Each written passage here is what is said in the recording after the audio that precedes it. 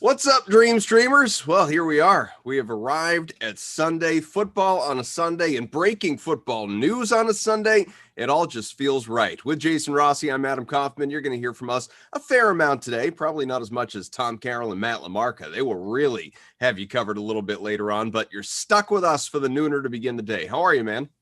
Good, and I'll be honest with you, whatever you're talking about, I have no idea. I look amazing because I just stepped in from doing outdoor work in 90-degree weather, whatever we got cooking. So yeah, gorgeous out.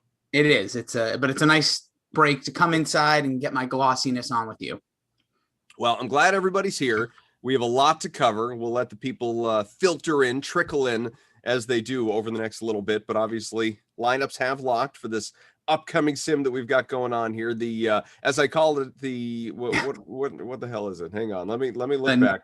The nooner, the feels impossible to hang on. I can't see anything else. The feels impossible to top the Saturday Night Madden After Dark, but we'll try. Yeah, Tom Carroll and I, we were on one last night, man. It was an epic time. It was just the content, and that guy had me laughing nonstop. He was something else. We can dive into some of that as well. He did the giggles. Well, the total giggles. Couldn't even control him. Unbelievable. So my lineup here for this one, featuring Pittsburgh and Denver, and not, unfortunately, Atlanta or Tennessee, which would give us that much more a natural Julio Jones discussion. For anyone joining us, Julio Jones has, according to reports, although it seems like a done deal, traded to the Tennessee Titans from the Atlanta Falcons. Yeah, are you not? You haven't seen this? I literally have been. I've shut off from the world this entire day. Yeah, you've been shut. So Julio Jones is going to Tennessee for what might amount to only a second-round pick. The compensation is not done yet. But multiple reports, whether it's Rossini, Rappaport, Schefter, you name them, Julio Jones. Well, A.J. Brown got his man. I mean, he was the one out there on Instagram putting all this stuff together. He's got his guy. This is so bothersome. This bothers me. It's I don't like it. I don't like it one bit. I thought about ranting and raving on social media. Instead, I just quote tweeted and wrote "damn," which I felt said enough for the time being. But more thoughts to come. Most of those, I guess, will be revealed here on the stream. But this is good. We'll both basically, because I saw it only a little bit. It really only broke like 10 minutes ago or 15 minutes ago. So we're both going to have an opportunity to sort of process this live. But before that, why don't you tell me what your lineup looks like for this one? Okay. Just don't feel like it anymore, huh? I'm telling you right now, I'm bumming. I'm upset because. Well, we'll get into it. I'll tell you my lineup. You drive the ship. I'm just a sweaty mess. It's just you're swabbing the deck, basically. Seriously. All right. I went with Juju Smith-Schuster in the captain spot because you know how much I think he's good. I went with Ben Roethlisberger, Jalen Samuels, Chris Boswell. I went Melvin Gordon and Cortland Sutton. That lineup was so thought out. I thought of it for 40 hours. So this is great. You and I have very different lineups. Okay. Exceedingly different lineups, which I like. It means, like you're going to win or I'm going to win and I mean, probably neither one, but we'll both total different ends of the 124 entry spectrum, I'm guessing, with our lineups. So here's what I've got. Eric Ebron is my captain. A lot of people were thinking the same thing. He is 30.6% owned in the captain slot, about 76% owned overall in our small contest. Also, Big Ben, who I normally honestly don't even roster, but you look at these two teams and it's slim pickings. So again, a lot of people thinking the same thing. He's 72% owned. Juju also have a popular captain to your designation, 20% in that spot. He is about almost 80% owned, so he's probably the chalk of the chalk today. And then I have there. I'm not going to say they're punt plays, but in terms of ownership, they sort of look like it. Deontay Johnson, Jerry Jeudy, James Washington to round out my lineup. All those guys somewhere between 19 and 30% owned. So we'll see.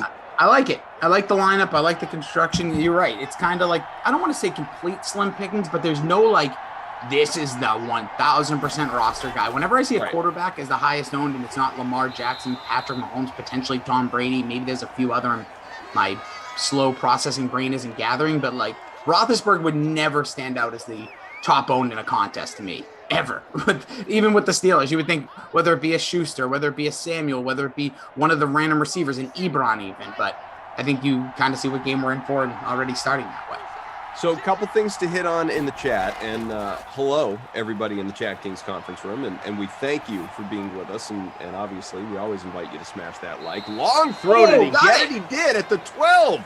Drew Lock, a quick 53, and there's your guy, Courtland Sutton, for 49. Love him. Nice. Good for him.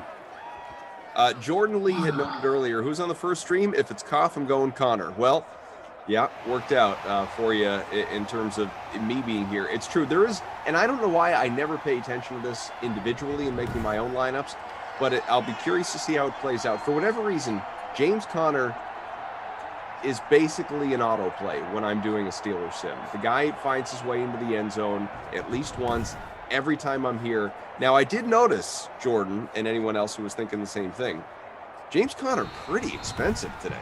Sometimes he's one of those like real value. You find him down around $3,600 or something like. He was $7,400, I think. He was not cheap, James Conner today. We got a handoff. Melvin Gordon up the gut. Oh, got a flag. Well, face mask there. Gonna be tackle not grabbing him, pals. Come on. Jason Rossi, Adam Kaufman, another Jordan, producer Jordan, Daniel, who is a hero of mine, a real legend, and we'll get into that as well over the next hour that we're here together. And Jim and Ops, we appreciate him doing the manual scoring today. Just a great crew. I'm still a little choked up from my midweek cough, so you're still under the weather, I can tell. Just a little bit. You guys are gonna have to bear with me. I know. You're fine. Brian says, Koff, Rossi on a Sunday nooner. Where the bleep do I sign? I love the Brian. Love it. I love the gimmick. I really do. Yeah, Connor, as Jordan notes, averaging 6.7 points in Simland. It's not great. It's not. But for whatever reason, he tends to show out when I'm here. Philip Lindsay. Got it. In balls off defenders into the end zone. Touchdown. Yeah, Philip Lindsay, not the guy I was looking for. Went one in the backfield there. You kind of take a shot between the two of them because it's just never. I'm sorry. I'm so distracted by this. I know. Well, I'm more distracted because I missed it. Like, that's really odd in this day and age with the amount of time we're all spent on our phone. Well, think about if you hadn't had to come inside from your project for the sim, you could have been out of the loop for hours. It would have been glorious for me. Because I'm telling you, and I'm not bumming like as a Patriots fan, of course. Everybody, 30 teams right now should be bumming. The Falcons, obviously, of course, kind of knew it wasn't going to happen. Sure. The Titans or whoever he goes to are going to be excited. Everybody else should be absolutely bumming. When there is I get he's older and he's had the hamstring injuries and all that, but if you have the opportunity to bring someone like that, even into the second round pick. Well, that's what I was going to get to. It's like, for just in general, I don't care if it's 3 first-round picks in some weird way. To bring someone with that stature to an almost their team, or a team that you think just needs that guy, boom, there you go. Look at what Stephon Diggs did for the development of a guy like Josh Allen last year. It's a culture thing. So I think he's looking to bring that. He wants to win. Okay. Then I even just say, okay, I knew he was going to AFC. All the reports were saying that the Falcons didn't want to keep him in the NFC, which is still kind of bizarre to me, but whatever. That's nonetheless. So I just think if you're going to trade Julio Jones, you trade him to wherever you can get the most for him. AFC, NFC, whatever. Again, reports, quote unquote. Right. Who knows what's real? But we've heard that for years. Like, I don't want to trade him. But then, again, I'm not focusing this just a Patriots thing. But when the Patriots traded Drew Bledsoe to the Buffalo Bills, that told you all you needed to know. What exactly. A, they thought of him, and B, who was giving them the most. So this Julio thing for a potential just second rounder, it's got to be tough because just looking I don't know. I feel like the Titans are on the back 9 of their rise, but Julio could be that different. So we do know it's going to be a little more. Albert Breer, MMQB, has tweeted in the last few minutes. Just a little more clarity. The Titans have agreed to send their 2022 second-round pick and something else to the Falcons for wide receiver Julio Jones per sources. The teams are working on that, quote, something else now, but it should be agreed to soon. Something else? You want to know why? You want to know why there's something else? Here's why there's something else. Because I shouldn't even say all. I'm saying it was a lot in retrospect, but all by comparison is the best way I can frame that. All the Falcons got from the Patriots for Mohamed Sanu was a second-round pick. Is Arthur Blank sitting there going, I'm getting the same return from Mohamed Sanu and Julio Jones? No. I need something else. Give me something else just to make me feel like I got more for a franchise icon, all-time great future Hall of Famer than I did for Mohamed Sanu, who I don't even think is in the league anymore. He crashed and burned so fast upon that trade. He's just cut again. What are they giving him? Tickets to the Grand Ole Opry? What are they going to give him? One of those, Arthur Blank and the whole general manager and all the scouts, one of those beer tours that you can ride on the bikes that drive across the city of Nashville? What are we doing here? Something else. That something else should be clear cut. There should be a player, a fourth, a fifth, a future third. I know we'll all get worked out. It's just frustrating because I'm going to tell you something else. This is the real reason I'm frustrated. I think Tannehill stinks. I don't think this is great for Julio. I think this is like he's being sold a bill of goods, and I think at the end of the day, the Falcons, I think, will work out. I think this deal will work out. Like, I wanted to see. I thought he'd go to the Ravens. You don't see Julio Jones and A.J. Brown both going for 1,000-yard seasons. I don't think it's good. We'll see. I just don't. That doesn't excite me. Like some of these other potential teams that he could have went to. Like, I see somebody saying Ravens. I'm sorry, my eyes are obviously I'm blind all the time, but. Someone said the Ravens, like, again, if you're the Ravens, you have to be disappointed because maybe that's, Lamar Jackson not known for his excellent throwing, right? Like, maybe he's a guy that makes up for that for the next year and a half and takes him to the next level. Like, it's interesting. Tennessee's and I give credit here while I'm ranting and raving. Full credit to the Titans, though, because they see we don't know what's going to happen in Houston. The Colts have a quarterback that might be broken that they just, by the way, he got 2 potential first-round pick there. And then you have the Jaguars who, with even the highest of hopes, are potentially a playoff team, even with the highest of hopes. So, sure. Take your shot. From safety range to the 9-yard line, Melvin Gordon 5 for a dozen right now, but a punt is coming. 7-0 Denver. Pitt will get the ball back. 2.5 to go opening quarter. Few things that I want to get to here just while they're top of mind, then we'll return to this conversation. Our friend Kyle in the chat. Kyle says, hi, Adam. Is Glash on today? Kyle, I have some bad news for you, Kyle. I'm gonna sit down. Yeah, I've brace yourself, Kyle. He is off for the next week. This is not a game. This is not April Fool's. I'm not playing with you. He's not on suspension or any of the jokes. He's taking some vacation. He is off for the next week. There is no Glash, unless he just randomly shows up in the chat or I FaceTime him during a broadcast, as I'm apt to do from time to time. He is not calling a sim for about a week. Sorry to be the bearer of bad news. Unrelated to that, but very much related to you Dream Streamers out there, members of the DK Sim Fan Friends League. KOF Classic NBA is posted. It's just 50. It's just 50 because it locks at 1 o'clock. All right? You have 45 minutes. And only about 30 spots left. Fill it up. Fill it up, baby. I love Rossi's reaction to that. Fill it up. Because it won't run if it doesn't. I know it'll fill because I know all you out there. You're incredible. I'm going to tell you guys if you really need to push or not. Let me see. Kaufman. I only just created it. It's 17 out of 50. You're doing fine. No. You have to fill this up. He's back at 8 p.m. tonight with LaMarca. He will be a shell of a human being if you guys don't do this. So that's why I did 50 instead of 75. 50 felt like a sure bet. It will fill up. I'm not worried. Ian Rappaport, full terms. Yeah, here we go. Falcons get a 2022 second-round pick, and Atlanta gets the Titans 4 in 2023 and give back their 6 in 2023. The Titans get Julio Jones. I mean, it's at a certain point in time, you just overcomplicate things. I'm going to hold a little bit of judgment because I want to see what the actual salary turns out because, they had the whole June 1 deadline. So the Falcons are going to eat some of this salary. Why not just give him a 5? Why don't they give him 2 2s? Do they not have a 5 anymore? What are we talking about here? They're giving up a 2nd and a 6th. They're getting a 4th in Julio Jones. This is foolishness. This is crazy talk. I feel bad for Atlanta. I see El Paso. I got to give him a shout out. Good for you, man. If I'm a Titans fan right now, I am pumped. I am jacked. I'm throwing my winnings up. Get over to your DraftKings Sportsbook app ASAP if you want to get in with the Titans, because that's going to shift, baby, shift. But, yeah, that is... It's just interesting. I love this stuff. I do really love this stuff. Like, this is the passion that comes out in, like, sports fans. Because, listen, these are organizations running a business. Like, at the end of the day, they're going to do what they feel is right. We're just fans that are, you know, impulsive like myself. Well, at least I am. My cough's pretty reserved right now.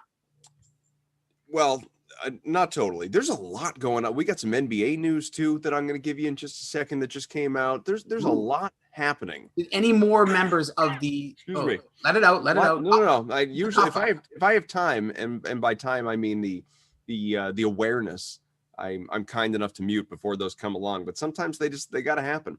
First of all, Jake Butt has a catch, by the way. I love the butt. Can we just? I know I'm all over the place. You literally fired me up. I didn't know if I was gonna be low because I was, doing my thing outside. But I just say one thing to everybody, and I never really plead. I'm not that type of guy, even though I'm sure Obi-Wan will tell you otherwise. Mm-hmm. Shout out to Koff for being here.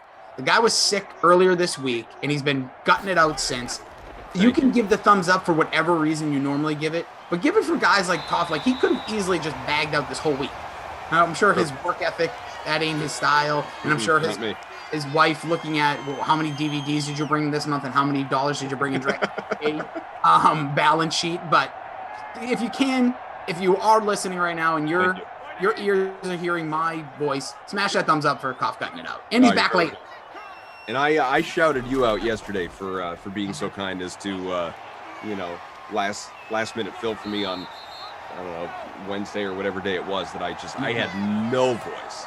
It was like my voice still isn't great, but whatever day it was that I bagged out of a couple of Sims last week, I had nothing. There were no. In fact, I could whatever. I don't know how well it'll travel over the mic here. Probably not well at all, but what the heck, I'll give it a try. This was the thing. So I still did my radio that day because unfortunately we were short personnel. We couldn't cover me. It was painful. You need me to cover you there, just let me know. I might. And when I say painful, I don't mean it was painful to to work, to like strain my voice. I mean, it was painful to listen to. Here's a, second and goal from the 6. Let's see if we get a touchdown for Pitt first. Probably James Conner, because I'm here. It's probably going to be a James Conner touchdown. There's the handoff. Not that time. Not yet.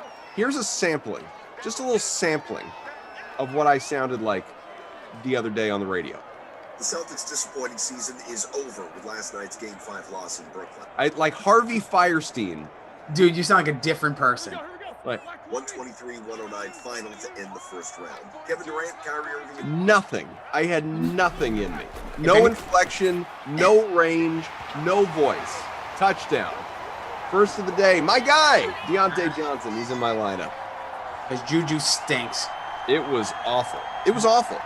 In terms of, I wanted to get to this one earlier. It's a much older comment. I'm way behind in the chat. But try not to look at me sideways, a.k.a. Mike Drumma says, Titans needed a wide receiver. Glad Julio's going there. They traded out Corey Davis, Humphreys, Jonnu. Why does this bother you, Kyle? Mike? I think we all know why it bothers me. It's because Julio's not a Patriot. That's why it bothers me. And I'm very upfront about that. This was such a prime, easy opportunity for the Pats to acquire a guy they desperately needed for very little compensation, pardon me. Compensation? For very little compensation, as has been outlined, and could have easily absorbed the salary. They got the salary cap space. I wanted him to be a Patriot. I was holding on to that dream. I thought it was a possibility. Now, if you like, I don't agree with Rossi in this way. I think the Titans are a very logical landing spot for him. Absolutely. Because, before, obviously, we know what A.J. Brown is, but it was always sort of considered, not even sort of, the Derrick Henry show, and rightfully so. Well, now there's a little more balance. Now we're going to see if this, to some degree, there are so many cases, right? There are so many cases in the NFL, wide receivers and quarterbacks, past and present, who you look at and you say, okay, this guy, like how many guys I'll bring it back to home for me. How many guys over the years has Tom Brady made look better, right? I mean, over the last 2+ decades, so many guys Tom Brady has elevated their careers. There are other guys, pardon me, I'm on a roll now, Rossi. There are other guys the other side. Like, how many quarterbacks did Randy Moss probably make look good over the course of his career that weren't good, or vice versa? You know, they're like maybe Matt Ryan isn't even remotely close to Matt Ryan without Julio Jones. I think a lot of people probably feel that way. Well, it's not like Ryan Tannehill's a young buck or something like that, but we're going to see now, like, all right, you got Julio Jones. Yeah, he's 32. Yeah, he's coming off the injury. Not enough people are talking about the fact that he's still at 800 yards in 9 games last year. Dude is still elite. So let's see.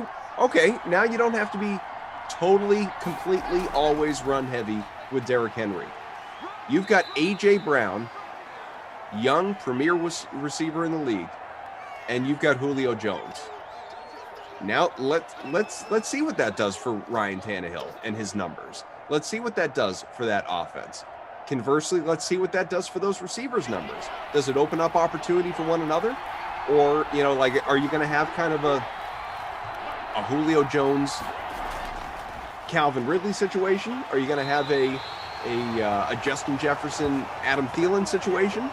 Or is it just going to be, you know, are they gonna sort of detract from one another? I don't know. A lot of that's going to depend on Tannehill and the offense and the play calling and the game style and the offensive coordinator and Mike Vrabel and on and on and on. I don't know what it's going to look like. I'm interested. It's not a bad fit. There are plenty of teams that you could have looked at and said, not a great fit. Like, I was never Rossi on the Baltimore train because that's just not how they play. It's like that's not their game plan. That's not the style of their offense. It's very, you know, Lamar centric, Lamar running the ball centric. You know, we're like receivers are. I think part of the reason Hollywood Brown has not materialized in the way that he believes he should have and others believe he should have is because it's just not. That's not their style. I think you put him in another offense that's much more pass heavy, he'd be a better player. So I didn't like Julio going to Baltimore. I think Tennessee is a way better fit. And I'm curious to see how it goes. Yeah, and just to reiterate, I wasn't saying, I just felt like that's a place he would have gone. I'm not even advocating that this is like I just mean it as I was taking it from a standpoint of like across the league where I would have liked just to seen him go in a sense. I hate Baltimore. I've said it on here before. I do not like that organization, don't like the team. But Julio just felt like, and they've been trying to do everything under the sun to get a receiver. But to go back to your point, to like, listen, that was knee-jerk reaction too. I'm just firing at will. We're processing. I'm a fire. This is how I deal in life. Congrats to my wife. But like for me, you just opened something in my eyes that like I've been very cautious of what Derrick Henry's future is because he's reached that over 300 carry mark 3 straight years. Getting older. He's not, you talk about another guy, not a young pup. He was in the league for 4 years before he became this, like, maybe best running back in the league stature. So this may give him more time. This may take some of that, what you just mentioned. Yeah, even if Julio is even the equivalent of Corey Davis, just for that argument, even if he is that, you know, just another weapon out there, he's good, you know, he can make a play here. Trust me, I'm not comparing the two. I'm just plugging into that offense. But that really does help that case to keep Henry. And to the person, I think you said Mike Drummond, shout out to you. That's right. They lost a guy like Jonnu Smith. They lost Corey Davis. These guys just walked out the door. They said, we're going to go sign somewhere else. One of them was signed with the damn Jets. But with all that being said, that is right. That's a good point. So I just get emotional. Yes, from the Patriots standpoint, as a fan. But also just looking across the league, I'm like, man, I just expected other places. I appreciate all the push, and I love A.J. Brown. I got a lot of respect from him. When he drops that number 11, he just hands it to Julio. It'll probably be some viral video they'll put out while you have guys like, Michael Pittman, who are like, Carson Wentz can't have my number. Right. I know it's apples and oranges, but it's just funny to see in the league and how much respect Julio garners. And to this day, a lot of receivers, when you talk to them, they'll say it starts with Julio. Even A.J. Brown on Instagram had been begging, pleading. There was that one great video where, and you really have to see it to appreciate it, but he's got the Zoom background of all the, you know, all the weapons in Tennessee, and he's like had Julio Photoshop. He's like, "Here you are, join us. This place is for you. Like, please, I'm begging you." I love it. Like, again, to go to you Titans fans that are in the chat, or people that are thinking this is a no-brainer, of course, as well. So I want that to be clear as well. Like, this move puts that in a division that I think might be one of the worst divisions in football this year. Like, if, you know, even if Deshaun, everything clears up, like, let's be real here. How good were they last year? And he played the full season. Like, they were a crap team. I know the coach they had to move on, but this will be at least fun for Tennessee. We'll keep the window open, and it's a very fascinating day, and you love to have some real good football talk on a Sunday here, and you know it's natural. We're only 96 days away, I think, from the opener, or from ballpark, something like that. And how great too that it happens just before the nooner, because look, we got 6 Sims today, baby. There's gonna be a lot of Julio Jones talk. This by the way, you know, you brought it up, and I just want to go back to it. Derrick Henry is 27. He turned 27 in January. And I don't even know what his contract status is. Doesn't matter. That's not the point of my argument or discussion. It's not an argument. We know that the running back shelf life in the NFL is short for elite. I mean, especially running backs, like tight ends, wide receivers, quarterbacks. You can hang on. You can play a while. Running backs, in terms of being elite, I mean, there are so few running backs that are elite come age 30. So few. Yeah. Like count them on one hand. Barry Sanders, didn't he retire at 29? Never made it to 30. The one that always stands out to me is Adrian Peterson. Adrian Peterson was so good, strong at 30. Yeah. Couldn't have happened to a better guy. There's so many. There's so few elite running backs, obviously, at, you know, once you get into that upper 20s or obviously 30. Like, how many, and not that he's elite now, nor should he be, but like, how many Frank Gores are there? Or Adrian Petersons? Like, none. Basically, none. So Derrick Henry just turned 27. As Rossi pointed out, this dude had 303 carries 2 seasons ago, 378 last year. If you genuinely want to be a contender in the AFC, and obviously Tennessee is building in that direction. It has been in that conversation for a couple of years. And Julio, I don't know if it puts them squarely in that in that category with the likes of obviously Kansas City and Buffalo and whatever other, you know, team you might respect. I don't think Baltimore's done enough to prove it belongs just yet. But if you want to put them into that level, that status, you cannot continue to run Derrick Henry into the ground this way. You want to have a couple more years with him? He can't be getting. Yeah. I will say, Rossi, that my proclamation coming off of 378 carries in 2020, he is not going to run the ball 300 times this year. Doesn't mean it won't be high 200s. Nope. He's not going to run the ball 300 times this year. Can I put one caveat in there that you're not putting it in the bank. You're not telling people what to do with their pennies. But no. This is just my opinion. There's 17 games though. You have to remember that extra. And now I think, to go to your point, I think to go in the bigger picture, Julio. I'm standing by it. I feel even better about it with 17 games. You know, they're going to manage workload. It's just, that's hard. That offense, oh baby. You do. You're captain. Can't stand him, but there he is getting me some points. So I like him now. But I do want that just to be remembered in all these conversations as we head into this next season. Like I've said, I think the backup quarterback position this year is going to be more important than ever, because I think guys are going to need to take a break. I know it sounds crazy. I know records are going to be broken over the next few years. Like a Patrick Mahomes, who has been banged up here and there. Like there may be a game where they, like a Thursday night game, and I know the NFL is going to hate this, and I know they're listening, especially their marketing department. But hey, he may sit that game. There may be, and I know people are going to be like, that's crazy. That's never going to happen. I just have belief that that's what you're going to see. So that's taking the most quote unquote important, even though I don't necessarily believe that, but we're not going there. Position like running back. I just think the reason I would side with you overall is that it's going to be hard, especially if they want to win the Super Bowl, that's about 20 games, right?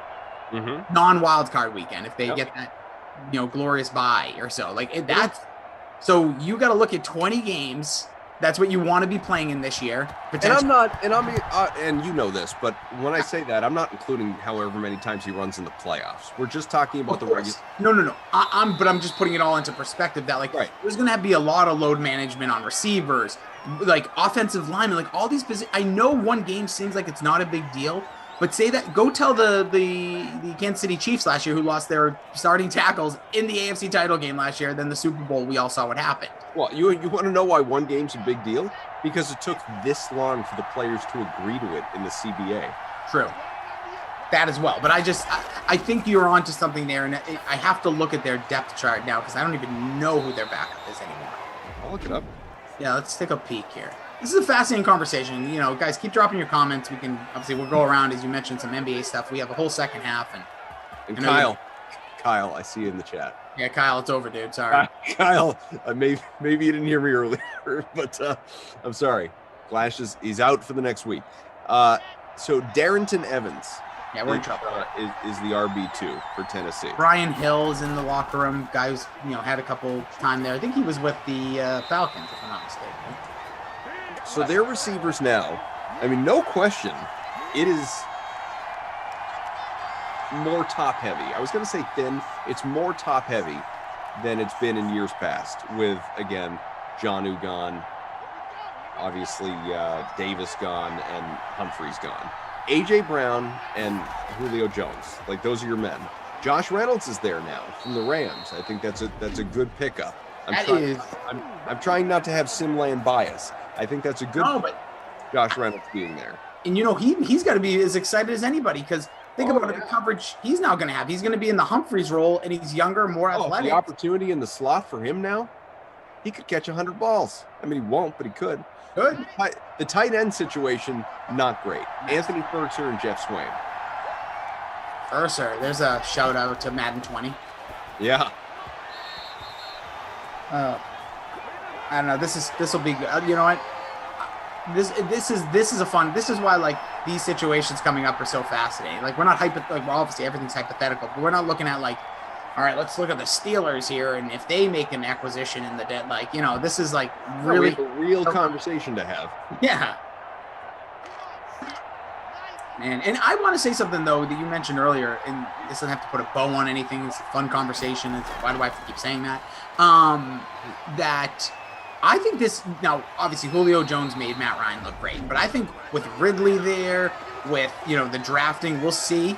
With this, now everyone who questioned why they held on to that number 4 pick and taking a tight end for only the 3rd time in the top 5 in the history of the league, now they think he's a budding star and they think he can be a potential playmaking replacement for Julio Jones.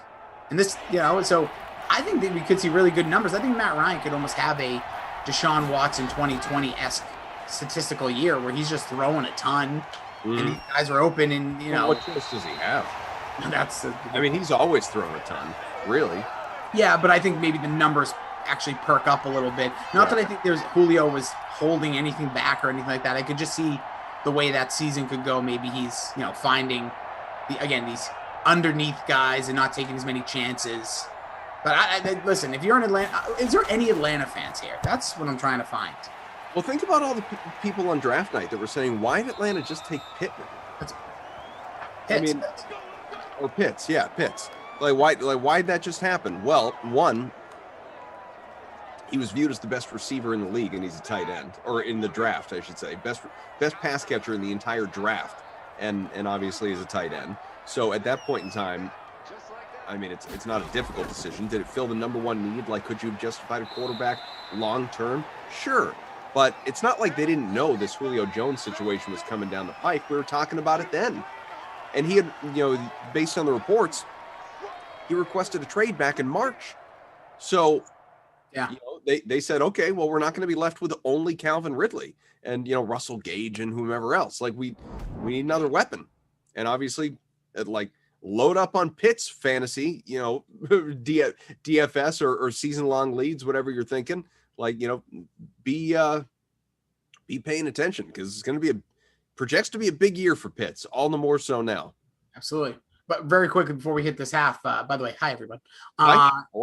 That's life. AKA Cena over here says he's an Atlanta fan, so I want to hear when he drops something. We can kind of just see his perspective. I'm sure he said some stuff, but again, the chat's been rocking and rolling. Appreciate everybody today. It's fun. Lineups locking for NBA in about 25 minutes. I haven't looked to see where we're at in our contest, but knowing you guys, you probably filled it or come. I was gonna say it's got to be close if not done, because usually the chat will be like, "Guys, come on, 20 more." Yeah, it's full. Here you go. Good for all of you. Roethlisberger 143, couple of touchdowns. Lock 77. We've had little reason to talk about him so far today. His team down 14-7. Connor 7 for 8. So woof. It's a nice baseball numbers, but 6 for 9 for Gordon, so almost equally bad. Yep. 4 for 51 for Juju and a touchdown. Deontay Johnson, his only catch for 7 to score. Sutton, he had that big 49-yard gain in the opening drive. He hasn't done anything since. See ya. Yeah. And Jake Butt has a catch. And anytime we get to celebrate Butt. Jim, what's up, Cough? Long time no talk. How you feeling? I'm not 100%, but you know what? I'm here. I'm here with all of us together.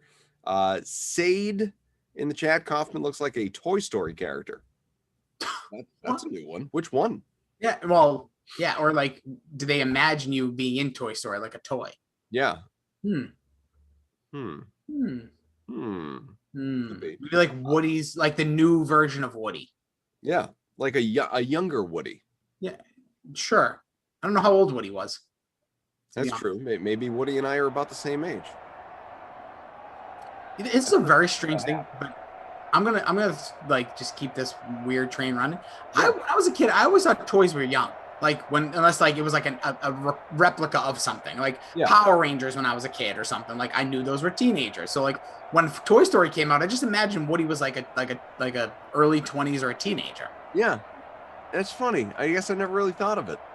Woody seemed more mature to me. Woody feels like a 30s or 40s kind of guy. Yeah, maybe.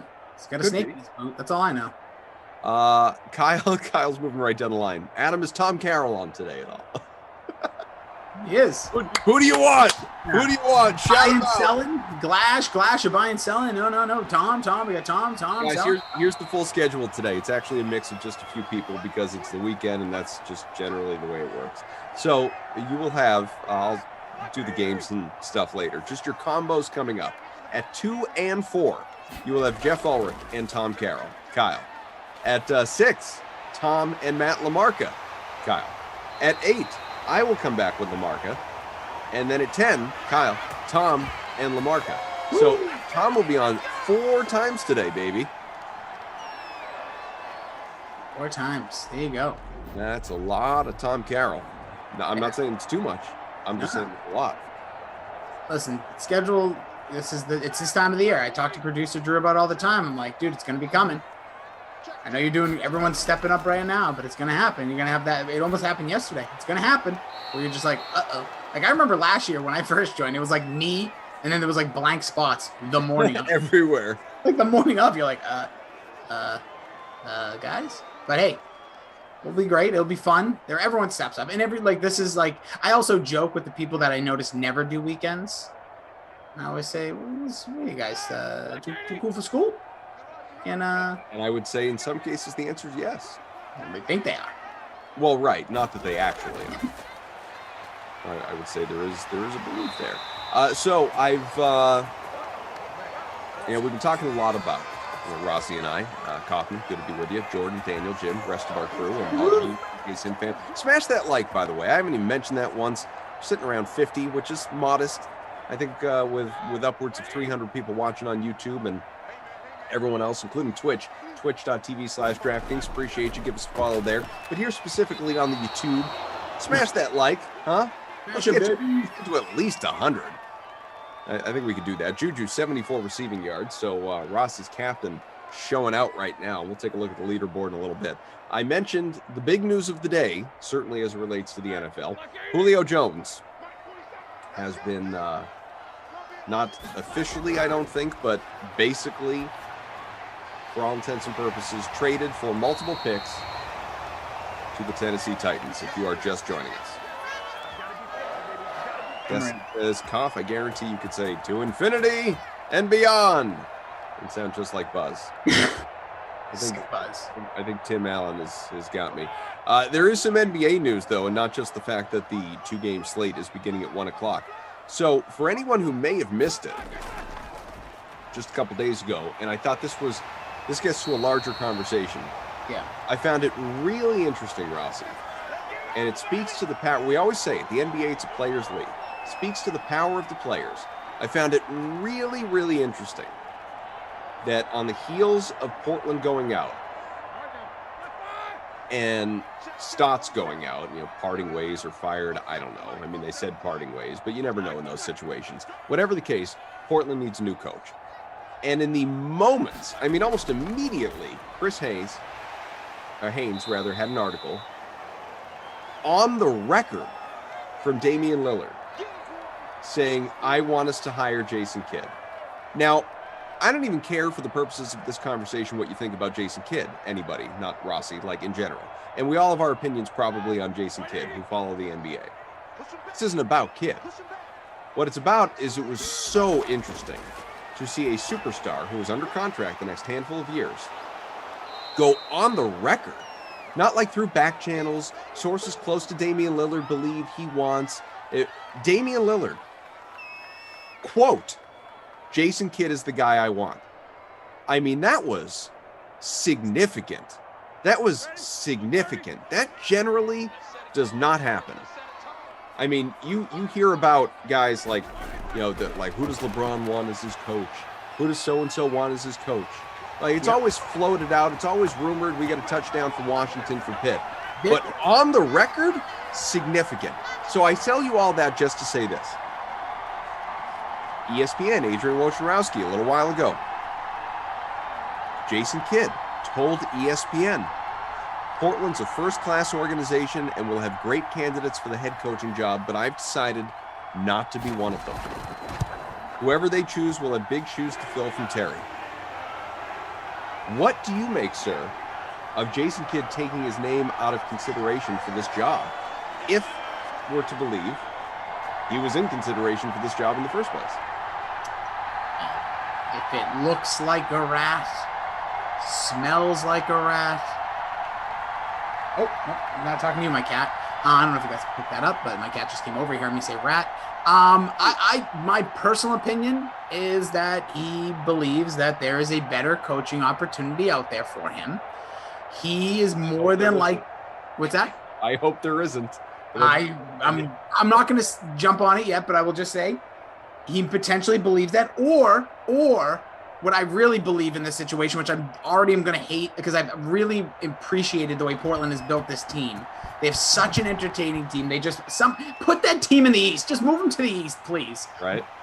With that being said, they have three, I think, you can build a round team with Cullen, you got Nurkic, you got obviously Lillard, you got players there. And they consistently make the playoffs. They consistently get bounced in the first round, or that one time when they beat the Oklahoma City Thunder with Dame Lillard hitting a shot, I think, from your house.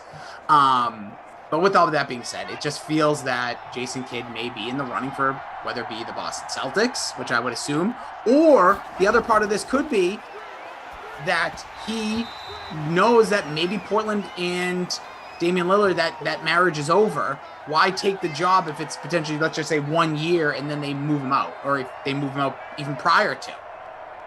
This is the hardest part about the NBA is you have to think about more than just like, oh, it's a good job opportunity. Because, hey, this team, like Portland right now, if you're most coaches, sign me up. Like that roster, we're just maybe a structure. Great job.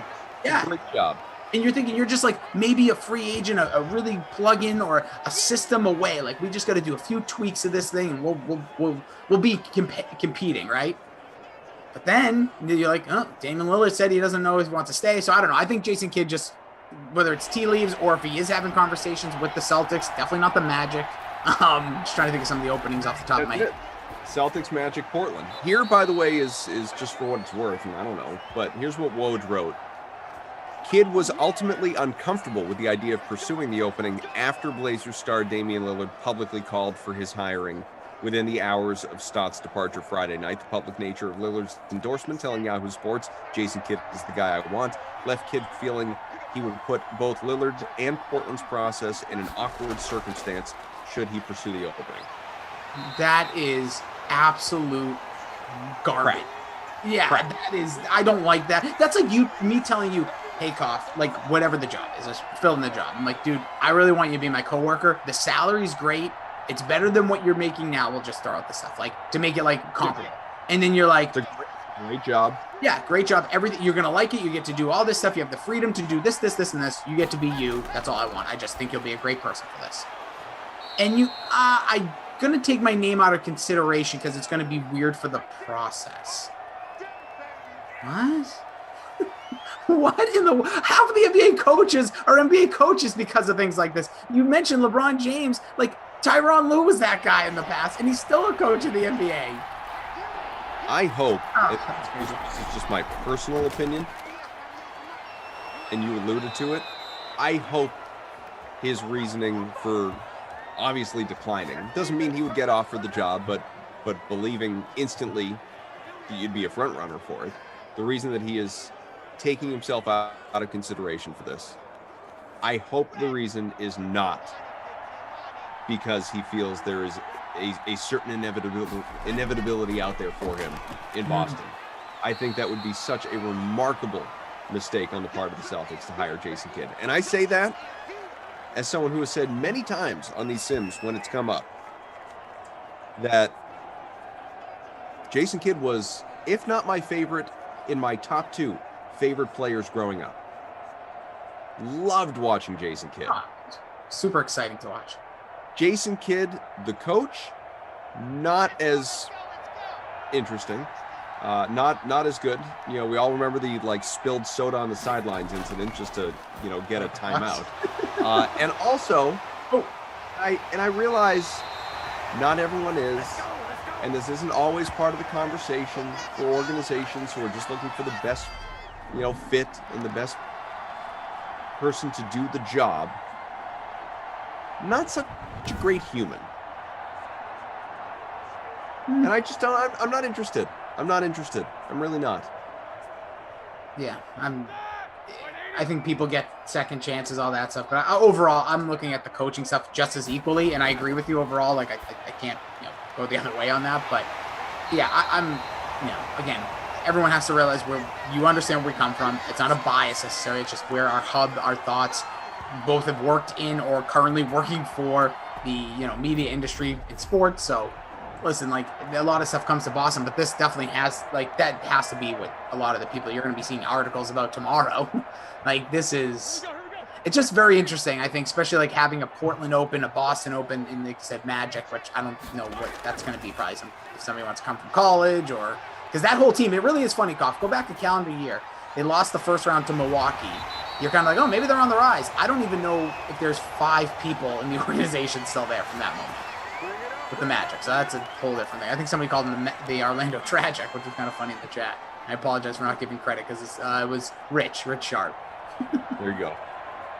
Yeah, it's going to be really interesting. And now Portland, like, is Damian Lillard going to be the guy who does leave now? Does that actually hurt the future of the organization? Like, for him in that organization, is he now going to make the phone calls to some of these other players and maybe set up a new spot? Or does he go to, I don't know, let's just throw out like the Knicks or the Clippers, and like Kawhi stays? I just feel like Kawhi and Damian Lillard, like, eventually going to play together.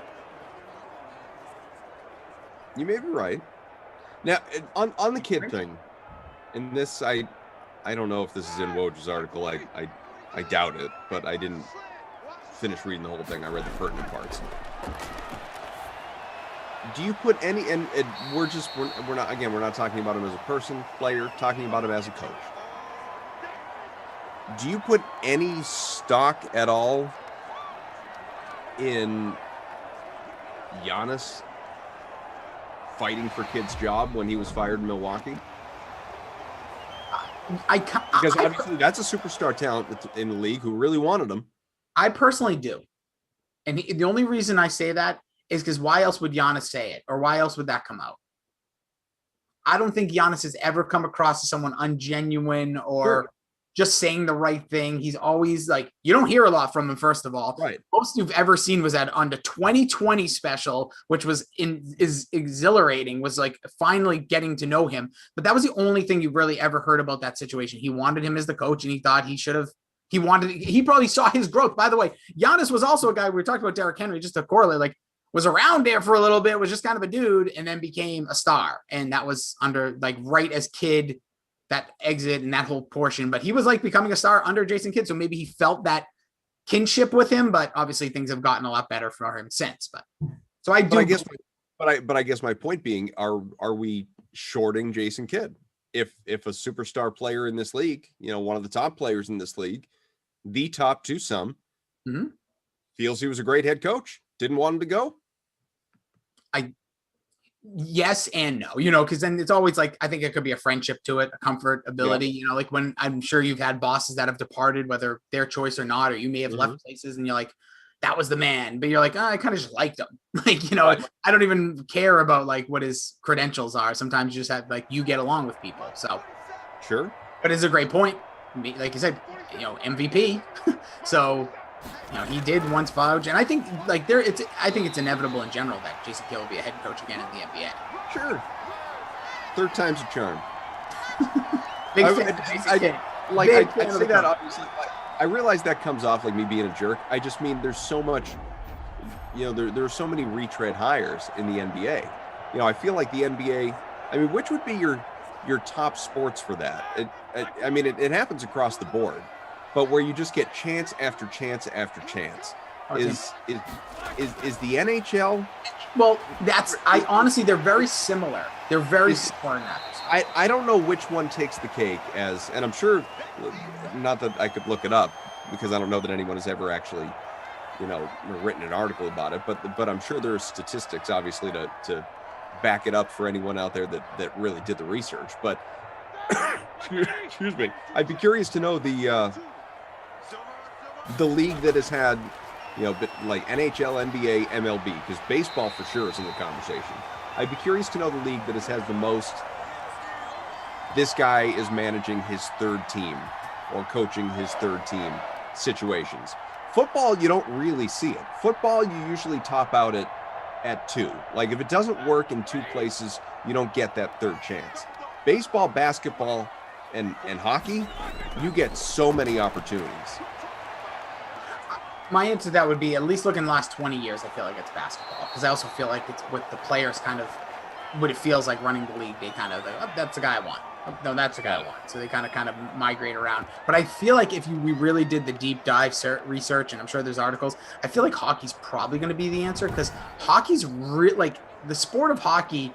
You don't see a lot of these guys like these dominating colleges like the Minnesotas, the UMass, or the Boston colleges, the BUs, the North Dakotas. Like you don't hear that coach coming out of college. They're all like the Mike Krzyzewskis of college because they're just there forever and they just win a ton. So that leads me, and I know assistants and some former players, but like even Gretzky when he was a coach, that didn't last long, and then they went back to someone who had done it before. So my gut tells me it's hockey, but just watch the NBA, the notoriety of the coaches in the NBA, you just see it a lot more. It's like, he's fired. Where's he going next? Where's Scott Skiles? Thibodeau's on his third team right now, and he sure is doing a great job. Yeah, finally. Doc Rivers is on his 4th team. Yep, doing well for Philly. It's sort of nuts. It is, and it's it's just very fascinating, just the way the way this all came about. Like Jason Kidd, like the next one's going to be number 3 for Kidd. Where was he first? I'm always get confused. I know the Bucks' success. Brooklyn. Remember they brought him in after the cover. Yeah, after Pearson Garnett, that trade. That is so funny. Like I knew that, but I couldn't. Like my head was spinning around at this. Yeah, the iconic Sports Illustrated cover. That is so bad. That team was just was a historically bad team for that star power. Well, for what it was expected to be, obviously, yes. Yeah. The expectation. That's a better way. Field goal's good. Let me just take a look at my lineup now. I think I'm getting Absolutely him. Oh, 10th. Whoa. This is what I said. We're going to be on opposite ends of the spectrum. I haven't looked at mine, but I guarantee it's not good. Well, if Melvin Gordon scores a touchdown here, shove on, Shorty. Let's go. Let's get some. Remember, folks, lineups locking in the NBA in just a handful of minutes. FYI for the people. Big Ben 42 from the bonus, notes Jordan. Jordan asking what the longest tenure is for a coach in NHL or NBA. Today, I'm assuming he means. Like, do you mean longest ever, or do you mean longest current? Current. Yeah. NHL can't be long. I mean, I wouldn't be surprised if the longest tenure in the NHL right now is. It's John Cooper from 2013. He's the Lightning's coach. Oh, yeah, that makes sense. He's coming down, so this is his 9th season. But that's still that's not it because hockey. Like, I'm a pretty big hockey fan, which also gave me a little reason to let out some frustration this morning with my garage. But I will say that you see so often, again, it's very regional, but you hear so if you watch in 2 weeks from now when the Stanley Cup's over and watch how many coaches are gone. And some of them already are. There's such a rotation because they just try to hit. And that's why you see a lot of retreads, I think, especially in the NHL, because Rob, Brindamore or somebody who's with Carolina now, they tried him in other places, but it was so quick. It was that 1 year, he stinks. We're out. It's does he stink, or did you just not have the patience? Right. Very good point. NBA. I mean, it probably would have been Doc Rivers with the Clippers before, obviously, he lost that job and wound up in Philly. Let me take a look. You can try to guess. It's Spoelstra, right? It's got to be Spoelstra. I was going to say Spoelstra. It has to be. Oh, no. We're missing somebody, dude. We're being so foolish. It's so foolish of us. Hang on. Yeah, take us out. Oh, Pop. Yeah. Popovich. Yeah. Not even close. Yeah. Pop's been there since. Greg Popovich in 1996. I was going to say, did he extend to the 90s? Yeah. So he was there before they drafted Duncan. Wow, this is wild. So I'm going to just throw it. So you said Eric Spoelstra. He's tied for second. Technically, by the date, he's second, but somebody else was hired in 2008 as well, who I believe is still the most underrated coach in the league, because now Spoelstra's gotten his credit. So this next guy, I think, is the most underrated. Who is it? Rick Carlisle for the Mavericks. Oh, yeah. You're right. Yep.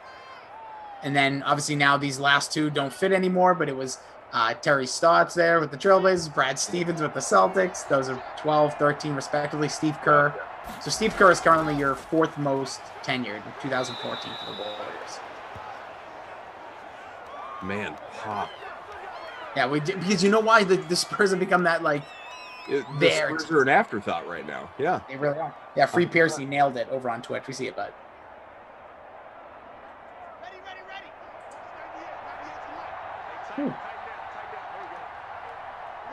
DFS says she thinks Kid's waiting for that Lakers job. Not a bad pull, actually. Or could be. Oh! It's going to be your ball game, basically, here. Yeah, baby. Can I just say it? I know I've said it before. That's Minka making an interception. The Broncos are the worst team in some way. Everyone wants all. I don't know what the record is. We could look it up, but they're in just terms of watchability, absolutely. And I said, I forget the game that if Broncos are playing. Oh, we just talked about this. Daniel may remember. Who is it they're having? It's Broncos and some. I'm these are the worst teams in Simla, and they're playing each other this year. It's probably coming up later this week, or it's week 8 or something. Oh man, is it Jets? It might be Broncos Jets. I said, and I'm that's going to be the worst matchup. Broncos Colts are 0-4. But the Colts, people, maybe I'm wrong on this. Colts aren't bad to watch. That's what I said, but I was getting crushed by a couple people when I said that. BK was no, they're awful, and somebody else recently. Oh, Christian's the Colts are one of the worst. I'm are they? Raiders have the worst point differential, but the Raiders score. My thing is more about the scoring, but that is good to know. So stay away from them Raiders. There you go. I wouldn't be surprised if the Broncos don't win a game. Think so? I just wouldn't be surprised, like looking at this. So they're going to be 0-5 here. And yeah, they're really bad in Simland. Like Drew Lock is, I think, the worst quarterback, and it's not even close. So it's hard to, like, I don't know. Painful. Yeah, it just, Eubanks says Broncos and Lions. See, I've seen the Lions score a good amount of points, though. Like, I've seen monster days for Kenny Golladay, Hawkinson. Even Amendola has a couple 2-touchdown games here and there. You know, their 3-pack of running backs have all scored. So weird, because remember, like, Adrian Peterson was must-own, then he kind of went away. Kerryon Johnson gets carries. Swift makes catches. Like, they have players. All right, Kyle. Kyle, I hope you're listening. Patience. You have asked for the schedule the rest of the day multiple times. I've provided it multiple times. Here's one more, and only one more, because the sim is winding down. 2 o'clock, 1 hour from now. Jeff Ulrich, Tom Carroll, Bears, Raiders for the Madden Matinee. The early bird special, 4 o'clock, Browns, Chargers. Moose and Tom again. Couple of Toms in there. It's happy hour sim, Giants, Cowboys. Tom Carroll, lead chair with Matt LaMarca. 8 o'clock prime time. Kind of a cough sandwich for those two, because I will be with LaMarca for Niners, Cardinals. And then I get out of the way at 10, and Tom comes on back with Maddie for Bills, Chiefs, Madden After Dark. I got a huge question for you. By the way, that's going to be an awesome game, and I think it's going to be a great game once we hit it in the season. Don't forget, wasn't that like a Tuesday night game this year? But I have a question for you. Yes. Sandwich, you said. What is your favorite sandwich? Good question. Cough sandwich. It's a cough sandwich. It's a cough sandwich. Oh, good night, everyone. Oh, we'll see you later. 24/7. 265. My favorites. I'm just a big cold cuts guy. So whether it's like roast beef or pastrami or corned beef or ham or, you know, like that type of thing. I mean, that you know, turkey. What like I'm pretty. I don't know that I could drill it down to just one. Got it. So you're very open. All right. I expect I'm open. I'm open on the sandwiches. Yeah. Our guy Jordan, our producer, throws out pastrami. See, I don't like pastrami really. Look at this. The Steelers. I thought they were going to go for it. But I saw it 2 seconds. I mind. I was like, I'd love to just see them like just rub it in their face. But yeah, I'm always intrigued with people and their favorite sandwiches because you can go anywhere with it. And I'm not just like a taunt. Probably a good turkey, like turkey wrap, or like, you know what's weird? I guess I really like. I don't eat them often, but a grilled cheese, dude. Like grilled cheese, rocks. My kids like the grilled cheese. Yeah, this is just that's a kid staple. It really is. Well, that's what I'm getting to the point where they eat that now. So I'm like, oh yeah, I forgot about these. Like I just don't eat them. Player of the game, by the way. I'll do my awards here. It's just a head cold. Appreciate the concern. Oh, he's sick as a dog. He's out. He's not going to make it. I'm just going to give it. Actually, you know what? Let me look at the winning lineup. I'll actually do this the right way. Whoa, Steelers DST in the winning lineup in the captain spot. Did not see that coming. And you know what? For that reason and that reason alone, they're going to go ahead. I'm going to give it to him. I'm going to give him the player of the game. Really? Even with the high ownership? Don't care. Okay. I'm not going off of reason. I'm going off of complete emotion. Like I have this entire sim. Good. I like it. Philip Lindsay was going to be my backup on that because I don't even think like he was that highly owned. But I'm going still just because listen, the guy won the lineup throwing a defense in the captain's spot. No, that's impressive. It's a bold move. You don't see a lot of that. No doubt about it. Not my kid award.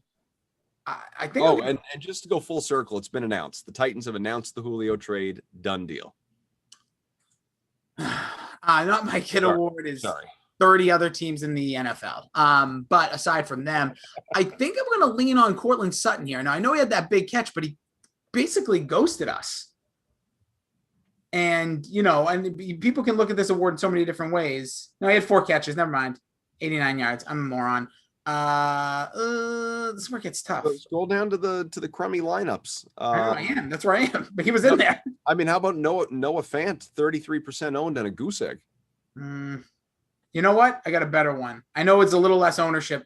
1 catch and a fumble loss, 7 yards. Jerry Jeudy. What about, I mean, what about my captain? Or what? Right? Was he my captain? Eric Ebron? I think I captained him. Did he even have a catch? Well, he went 4 for 51, but in the captain spot had 9 points, and he was 77% owned, 30% in the captain spot. Didn't even crack double figures at captain. That's pretty bad. I don't take these awards that serious, so I'm still sticking with Jerry Jeudy. But Jerry Jeudy literally lost a fumble on his only catch. Fair. All right, only catch, lost a fumble. That's bad. I understand that. Barring any stat adjustments here from. I started fading. I finished. Jimbo's crushing it. 17th. 35th for me. I figured we'd be nowhere near one another, but as it turned out, Washington. Can I quit? Just on want to the ask. ground. I'm trying to be good to our Twitch fan here. Bills fan wants to know, can you just go back to the catches very quickly? And I know Jim already probably nailed this, but if we can go to the catches, because he wants to know if Washington had 3 or 2. And I'm only doing this because you've asked a few times, and Jimbo, I know, is crushing the ops, and he's going to have it all set up. But if you guys, could we just see that one more time? Yeah, we'll take a look back at the pass catching numbers. Absolutely. If they don't Thanks mind. to our crew. But yeah, no matter what, Jimbo's going to get it for you. So Bills fan, if like you thought he had 3 or he had 2, like we just ran through while we were talking, Jim just nailed everything. So yeah, it'll be accurate for you no matter what, as we always know. God. Well, let's see. Yeah. Hello, Daniel. Are we able to take a look at the? Get out of here. Who cares? Numbers quick. No, Bills fan, he got it. We got it. Not to worry. We got it. It's done. Whatever it is, it is. Yeah, maybe it's not going to happen. All right. Well, whatever the case, scores I think have been finalized, so not to worry. And shouts to Daniel, by the way, for giving me some access to Fast 5 last night, so that I could continue my binge. So he had just a wonderful specimen of a man. I will probably bug him again when I get to Fate of the Furious after I get through the next couple. All right, Jake Seeley joins Pat Mayo to preview who you should be looking to target in the AFC East for your fantasy teams. If it were another division in the AFC, I'd probably tell you Julio Jones, just to really put a bow on this thing. But in the AFC East, obviously the answer is Cam Newton. I expect fully that's what those guys will say. Thanks to Rossi. He's the fraud shift, the one and done, as we like to call it for the people. Back to the garage, my friend. Thanks to Jordan, Daniel, Jim, everybody. I'll be back with you tonight. Enjoy a lot of Moose, Tom, and LaMarca over the course of the rest of the day as well. We'll see you in a bit.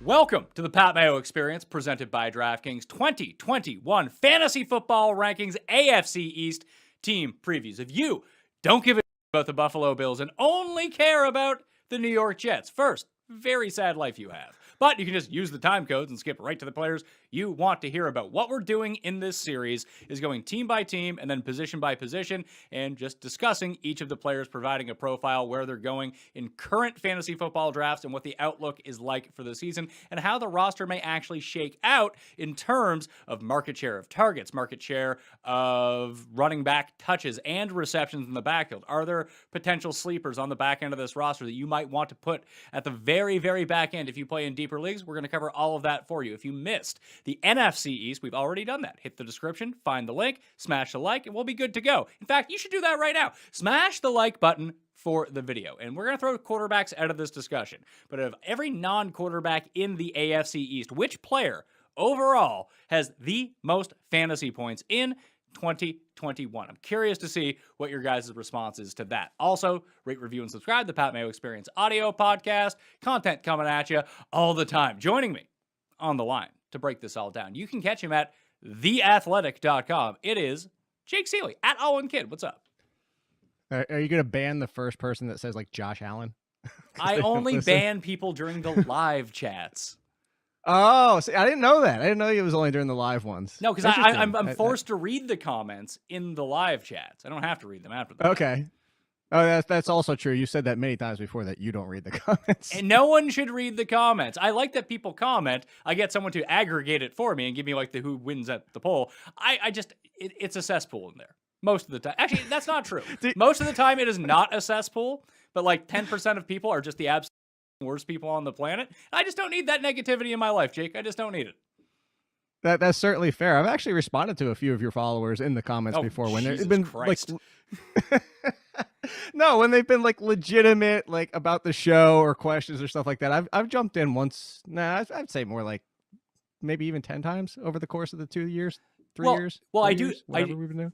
For golf season, I do the live chats on Wednesday. So if people want to get at me, that's when they can kind of get at me when it comes down to it. And then Fridays, if they ask stupid questions, I get banned for life. So you do it at your own risk. And then Fridays during football season, I also I do the Friday show with the injuries and the DraftKings ownership. And then I actually do open a question and answer period in the comment section for that. And that is when I will go into the comments and reply to people. Then I see all the negative stuff about myself. Then my wife will be like, why does this guy say this about you? It's like, I don't know the internet. Just like I said, don't need it in my life. Let's talk about the Buffalo Bills. That's where we're going to be starting right now. Jake, what do you think that the over-under is without looking at the screen? 10.5. It is not. It is 11. As you keep getting close. caught with the hook. Sometimes you use the hook and it's an even number. The other times you don't use the hook and it's an even number. With the 17-game schedule, do you think that the Bills just overall repeat the performance that they had from last year? I think I could see them easily doing it. You look at the rest of this division, yes, you could say everybody's improved, but we've done this before. We just did it on the NFC show. Like every division, everybody's better. Like that's why people love to bet the over. But honestly, if you're looking at the Bills and if you look at what that team is constructed like and say, where's their weakness? Good God, where is their weakness? Tight end? Like that's really how good this team is. And they came out of the draft just adding depth. Like they're getting picks that are just like, okay, they're going to be rotational pieces that on a lot of teams out of coming out of this draft would have been like starters. That's just a team that you look from top to bottom. The biggest one is going to be, I jokingly said his name before, the biggest question here is, can Josh Allen repeat? Of course, nobody expected him to improve as much as he did last year. But if he can just stay who he was last year, then this team should be one of the best in the NFL, probably a top 5 team. So if you told me I have to put money on the table, I would take the over on 11, especially with 17 games. I think 12, 13 is realistic. I say 13 is realistic. 13, if they went 13-4, I wouldn't be shocked. Well, let's start with Josh Allen because I think that he is going to be the biggest question mark for a lot of people coming into this year because his performance is going to completely affect every other player on the roster, Stefon Diggs most notably. And maybe that was the cause of the leap. They went out and got a legitimate wide receiver one, someone who can create separation, run crisp routes, and adjust to the ball when it's in the air because although his passing accuracy went up. He's still not the most accurate guy in the world, but as we've talked about over the past 2 years, the way that they've constructed this team with its receiving core, that they went out and got receivers who create quick separation off the line of scrimmage, and they can adjust to the ball when it's in the air. Like Cole Beasley, pretty good at catching the ball when it's like, a foot behind him while he's still in stride. Stefon Diggs, very good at adjusting to the ball and adjusting his route to go get it. And Josh Allen's like, I'm going to throw it up and give you a chance. You go get it. And he has the guys who can actually do this. It was the biggest fatal flaw, like year one when, let's go out and sign Kelvin Benjamin, like absolute scrubs like that. No, like just because someone has a gigantic body,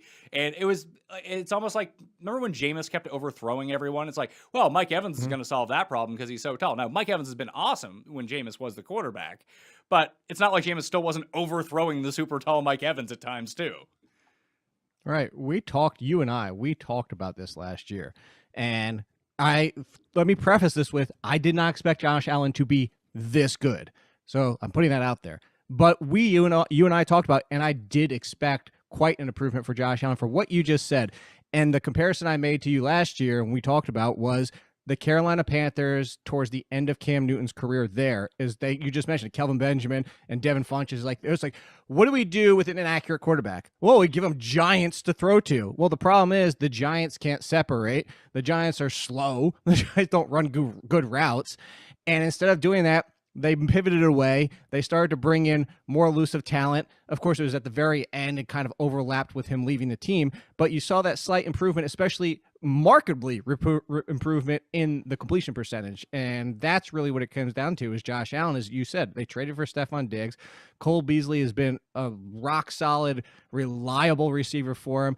And you get the guys who can get open. So when you are off target just a little bit, or you're not throwing the best catchable pass because they're open and they're not already covered, they can adjust to the ball because a Diggs and a Beasley and all these type of receivers can adjust to the ball. And when they don't have a defender on top of them and it's behind them a little bit, well, now you're not throwing it to the defender. You're still throwing it to the receiver because they came back to it. So that's what the Bills did. And again, I say all to say nobody expected Josh Allen to be as good as he was, but that's why. That's why when you have a Josh Allen, and that's why you have some of these other guys, that's why we talked about on the NFC East show. I don't know that Kenny Golladay is going to make Daniel Jones better. I think Daniel Jones might be better with somebody like a Stephon Diggs if they could have found that. I guess the biggest question as it pertains to fantasy this year, Josh Allen is being drafted as number 2 quarterbacks off draft boards. Early 4th round is where he's going right now. Only Mahomes is going ahead of him. Is there going to get a point with Josh Allen where they have to tell him you can't run this much? You're eventually going to get clocked, and we can't have you out of the game. Now, if they're down in games in the 4th quarter, he's going to be running. In important games, he's going to be running. I do worry that they eventually start scaling him back. Like in my early projections right now, I have him at a 25% rushing market share of this team. He has basically devalued the entire running back core for the Buffalo Bills. Like if it was just one guy in the backfield, that would be fine to an extent. That still wouldn't be a first-round pick running back or even a second-round pick running back. But at least it would be a running back that you can play. But because of the rushing attempts, the rushing yards, and most importantly, the rushing touchdowns, Josh Allen the value of all of the ground game and puts it on to himself. However, his entire fantasy value is wrapped up in that. So do you think that that takes a step back? I don't think it does unless he tweaks something. Like maybe, he gets hit hard at the goal line and all of a sudden like, it's his non-throwing shoulder and it's a little bit banged up. Like, I don't think they're going to, because I'm going to compare. Let's go back to Cam Newton. He's not a Kyler Murray runner. He's not running for 800-900 yards. He's running for 400, maybe 500. Like last year, I think he barely got over 400 yards. It's the rushing touchdowns, and that's why I say it's Cam Newton all over again. It's 400 or 500 rushing yards, but 7, 8, 9 rushing touchdowns. That's where his value comes in because he calls his own number. And whereas Cam Newton, we heard that for the longest time. When are the Panthers going to stop letting Cam Newton bang himself up and get hurt at the goal line and like go for all these runs? The problem is you can't stop the quarterback. The ball is in his hands. Yes, you can call plays, but if you have that where, hey, Josh Allen, if you think you need to do this, and that being whether it's a pass or a run or whatever it might be, and he sees the opportunity, there's not a lot of this is specifically a Josh Allen run that they ran. It just happens to be Josh Allen tucked it and ran. So I don't think as much as even if they wanted to limit him to prevent their franchise quarterback from getting hurt, that he's going to stop. So I'm not that concerned because his value lies in the rushing touchdowns anyway. It's the 6, 7, 8 rushing touchdowns. So I'm not that concerned. What you said is the concern of all is it really just hurts the running back. So that's like, even if you get excited about Zach Moss maybe being a post-hype sleeper after his rookie season, still, what is Zach Moss going to run for? 5, 6 maybe touchdowns over the full season? Is Josh Allen the second best fantasy quarterback? I still say third. I would still go Mahomes, and I would still go Kyler Murray, just because of what we're talking about here. If Josh Allen calls, even keeps calling his own number, but if he only rushes for 5 touchdowns, it's a big difference between those 3 rushes, because Kyler Murray doesn't need the touchdowns as much as Josh Allen does because he's running for 800 plus rushing yards. So if you want to say Josh Allen, I'm not going to say you're crazy. I'd lean slightly Kyler Murray. Like I have him neck and neck, and Patrick Mahomes number 1. But if you want to go Allen 2, then Murray, I'm okay with it. If you want to go Murray 2, then Allen 3, I'm okay with it. I think those are the clear big 3 anyway. I think you could make a compelling case that Lamar is probably the number 2 fantasy running back or quarterback if you wanted to. I don't know if I'm going to make that case, but I see the tea leaves that are there for it. I've been talking about that for, I'm not the only one, but been saying that for the longest time. Like, stop Lamar Jackson falling in the 6th round is just dumb at this point. Like, the fantasy community is so reactionary and forgetting what happened 2 years ago and forgetting the fact that even with everything that possibly went wrong for how his play was last year, and he still finished as what, QB 6, 7? Where did he finish? I'm gonna pull it up. Yeah, he was QB 7. Yeah, QB 7. If you include rushing along with passing, he was the most efficient quarterback per fantasy point on dropbacks last year. It's just they didn't run the same volume of plays. When you run so often as the Ravens do, you just inherently don't run as many plays during the course of a game. Plus, they were up in a lot of these games at the same time until they weren't at the very end. But until they weren't. but the way that I look at it right now is everyone's, us included, really like Jalen Hurts and what he brings to the table. But the separation between those two guys in fantasy drafts right now is like a round and a half, maybe 2 rounds. Like, I would just take the known quantity in Lamar Jackson, knowing that I'm 100%. Drafting Jalen Hurts to be Lamar Jackson, essentially, is what I would want if I was drafting Jalen Hurts, when I could just go up around and get Lamar Jackson anyway. Like, people do talk themselves into weird stuff. I don't think that Allen regresses, but I don't know if he reaches the same fantasy heights as he did a year ago. Yeah, and I'm 100% with you. And if you're going to talk about the fact that we get that discount Lamar Jackson, there's other quarterbacks you could talk about the discount and just where you have to take them, because we talk about this every single year too, is that quarterbacks are easy to find of these guys who get close to the top 5. Justin Herbert feels like the easy one from last year, but Justin Herbert's not the first to do it. We did it the year before that. We've done it the year before that. We've done it the year before that. Every year there's at least 1, if not 2, potentially 3 that are not just not drafted inside the top 12 for quarterbacks that finish inside the top 12 and even top 10. We're talking about undrafted quarterbacks that finish there every single year. So I only bring that up to say, like, I understand getting the elite quarterback. And of course, if your specific scoring out there weighs heavily to quarterback, there's a whole nother argument for it. But if you're going to give me Lamar Jackson 2 rounds later, even 3 rounds later in some drafts that I've seen, I'm taking that every single time. If you're going to tell me I can get Russell Wilson 5 rounds later, yes, Russell Wilson isn't Josh Allen, but on a points per game basis, what's the difference? 2? I'll take the 4 round savings. Yeah, the difference right now in drafts would be like the difference between Justin Jefferson and, I don't know, some not great wide receiver. I thought you were going to pull out that word I already forgot from yesterday. Well, not yesterday for everybody listening, from the other show. Just some. Jamoke. There's the word. Jamoke. Running backs on this team. So it's not just the Zach Moss and Devin Singletary show anymore. No. Matt Breida's a part of this team now too, who will just inherently get random 13 carry games because that's just what the Bills are going to do. So when I have the market share divvied up, I do have Zach Moss in the lead at 32%, Singletary at 30%, Breida at 10%, but I have Josh Allen at 25% of the market share of rushing attempts, and Josh Allen is the most likely to score a touchdown of any of these guys. So are they even draftable? They are draftable for where Zach Moss is going. That's where are they going? I'll look up where they're going, but like, is he going like the 14th round? No, I think Zach Moss, my guess would be 9th, 10th, somewhere around there. You tell me. But at that point, so this.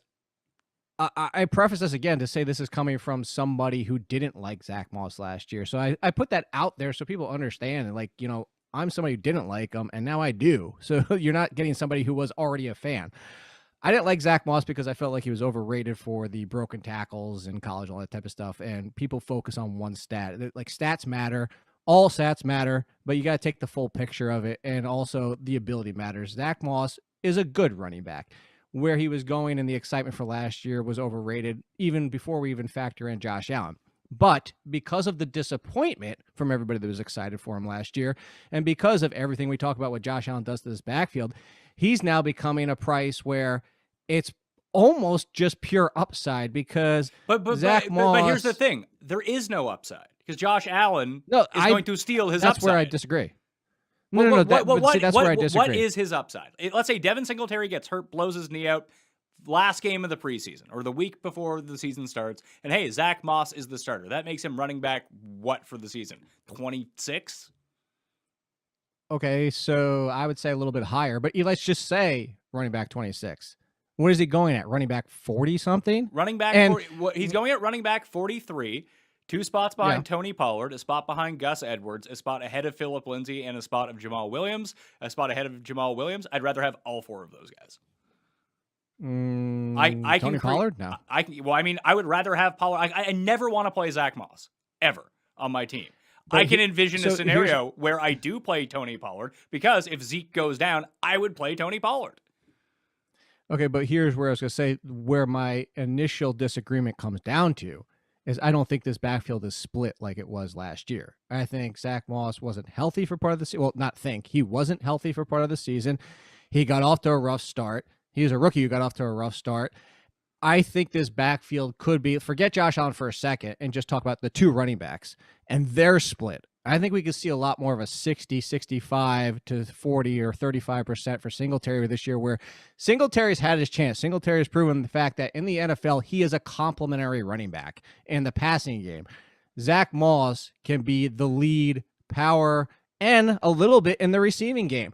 So yes, you take away an immediate 20% from Josh Allen, but of that remaining 80%, I think he gets 60, 65% of that. It's not the best case scenario for anybody. You don't want that for a lot of backfields to be like, oh yeah, I want a running back that already has to start at 80%. But at the same time, when you're still talking about that still has RB3 value. And if Singletary ever gets hurt, I think you're looking at RB2. So I can agree with you and say that Josh Allen is going to always hurt this backfield. But at the same time, I still think there is now value because I do think he's much better than RB, what do you say, 40, whatever. I'd say he's more like RB high 30s before Singletary even gets hurt. There are even guys behind him on this list that I would rather draft just for the potential that they could be better. Because when we talk about upside, you say running back 2, I said running back like 26. Yeah, a low-end running back 2 is like best case scenario. I just rather draft someone like Alexander Mattison is going number 47. Far cry from last year, but if Dalvin goes down, I'd rather have Mattison. And it's not like I'm playing. I don't know. You don't think so? Like, I know that he kind of struggled in the big game when everyone got on him, but if he was the featured back and he was the one getting 65% of the snaps in the Vikings backfield, I'd much rather have that than Zach Moss getting 65% of the snaps in the Bills backfield. And I think that's where we'll disagree a little bit also because I don't know that it's not Ngannou who they drafted, but again, it really comes down to, I think you're kind of also making a little bit of a different, and correct me if I'm wrong, but like kind of a little bit different argument than what I'm making because you're saying if Zeke goes down, if Cook goes down. What I'm saying is that you draft Zach Moss. You know what? If that's your argument, you're wrong because Zach Moss is terrible. He's going to have like 3 good games because he'll score 2 one-yard touchdowns to go along with his 30 yards. No, and that's the problem is that everybody's reacting off the excitement of what he could have been and the disappointment of what he was as a rookie. He's better than this, and this is from somebody who doesn't like Zach Bills Moss's running backs have no value. None. I disagree. Don't draft him. Disagree. That's the move. Disagree. Wide receivers on the Bills. Diggs, top 5? Yeah. Cool. I could tell you where I had him in my rankings. Hit me. Scroll up. I'll tell you. I think he's like 3, honestly. He is Stephon Diggs. Oh, I'm in Dynasty. Hold on a second. Stephon Diggs, number 5. There you go. Number 5. He's being drafted as wide receiver number 3 right now behind Devontae and Tyreek Hill, right at the turn. Pick number 13 is his current average draft position. Seems like it's a bit high, but at the same time, when you go look at his numbers, it's like, oh no, that actually makes perfect sense. I don't know if he overachieved a little bit or if Allen regresses a little bit. Diggs probably comes along with him, or maybe it's the other guys that tend to regress a little bit, and Diggs remains as his status as the clear guy that you need to have in this offense. And this is a pretty pass-happy offense, to be perfectly honest with you. That's another reason not to love the running backs is they really like to throw. And they like to throw downfield a lot, or if they're going to throw short, it's probably going to be to Cole Beasley. So who would be the second wide receiver on this team for you? Because for the past 2 years, ever since Allen has been there, John Brown has been a pretty effective receiver when he's been healthy. Brown's gone now, and they have my guy, the Colonel, Manny Sanders. And why doesn't he just fill the same role John Brown does? Well, for 2 things, even if he does, the number 2 receiver is actually your boy and has been your boy. It's Cole Beasley. He's been the consistent number 2 rely on. You know, John Brown's been very up and down, even when healthy. Cole Beasley's been the consistent, especially because everybody plays in half and full point PPR these days. Well, everybody that's still not playing from the 80s, but it's been Cole Beasley. So I think the number 3 could be Emmanuel Sanders. But honestly, the way that Sanders looked last year with the Saints. And I know part of that was Drew Brees at this point, right before he retired, obviously, is that arm. But at the same time, Sanders looked struggling at times, getting up there in age, just struggling to separate at times. I'd be surprised that Gabriel Davis is the number 3. And I go back to what I'm saying here is Cole Beasley is the number 2, in my opinion. So Beasley's the number 2. Like, I have Diggs projected one of the highest target shares in the league at around 29%. He had 168 targets last year, so yeah, I would hope so. Yeah, I mean, he was above 29% last year. So that is a baked in bit of regression. That's like a median projection. I have Beasley second at 16. Gabe Davis actually above Emmanuel Sanders. In like when I simulated the season, that's how it would go. But I just think intuitively, like there's a reason that they brought in Emmanuel Sanders to give him some time. It feels like they don't want to fully go full throttle on Gabriel Davis. I know he was a rookie last year, but it seems like they have certain packages for him where they want to get him involved, just like they do with like Isaiah McKenzie, where you can almost bank on a Isaiah McKenzie reverse at least once a game. But he's just randomly on the field in these weird 4 wide receiver sets. And that's all he actually does, except for that one game where he caught 3 touchdowns. Well, they're also, Emmanuel Sanders and Gabriel Davis are almost like completely opposite wide receivers too. No, I know, but that's what I'm saying. There's different packages for both these guys. I would assume that it's Sanders who's on the field more, and then Gabe Davis would be on the field in like different sorts of scenarios and different sorts of formations. 100%. Yeah, I don't disagree with you there. But if you told me, look, you have it that way. So if you told me at the end of the season, whereas on a week-to-week basis, it could alternate, I think come the end of the season, Gabriel Davis could easily be in front of Emmanuel Sanders as the 3rd most targeted, biggest share, and most productive. So what does that make Beasley then? So obviously Diggs is like a must draft. Beasley is a draft. Is he a wide receiver 3? Or, I mean, let's not talk about like ideally. Like ideally on your team, he's like your 5th receiver, and he's a guy that you can deploy off the bench. What a great asset to have. But in reality, where you have to draft him, like would you be comfortable with him as your wide receiver 3 and whatever the hell round he's going? I'll go find that out. If he's my wide receiver 3 and I went running back, I already have 2 solid, great running backs, potentially even a 3rd, no problem with it. Ideally, like you said, wide receiver 5, you're not getting. That's just if you, unless you want wide receivers just out of the gate, wide receivers in the first 5 rounds. I guess 5 of the first 6 rounds, I could see him making it to the 6th round. Is that where his ADP is? 6th round? 7th? No, it's not actually. He's going as wide receiver 45 in the 10th round. Oh, just forget about it. That's taking money. Yeah, he's actually going behind Jamison Crowder and Antonio Brown. It's free money. Just go draft Cole Beasley and laugh at everybody else. Draft him in the 8th round just to make sure you get him, that there's nobody else smart watching this show that tries to take him in the 9th. Take him in the 8th because the 8th is still value because, yes, he's going to probably finish right in that wide receiver 3 range. And the only thing that keeps him in the wide receiver 3 range and not wide receiver 2 is just that he's not a touchdown guy, 4, maybe 5 on a season. So, but 8 easy, probably 900 plus yards. I think he got close to 1,000 last year. The receptions to boot. Yeah, he's a fine wide receiver 3. You're getting him as a wide receiver 5. And on most teams, he should be a wide receiver 4, and you're loving it. You can play him in your flex. Put it this way.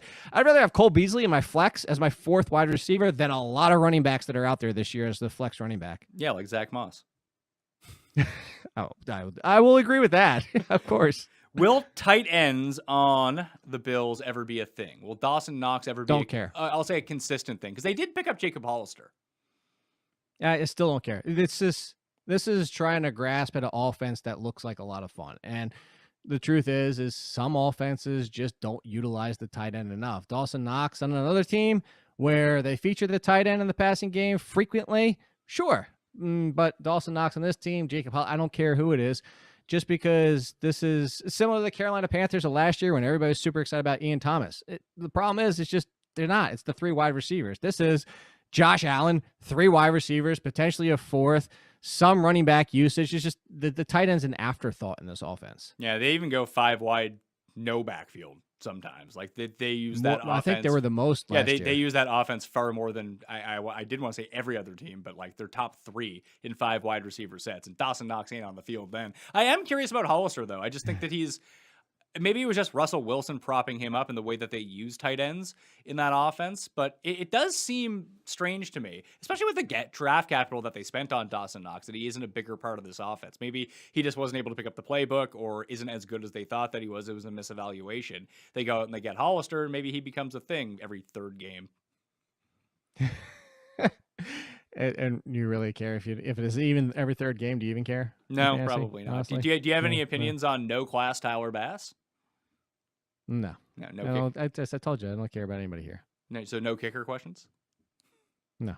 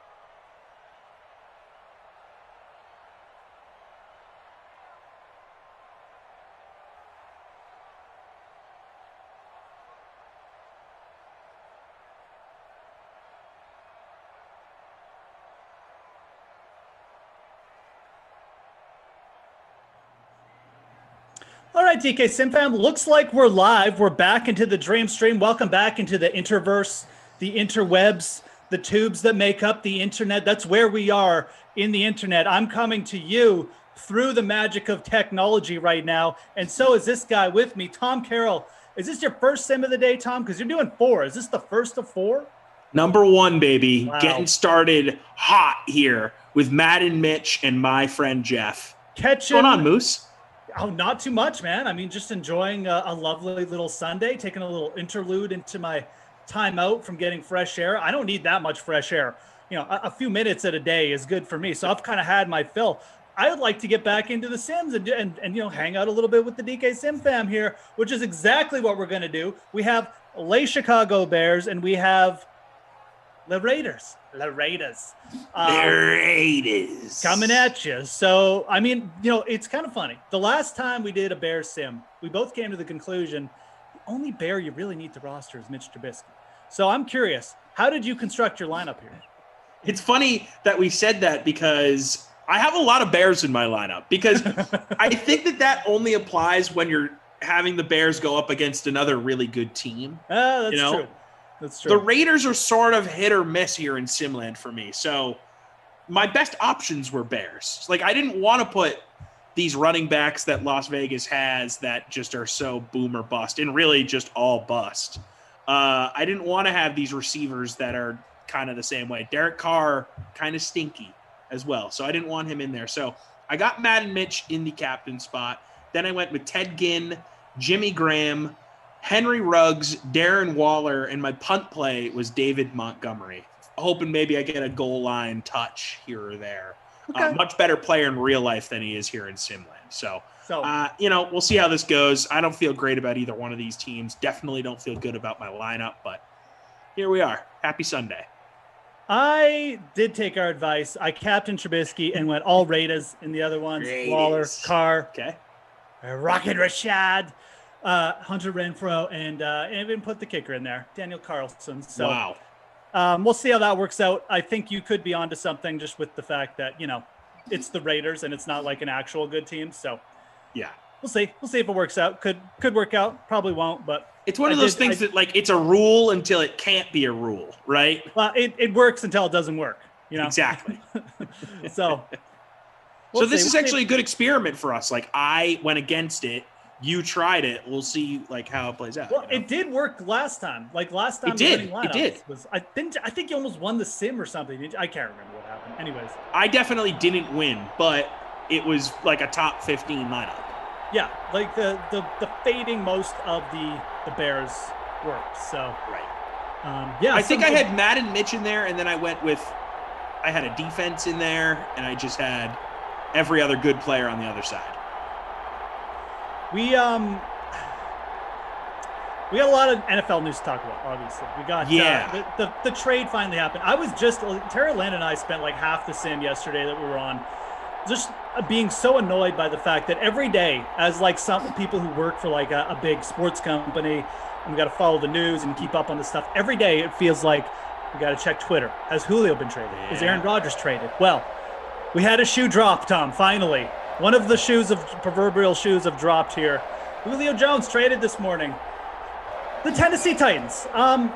This wasn't where I wanted him to go. I'll be honest. When the Seahawks news really started, I started to get my hopes up again. They've been dashed. So I think maybe it's for the best that he didn't go there because I don't like it's. They don't deserve him.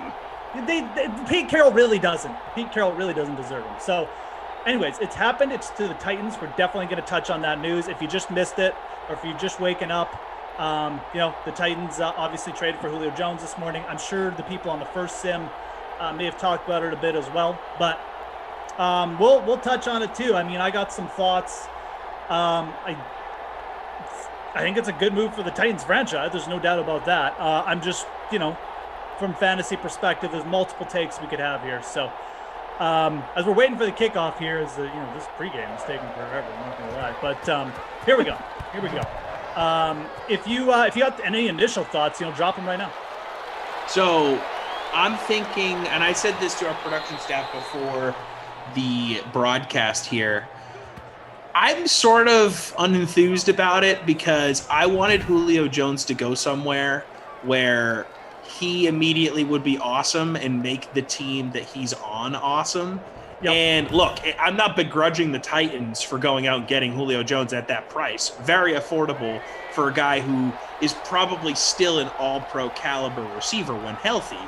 But I don't think it makes the Titans that much better because I don't see them changing their offense to make Julio Jones a big part of it. I see them continuing to pound the rock with Derrick Henry over and over again because Ryan Tannehill is their quarterback. I see Julio Jones as an upgrade of Corey Davis. Like, he's clearly much better than Corey Davis. So now you have like 2 number ones, right? A.J. Brown and Julio Jones are both great. Derrick Henry's still going to get the ball 350 times this season until he can't do that anymore. That's what Mike Vrabel has built the offense to do. So maybe I'm wrong. Maybe Julio comes out and is a stud. Maybe I'm undervaluing Ryan. And he was a lot better last season than I think people realize. But I just wanted him to go to like Green Bay or Seattle. Right. Or, a team that's going to throw the ball a lot and let him be great. I mean, I say Seattle. I assume if Julio Jones went to Seattle, they'd let Russell Wilson ball out with him. But who the heck knows? Yeah. That's why my hopes were up too. Sorry. Right, and I understand, Tennessee was on his list, and we were looking at some maps pregame, like of the contenders of the teams that were close to Atlanta, Nashville was the closest of a team that's actually going to be good. Like Charlotte was the closest city, but they stink. Jacksonville's 5 hours away, but they stink. So he can probably still stay in Atlanta. I'm sure he'll get a place in Nashville, but he doesn't have to like uproot his family to play for the Titans. They're a playoff caliber team, but I'm a little bummed out about it. Yeah. Chicago would have been a great either one of these 2 teams that we're watching right now. If he went there, would have been more fun for him. Ooh, fumble off the bat. Raiders DST. Come on, man, that was the one. Oh, I should have gone Raiders DST with the Russian QB. Oh man, you bonehead, Jeff. Right, but like if he goes to Chicago and you get him and Justin Fields playing together. Yep. No, look, I am with you. There were spots I was so much more pumped about. Like I said, I was starting to get pumped about Chicago, about Seattle. I think the Raiders, at least from like you said, like a real life perspective, the impact Julio Jones would have been more interesting. I think for Tennessee, it will be a significant fantasy impact because let's not forget, like Tennessee's defense is bad. And they certainly work to improve it a little bit, but I don't really see it like being a top 10 defense next year. So there should be a lot of situations where they're getting into shootouts. Like I think taking the over on all the Tennessee games next year might really be a good idea because now they have this offense where they legitimately might be able to win more shootouts. And I think that's where Julio Jones is probably really going to help them. And I can definitely see Julio and A.J. Brown both balling out next year. Now, they're going to lead the league in touchdowns? No, because Derrick Henry's there. But I completely agree with what you said. The real-life impact, I don't know if this takes Tennessee from being like a pretender to a contender. I think it makes them like less of a pretender, I guess. Like, yeah, there's still a second-tier team in the AFC. There's a touchdown. Bullet over the middle. Tyrell Williams from Derek Carr. Kicking things off here early. The Raiders. I think if they were willing to adjust the way that they play football, they could be a lot better. But I just don't see them adjusting their offense that much. I don't. Yeah. And why would you? Here's the thing with Tennessee. Like, their offense is definitely going to be one of like top 5 maybe, but you still got to outscore the Chiefs. Like with Ryan Tannehill, I don't know. I don't know if they have tall order. Are they even, do you put them in front of the Bills? You still got Josh Allen there, who's like the better version of Ryan Tannehill. Yeah, it's a good pickup. I'm not like slandering them for doing it. No, this is no slight at the Titans in any way. But you made a good point. Mike Vrabel wants to run Derrick Henry. He wants to be like the defense guy. He punts when he's on his opponent's 40. Like, that's the type of guy he is. He's not slinging it. He's not going for fourth downs. Like, is he going to change? I don't know. I mean, Mike Vrabel is kind of like the Pete Carroll, like, AFC version, you know? Yeah. Like, so, yeah, not the greatest real life. I think he will have a good fantasy season. I think you'll probably see him and A.J. Brown go semi-bonkers. But, yeah, it wasn't my favorite spot.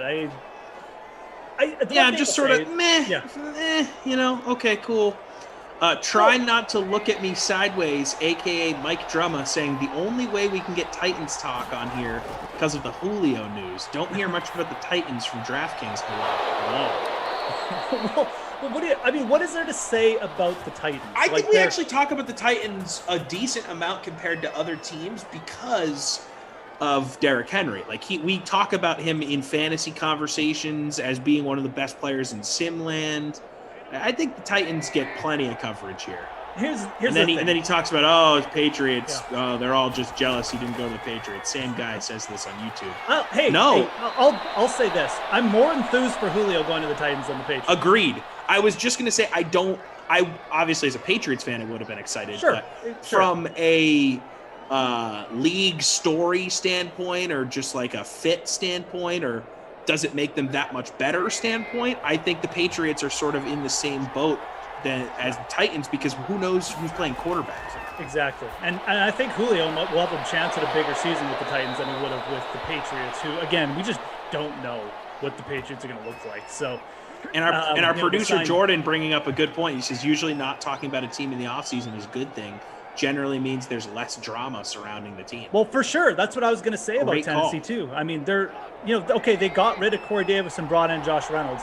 That's not that much talking. We know who they are. Yeah. We don't need other than that, they've improved their defense a little bit. You know, I don't hate some of the moves they made. It's escaping me exactly who they brought in right now, but they did bring in some guys to like bolster the pass rush here and stuff like that. But you know, they're not that much different. Whereas you've got teams, you know, the Bears we bring up a lot, the Patriots. They've just made overhauls, and so they're not more interesting. There's just more. And we talk about the Packers because of Aaron Rodgers. We talk about the teams that are in the Aaron Rodgers sweepstakes. We talk about the Niners. We talk about Seattle because of the Russell Wilson drama. We talk about the Rams because of Stafford. Although that conversation around the Rams has kind of cooled down since that trade happened such a long time ago. But I think we talk about Washington I feel like I'm talking about Ryan Fitzpatrick all the time in this sim, and because anytime the NFC East is in front of us, we talk about how inconsistent that division is. AFC South in general, it feels like we're talking about the other three teams a lot more because there's a lot of uncertainty, right? Like Carson Wentz in Indy, Mad Mitch touchdown there. Carson Wentz in Indy, we don't know how good he's going to be. Jacksonville. There's like 8 storylines that are fascinating coming out of Jacksonville. And then Houston with the uncertainty of Deshaun Watson. Who the heck knows still what is going to happen? Yep. And look, I mean, if you're a Titans fan starved for a little more talk, you're going to get it now because like Julio's there and this offense all of a sudden, you know, it might look a little bit different than we thought. You know, it was probably going to be a lot of Derrick Henry and just, you know, A.J. Brown with like 200 targets. Now it might be a little bit more balanced, and you might, you know, Ryan Tannehill, I think, gets a boost from this. That's someone. Does A.J. Brown become less attractive as a fantasy player? Slightly less in the fact that he's not going to get 200 targets, but you know he could be more effective with the targets he gets. I mean, and then how high does this push Calvin Ridley? Yeah, Calvin Ridley is going to get 200 targets, legitimately. Like, he was getting it just a massive target share with Julio last year, and it's just going to continue. You know, I know Pitts is there, but Calvin's the dude.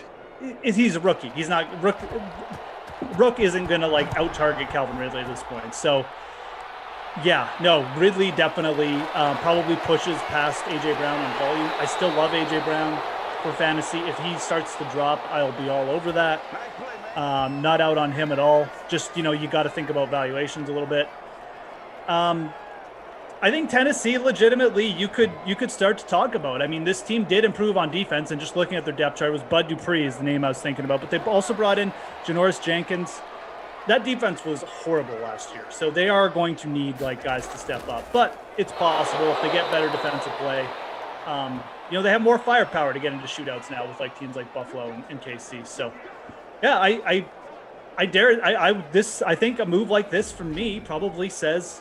I kind of like Tennessee over Indy right now. I think it's really close between those two teams, but I'll take Tannehill and Julio versus Carson Wentz and just Carson Wentz. So, yeah, no, I feel you 100%. So Titans last year, I'm taking a look at their schedule because I was remembering them putting up lots of points in a couple games here. So I just want to look real quick at some of their totals. Yeah, for sure. Week 1, 43, and they lost week 2, 17, lost 24, 23, 27, 20, 35, 42, 31. See, late season Derrick Henry, they had a stretch. It was 35, 42, 31, 42 in consecutive weeks. Yep. I mean, and then they ended out the season, they had another 35-point showing. I mean, they already had the ability to go off. Yeah. With just Derrick Henry and the guys they had in place.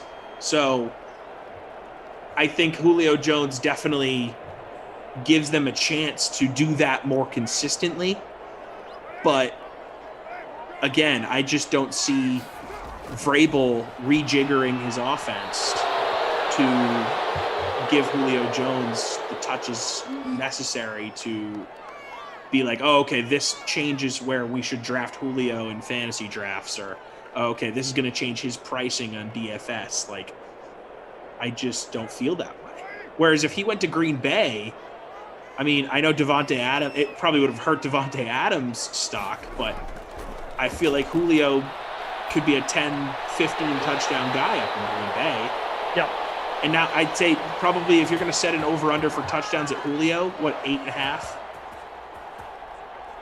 Yeah. Down in Tennessee? Yeah. Maybe more like 6.5, 7.5. Right, because he's been a guy that's struggled to get in the end zone when he has a good receiver on the other side. Like we saw with Calvin Ridley the last few years.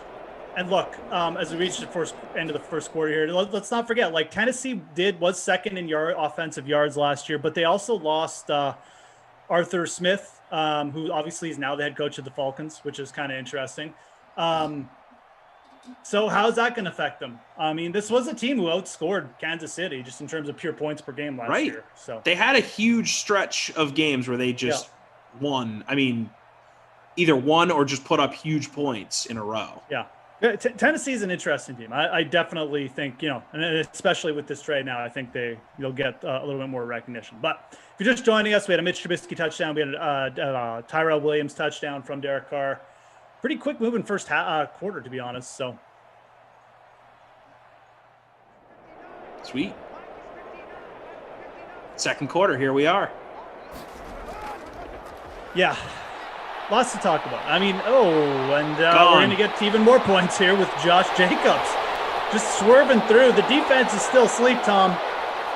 Josh Jacobs was he was a disappointing guy last season. I feel totally like he had a lot of hype coming into the year last year.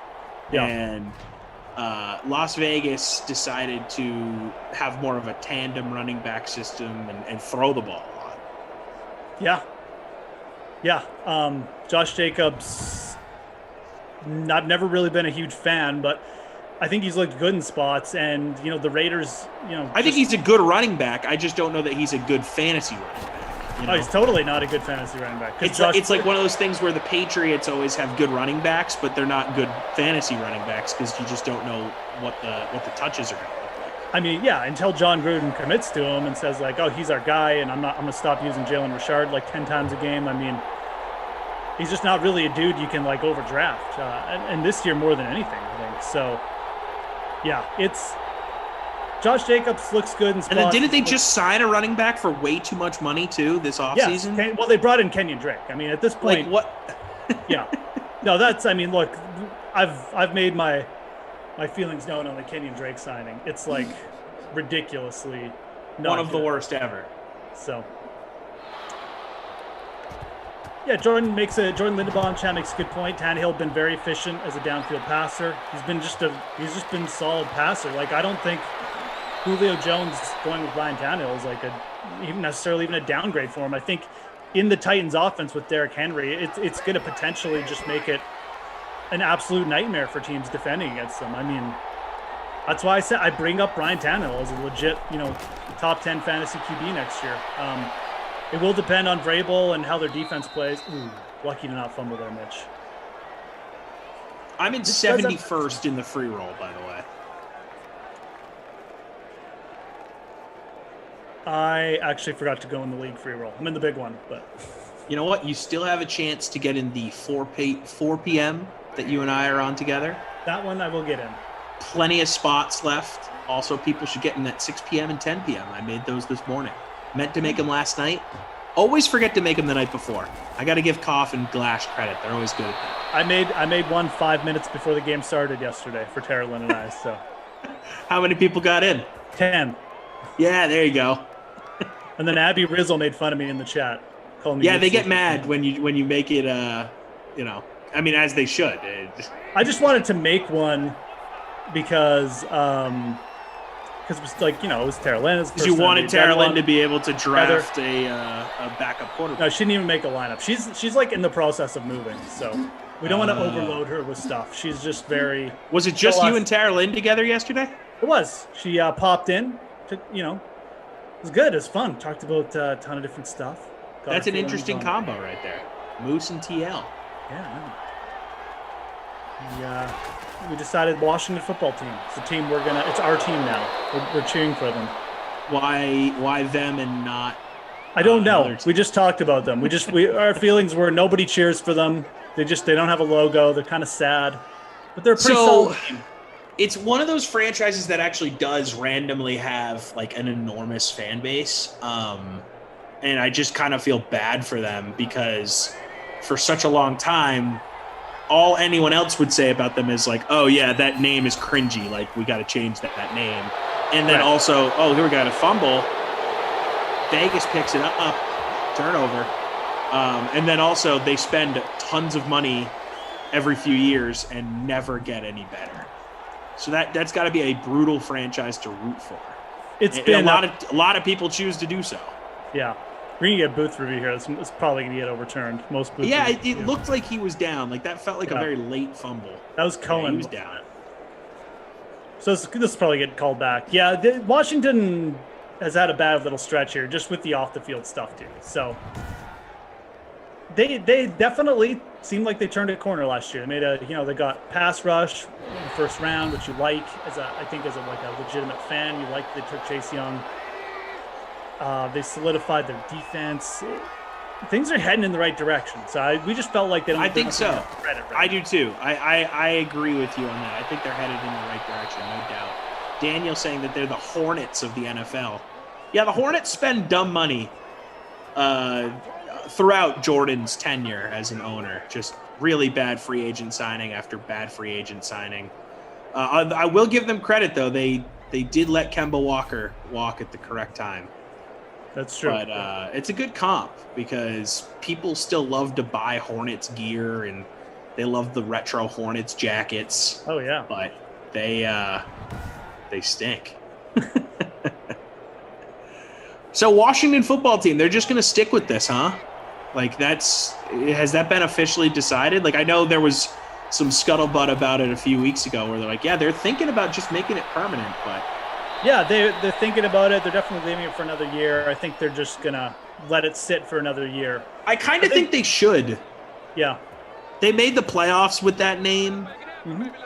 I think if they were really bad this past year, it'd be different. But they weren't amazing this past year, but made the playoffs. They had a little buzz heading into the end of the year. I don't mind. I'm warming up to it. Yeah, I mean, I think the biggest thing for them is, like the uniform and look got good reviews, and I think it kind of moved them on in a positive direction, right? So I think, like you said, because they had such a positive season, they didn't want to just move on from it too quickly. Comparatively positive, we should say. Yeah, I mean, look, they did win the division. By Washington standards. By Washington standards. They won 7 games. Yeah, they had. Oh wow, that was a bad miss. Yeah, they got the Alex Smith thing in. I think it's a good point, like you're saying. You know, if it wasn't if it was a negative year, they probably would have just moved on from it. I'm kind of hoping they keep the look and just go with something simple, like I don't know, the Washington Burgundies or something like that. Like, you know, then they can keep that look. Or like how Stanford is the Stanford Cardinal, named after the color that they wear, cardinal red. Right. Something like that. The Washington Maroons. The Washington Maroons. I think that might have been thrown out. Maybe the Washington Football Club instead of the football team. I just think that sounds right. That has a soccer connotation to it. It does, and I think that's probably why they didn't go with it, which I guess is fine, but can't have too much soccer involved in football. You know, we don't want to confuse the two. Jason Myers saying Washington Generals or Senators makes a lot of sense. Yep. Generals, no, absolutely. Senators. I don't like the Senators. I'm not a huge fan. I know there's a hockey team, but, like, you know. I'm not a huge fan of anything. Anything having to do with politics, I'm out on. Like, why, really? Why open up that door, you know? Like, we're the Senators. We're going to, like, pass a bill on you. Gridlock, you know? Yeah, gridlock, that's right. Let's filibuster this game. Yeah, let's filibuster the Giants. You know, it's just, it doesn't really, it's lame is actually what it is. So I'm not big. Daniel bringing up a good point. Gridlock might be a good adjective for how good that defense is. Oh man. Yeah, if you got some Generals is fine though. Like that's a name that's been used over time in like secondary leagues for all different sports. You always hear the Generals getting thrown around. Jeffrey saying the Washington Waffles. That's probably a bad name. Waffles are pretty tasty. But... Well, so correct me if I'm wrong here, but was Seattle Kraken decided by the fans? I don't think so, no. But I could be wrong on that. Here we go. The old Google machine. Yeah. You Seattle Kraken. Oh, Mitch got it off. Oh, but it's fan vote. Gonna have 4th and 2 here as Tom's looking up the Kraken. I like the Kraken's uniform. I think it's a good logo as well. Good thing to use, you know. Seattle, seafaring town.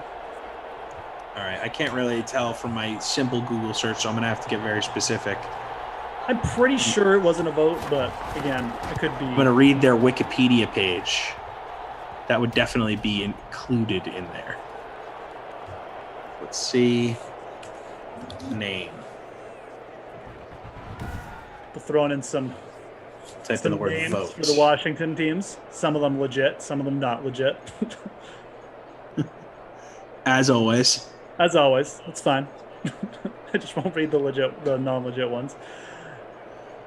I gotta be honest, I can't find if it was officially a fan vote or not. But I know that there were a bunch of polls out there, like what should our team name be? And like that was the one that overwhelmingly people said should be their name. I think that's what I have to imagine that contributed to their decision. The reason why I bring that up is I think that they should throw it out to the people. Like if Washington wants to have goodwill brought back to their franchise, ask their fans. Like send out a ballot to all of your season ticket holders. Post something on Twitter and Instagram and Facebook and just like see what everyone comes up with. And if there's an overwhelming majority that want to keep it this or change it to the Generals or the Monuments or something ridiculous, then roll that way. Yep. Like I actually think like a military themed team that had like fully camo uniforms would be kind of sick. Like camo helmets and stuff like that. Yeah. Just completely rebranded. I think that'd be really cool. Be interesting. I don't see it happening. I think that they're going to stick with their burgundy and their yellow. Oh yeah, no, they'll stick with the gold or whatever they want to call it because it's just at this point it's an iconic color combination for the NFL. They're one of the oldest franchises, hence why they had a terrible name. Yeah. So Yeah. we'll see. I think they did. The one thing they did really good on was the new uniforms. Like, those are legitimately like They did a good job. Uniforms. Like, those are great, and that's what I'm saying. I hope they keep that and build off it with whatever they take. So, yeah. So the top 4 for the Seattle Kraken when they were deciding the names were the Seattle Totems or Totems, Seattle Metropolitans, Seattle Steelheads, and Seattle Kraken. They definitely made the right call there. Yeah. I don't mind the Seattle Steelheads. I think that might have some junior hockey linkage or something. I can't remember, but yeah, I like the Kraken. Okay, Totems is like a totem pole. Thank you, John. Totem pole, yeah, that's definitely. I believe the Seattle Metropolitans won the first, were the first American team to win the Stanley Cup or something like that, like way back in the day. Oh, okay. So that might have been like a connection there. Fair enough. I'm gonna look that up again. The Washington Wombats, says Dominion Joe. That's a terrible name. I'm sorry. Just awful. The Washington Wannabes. Yes, Seattle Metropolitans were a professional ice hockey team based in Seattle, Washington, which played in the Pacific Coast Hockey Association from 1915 to 1924. They won the Stanley Cup in 1917. Okay, there you go. There we go. Aha, I was right. The I love Metropolitans. when I'm right about stuff. Get your Metropolitan stuff here. See, I would have been okay with that. But the Kraken thing is cool. No, absolutely. The Kraken's great. What they should do is hang a banner for their 1917 Seattle Metropolitans Stanley Cup in their new arena. Yeah. And definitely sell merch for that because people will buy it. I'm sure they'll have some kind of retro uniform at some point. They should. Although their first year, I'm sure they'll be pushing the new stuff hard. But which they did a great job with that color combo as well. Yeah, actually, I got to bring it up because I haven't seen it for a while. And then they have like a very cool nautical. Yeah. There it is. Alternative logo. That's Yep. just like the anchors. That's always nice. That's good summer wear. Yeah, I do like that color combo. I like that third jersey. All right, so we're looking at symbols of Washington, D.C. We have the wood thrush as a bird. The wood thrush? Yeah, that's not good. The Capitalosaurus is their official dinosaur, probably a made-up dinosaur. The fish is the American shad or shad. So no, that's not very intimidating. The American Beauty is their flower. It's a type of rose. Maybe the Washington Roses keeps the color. You know, roses, Rose Bowl. There's some football connection there. Cherry is the official fruit of Washington, D.C. I can't see the Washington Cherries being a good name. Although if I said roses, cherry might as well be. The tree is the scarlet oak. The Washington Oak. I kind of like that. Washington Oak. Yeah, that's kind of a good name. Oaks have a very solid connotation, you know? Don't mess with an oak tree. You're going to break your hand. There's Daniel Carlson on the long field goal attempt. That was 55 yards. He was never going to make that. What are you thinking, Daniel Carlson? It's going to bring us to halftime. 14-10 Raiders. We've had Tyrell Williams. We've had Josh Jacobs on the long touchdown run. We had Mitch Trubisky on a touchdown run. As Tom and I try to figure out what are the possibilities for the next... Your new favorite team, Washington football team. Washington Oaks. The Washington Leatherbound Books. Daniel bringing up the Thunder as, like, you know, let's have a name that's not plural. OKC Thunder, I remember that was a fan vote.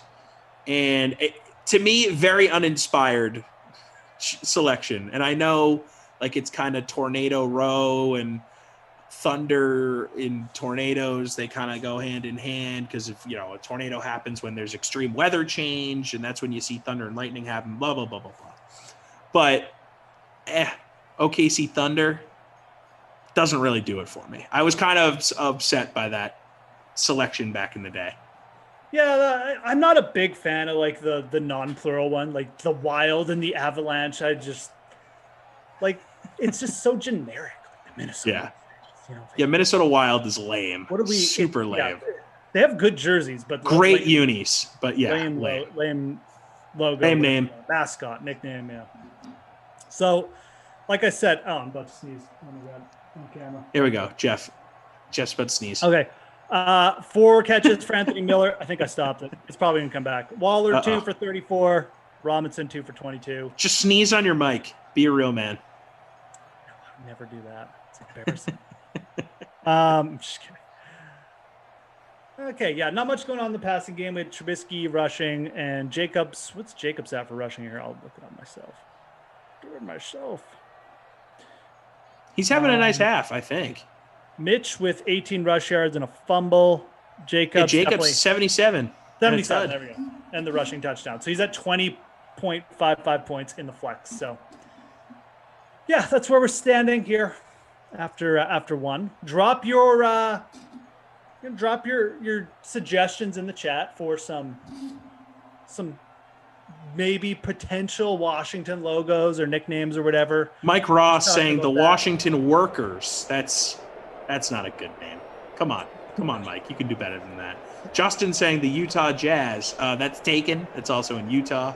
And one of the more ridiculous names in the NBA, because they originally were in New Orleans. They moved to Utah, and they just kept the name.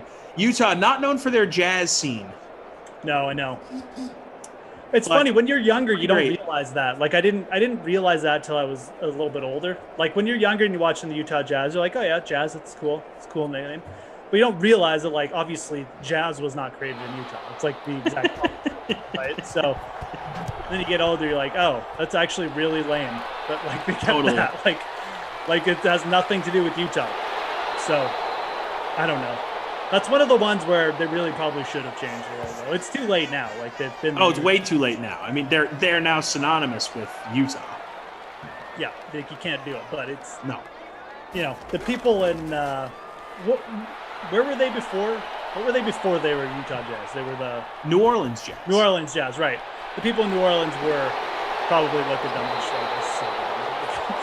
You know what? We're gonna look up the history of the Utah Jazz because I am curious. Like, when did they move there? All this stuff. All right, Utah Jazz. They play in Salt Lake City. They were the New Orleans Jazz from 74 to 79. They moved there in 79, obviously, and they've just kept the name. Okay. Pretty hilarious. They were only in New Orleans for that short period of time, yet they still have that New Orleans moniker being the Jazz. Yep. Yeah. Justin Harden, I know what you were trying to say. I was just making a joke.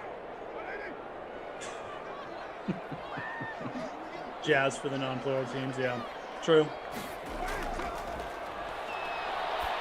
Washington taxman. Touchdown. That Ruggs using his speed. Yeah, that was. Makes sense. He's in my lineup.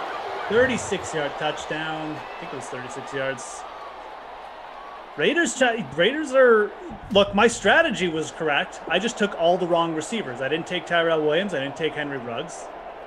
I did roster Carr, but yeah, this hasn't worked out. Strategy was correct. The execution was not in my lineup today, but if you went to Mitch, you got access to the one Bears touchdown and most of the Bears points, but you needed to have Ruggs and Tyrell to get access to those long Raiders touchdowns, which you now have 3 of, and Josh Jacobs with the other ones. So yeah, Josh Jacobs with that surprising score and really having a surprising game so far. Yeah, he's only about 30 yards away from the bonus, so actually less than 30 yards, like 25 yards. So. I bet he doesn't get it. He probably doesn't. It's usually what happens. Probably like one carry. You lose 5 yards in the second half. All right. Bears down 11. Raiders up 11. We had Julio Jones news earlier today. Traded to the Titans. Tom and I are both kind of meh about it. We don't mind it, but it wasn't our first choice. What would your first choice have been, other than the Patriots? Because I know you're a Patriots fan. No, I mean, from a storyline standpoint, I think Seattle would have been the best. Yeah. Because you give one of the best quarterbacks in the NFL a future Hall of Fame receiver who still has gas left in the tank to go Yeah. along with Lockett and Metcalf, I think they'd have no choice but to say, okay, we're going to stop giving the ball to Chris Carson 30 times a game. We're going to let Russell Wilson do his thing. Yeah. Obviously, Green Bay, if he goes there, then Aaron Rodgers probably says, wait a second. Okay, I'm okay. We'll figure it out. Well, let's go win some Super Bowls. But I also think there's a chance he still would want to go. So that's why I don't say Green Bay is my top option. Yeah. So Seattle, for me, I think that makes Russell Wilson happy, and they go out and they win ball games. Yeah. No, Seattle definitely was it for me. Once that started to gain steam, I was just like, oh, just let it happen one time. Just let let the Seattle offense just take over here and force Pete Carroll's hands. And nope. I mean, look, they still have Metcalf and Lockett. I understand why they probably didn't want to waste more resources, not waste resources, but allocate more resources. They've been trading draft capital. That's the word. Draft capital. Yep. So they probably wanted to stop doing that because it's true. Yeah. You need that to be able to afford to pay the other guys. Yep. Get dudes in here on low end contracts. Yeah. So Seattle was always a bit of a long shot, but like I said, once it started getting steam, I started getting my hopes up. I don't mind Tennessee. I think Tennessee, again, some people are now saying like, oh, well, A.J. Brown, you got to knock down. Yeah, he's probably not going to be the number one fantasy wide receiver in the league. I still think he could have that potential, but we were just going over the offensive stats for Tennessee last year, man. This team is a bit of a beast on that side. So I think it does enough for me to say this team is probably going to be able to outscore it and maybe, win an extra game just from the Julio thing. I mean, I don't think that's like crazy to say. They were up there with like Buffalo and KC in terms of best offenses in the league. Interesting. They're going to be interesting next year. Fun to watch at the very least. I like I've never really watched a boring Tennessee Titans game. I'm sure I have, but it feels like they were exciting last year. They were in a lot of really, really interesting games. They get down. I remember even against bad teams. Oh, that's what I mean. They get down like 2 touchdowns right off the bat. Yeah. Then they had a classic game against Pittsburgh this past year. I remember that it was during Pittsburgh's win streak, so they ended up winning. I remember they had a game or two against Houston last year that was insane. Yeah. Jordan asking us on Slack, will the NFL ever expand again? And if so, where would a new team pop up? London. I don't think that they're going to expand. I really don't. I think they could move teams. I could totally see the Jaguars moving to London. It seems like that's what everyone in the NFL wants to do. I just feel like 32 is the perfect number. I think expansion, if it does happen, it'll be it's really just rolling the dice here with the old turnovers. If the expansion does happen, it'll be like 5 years.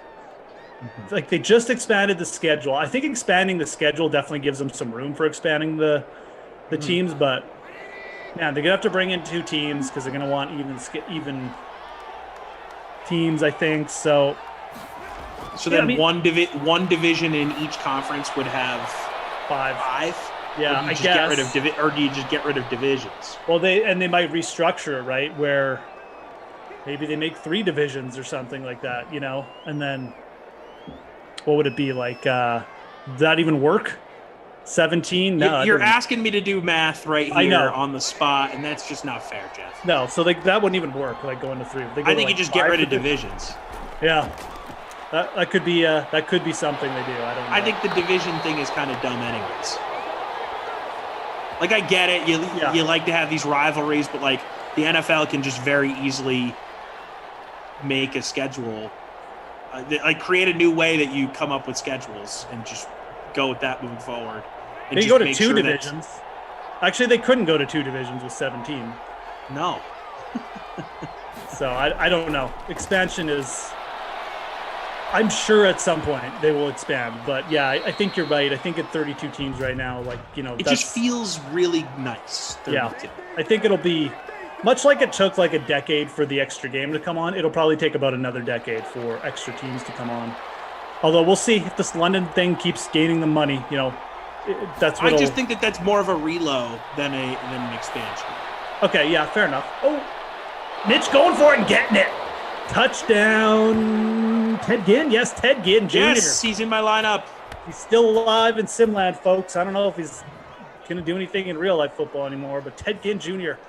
snatching it over the back of his shoulder. Back to one-score game, 21-17. Bears. And Mitch, rushing touchdown, passing Ted Ginn touchdown. Jr. is currently a free agent. I bet he gets snatched up at some point. He's still got speed. He still does things here and there. Every year, you're like, Ted Ginn. Okay, he's still in the league. Jordan asking, do you think any major leagues in the U.S. will ever have a relegation-type system like they do in soccer over in Europe? I would say no. If there's one league that will do it, Booth review here for this touchdown. Let's see if he got him. I don't know. Usually don't. Tough to say from that angle. Touchdowns, but I'd say if there's one league that's likely to do that, it would be like the MLS, because they want to mirror the leagues out in Europe that are so successful. 2-point conversion try here for Chicago as the touchdown stands. Right, yeah, so breaking within field goal. Let's see if Madden Mitch runs this in. Run, Mitch. Oh, there you go. Wow, Almost for a second there. I was worried, but no, he turned at the right time. He got it. That was one of those rare situations where we're all like saying run, and the sim actually runs and makes the proper move as well. So 2-point conversion, good. Within 3. Big drive there for Madden Mitch. Passing touchdown to Ted Ginn and running in for the 2-point conversion. So bunch of Mitch points there if you got them. I want to finish this point on relegation. I don't think any of the other owners would allow it to happen because it would greatly impact their wallets to just introduce a system that's going to move teams into lower divisions. I just think there's too much money to be lost by dudes that love making money for it to happen. I mean, it hasn't been a thing here. I don't think it's going to be. MLS is the only place where I see it being a possibility, if we're going to call the MLS one of the... And what would be would they create like an 8-team relegation league or something? Well, I mean, unless this doesn't exist anymore and I'm unaware, but there is a league called the USFL that's sort of like a tier down from the MLS, and they do some like cross-tournament stuff against each other every year. I think they have some sort of cup that's like similar to the Champions League just here in the U.S. Right. I mean, I say similar, it's not anywhere near the scale of it, but it takes, teams from both leagues and they play in a tournament against each other. So I think that would be the natural league for them to use for relegation if they were to do it.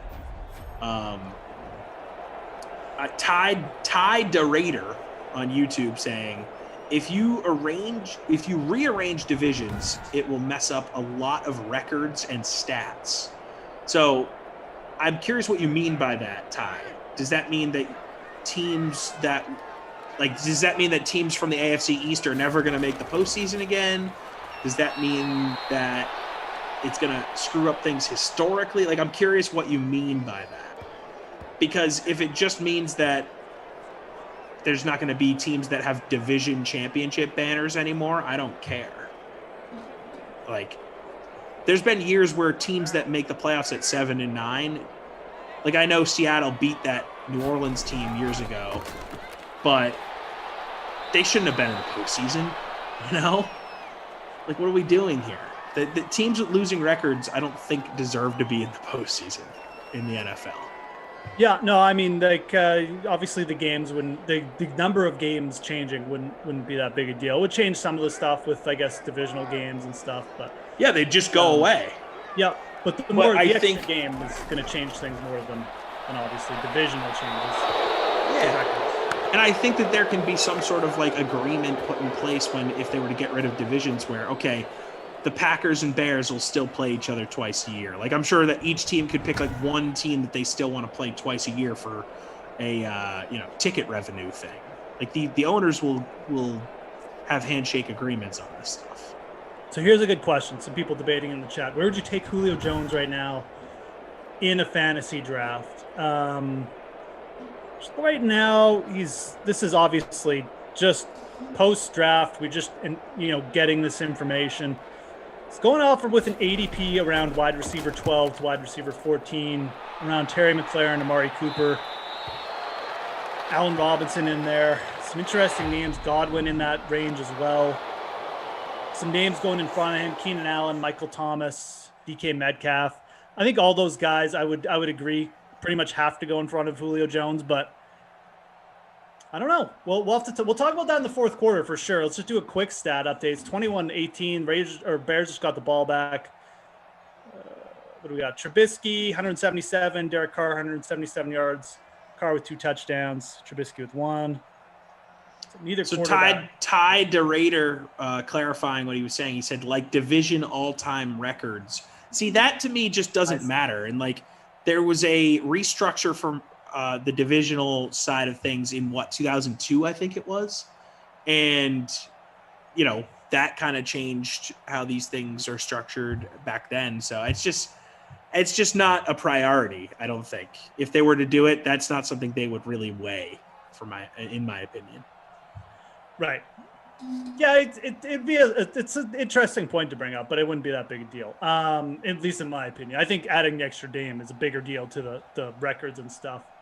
Jacobs at 90 yards. That's the only other thing. I think Allen Robinson's around 77 too, if I remember that correctly. But a couple bonus guys to watch. Okay.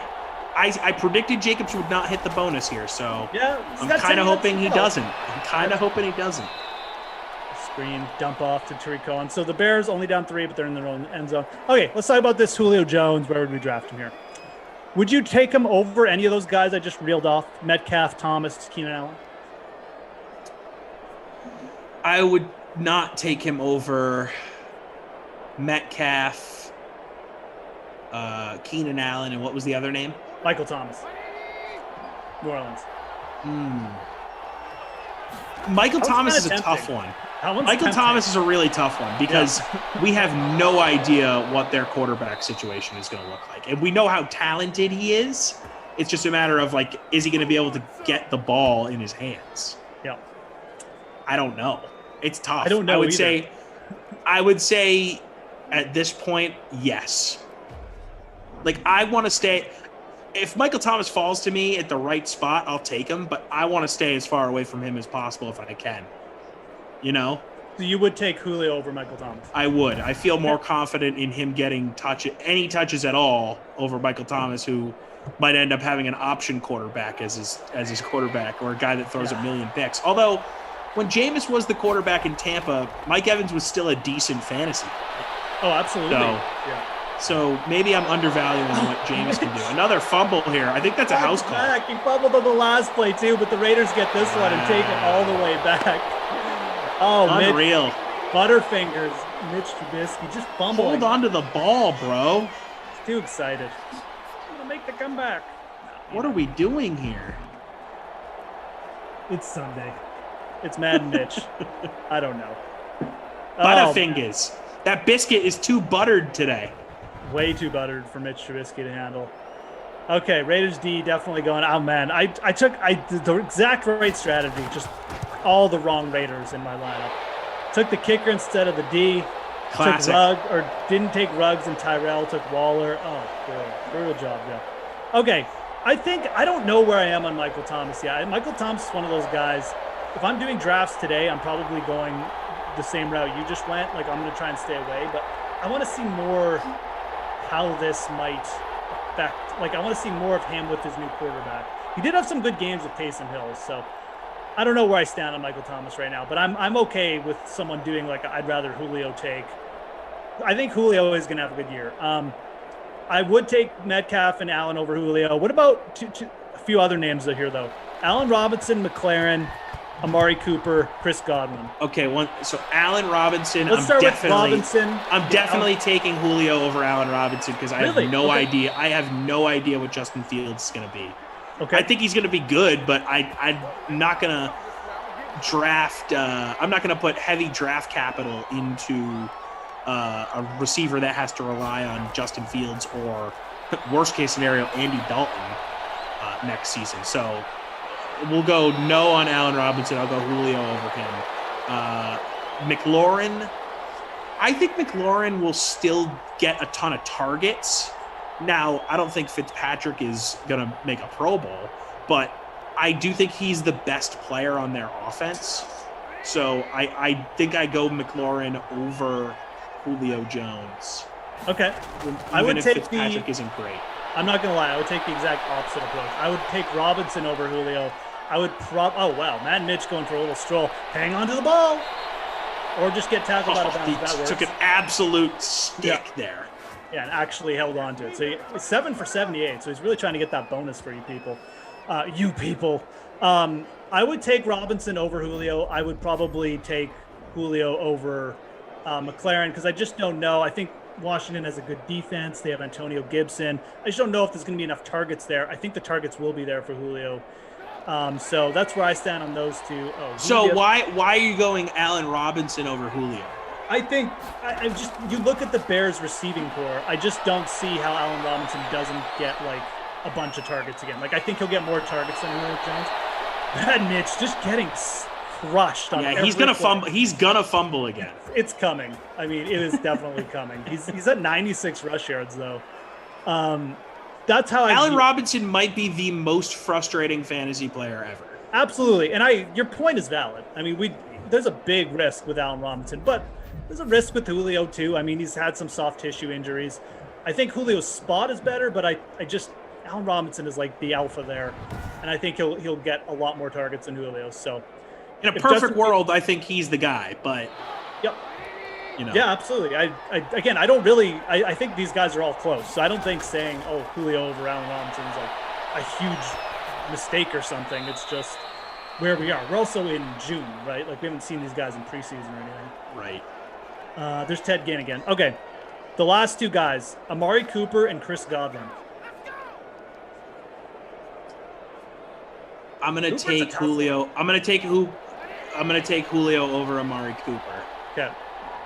And I'm gonna take Chris Godwin over Julio. Okay. Is that Cole Kmet? No, that's Jimmy Graham. Jimmy Graham. Okay, Jimmy Graham. I completely forgot Jimmy Graham was on the Bears. Well, he's not anymore after this year, but Jimmy Graham there on the touchdown. Maybe my Amari take is biased because I had him last year and I hated him, but I had to stick with him because there was no other better option. I know Dak's back, so and when he plays with Dak, he puts up numbers. So I'm willing to change my mind on that take, but I just love Chris Godwin. Like he's just a great football player. The dude just balls out. He is good, and if Mike Evans gets hurt or something, he could definitely go crazy. I would say, again, I just feel like with Antonio Brown coming back, I just don't know if he's going to get enough targets. I think Julio will out-target Chris Godwin. So I think Antonio Brown is a guy that's going to have a better season than people realize next year. With a full offseason with Brady. Yeah. So, again, I'm gonna try and take him. I think I would take Julio over Godwin. Amari Cooper he's going to be sharing targets too, but with Dak back, oh man, that one's tough. And it's not like the Dallas D is very good either. So they'll be throwing the ball. That one's really close. Michael Gallup and Dede are both great, or CD, I should say. Yes, absolutely. Not Dede.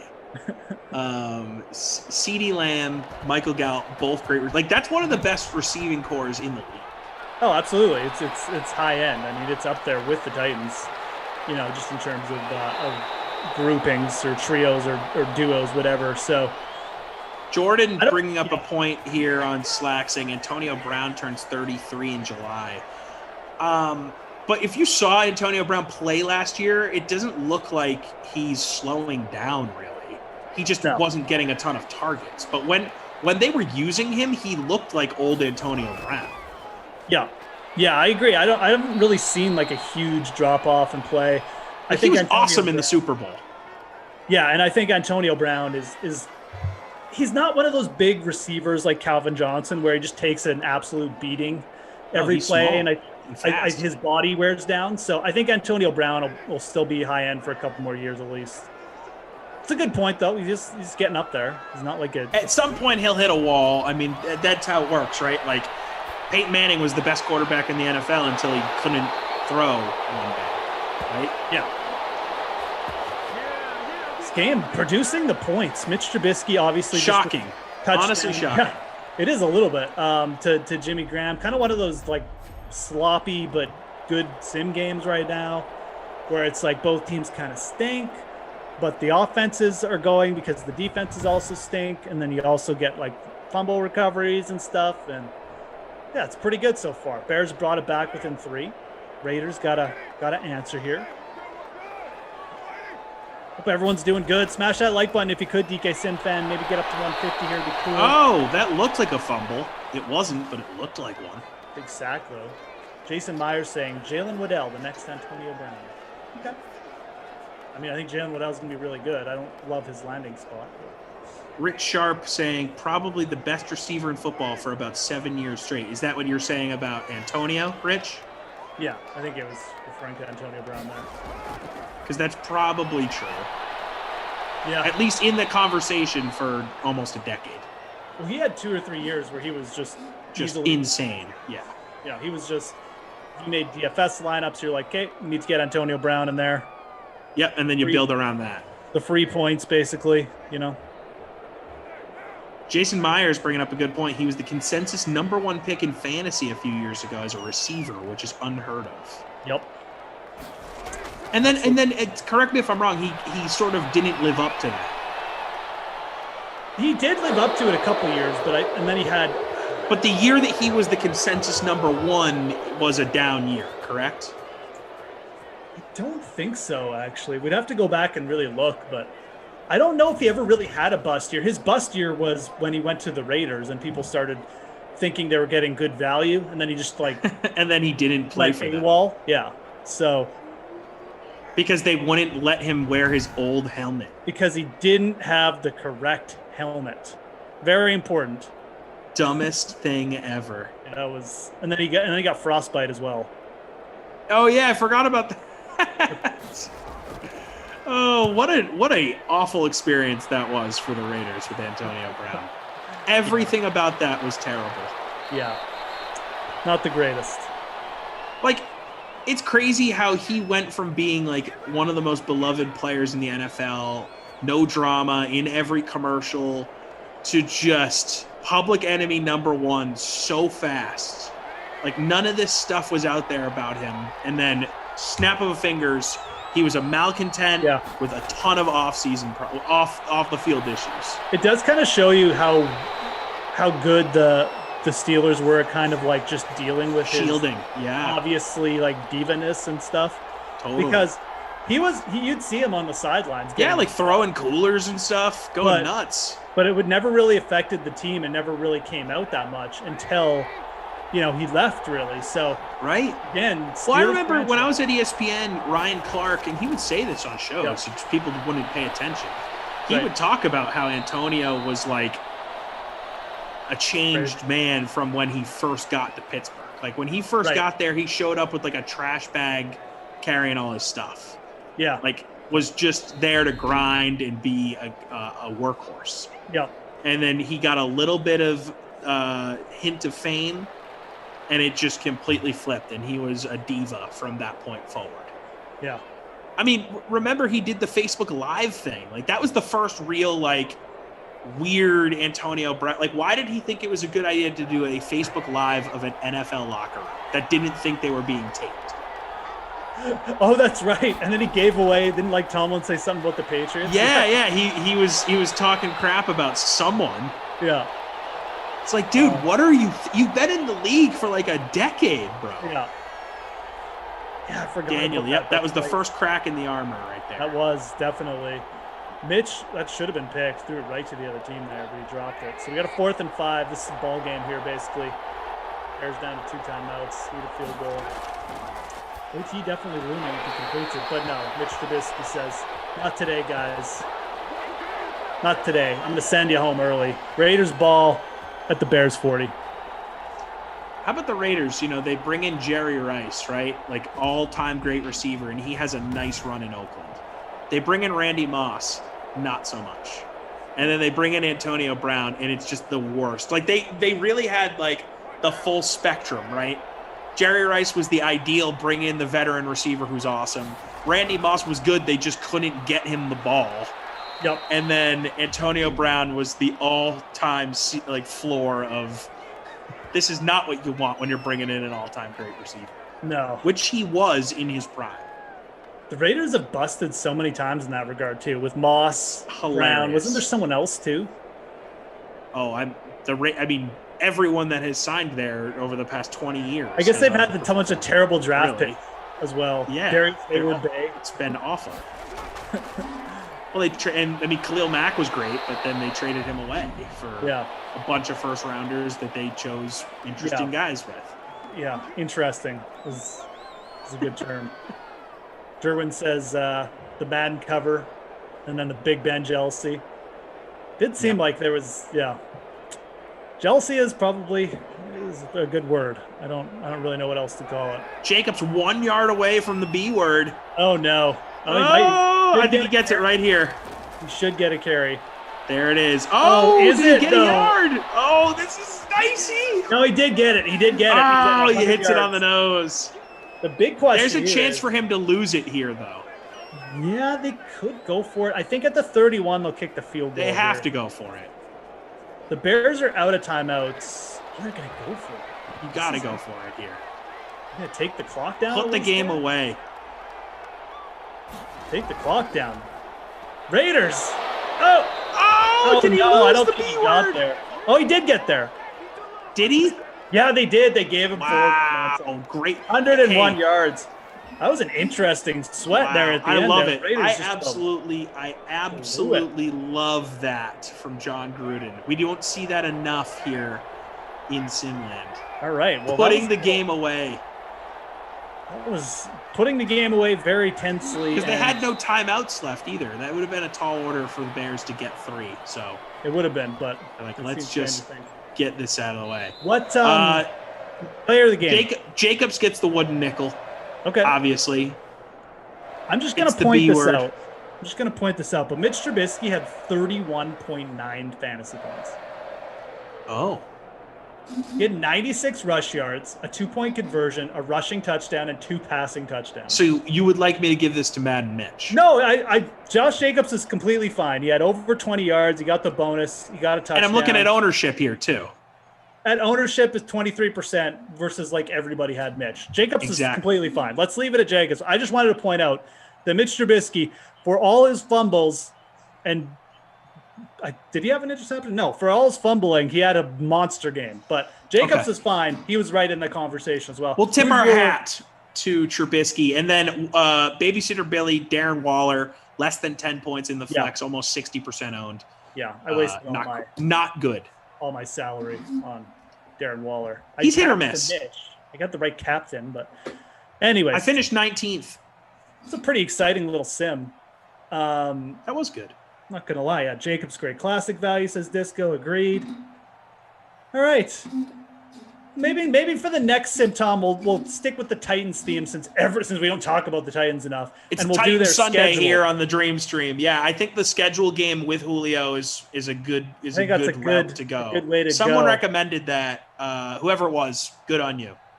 We got Browns at Chargers coming up 4 p.m. Eastern. Tom and I will be back for that. But right now, Emory Hunt joins Ross Tucker to break down the NFL draft division by division. And this week, they're going to do the AFC West. So stay tuned for that, guys. We'll be back in a bit. Pour yourself a cold one. Let's strike 'em, huh? And listen to Ross Tucker break down the top college prospects on another tasty edition of The College Draft. Yeah, it is Daddy Soda time here on the College Draft Podcast. presented by DraftKings. Hopefully everybody had a bunch of daddy sodas over the weekend. It's still the weekend. We are doing this for you guys for Memorial Day Monday. So as you're going to your barbecues or driving back from wherever you're from, you can watch or listen to us. I'm Ross Tucker, former NFL offensive lineman, 5 teams, 7 years, Washington, Dallas, Buffalo, New England, Cleveland for a minute, and then actually back to Washington. Could have been 6 teams in 7 years, which is almost as good as Cassius Marsh, who was on last Monday's Ross Tucker football podcast. He is on his 7th team in 8 years. Hard to do. It's hard to do on a lot of different levels, right? You can't be that good or you would have stayed places. You can't be that bad or you wouldn't keep getting signed. It's a real art to being a journeyman. Check me out on social media at Ross Tucker NFL. And of course, you can check out the show at Ross Tucker Pod. We believe that most podcasts, most people don't spend enough time going over the draft that was. We talk so much leading up to it, then it happens. You do one recap podcast and you move on. Not us. We're talking about every single draft pick that happened in the 2021 draft. You know why? Because we should. They deserve it. And it's fun for people to be able to see what we think about every guy that their team got. And by we, I don't mean me. I mainly mean Emory Hunt, a rising megastar in the media industry. Check him out on Twitter at FBall Game Plan, Football Game Plan on YouTube. He's all over CBS HQ. He's got that unbelievable draft guide that I know a lot of you guys got for last year, footballgameplan.com/2021 draft guide. Just remember that I said this next couple of years when Emory's on TV and just remember, I told you this was going to happen. Emory, good morning. How are you? Good morning, Ross. Always a pleasure to talk ball and appreciate the intro, man. And again, we already are starting on 2022. We love to start in Canada and work our way down. Ooh, I like that. I also like that we're starting to get some of these reports about rookies at OTAs, although it is rare to get one that says the guy stinks, right? I mean, you're not going to get very many. This guy stinks. He's not playing well at minicamp.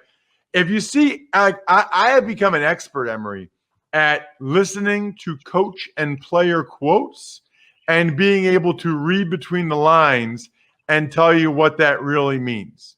Like if they're like, he's got some potential. Yeah, if he can just figure out a couple of things, that means the guy is a moron that doesn't know what he's doing. And that's the nicest way they can say that about a high draft pick. We should do a whole show where I go through quotes and be like, here's what he really means by that. I think I have like 95% accuracy. Because at the end of the day, if they say something negative, that'll get thrown all around the world. But you have to stay positive because everyone listens to these quotes. And you're right. Or when they say, it's process, that's let you, man, like not what it was right now. So we got to take our time and be patient and readjust expectations for them. There's no doubt about it. Speaking of expectations, I'm curious, since Aaron Rodgers is not at OTAs and you started on this show, I don't know, a year ago or so, I've never asked you what your thoughts were or your eval was of Jordan Love coming out of Utah State. Before we dive into the AFC West, and we will, every draft choice in the AFC West, I am curious, what was your eval of Jordan Love coming out? I had a high second-round grade on Jordan Love. I compared his game, style, and play to DeShone Kizer coming out of Notre Dame. Guys that had a whip-like arm, good athleticism, can really drive the ball downfield, miss a lot of the layups on the shorter throws, but the deeper throws is where they had the success. And his game reminded me a lot of DeShone Kizer. And so that's where I had him. So, so him going late first, not as much of a surprise if he was going to go in the top 15, like some were projecting him to do so in that draft class. So just, you want to see him get the grooming that DeShone Kizer didn't get. So that's why I like Love's, prospects moving forward. Kizer was thrown into the mix early as a 21-year-old, 20-year-old, rookie, and didn't really get the grooming and the benefit of having, that second year to correct his wrongs as a rookie with a better team around him in year 2. We're seeing Love get the proper grooming for a quarterback that had upside, but had some issues he had to work his way through. It just doesn't work that way, Emory, and there's no way to do it. But I would always love, with anybody, I would love to take a guy like Kizer, put him in a different team, different situation, and just see what would happen with his career. He had a lot of tools, man, and that tools are not enough. We know that. But I'd just be curious, and I'm not saying he'd be Mahomes at all, but I would just be curious to see what happens if he sat behind Alex Smith for a year and then was a quarterback of the Chiefs. I don't know. Would he be a competent starting quarterback? Would he still be not good? I don't know, but I'd be curious to find out. And to piggyback off that point, reports coming out of Tennessee is that he's already looking like a solid QB2. And granted, he's competing with Logan Whiteside, but the fact that he's still going upwards, in terms of making progressions in this game, and Ryan Tannehill, who stylistically plays a lot like DeShone Kizer, it gives you some credence to what you're talking about. And I was talking about this with my college coach. We talk every day, and I was just saying how beneficial, just for me, redshirting was. And, some people look at it as a knock, but man, redshirting allows everything to slow down for you.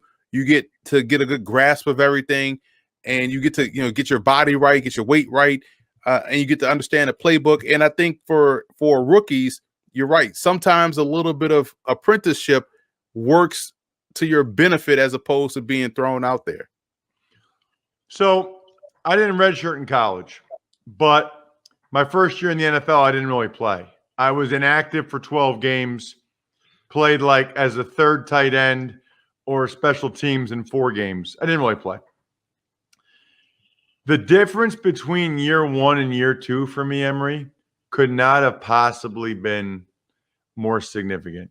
Year 1, I would not have been ready.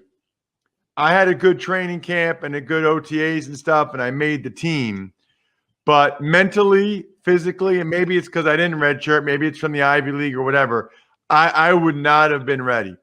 When we started OTAs that second year, I was 15 pounds heavier, and I no longer had any doubt in my mind about whether I could compete physically or mentally. I went from hoping I could make the team to the next year thinking I'm as good as anybody. I should start. And just the level of confidence I had going into that second year, I would have struggled if I had been thrown into the game action as a rookie. Instead, I wasn't until my second year, and I was able to perform much better as a result. The game slows down, man. And when it slows down, your confidence rises, and you'll be able to play to the skill level that you have, which is so key. Let's dive into these draft choices. I didn't realize the Denver Broncos, as we break down the AFC West, had so many picks. Day 1 was Patrick Surtain II. Then day 2, they went Javonte Williams, the UNC running back, Quinn Miners, the Wisconsin Whitewater center, and Baron Browning, the linebacker from Ohio State. Your thoughts on those guys, Emory? Yeah, I love the Surtain pick because that's a day 1 plug-and-play starter that really helps strengthen them on the perimeter because you got him and now Kyle Fuller, outstanding cornerback. The no-fly zone looks to be back. With their day 2 picks with Williams and Miners, at worst, you strengthen the depth on the roster because Williams will go into a situation where he has to compete with Melvin Gordon and also Royce Freeman. And you also look at Miners. They drafted Cushenberry last year. Miners can come in and compete at center, but most likely he's going to provide good depth there, but also could have a pathway to start at guard if need be on, opposite of Cushenberry and Reisner. So at worst, he provides depth. So I love those 2 picks because They give those guys good depth with pathways to be starters down the line. Refresh my memory. You were a pretty big Javonte Williams guy, right? No, I wasn't. He was my number 10 running back because you didn't like him? I thought people loved him. But people loved him. I thought he was he reminded me a lot of what they have already on the roster in Royce Freeman. A solid back that's, that has good bursts, good explosiveness. But I worry about the vision and the inability to consistently make guys miss. So for me, is he better than Melvin Gordon? Is he better than Royce Freeman? I just think the situation for him may not be the most ideal because those are two guys he's going to have to leapfrog. Now, granted, he was drafted in the second round, so coaches think he can leapfrog those guys, but it's now a wait-and-see approach. And how many carries will he get if Gordon is balling or Freeman and Williams are neck and neck? So I think him getting drafted by Denver kind of is a head-scratcher because the situation isn't a clear pathway for him to get those carries that he needs. What do you think of Browning? I thought Browning was a good point of attack player, not the twitchy, most explosive pass rusher, but someone that can be a good depth player on the edge. You look at what they're trying to do. They're trying to get guys that can, sub in and play those positions rather well. Browning, to me, finished strong, and people will look at the way he finished and think that was his whole career, but it wasn't. But the way he finished kind of gives you a pathway to think, okay, if we can get him to do this going forward, then we have a pretty good, reliable rotational piece on the edge because, again, you have Von Miller coming off of an injury. You have Chubb coming off of an injury, and you didn't have depth there like you wanted to. Browning gives him someone that's stable, that's not going to be a liability versus the run, but also has a little bit of an upside as a pass rusher. Taking a look at day 3, they had 6 day 3 picks. They went Caden Stearns, the safety from Texas, Jamar Johnson, the safety from Indiana, Seth Williams, the wide receiver from Auburn. What do you have on those guys? I love Seth Williams. He was my number 2 inside wide receiver, so like that bigger inside presence, like a bigger slot. Williams was excellent, and he also is very good blocking in terms of the run game. So I love that tenacity about his game. They also drafted Kerry Vincent, the nickel slot corner from LSU, who I really like. I think this is a combo guy, can play safety, can play nickel corner. So they got another player on the back end. And Jamar Johnson, to me, was the better of the two safeties out of him and Stearns.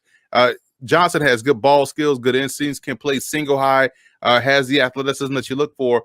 And even as undrafted rookies, they got Warren Jackson out of Colorado State, 6'6", 215, opted out this past year, but was tremendous for the Rams in 2019. And Mac McCain, one of the more dominant corners at the FCS level at an HBCU at North Carolina A&T, great ball skills and instincts. And he was one of those guys that ended a lot of games for their upset victories. He had a pick 6 against East Carolina, pick 6 against the University of Charlotte, both of which won them those games. Had a pick 6 against Morgan State. I was on that broadcast where he brought that ball back 100+ yards. So this guy always finds the ball and always is making game-changing plays.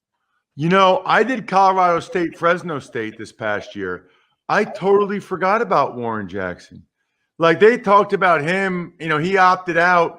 How many guys opted out and then didn't even get drafted? Yeah. I mean, that is brutal. And you think about it. At first, you thought, well, they won't hold that against guys, global pandemic. But you know how the league is. It's about what you saw last. And if they didn't see you last, you kind of was out of sight, out of mind. Wow, man. Anything on their last 2 7th-round picks, Jonathan Cooper and Marquise Spencer? I think Spencer is an underrated player. He was my number 1 5 technique. He was a linebacker coming into Mississippi State. And then he grew into a defensive end. So now you have a guy on the line of scrimmage that has second-level eyes. So he has the eyes of a linebacker with the technique of a defensive lineman. I liked him a lot watching this tape. I thought he moved rather well. I was like, he's moving way too well for a defensive end. Then I found out he was a linebacker when he came in.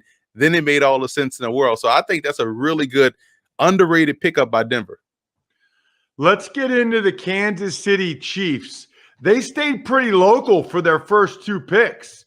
Round 2, they took Nick Bolton, the linebacker from Missouri, and Creed Humphrey, the center from Oklahoma. Bolton is someone that's interesting because he's a dart and shoot type linebacker. He's explosive. He's an explosive tackler upon contact. I think he drops back in zone coverage rather fluidly. He's really able to get back in those drops. So he plays fast in all directions. You like that about his game. And there's a pathway for him to start. Humphrey was excellent for Kansas City. We all saw the Super Bowl. We all saw the interior pressure get blown up and them not have a good day against Tampa Bay. And be able to get one of the top tier centers in the draft where they selected him, probably one of the hugest steals this past April. I've never seen a team revamp a single position group as much as the Chiefs have the offensive line this offseason. I've never seen it. I mean, Orlando Brown at left tackle, Joe Thuney at left guard, Austin Blythe and Creed Humphrey at center, Kyle Long and Laurent Duvernay-Tardif at right guard. Mike Remmers at right tackle is the only returner. They even have Lucas Niang coming back from opting out last year. I mean, it is unbelievable. And they drafted Trey Smith, who we'll get to. The next two picks, Joshua Kando and Noah Gray. I remember Kando was highly, highly recruited. I just don't remember him ever really doing anything at Florida State. He really did. And that's what's really frustrating.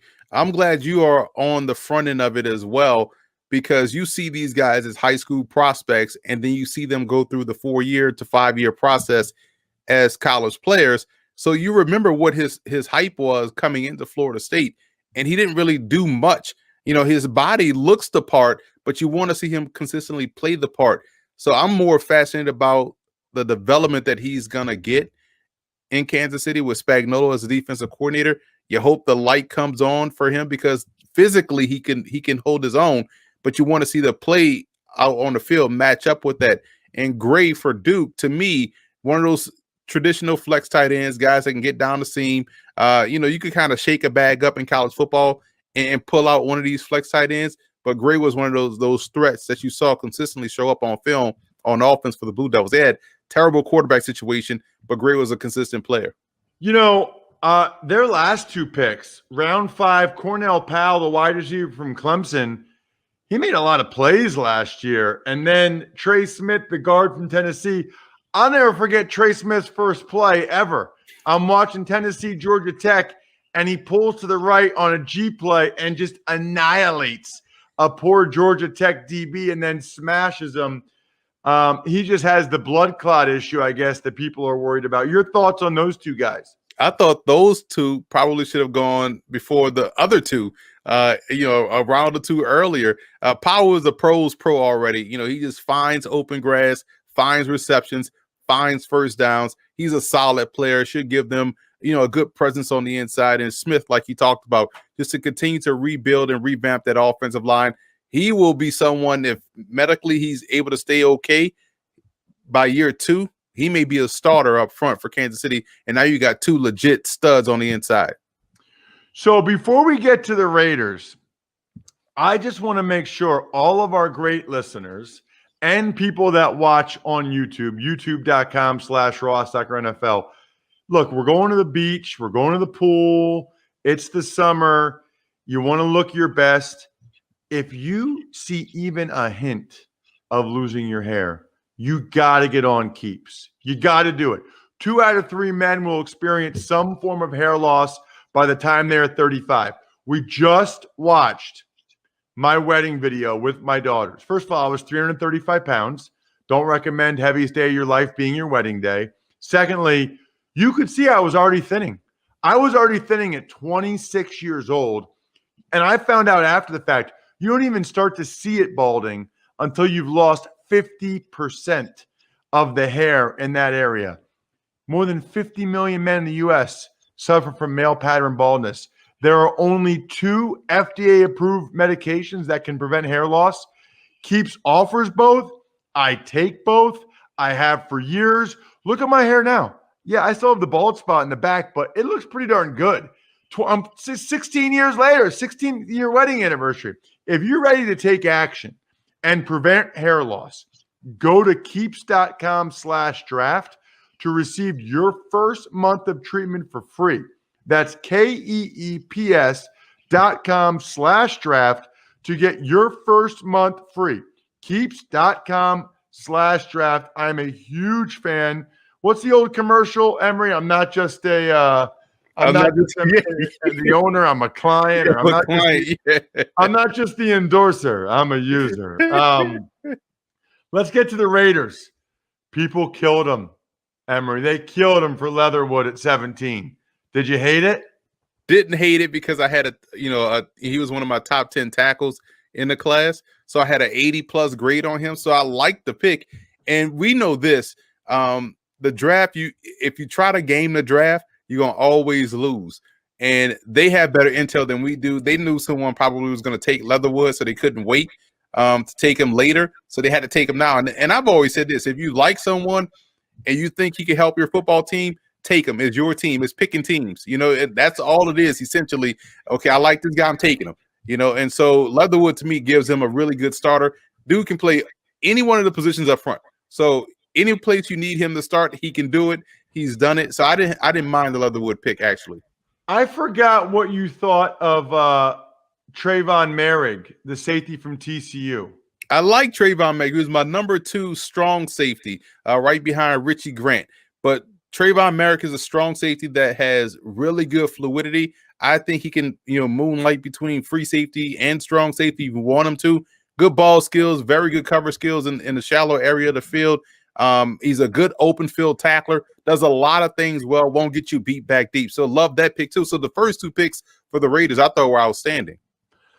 Round 3, Malcolm Kuntz, the edge rusher from University of Buffalo, and all-time name, Divine Diablo, the safety from Virginia Tech. Now, this is where I had some questions, because if you're looking for a pass rusher, maybe pass rushing probably should have been more of the forefront earlier, considering this wasn't the draft where you had way too many of the elite type prospects. So if you saw someone that had that potential, you have to grab them. Kuntz, to me, is someone that I had more of a 6th round grade on. I thought he was productive, but not, overly, twitchy or whatnot. So I'm interested to see how he develops.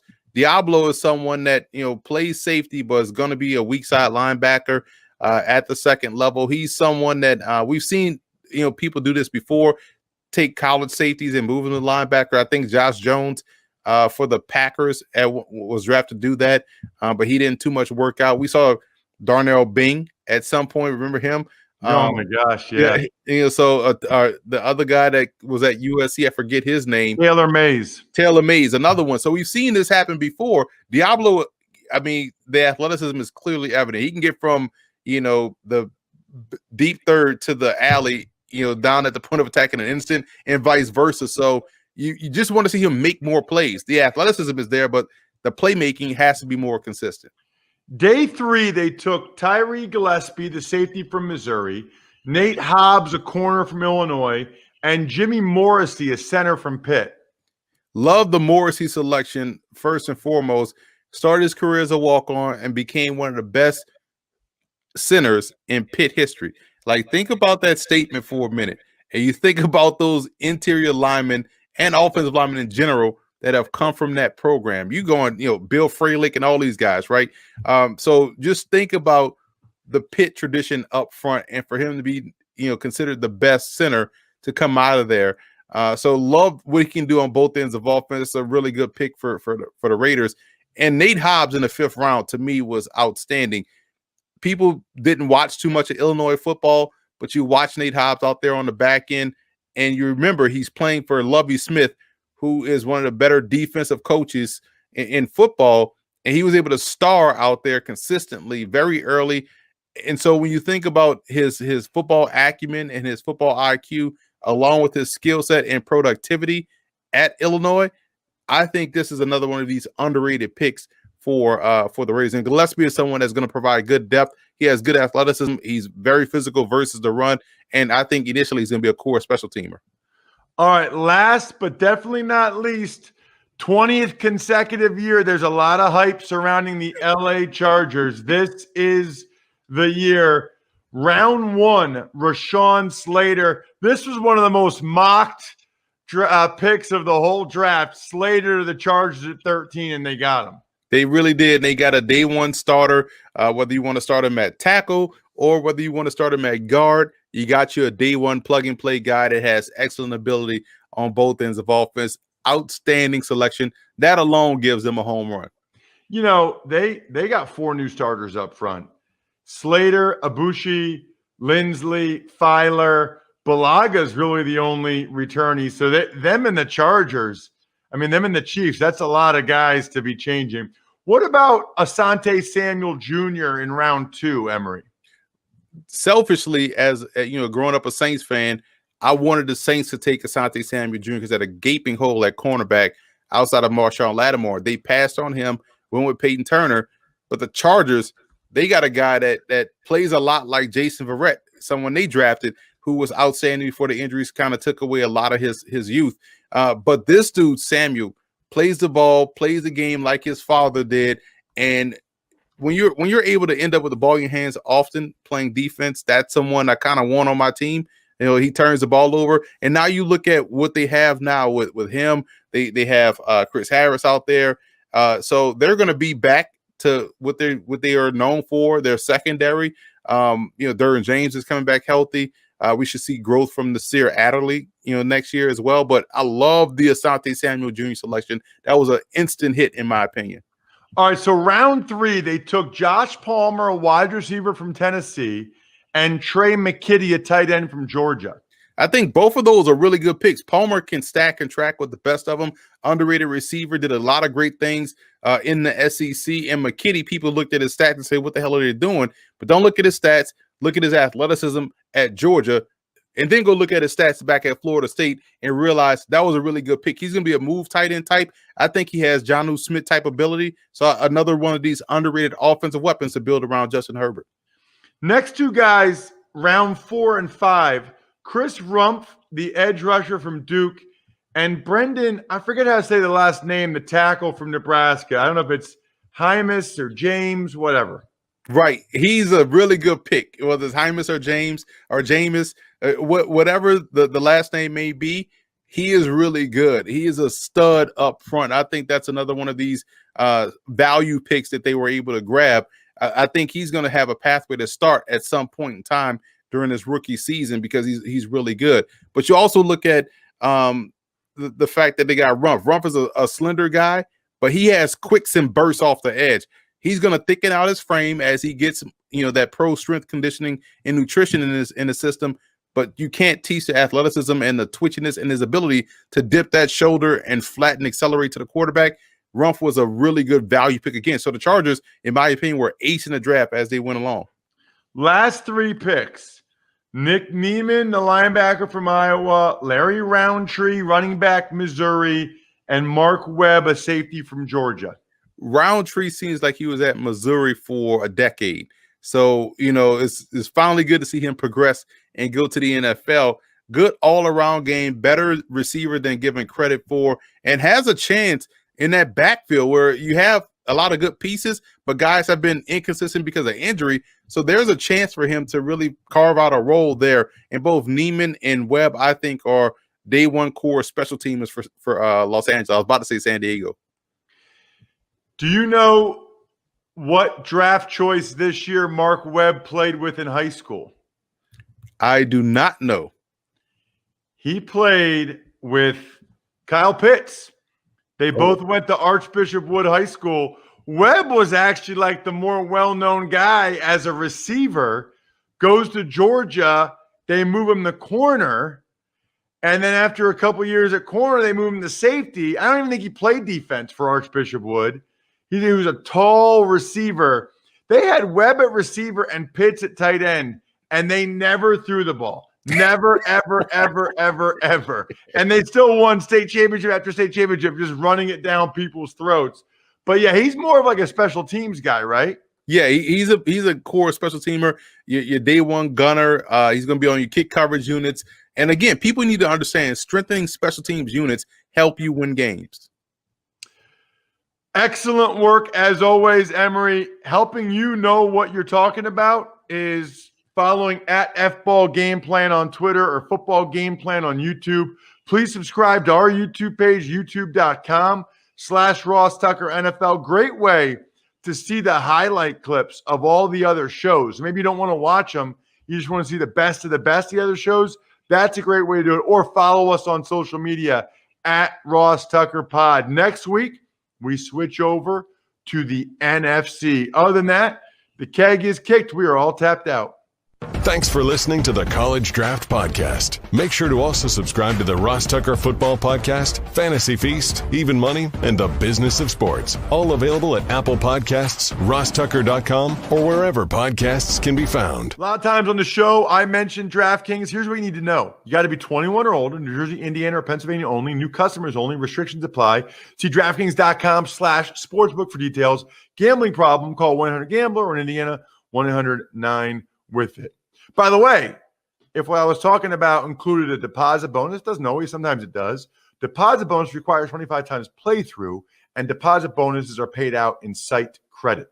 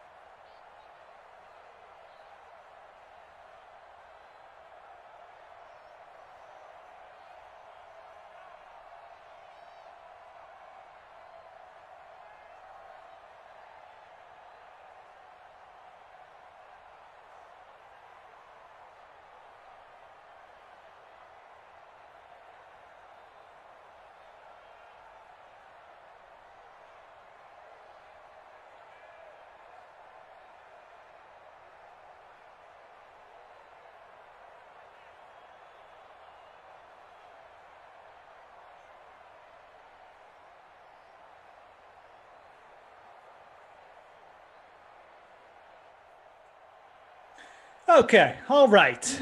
Everything's good. We're back in. The internet's still alive, coming back into you through your screens, your mobile devices. Yeah. I don't know, whatever else you're watching on. Maybe you're using your Apple Watch. Shout out to Morgan for getting me this for my birthday. Are they? Do people do that? Do they watch things on? I don't know. I've never tried to watch anything through my Apple Watch. You have an Apple Watch? Wow. Morgan got it for me for my birthday. I think I remember you telling me that. I randomly closed out a broadcast saying you should do a.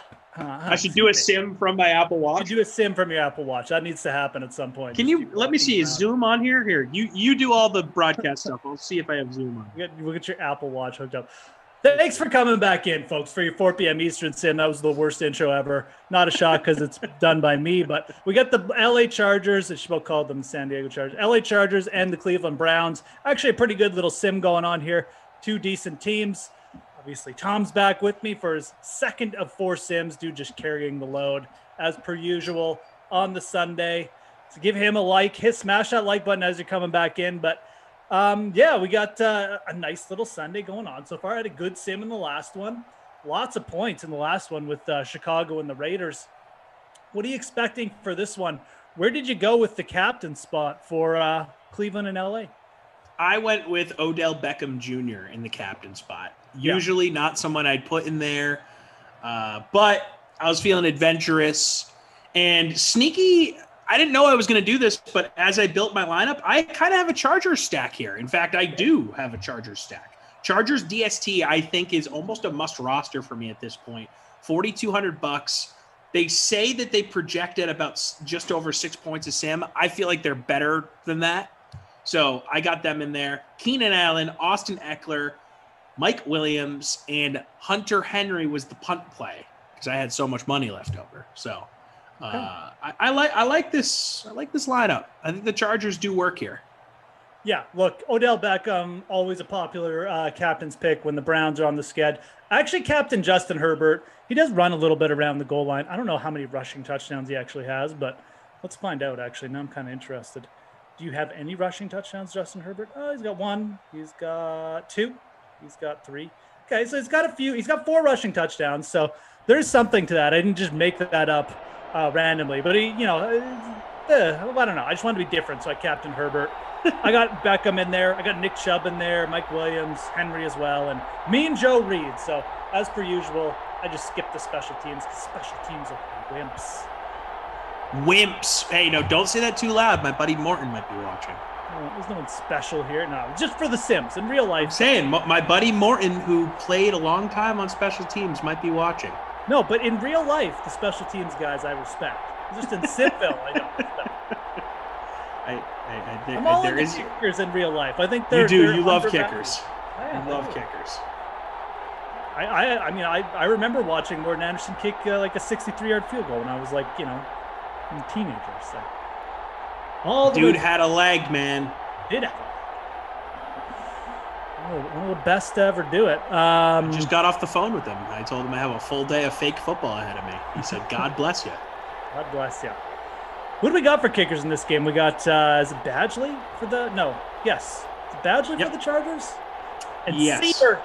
Is it still Andy Siebertron, or do they have Parquet? Didn't Parquet kick for the Cleveland Cody Browns? Parkey. Parkey. You know what we're gonna do? We're gonna look at a depth chart. I think Siebert's the kicker. Siebert for the Browns and Badgley for the Chargers. The Badger, Michael Badgley, still for the Chargers. Decent leg on Badgley. I don't know about Siebert. Who cares? Anyways, that's enough kicker talk for today. God bless Morten Andersen, though.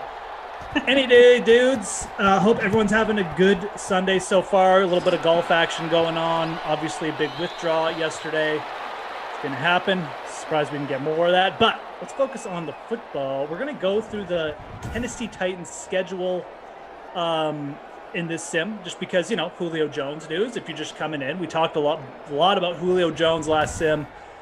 Tom and I, it wasn't our favorite choice, but we don't mind it. I think it'll make the Titans more exciting. And, now we're going to talk about how this maybe affects our view of the Titans schedule. Why not? It's summer. What else do we have to talk about? Obviously there's NBA and NHL stuff, but let's keep it on football since this is a Madden sim. as we get a Chubb rush right off the bat. Are these the Browns' normal uniforms? No, I think these are throwback alternative uniforms. Daniel, correct me if I'm wrong on that. These. Yeah, okay. Yeah, throwback alternative. I like these. These are great. I just noticed them. I'm like, these look sharper than usual. They're good. I like them. Wear them all the time, Cleveland. Anyways, okay. Yeah, I faded Eckler. I don't know why I faded Eckler. I keep forgetting he's on the Chargers, I guess. Probably a dumb move by me. Anyways, let's get into it. Let's get this Titans schedule up. Let's do it. Let's see where we put them. Would you say, just before we do this, like if you had to pick a winner of that division, would you go with Tennessee, or did your opinion change at all? No. I still and it's for the exact reason why I'm not all that excited about him going to Tennessee. I don't think that they get that much better with him. Yeah. So I don't think it's going to swing them all that many wins. Maybe one, maybe two more wins. I still think Indy is the best team in that division. I think Carson Wentz is going to have a better year than you do. I like the Colts. Okay. I think the Texans are going to be awful. I think the Jaguars look better, but are still bad. We're looking at like 4 wins for Jacksonville. Okay. No, I like it. You were on the Colts before. Maybe less. Like you said, you definitely have a higher opinion of Carson Wentz than me, and that's fine. I've just always not had a big opinion of him. So look, you got your takes, man. Stay firm to your takes. I mean, I appreciate you sticking to your guns too, as well. You pick the Colts, you're sticking with them for now. It's not that big a real life upgrade. I mean, it's a good addition, but we're still talking about a wide receiver, which in football, in terms of like win equity and what it brings you, probably isn't as big a deal as adding at other positions. A quarterback or a left tackle or a pass rusher. Yeah. So let's see. Oh, did they take the division? Yeah, they took the division. Oh, no, they didn't. Division winners. I just want to see what. So right now, the Colts and Titans on the DraftKings Sportsbook both at plus 110. That was just interesting to see if you're interested in that. So they're co-division favorites. I still love the Washington line. Plus 260 in the NFC East. Anyways, I've said that like a million times. Okay, let's get into the Titans schedule. Week 1, at home. The Cardinals. That's a lot of fantasy, but just right off the bat. Cardinals, Titans, week 1, that's got a lot of fantasy potential. I'm going win Tennessee there. Yeah. I am also going to go win Tennessee. I think that Arizona just screams 500 to me, so they're going to lose some games. I know. I want to give them a boost because I like Kyler, but like, I just don't know. I mean, these are the types of games where the Cardinals. I don't love the rest of their roster.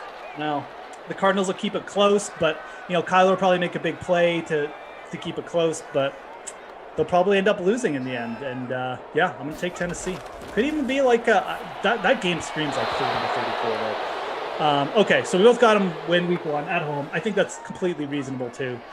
Those are two teams projected for like 8 or 9 wins, or maybe 8 to 10 win-ish. So this second one is interesting. Wow, they open up with 2 NFC West opponents. The second one is on the road at the Seahawks.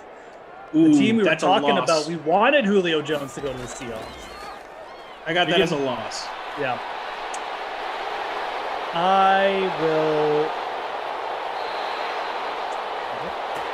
I'm so like Jekyll and Hyde on the Seahawks here. They're good in the early season, always. It's true. Pete Carroll is good at the. Okay, I'll give Titans a loss. That's fine. Their wins come at the end of the year. 1-1. Okay, here we go. Right into it, man. Titans at home versus Colts, week 3. As good as I think the Colts are, I think that they're going to split with Tennessee. Yeah, and that's totally fine. You can I'll give Tennessee the early season win. Yeah, that's the way it's Tennessee at home, correct? Yes. Tennessee at home week 3 versus the Colts. So we're both going to give them wins there. And I agree. Even if you think the Colts are going to win the division, you can still give them a loss on the road at Tennessee. I mean, correct. As we just mentioned, these are co-favorites for the division. So let's watch this Herbert pass. I love these Chargers uniforms. I do too. They're so good. Again, that looks like a fumble, but it's not. No. Sheldon Richardson, even helping him out up. to the tuck rule. That's right. Okay, week 4, I think things really open up here for the next couple weeks. Week 4, we got the Titans on the road at the Jets. Ooh, that's a win for the Titans. That's a win for the Titans as well for me. They're at New York there? Yeah. Yeah, these are the type of games where the Titans sometimes make it closer than it should be, but they're going to pull it out. Jets stink. And it's the Jets. Yeah. So we got them both at 3-1, and things stay pretty easy, it looks like. Week 5 on the road at Jacksonville. Yeah, I'll give them a dub there. Yeah, I think if they're going to dump one of these two games, it might be the Jacksonville game. But at the same time I say that, Derrick Henry is just like, he owns that team. And I know Urban Meyer's there and stuff, but... Yeah. Urban Meyer has done nothing to show me that he's going to be a good NFL coach. Yeah. Look, they haven't played a game yet, but his offseason has looked bad. I am long-term bullish on Urban Meyer, but I'm still giving the Titans the win here. So we got him at 4-1 here. It's a good start for Tennessee. They got a couple. Actually, wow. Okay. Things tighten up tighten up for the Titans really a lot here. Week 6, at home versus the Bills. Ooh, I think they lose. I'm going to give them the win. Wait, before we continue, I just want to address DFS Queenie in the YouTube chat saying that my take that Tennessee doesn't get that much better with Julio is because I'm jealous that he didn't go to the Patriots is not true at all. I literally said on the first sim that that wasn't my ideal landing spot for Julio if we're going from a storyline perspective, because who knows who the quarterback is going to be in New England. So that's just not true.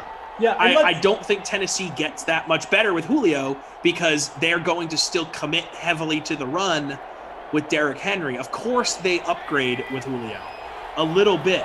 And let's just to pile on that, Corey Davis had almost 1,000 yards last year. Of course, Julio's a bit of an improvement there, but how much better can Tennessee get on offense? They had more yards than KC. They scored. Oh no, they were second in total yards. They had scored more points than KC. Their offense wasn't the issue last year. They weren't a good team. Excuse me. They weren't a good defense. They were one of the worst. So Tennessee's fortunes, I don't think, are going to dip up and down with Julio. Of course, it's a good acquisition. We both think that. But if their defense doesn't improve, they're not going to go further than they did last year. That's really what it comes down to. I think that's what we both kind of feel about the move. That makes sense? I just don't think that they're going to commit to changing the way they run their offense. Right. Yeah.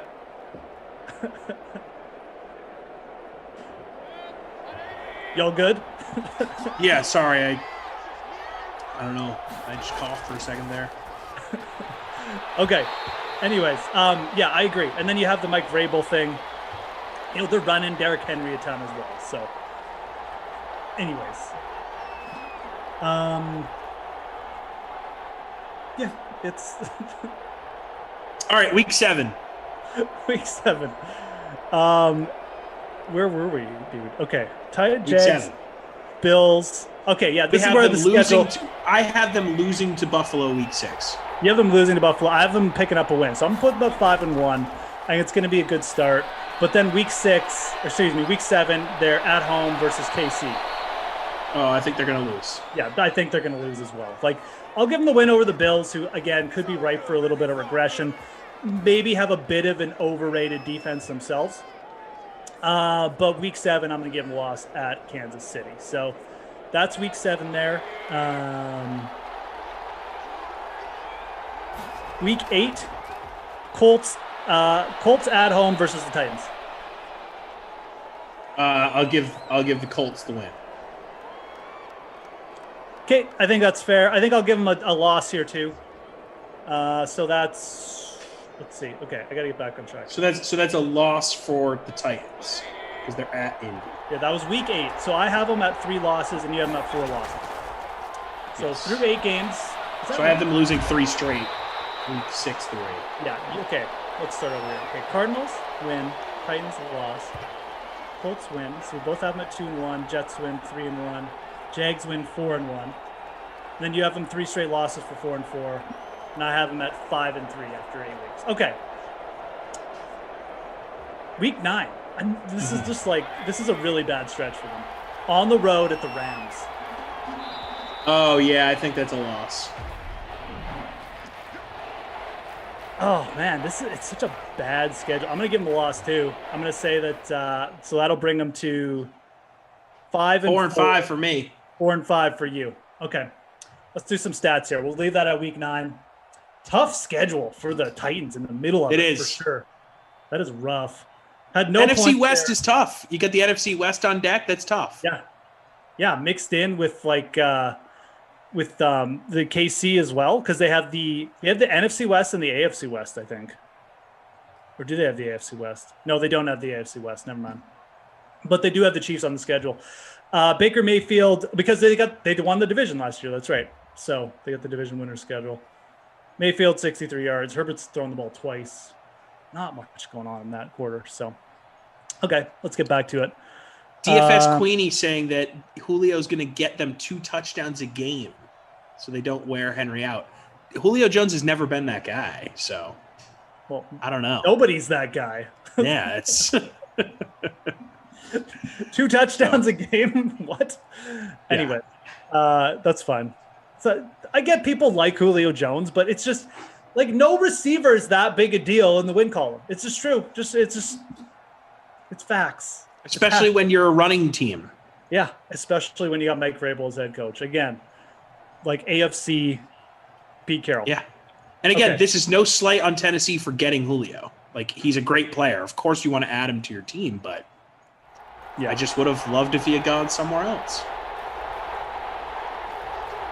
Baker got it inside Chargers territory here. Jump back.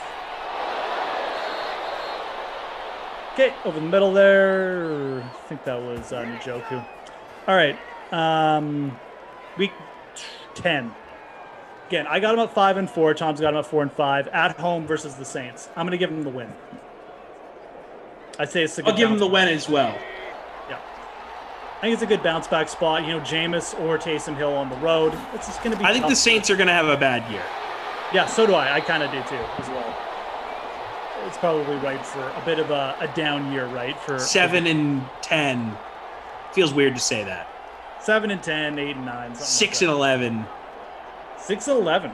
That'd something be like that. I don't think they're going to be very good. Okay, fair enough. I mean, I think we're both in agreement here. We like the Titans to bounce back.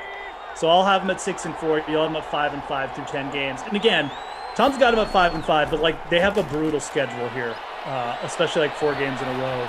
Kareem Hunt. Yes, that is Kareem Hunt. Rushing touchdown. All right, got our first touchdown of the game. It's not Nick Chubb, who I rostered. It's Kareem Hunt. I'm really striking. I'm really touching the wrong buttons here on my Madden lineups today. Okay, week 11. Things do lighten up a little bit here.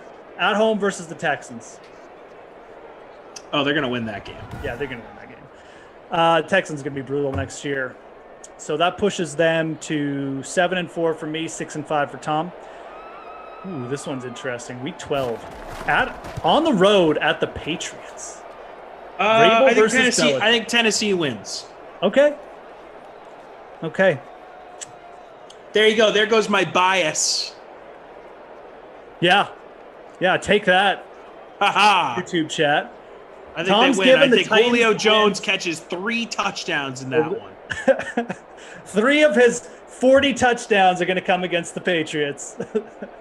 That DFS Queenie hasn't penciled in for. Okay.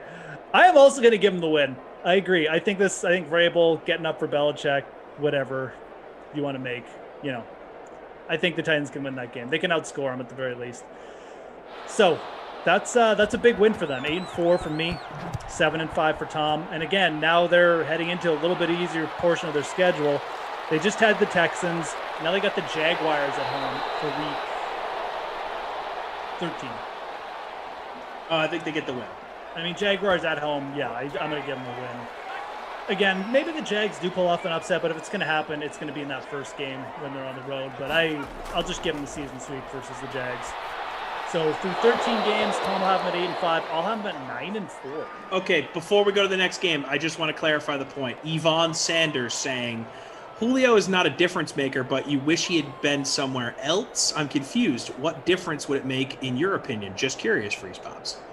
I'm saying Julio going to Tennessee will not have as big an impact on it if he had gone to a team that is more committed to throwing the ball. Julio Jones is a great receiver, but his impact is limited going to a team that has a really good running game with a generational running back that they are fully committed to handing the ball to 350 to 400 times a season. So there's less targets for Julio. If he goes to a team that is more apt to throwing the ball like Green Bay, different story. So I wanted to see Julio go to a team where he could have maximum impact, whereas now he's going to go to a team that is prioritizing pounding the rock than airing it out. That's my point. Good point. And also, again, I've said this at the start, Titans offense wasn't the problem last year. They had scored more points per game than KC, so that's not where their weaknesses lie. Again, we get it. People like Julio. We think he's a difference maker too. Just, I think that Tennessee's fortunes are going to come and go with their defense. Okay, there's Eckler on a nice rush. All right. We are at week 14 on the road versus the Steelers. I'll give them the win. Oh, wow. Okay. All right. I'm going to give them the loss. So that'll tie things up. I think Pittsburgh's going to be bad next year, too. I think Pittsburgh and New Orleans are the two teams that made the playoffs last year that don't make it next year. And look, I'm kind of higher on Tennessee than I am in Pittsburgh, for sure. I just feel like Pittsburgh is always, even if they're not that good, they're probably still going to be okay. And they're going to, like, pop up in games like this and get some wins. So I'll give the Steelers the benefit of the doubt, I guess. That'll put us at even odds here. We'll both be at 9-5 through 14 games. Again, I'm kind of higher on the Titans, but I'll give them the loss there on the road. Oh, this one's going to be interesting. Week 15 at home versus the 49ers. Ooh, man, what's the over-under on that game going to be, like 60? Feels like I'm going to go with the Niners. Okay. I think I'm going to too. Now, it's predicated on the fact that the Niners are healthy, obviously, as we get a swing pass out there. Chargers inside the red zone here. Driving finally. Only Herbert's third completion. That's Virgil Green.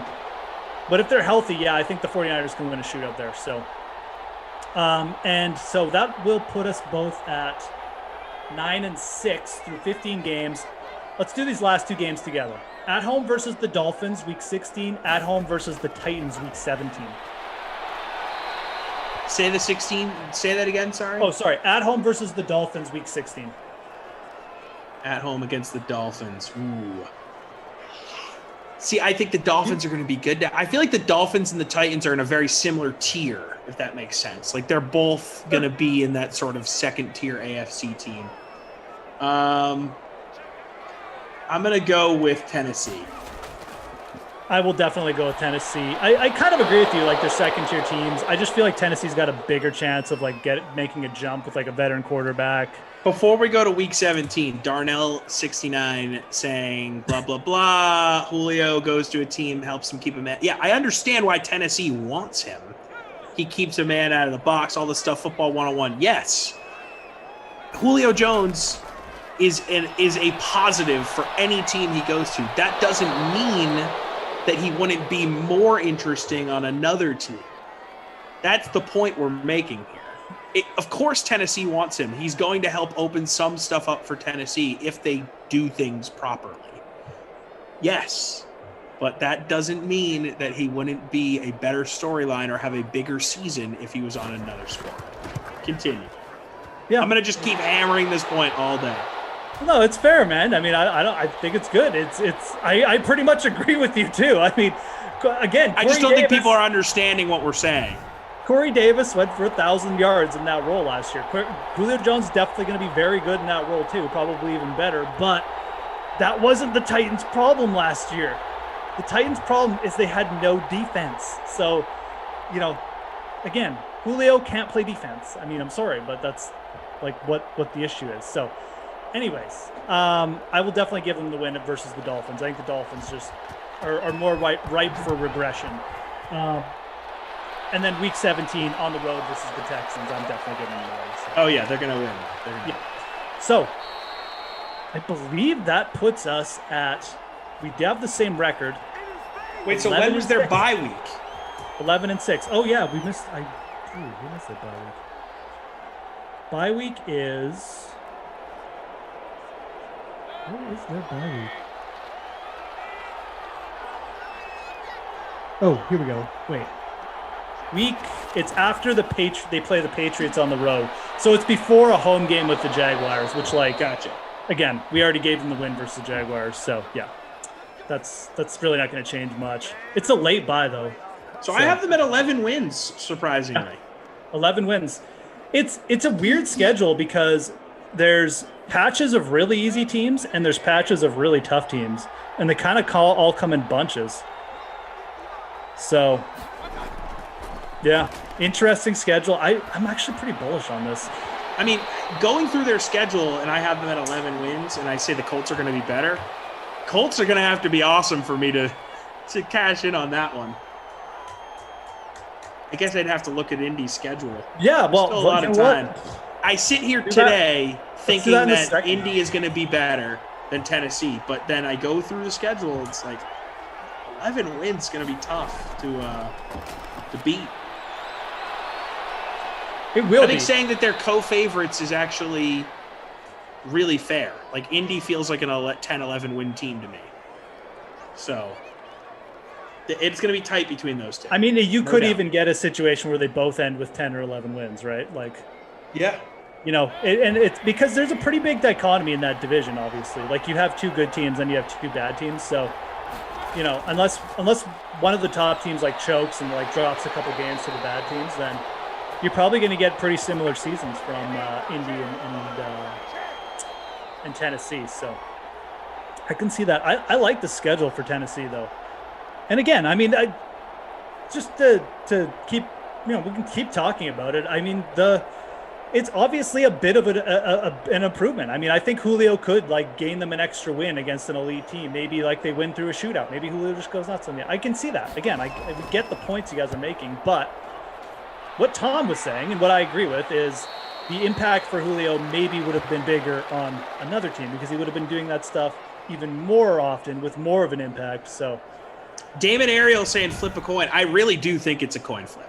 Yeah, I think these I think the Colts are better, but you know, you still have to go out there and play the games, right? And teams win, teams lose. It's not a perfect science, and I do think, even without Julio Jones, I think I'd give Tennessee the exact same results I just gave.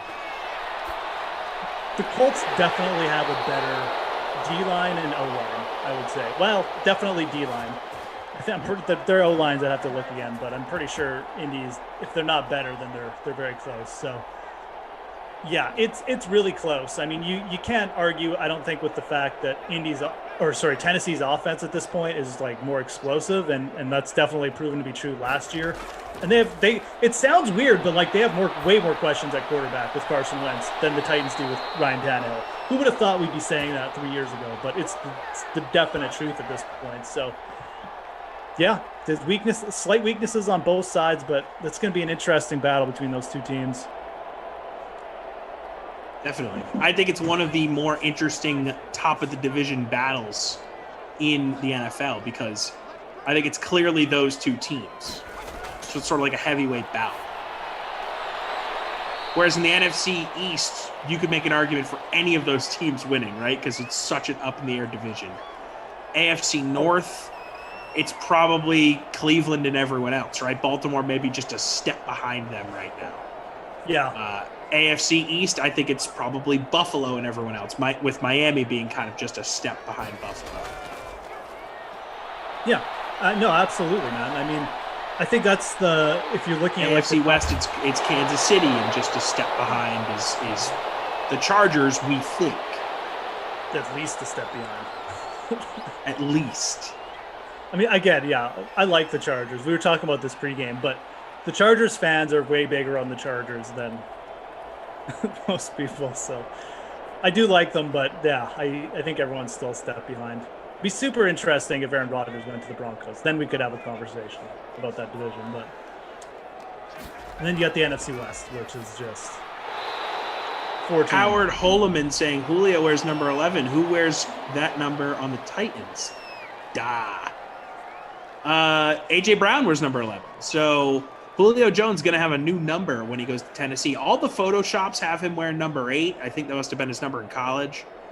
I don't know what his number was in college off the top of my head. That feels right. I remember he was a single-digit number at Alabama. Is AJ Brown going to give up his number 11? No, I doubt that. I feel like Julio is going to switch numbers. AJ Brown's too good to be giving up his number. He definitely is too good to be giving up. And it's not like Chris Godwin where he gave up his number to the GOAT, you know? Yeah, no, that's true. Like Julio Jones is great, but it's not like giving up your number for Tom Brady or like Jerry Rice or someone like that coming to your team, you know? Yeah. Yeah. OBJ, where art thou? Haven't seen much. This game has been slow for sure. Had that one touchdown, obviously. Kareem Hunt rushing. Eckler hasn't done much. Now we're getting a fumble. Review. This one's probably going to come back. And yes, comes back. All right, 43 seconds left in this half. Let's see if the Chargers can get something done here. So Brother Phil talking about why Carson Wentz has some stuff going for him in Indy. It's exactly why I believe he's going to have a better season. Top 5 O-line in the NFL. And he has a great running game. I think they have one of the best stable of running backs going. So there's not going to be as much pressure on him. They're not going to be leaning on him to be the playmaker. He just needs to go out there and not make mistakes. This is a bullet to the sideline. They have a really good defense. Yeah, they definitely have the edge on D with Tennessee. I do like the additions Tennessee made, but still, it's hard to just give them an edge there. Jonathan Taylor looks great. This is it for Carson Wentz, man. Like it's a GOAT spot. I mean, I would have liked to see someone like Aaron Rodgers go there personally because I think it's such a good spot, and I like Frank Reich, but. Yeah, you're right. Everything's going for Carson Wentz. He could definitely bounce back quickly. Aaron Rodgers in Indy, that would be interesting. Such a good O-line. People don't talk about that as a land, and I know it's not because it wasn't on his quote unquote list. Yeah. This all important list that we keep referencing, but I like that. Oh, it would have been great. I would have liked to see one of these elite quarterbacks who were on the market. Stafford, Deshaun Watson. Well, before the Deshaun Watson stuff came out, Rodgers. I would like to see someone a little bit more elite than Carson Wentz go right. Justin Herbert with an incompletion as we head into half. 4 seconds to go here. 7-3 Cleveland in virtual SoFi Stadium. 2nd and 10. Let's see if the Chargers opt for some points here, kick the field goal, or if they take an end zone shot. Looks like they're going to take the free 3.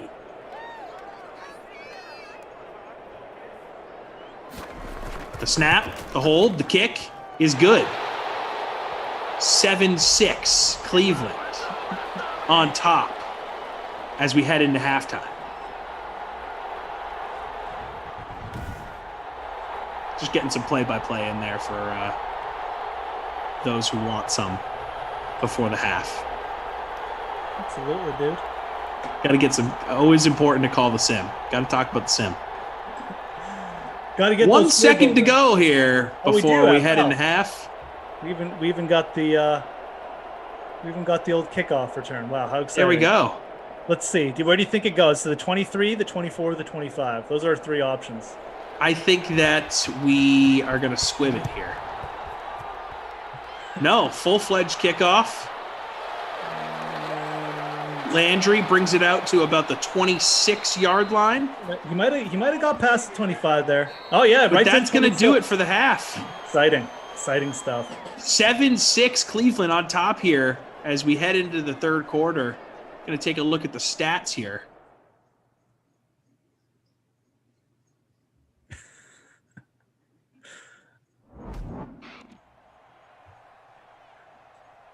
So there we go. Is this a podcast or a Madden sim? It's a podcast. It's both. If you're new to this sim, we definitely do not do play-by-play for everything. So sorry about that. We do update you with the stats, though, and stuff, which I'll do right now as we come into halftime. There was 13 points in the half, so you didn't miss much. 66 yards passing for Herbert, 75 yards for Baker Mayfield. Definitely a much slower game than we had last one. Who was your captain again? Was it OBJ? Yeah. OBJ. Eckler, 44 yards rushing. Kareem Hunt with the touchdown for Cleveland. 20 yards rushing, only 2 carries. No touchdowns for the Chargers, 2 field goals. Badgley. Hooper with 2 catches. Keenan Allen, 2 catches. Mike Williams, 3 for 32. OBJ, yeah, he's got 1 catch. Odell Beckham with 1 catch. Yeah, I'm not doing great in this contest. 46th. Where are you? Did I forget to enter again?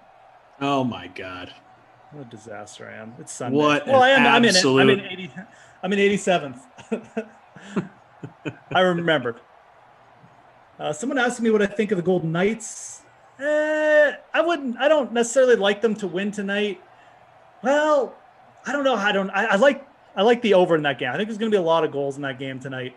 I don't necessarily like them to come back and win that series, but I do think, it might go 6 or 7. So, I guess I kind of do like them tonight. Again, I don't want to go out and pick sides or talk about odds or anything like that, but I kind of like the over there. I think they'll at least make a series of it where we'll go 6 or 7. Hockey going 7. Love it. Yeah. Islanders coming back with a win. Hated that. Yeah, I'm sure you did. That was not – that series I don't want to go 7. No. What is it? It's 2-2, right? I can't even remember. I'm the one following hockey every day, and I can't. It's tied up. Yeah, 2-2. Big game between Montreal, Winnipeg tonight. Montreal can go up 3-0. Jeff, wait! Stop talking about hockey. We got to do play-by-play. Okay. Here's the kickoff here. Just do some Chargers field this one. Here we go. I'm go here. Just bringing it out to the 24-yard line. The Chargers in their yellow pants, light blue top, white helmets, with the yellow lightning stripe off to the side. It's Justin Herbert, rookie QB. Year 2 for Herbert. Let's see if he can continue to grow as a quarterback.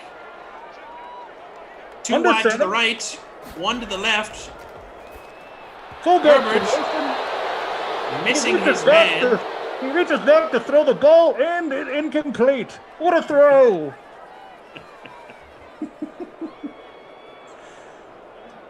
Second and 10 coming up for the Chargers here. 7-6 Cleveland leads the game. 7:56 to go here in the third quarter. JJ, we'll throw a little bit more play-by-play in the second half here. We're just bugging you, but yes, we do have to. We like to kill some time sometimes just by doing the NFL talk. There's obviously a lot of NFL news just with the Julio Jones trade. So we want to talk a little bit of Titans, but yeah, we'll throw a little more second half. And tends to be in the second half we do more play-by-play because it's coming down to the wire. The game can sometimes get exciting. We hear you. You guys would hate it just as much if we did straight play-by-play. You'd be like, why aren't you talking about this? So, no, there's no perfect solution ever. There's not. We could just do 1920s radio guy the whole second half. We could be Glash and just do random characters that don't have any correlation to either football news or play-by-play. Okay, I was wondering why you were moving there for a second. It's to give our producer a shot of your microwave so he can get his own NFT. That's right. It's Eckler on the catch there. Actually, that's not Eckler. That is Hunter Henry. You give him the first, they did give him the first. Hunter Henry, 2 catches, 27 yards. I kind of want to do the Colts schedule, though, for the second half. Let's just do the Colts schedule. Let's do it. I brought it up, and it's super interesting, so we kind of have to do it. I'm into it. And I will keep the game actually in my eyesight this time. So as we're doing it, we'll watch this play and then we'll start.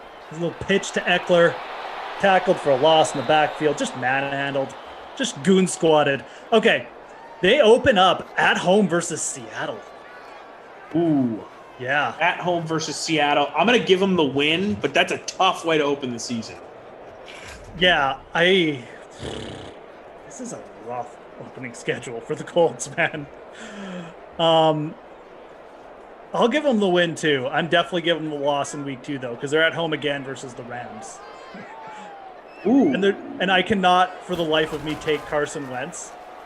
You know what? I'm starting them 0-2. Screw that. I'm taking it back. Wow. I'm gonna give them the win over the Rams. You're gonna give them the win over the Rams. Okay, we're very divergent here. But that's good. That's good. Tom's got him 2-0. I got him 0-2. So we're gonna be at different realms here with the Colts. Then they go on the road versus Tennessee. So just to reiterate, the Colts have at home versus Hawks, at home versus Rams, on the road versus Titans. This is ugly opening schedule. So you're going to have them losing in Tennessee, aren't you? I'm starting the Colts 0-3. See, I'm going to have them 3-0. Well, no, but you can't do that because you had them win, the Titans winning that one. Oh, gotcha. Sorry.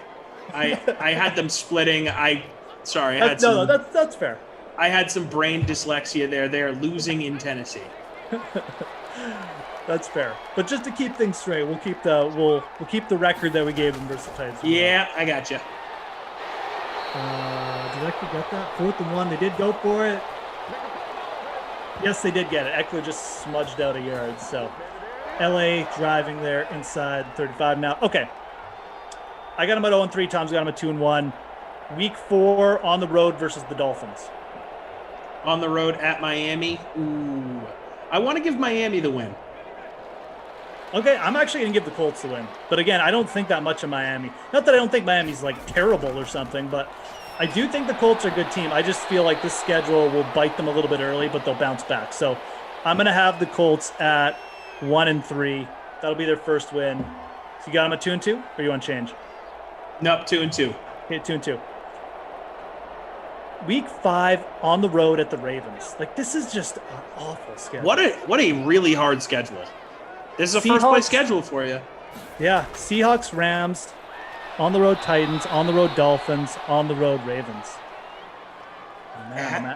You know what? I'm actually going to give them the win against the Ravens. I think I am too. I think the Colts are better than the Ravens. Yeah, I do too. I really do. I'm just not that big on the Ravens. So I'm going to have them at 2-3. You're going to have. I think their defense bottles up Lamar. And you know what? If they go 3-2 through their first 5 games, like that is extremely good because that's a brutal schedule. So I'll have them at 2-3. I'll have them 3-2. Herbert under center, 3rd and 1. Eckler converting again. Just a bunch of short runs. Again, not missing too much here. Eckler at 47 yards. Give you a little play-by-play there. Apologies for that, not doing more of that. This is the first half. Again, I'm not trying to wreck anyone's day. I appreciate that some people want more play-by-play, some people don't. Week 6, at home versus the Texans. Obviously, we're giving them the dub. That's a dub. 4-2 for Tom, 3-4 from me. Herbert from the shotgun. Little swing. Ooh, Eckler, nice move actually by Eckler there. First down. Eckler getting a lot of work in here. Okay, week 8 on the road versus the 49ers. Oh, so when was their bye? Yes, let's keep track of that this time. Bye is week 7? No. So they have an early bye? It's a later bye. It's like after the Jets. So what week am I missing then? Because I have them at week 7. Wait. The Rams, Titans. Seattle week 1, Rams week 2, Tennessee week 3, Dolphins week 4, Baltimore week 5, Houston week 6. Yeah, but then 7 days later they play the Colts, so it's not week 7. So it's week 7 for the Colts? No. Week 7 they play the 49ers on the road. Okay, gotcha. We didn't do that one yet. Yeah, that's where we are. No, it's okay. It's not a bye though. But week 7 is on the road versus 49ers. I'm going to give them a loss. Loss. Yeah. Okay, so I have them at – oh God, I've lost my – 3-4. You have them at 4-3. Okay, we're back on track. Okay, week 8, not a bye either. They're at home versus the Titans, and we both gave them the win here. That's a touchdown to Mike Williams. Mike Williams. Back of the end zone. So Justin Herbert getting on the board as well. They're probably going to go for 2 here, so we'll keep an eye on that. Okay, so week 8, we both gave them the win. I have them at 4-4. You have them at 5-3. 5-3. I think that's right. Yes, because we're both getting one. Okay. Week 9 is a Thursday night game at home versus the Jets. It's a win. That's a win. So things are looking up here. Starting to look up here. Week 9. I got them at 5-4. Tom's got them at 6-3.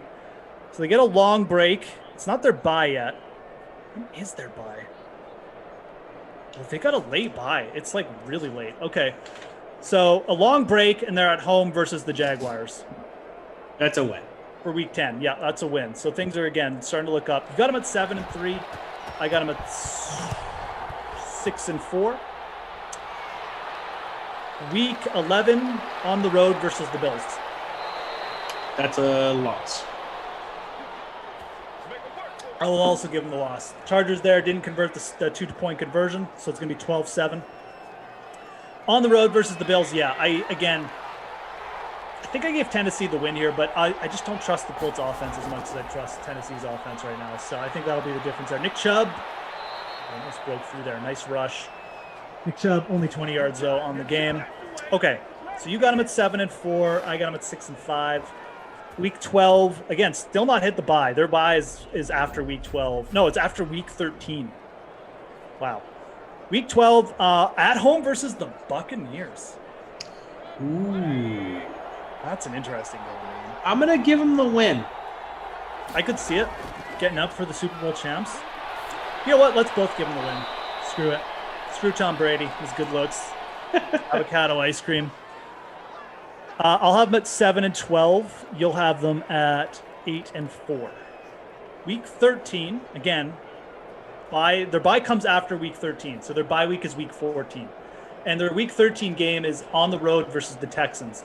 This is kind of interesting because it is on the road. It's a division game, and it's right before their bye. I think they still get the win because Houston is real stinky. Yeah, I can't give them the loss here either.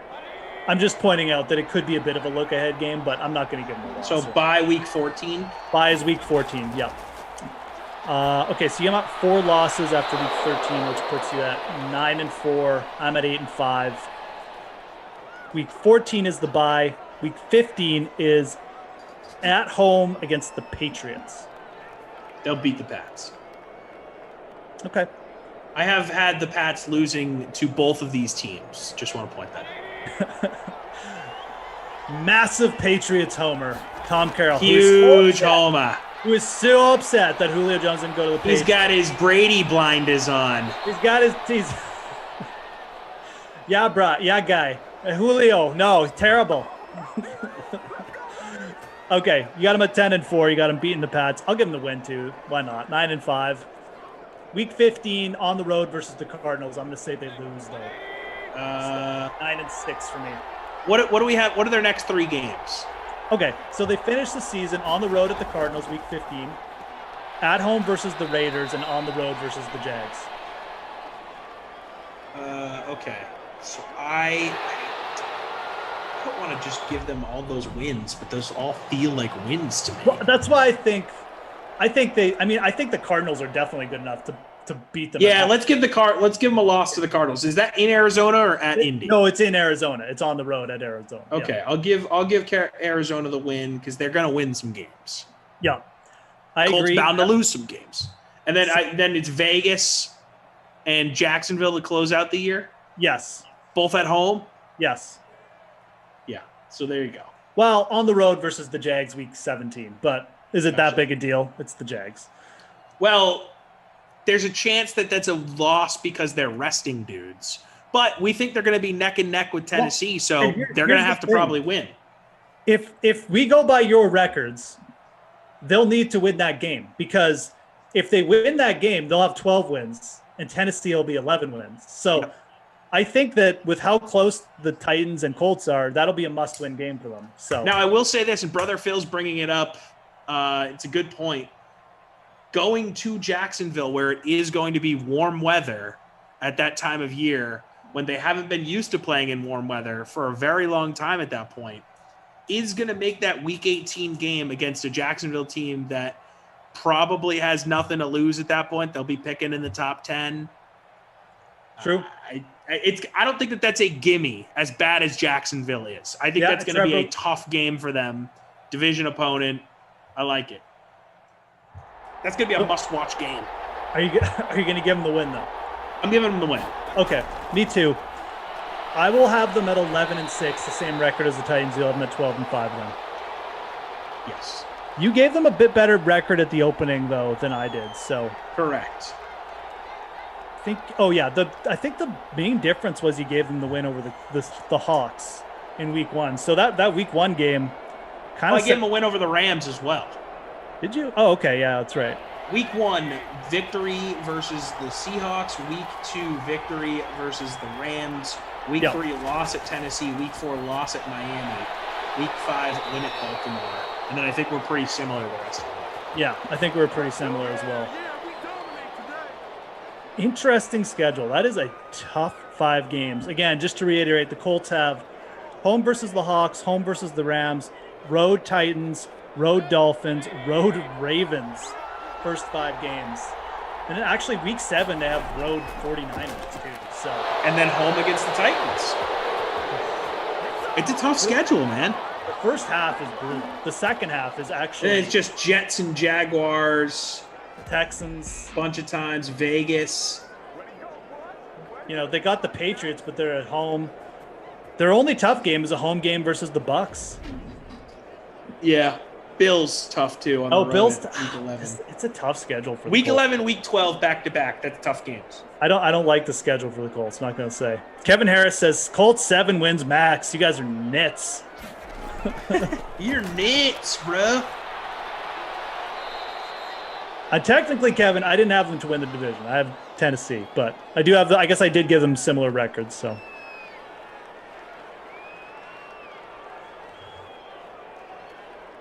All right. AFC South figured out. Here's a question I asked pregame that I'll ask now on the air to you, Jeff. We'll do both of these teams. So we got a bunch of AFC teams we're talking about. Are the Titans going to be better than either one of these 2 teams on our screen right now, Chargers or Browns? I think that likely they'll be slightly better than the Chargers. I think they'll score a little more consistently, and I can't put them ahead of the Browns. Like I said, I think the Browns are just like a better version of the Titans. I think they have a way tighter defense, a better head coach, and I think it's kind of a wash at quarterback. Although I could definitely make the argument where Tannehill maybe even has a slight edge, but I do like the way Baker played last year. So I agree with you on both sides of that. I think the Browns are the Titans' ceiling. Yeah, I really feel for sure. Okay, Colts. Are the Colts going to be better than both of these teams? One of these teams? What are we looking at here? I think the Colts and the Chargers kind of. I don't know, man. Keep in mind, you just gave the Colts 11 wins. I know. I'm just such not a fan of Carson Wentz. I'll say they're slightly better than the Chargers, but that's as far as I'll go. I'm starting to agree more with Kevin in the chat that I feel like I gave the Colts way too many wins. But so go back and look at your thing, and where would you change those dubs to L's? If I was going to change something, I would probably give them like I would say they're probably might lose. Yeah, I think I give them the win versus the Bucks, which is generous, and wins versus the Patriots. Those are at home though, so I think the most likely scenario for the Colts is they probably, because they have Carson Wentz, who again I think is just turnover prone, probably ends up blowing a couple of these easy games. Like maybe they could realistically start the season 0-5. Absolutely, man.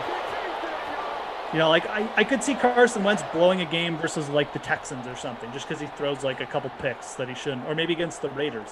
I think that's where the Colts might have trouble keeping up with the Titans. So I just think that look, we haven't seen them play with Carson Wentz, so who the heck knows?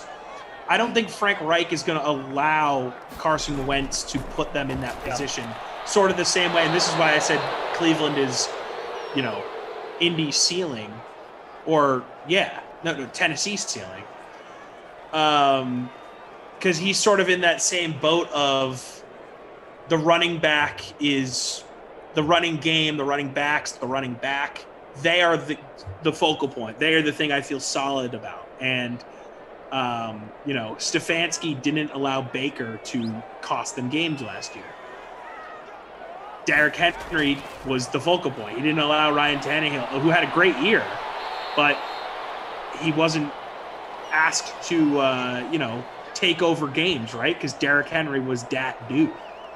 I feel like Carson Wentz is going to be in a similar situation this upcoming year where Indy's stable of running backs are going to kind of determine the outcomes of games for them. They're going to control the pace of the game.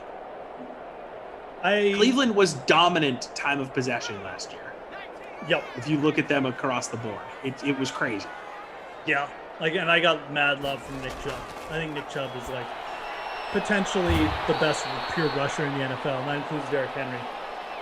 I think definitely top 3. So, but Jonathan Taylor, like you said, he's also in that conversation. And if Reich uses him in that way and just doesn't have Carson Wentz do too much, that's why I have to give the Colts at least some respect, because I do like Frank Reich, and they have Taylor and a good lines. And Hines and Marlon Mack. I mean, it's a good little stable running backs they have there. Yep. Well, no one's a lock outside of Kansas City to make the playoffs. Must be saying Cleveland is not a lock to make the playoffs. I disagree. I think that, again, we don't know anything, right? No one's played any games. I just think they took a huge step forward. They've added nice pieces this offseason. I think they have a really nice defense. I think that they have a good plan on offense. And I think the AFC North took a step back. The two teams that were in contention for that top spot in the AFC North, in addition to Cleveland, I think took a step back this offseason and last year in general. Yeah, in Pittsburgh and Baltimore. I think Cincy takes a step forward if Joe Burrow comes back healthy and looks good. But I think Cleveland is closer to a lock than you think. Yeah, I'm not going to give any team a lock in the NFL just because injuries play a huge role and stuff. Oh, we get a little break. Oh my God, we just went out of kickoff almost through. No, just let him go. It's Jarvis Landry too, a guy who actually probably has some roster percentage. Oh man, so close to a kickoff return touchdown. All right, that would have been awesome. Browns down 8. Stick to a little bit of play-by-play here. I'm up to 18th place somehow. 15-7, not a normal score in football. Yeah. You rarely see a 15 spot on the board in football. Definitely not. They missed 2-point conversion earlier. Browns kicked a couple of field goals in the first half, then scored, then kicked another field goal. So 3 field goals for Badgley as Herbert misses there on the out route. So Brother Phil bringing up a point here that has been brought up in different ways throughout the day, but I just want to focus on it for a second. Henry's going to love Julio pushing those safeties way back. He's going to have more room to run this year. Even might have his second 2,000-yard season this year. So 2 things to hit on there. Yes, this is why you add Julio Jones, but this is also why, again, I'm not as excited with Julio going there as I would be for him going to another team, because they're going to continue to run the ball. Having Julio there to open things up for their running back is different than having Julio go somewhere else where he's going to get a ton of targets and score a ton of touchdowns. So that sort of goes along with why I think it's less exciting for him to end up in Tennessee. But the second straight 2,000-yard season thing, man, I do not want to put that expectation on Derrick Henry. It is so hard to rush for 2,000 yards. Man, I don't know. It's a lot. It's a lot of yards. It hasn't been done that many times for a reason, guys. So to do that 2 consecutive years, especially now when you have a guy like Julio who all you guys think is going to demand all these targets, I just don't think it's in the cards for Derrick Henry to do it in consecutive seasons. That's really hard to do. Turnover on downs there for Cleveland. Went for it with Nick Chubb on 4th and 1. He got shoved out of bounds. Good stand by the Chargers D. Can try and run out the clock. And again, to your point, if Derrick Henry ran for 2,000 yards without Julio Jones, how big a difference maker is Julio Jones going to be? They already had A.J. Brown, Corey Davis pushing downfield. It's not like teams are going to be like, oh, well, we can't put anyone in the box now that Julio Jones is on the team. Like he already ran for 2,000 yards last year. I mean, it's a good pickup. It's just it's not like it's not as exciting as it could have been. Exactly, which is what we've been saying for the last 2 hours. But I think from a fantasy standpoint, it's going to bump up Ryan Tannehill. I think it's a decent landing spot for Julio, even though A.J. Brown is there. It's going to hurt A.J. Brown's targets, but it actually could make him more efficient as a fantasy producer. Like, I would still way rather have A.J. Brown there, without a doubt. So the bottom line is we're not going to know exactly what we got here until we see it. I mean, who knows what Mike Vrabel's going to do? Maybe he will just open things up and be like, let's go, guys. 60 passes a game. I highly doubt it, but you never know, I guess. Brian C. asking, does it help or hurt Julio Jones's ADP? What do you think? I know we've addressed it, but for those that weren't here earlier. I mean, I don't. Corey Davis had just under 1,000 yards last year. He had just under 100 targets. I had his stuff up here for a bit. Did I close it? Here's Corey Davis. Okay. Corey Davis played 14 games last year, had 92 targets. Let's give him over a 17-game schedule, like 120 targets. So it's Julio Jones. He probably gets a few more targets because he's Julio. He could get 130 targets. He's Julio Jones. He could definitely, Corey Davis averaged 15 yards per reception. He could do the same thing. But let's also remember that it's, what was that? That was a terrible field goal attempt. 56 yards. Not even close. Look at that thing. Awful. Like 10 yards right. The worst field goal attempt I've ever seen. Okay, what do we got here left on the clock? Anyways, my point for Julio is look at Corey Davis's stats and probably just, 10%, 15% on those. Again, I'm not saying Julio is only 10% better than Corey Davis, but there's only so much volume that's going to go around. A.J. Brown isn't getting his targets cut by 30%. I could definitely see Julio Jones having a good year, but we went over some of the names who are going in front of him. Michael Thomas is a bit of a gamble, but he's probably there's a good chance he might see more targets than Julio. And then you've got names like Metcalf, Keenan Allen, guys who are more locked into number one roles, even Allen Robinson. So I think it's a good landing spot, but the upside is a little bit capped with A.J. Brown now. There's no doubt about it. Daniel dropping the latest card, latest NFT, if you will. It's of Tom's Microwave.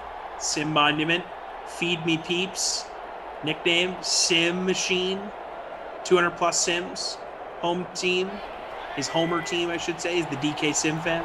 Favorite NFL player, Kurt Warner, and in parentheses, St. Louis Connect. Hot take, I'm the real MVP. I eat Tom's dinner for lunch. Shouldn't this favorite NFL player be Morton Anderson? We do have the Browns got the ball back, now driving. They do have a chance to tie this game down 8, so it's a big no-no here by the So that was my favorite NFL player on my card. But for the microwave, it's a St. Louis-based microwave. When I leave this place one day, this microwave will still be here. It's a bitter Rams fan. I am contractually obligated to say Morton Anderson's my favorite player. The microwave is a Rams fan. That's a good point. Pass broken up there by Cleveland. It's a nice pass breakup, actually, by the defense. Got one timeout left, 54 seconds. Time shouldn't be an issue here, although the sim always makes time an issue in these situations. So generally, because they'll take little dump-off passes, that wasn't a dump-off. That was a nice throw. He got out of bounds, too. Nice job there that's Jarvis. 4 catches, 49 yards for Jarvis.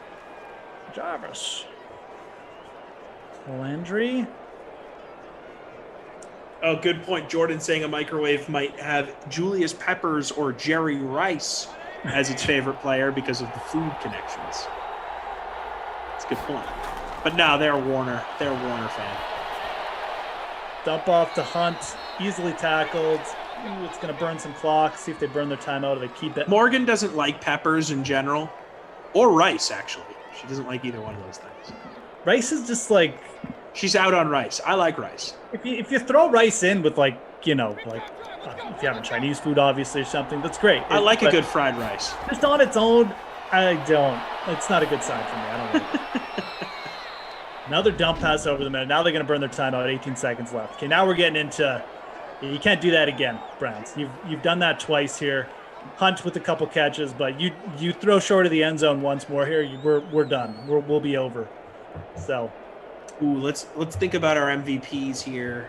Yeah, you give it a good thought here because there has not been a ton of scoring obviously in this game or yards. So give it a good look through. Give it a good look and see here.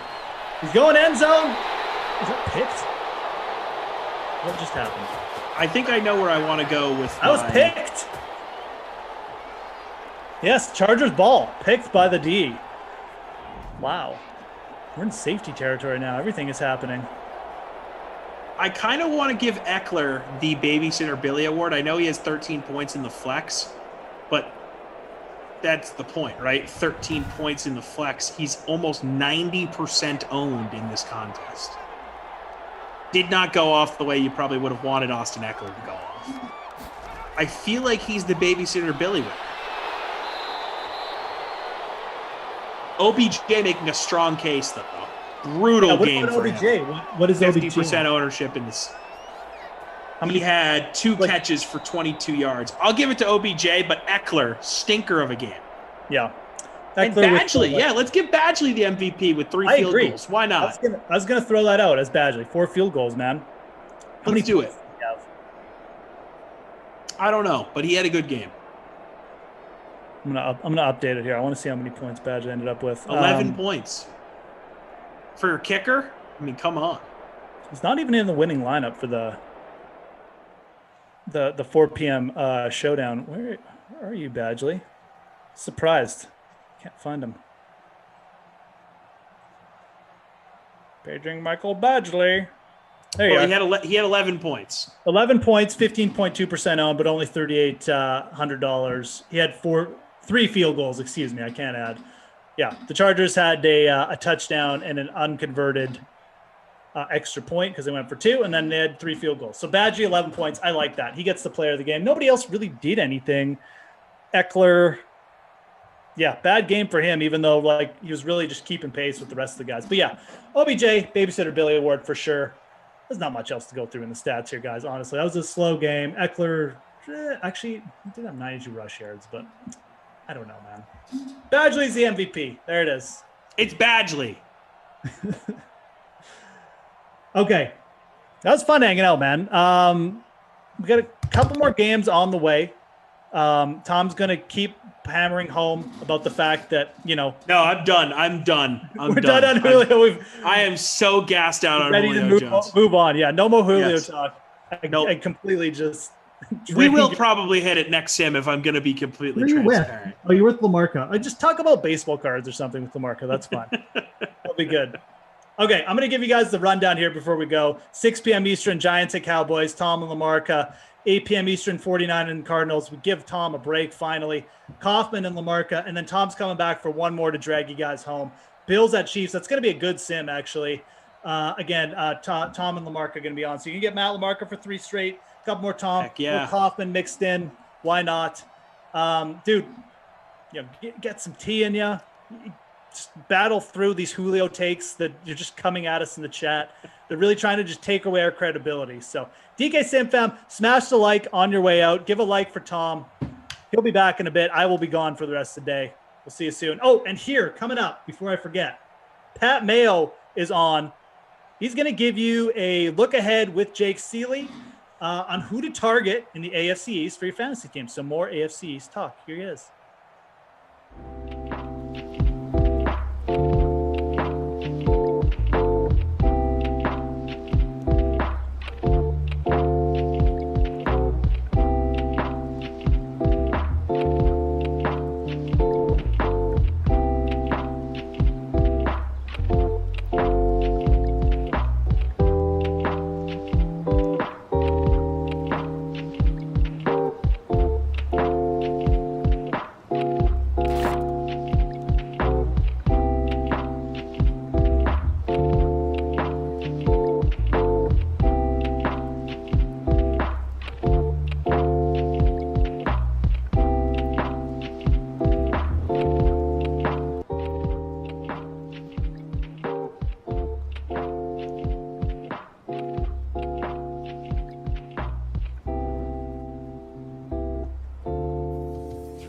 Patriots. We do have a win total for New England. Actually, to win the division this year, New England is, let's see, they are plus 350. The Bills are minus 150, so they're one of the heaviest favorites to win their own division in football. The win total for the Patriots right now is 9.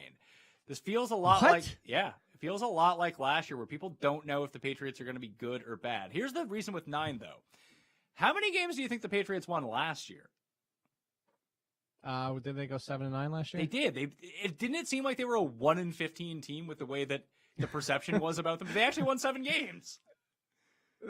Well, so I said what for 2 reasons. One was I was surprised it was that high looking at this roster, but 2, because what you just mentioned, the perception. I feel like a lot of people felt like it was, I know you're making tongue in cheek with 1-15, but I think a lot of people assumed they were 4-12 or 5-11. So with that perception, I would have thought the betting, if not, even if it started at 9, I felt like there would have been so much hammering the under that this number would have dropped. Let's see what the VIG is right now on it. But you have to remember that the Patriots are a very public team, so people like the Cowboys, like the Steelers, like the Packers, like the Raiders. But is anybody outside of freaking Massachusetts betting on the over? Yeah, where the Patriots have been good for 20 years. You're very casual. We'll just bet overs on New England, or they might like football, but they're big Patriots fans for the past 10 years. I was gonna say I like the Patriots. Yeah. I have a few people in my life who were like that, and they bet the Patriots every single week. They randomly became football fans 10 years ago. The Patriots are good. That's their team. I don't mean to besmirch them, but that is the sort of number that you hang on a team like this. And it's the book trying to protect itself that, if Mac Jones is good or Cam's deficiencies last year coming back was, purely COVID related and shoulder related, that maybe he's actually just healthy and Cam Newton's fine. I think he left one of them out too. What's I think that? it's 3 things. I think it was COVID, and a lot of people talked about that, about missing time. But you have COVID, the shoulder, and you have COVID missing time, learning a new playbook on a new team, which is one of the most complicated playbooks, while missing time on top of it. I think all 3 of those are factors. If Cam Newton bounced back to, and I'm not talking about passing for 30 touchdowns. I'm not talking about the MVP season. I'm just saying if Cam Newton bounced back to throwing for 3,200 yards and 22 touchdowns or something I wouldn't be shocked. I think that's a real thing of going to a new team, but also going to a new team and missing time. The win total right now at 9 is juiced to the over. So people are betting the over. It's minus 135, meaning you would have to bet $135 to win 100 betting the over 9 on New England Patriots. So right now the under is plus 110. So you'd have to bet 100 to win 110 on the under. So the money's coming in heavier on the over than it is on the under this early in the season. Who do you think starts at quarterback for this team? Cam Newton. Who do you think it's Cam Newton? Who do you think plays the most snaps under center for this team all year long? Cam Newton. Okay. So let's work on the premise Cam starts week 1, because this will have an effect on everyone else. Do they go back to that very run-heavy offense that we saw at times last year when it seemed like Cam Newton's favorite receiver was the ground? Sorry, I wasn't expecting that. That was good. I do think they'll be run-heavy for 2 reasons. One is just the offensive style, but yes, they signed 2 tight ends, and Jonnu Smith and Hunter Henry. They brought in Nelson Aguilar, but outside of that, they brought in Kendrick Bourne too. But this collection of wide receivers just makes you hold your nose. You're talking about Kendrick Bourne, Nelson Aguilar, Jacoby Myers. N'Keal Harry's never done anything. You have Gunnar Huzers or whatever his last name is, but it's not just the 2 tight ends. They drafted Ramondre Stevenson, who is essentially if everybody wants the easy comp of who he is, who was on this team a few years ago, he's LeGarrette Blount. That tells me they still want to keep running the ball, because if Sony Michel's knee is toast, they brought in somebody who could just pound the ball with Damian Harris, still have James White. Who else am I forgetting that's still on this team? Brandon Bolden is still on this team. They still clearly look like a team that wants to, if not be run heavy, at least run balanced. So I think it'll be a very similar, maybe a little bit more passing, just because you can't be as few passing as they were last year. But I think it's still going to be a run-first team. And that's what we've seen for the Patriots for some time. for a while now. Even towards the end of Tom Brady's career, they were pretty run heavy compared to most teams in the NFL. So if Cam Newton starts all 16 games, let's just play that scenario out. Who on this team is fantasy viable that you would actually like feel good about starting on a fantasy roster? I probably feel good about Henry. Wow, that's just. I was gonna actually say Jonnu because Henry better blocker, so you're gonna get potentially that situation where go back to the days of, or go back to O.J. Howard and Cameron Brate in Tampa Bay, where we were frustrated forever on O.J. Howard, but they kept him in as a blocker because he was the better blocker than Brate.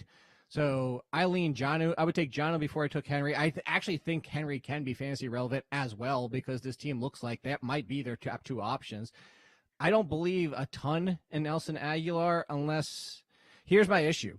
Look at Jacoby Myers and look at what he did last year and where he probably fits best is as their slot receiver. If you ask Aguilar to start playing outside again, the reason he has success is because he was able to let Ruggs get sacrificed to the number one corners playing outside and was able to play inside and letting Darren Waller open things up for him too.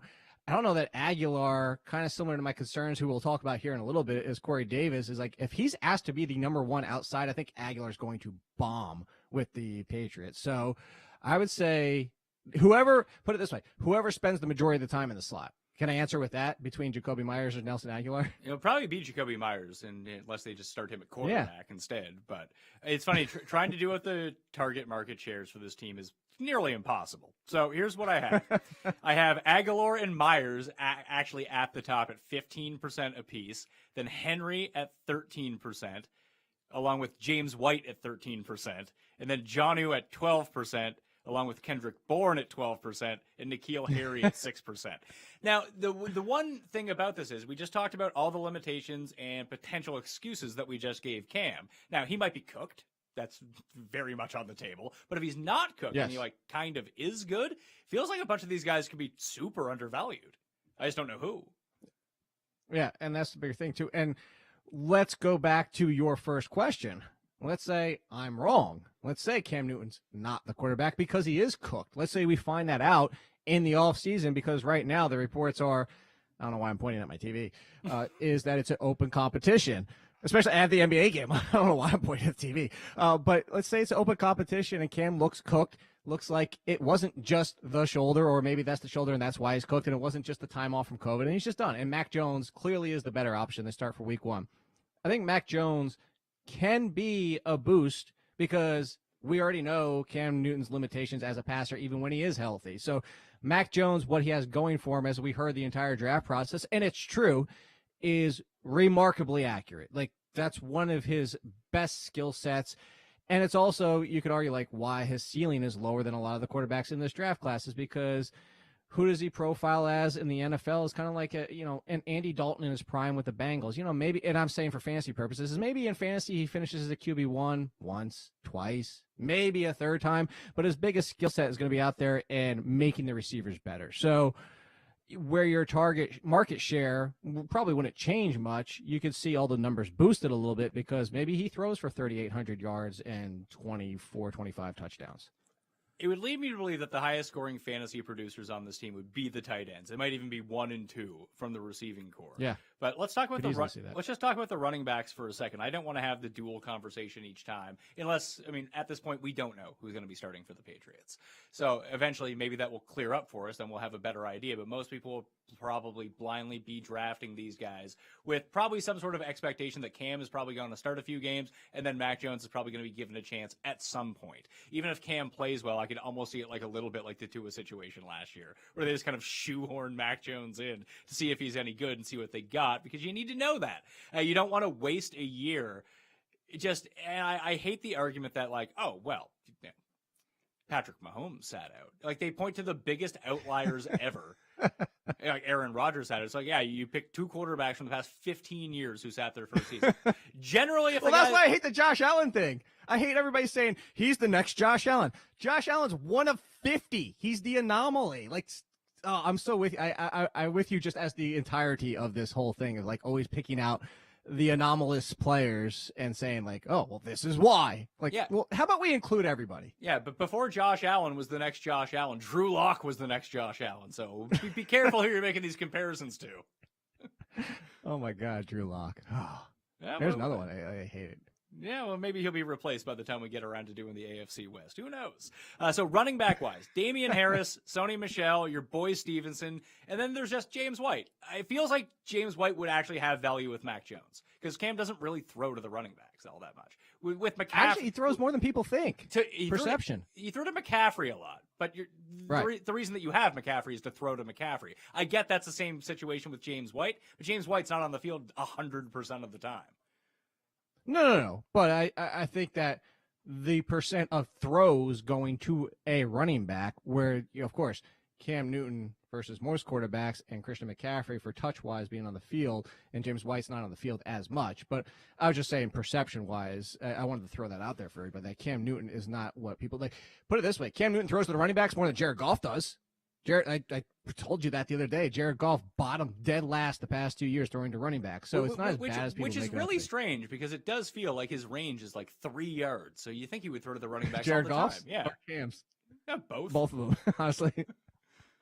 See, you know who else was like that? Mark Rippon. For everybody that remembered Mark, I was like 7 years old, maybe 6 years old, but all I remember is Mark Rippon, like 1 yard falling in front of people. So, you know what? Where are we going with James White? Are we just going with the fact of like, forget everybody else and draft James White? Because I don't feel like it's that year. I feel like it's go ahead and do that. But Damian Harris is going at such a discount right now that if he's the guy, it's fine. Mostly because I wouldn't be surprised if Sony Michel is a non-factor because similar to Todd Gurley, his knees are just falling apart. Kudos to Emory Hunt, who called this out of college. You know our boy Emory Hunt. He told me this is somebody who, like, if the scout of the scout of the scouts is Emory Hunt, because I watched a lot of Sony Michel, and he goes, this is my concern for Sony Michel. He goes, go back and watch because you obviously missed it. Watch how hard he drives his legs into the ground every step he takes. And I did, and he was right. He called the knee issues for him, and it's not going to go away. If Sony Michel is not even a factor, and it's just Damian Harris, James White, and Ramondre Stevenson is probably not even going to be a huge factor as a rookie, which just goes back to what my entire point here is. Harris is worth drafting where he's going right now, and of course, your boy James White is worth drafting where he's going. Yeah, James White's going in basically the last round now, and I do feel like Mac Jones under center would help James White. I think so as well. Yeah, of course. Mac Jones is going to help anybody in the passing game compared to Cam Newton, even if Cam Newton bounces back. And you said Mac Jones was at quarterback instead. It's still going to be better because Mac Jones is a better passing quarterback. Well, and a lot of these running backs might suffer the Josh Allen effect, just like you're going to suffer the Cam Newton effect. That if Cam's under center, he's going to score rushing touchdowns and take those away from the running backs. How many did he run for last year? I felt like he had 5. I think he had more rushing touchdowns than passing touchdowns. I know that was a thing for the longest time. Did he finish with that being the case for the entire year? I can't quite Cam remember, Newton, but I do remember. Yeah, you were way under. I was going to say 10 rushing touchdowns. He ran for 12. He ran for 12 touchdowns and only threw for 8. Yeah, so that's not great if you're Damian Harris. No, it's not. It's not good if you're Stevenson either. Even if you are the LeGarrette Blount, where all you're doing is asked to run for 1 yard and a touchdown. So wide receivers on this team, it does feel like, I think you're right, kind of track it to see who ends up playing the slot on this team. But I just feel like Jakobi Meyers is good.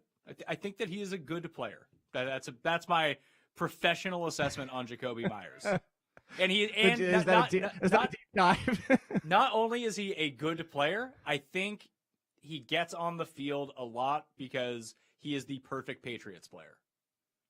Yeah, so I looked this up while we were doing this. He actually spent 51% of his snaps in the slot, 48% out wide, moved around, find him open.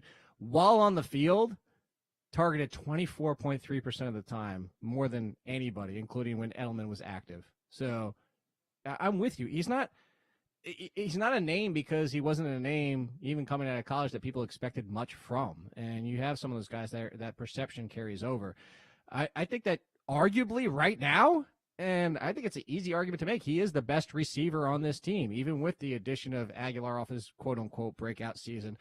And N'Keal Harry had the pedigree coming out of college. I thought N'Keal Harry would be better than he was. Yeah, I'm with you. Jakobi Meyers. If Jakobi Meyers finishes the top 30 wide receiver, I wouldn't be shocked. I wouldn't bet on it, but I wouldn't be shocked. Yeah, so like I said, the median projection gives him a 15% target market share. But if that was like 22%, I wouldn't be super stunned because I think that he runs the easiest routes for completions for both of these quarterbacks. If you're looking at the path of least resistance, that's probably the way you want to go, that he can kind of pile up. Sort of like a Cole Beasley with upside type of year. Obviously, the quarterback play is not going to be as good as Josh Allen in Buffalo, but that style of route, I think you're going to see with Jakobi Meyers. Plus, he can get downfield after the catch. Like, that's the problem with Aguilar on this team. Like, Aguilar's going to have a bunch of really big plays. He even had those in Philadelphia. It's just you never know when they're going to come, and that's the most frustrating type of fantasy player. And, yeah, I think that's really what we're coming down to here is it feels like it's draft the tight ends, maybe question mark. I see, but this is the thing is like the tight ends. I wouldn't put either one of them in the tight end one group. I could see one of them finishing there. I could see both of them finishing as a tight end one, and people you would never want to play each week. Like 1 week, Jonnu will have 3 touchdowns, and he'll score so many points in that one game. He'll end up like as tight end 9 for the season or something. Like the Kyle Rudolph from, what was it, 2 or 3 years ago, where he had that 2 or 3 game run at the end of the season, jumped all the way to tight end 8 after being tight end 24 running into that week or whatever it was. Do you remember that? No. Oh, okay. Well, yeah, it happened. It was like 2 or 3 years ago. Kyle Rudolph was like tight end 20 something heading into the final 3 games and went off for 2 or 3 games in a row right at the end and finished tight end 8. I will say, based on early drafting trends, Jonnu is the better pick. He's going as tight end number 14, about 3 rounds after Hunter Henry. So I can't distinguish between either of them. It's basically a coin flip. So just like we do with the Patriots all the time, Jake, whether it's at running back or receiver, now it applies to tight end. Just take the guy who's cheaper. That's always good for this entire team. So there you go. I wouldn't be. Is Jakobi Meyers even the first wide receiver for the Patriots off the board? I wouldn't be surprised if he's not. I didn't look that up. I don't even know where he's going. Jakobi. I spelled Jakobi wrong. I would almost bet he's going behind Nelson Aguilar, would be my guess. Because of perception and what happened last year. Am I spelling his name wrong, or is he just like legit not being drafted? M-E-Y? Yeah, M-E-Y. Yeah, he's not currently in the top 87 receivers being drafted. Where's Nelson Aguilar? Nelson Aguilar is 75th. There you go. Is N'Keal Harry being drafted inside the 87? That's what I was going to go look. No, N'Keal Harry is not being drafted. What about Kendrick Bourne? I'm assuming there's no way Kendrick Bourne is, right? Kendrick Bourne is not either. So, like I said, there's value on all of these Patriots if you can pick right. And even if you pick right, it still might not even be that good. That's the biggest issue is it still might not be any good. You know where it's going to be good, Matt? Best ball. Oh, yeah, you got to draft them all in best ball. I had the Patriots stack. It'll be so sick. Miami Dolphins. The Miami Dolphins. Woo! 2 a time. With the Miami Dolphins, their over-under is also 9 wins. They're plus 130. What happened to you let me guess? Because Paul kept putting them up on the screen, so now you can see them. Oh, I don't have your screen up. I have the table that I pulled up so we could pull up some of these numbers we were talking about. Oh, okay. Sorry about that. No, just when Paul put the graphics on the screen, I just assumed you were looking at them. Oh, no. My guess would have been 9.5, by the way. I would have overshot this one by the half number again. I'm always going to put the half on it just because it makes more sense to me. This one, yeah, well, it should be that way because there would be nothing. I mean, losing your money would probably be more frustrating, but making a bet in June on a win total that you can't actually cash in either way until January and have it push, that would be like, oh my God. That would be just so frustrating to see that happen. By the way, even at 9.5, I'm going over on this one. The Dolphins. This is a sneaky one. Is this just a reaction to people think that Tua sucks? I think it is. And, I wrote Tua up. He's part of my top 5 breakout quarterbacks for this year. And funny enough, I actually just talked about Tua earlier today with Marcus Grant. And I don't get the Tua hate. When you say you don't get the Tua hate, you should understand where the Tua hate comes from. You watch him, right? Yes. Okay. Well, no. Here's why I don't understand.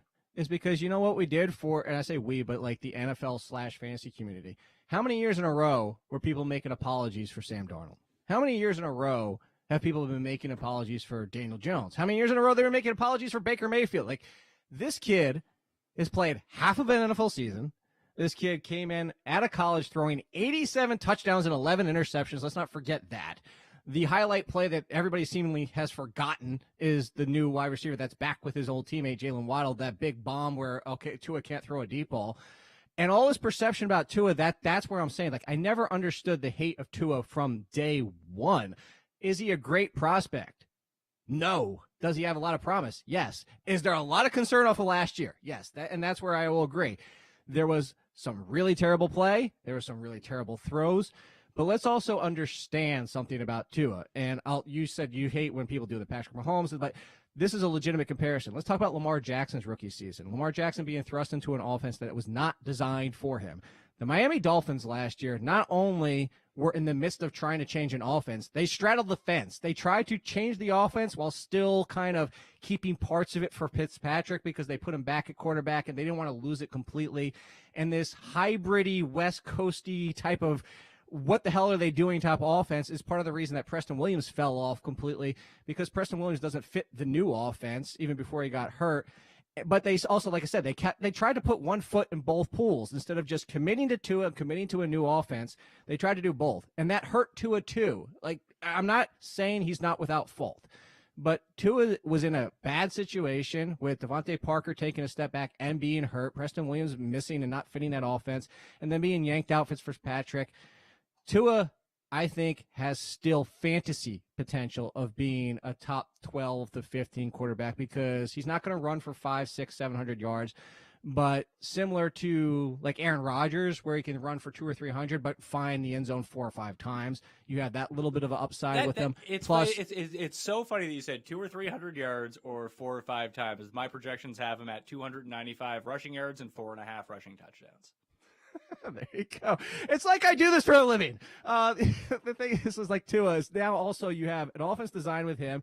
Devontae Parker now has Jalen Waddle and Will Fuller alongside of him. Well, once Will Fuller's the final game suspension is over. But you have a trio of wide receivers where if you say we expect Waddle of what he can be, this trio of wide receivers is now arguably top 10. And you still have Gesicki, and now you have an offense designed for Tua. And I just think that I'm going to have a lot of Tua this year is what I'm getting at. I probably will as well. I actually bet him to be MVP at 80-1 because the expectations for him are so low. He doesn't need to be close to the best player in football to win MVP because, well, you said Sam Darnold and Daniel Jones Daniel before. Jones and Baker Mayfield and all of them. I mean, at least Baker's been good. Like, he won Rookie of the Year. He had one of the best rookie seasons of all time. That actually does make some sense. With Darnold and Jones, the only reason... Sure, and then he got better the year after. So it made more sense. With Jones and Darnold, the only reason that they get apologized for is because they're in New York. And most of the content that comes out is New York-based. All right, then who else can we make excuses? Like, everybody's making excuses for Jared Goff. Are they? I've not heard anyone make an excuse for Jared Goff. All I've ever really heard about Jared Goff is he got super lucky one year and he actually... No, that's here's another one. This is going to be a love on Emery Hunt fest. Here we go. But the Jared Goff thing is he's the one that pointed this out to me as well too. Is exactly the week that it happened. Is if you watch that end of the season where he was balling out, and then it was the last 5 or 6 games somewhere around there. It was actually very close to their bye, I think. But whatever it might be. Is he said the defense has figured him out, and here's how you figured it out: is because it's Sean McVay puppet master Jared Goff. Is that defenses started disguising their formations until the headset clicked off, and because they realized Jared Goff can't read a defense, and that's actually from that day forward, including the playoffs that year and every day since. Jared Goff has been a completely different quarterback. At wide receiver, who do you think is going the tops of these guys? My guess would be Will Fuller. It is Will Fuller. He's going as the 36th receiver. Parker's going at 48, and Waddle is going at 49. The problem is, even when I run the projections, they all kind of rate out very similarly. So if Tua does just take a step up, and he's just a very competent quarterback, not a great quarterback, but just a very competent one, and if he just plays to his profile, maybe not the huge touchdown to interception ratio, but a guy that just doesn't turn the ball over all that much. Like, this team's going to go for that 9-win total really quick. The issue is with the let's go to the running backs then. Like, Tua could potentially be a top 10 quarterback, right? Potentially. I'd say, yeah, low end, just because the rushing, like I said, the rushing is going to be more of those touchdowns, 4 or 5 touchdowns, because he's not going to be a 500, 600, 700 yard. Like, I mean, Daniel Jones is going to run more than he does. Yeah. Like, would you rather have Daniel Jones or Tua? I want both of them where they're going. Well, you can only have one. I'd actually probably go Daniel Jones for pure ceiling because these are backup guys. Like, I'm not drafting him as my starting quarterback. For pure ceiling, because Daniel Jones will run for 600 yards and the same amount of touchdowns. And if both of them succeed as we expect them, the potential to be, we don't expect them to, but if both succeed as a passer, Daniel Jones is going to edge him. I can see them having similar passing numbers, but Daniel Jones is going to edge him out in rushing. So I could see Daniel Jones more likely for the top 10, Tua more likely for the top 15. Running backs on this team. This gets tricky. Salvon Ahmed's like not bad. The Gaskin, Myles Gaskin, also not bad. But is this just, I don't want to say it's a pure committee because we didn't really see that last year. Once a guy became a guy, he was the guy in the backfield for this team. He was getting like a 65% snap share, and he was getting the work on the ground. The other guys would get mixed in. You'd get a dash of Patrick Laird, our Laird in Savior. He's such a hero to us in the fantasy community. But I'm guessing that it's Gaskin's job, but like I wouldn't take Gaskin in the 5th round. I kind of, well, now this is going to be the opposite direction. This is coming from somebody who is a Gaskin fan. So, and the fact that I was hoping Gaskin would get an opportunity eventually for some team, and I was excited to see him do well last year. So if you want to say I'm coming with rose-colored glasses on Gaskin, you could argue that. But what I see in Gaskin is that also he has 3-down true potential because I think he's a very good pass catcher where I think Ahmed is mediocre at best. Even if you want to say that Gaskin's a good pass catcher, he's still definitively better than Ahmed. So I say that Gaskin is the guy unless he gets hurt or something goes wrong where he just bombs the first 3 weeks. Now, I don't think he's got a long leash because Ahmed did look good. And I think that if they wanted to pull the plug and Gaskin ends up, hey, he only looked good in 2020. We don't see it again. The other thing too is they brought in Malcolm Brown, who has shown, he can be serviceable when he is the guy, when the brief times that he was with the Rams, replacing Todd Gurley and other guys out there. So I could see where Gaskin loses the job, but if you tell me the 5th round, I think if Gaskin was the starter for 16 games, you're talking about somebody who's going to finish inside the top 20 at running back, so I'm willing to take him there. Yeah, he's going as running back number 24 right now, so I think it's certainly fair. I could see him easily surpass, well, not easily, but I could see him finishing 7-8 spots higher than that. The guys that he's going around, though, are like James Robinson, Kareem Hunt, Chris Carson, Melvin Gordon, like those type of guys. And it's just I would take Carson and I would take Hunt. I guess the thing is like 4th, 5th, 6th round running backs. There's going to be a bunch taken in there, and realistically, like only 2 of them are actually going to be any good. That's really where running backs go to die year after year. Well, let's go back to your other show, and you can promote your other show when we talk about this. This is why you go running backs early, because in the 5th round, this is when instead you take Kenny Golladay or Adam Thielen or Cooper Kupp or, if you believe in Odell Beckham potentially doing anything for the first time in 4 years, or Cortland Sutton off an injury, like those type of guys. So you could get a wide receiver 2 in the 5th round instead of what you just said, at best hoping that you get a 50-50 shot at a running back. Actually, I was wrong on Will Fuller, by the way, so we'll talk about receivers. He's going as wide receiver number 28. Why is everyone so enamored with Will Fuller on this team? Like you said, is he really going as 28? Yeah. I mean, every site, I have him as wide receiver 28. every site is going to be different. That seems so much higher than the other guys. Like Devontae Parker, 41. I'm just looking at a different site and the different 80. Well, because do you know where he finished last year in 11 games, right? Well, wide receiver 23. Yeah, but isn't this like everything else? Isn't that like every other year? What? And he didn't even. That he finishes. No, that he didn't even get hurt last year and still didn't play a full complement of games. Yeah, it's because he got suspended. Yeah, I know, but like he was making sure he didn't get hurt with the drugs.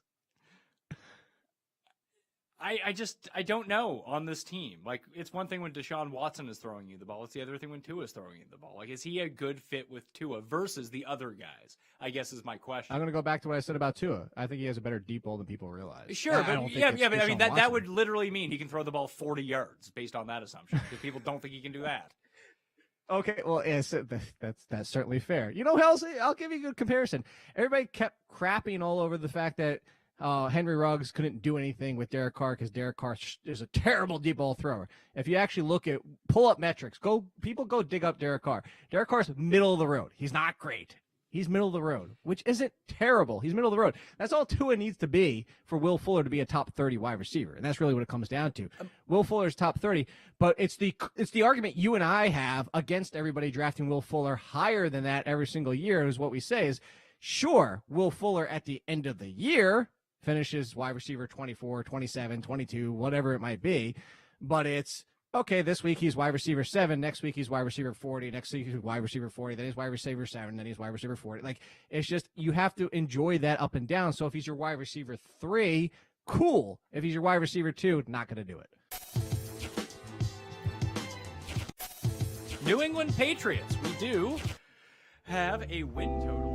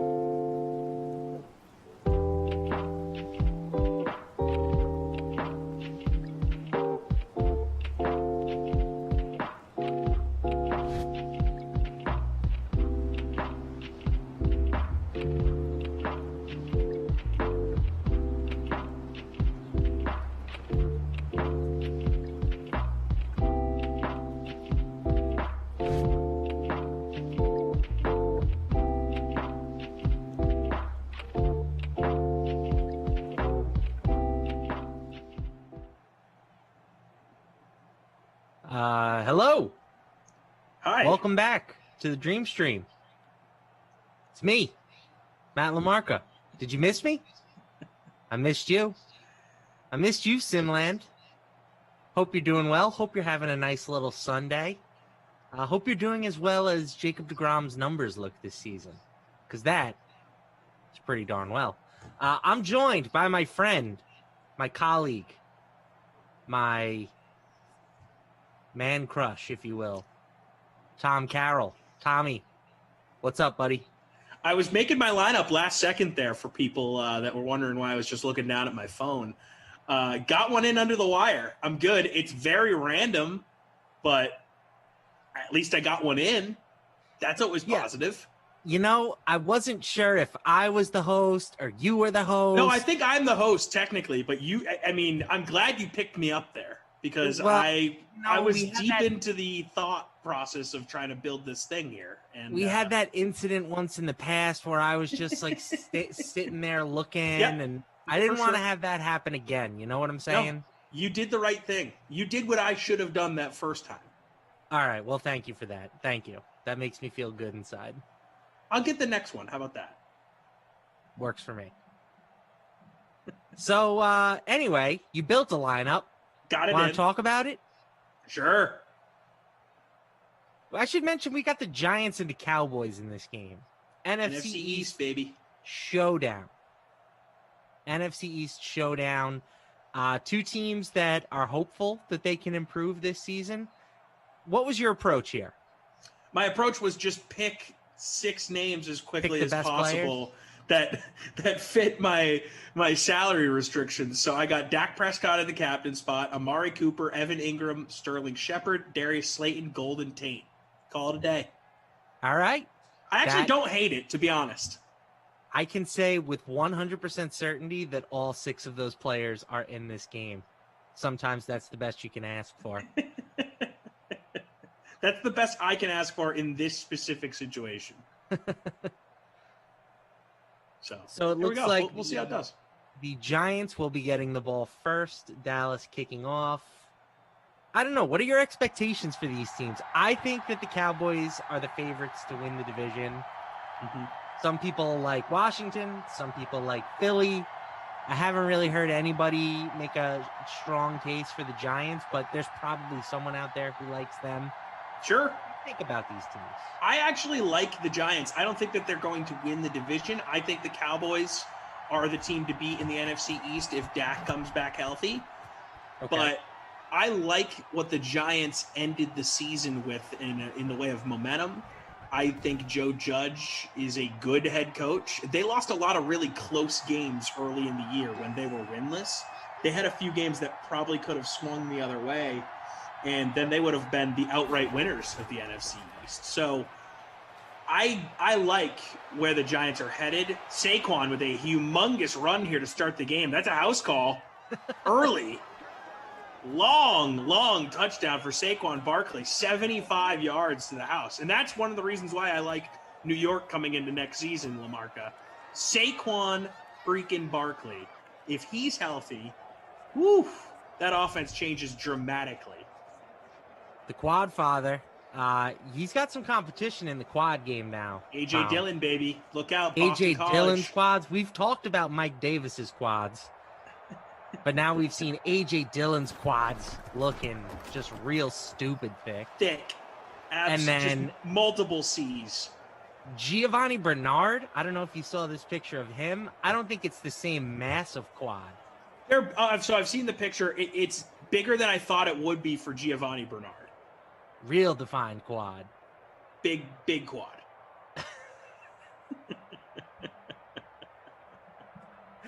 I gotta say, quad fantasy Twitter, one of my favorites.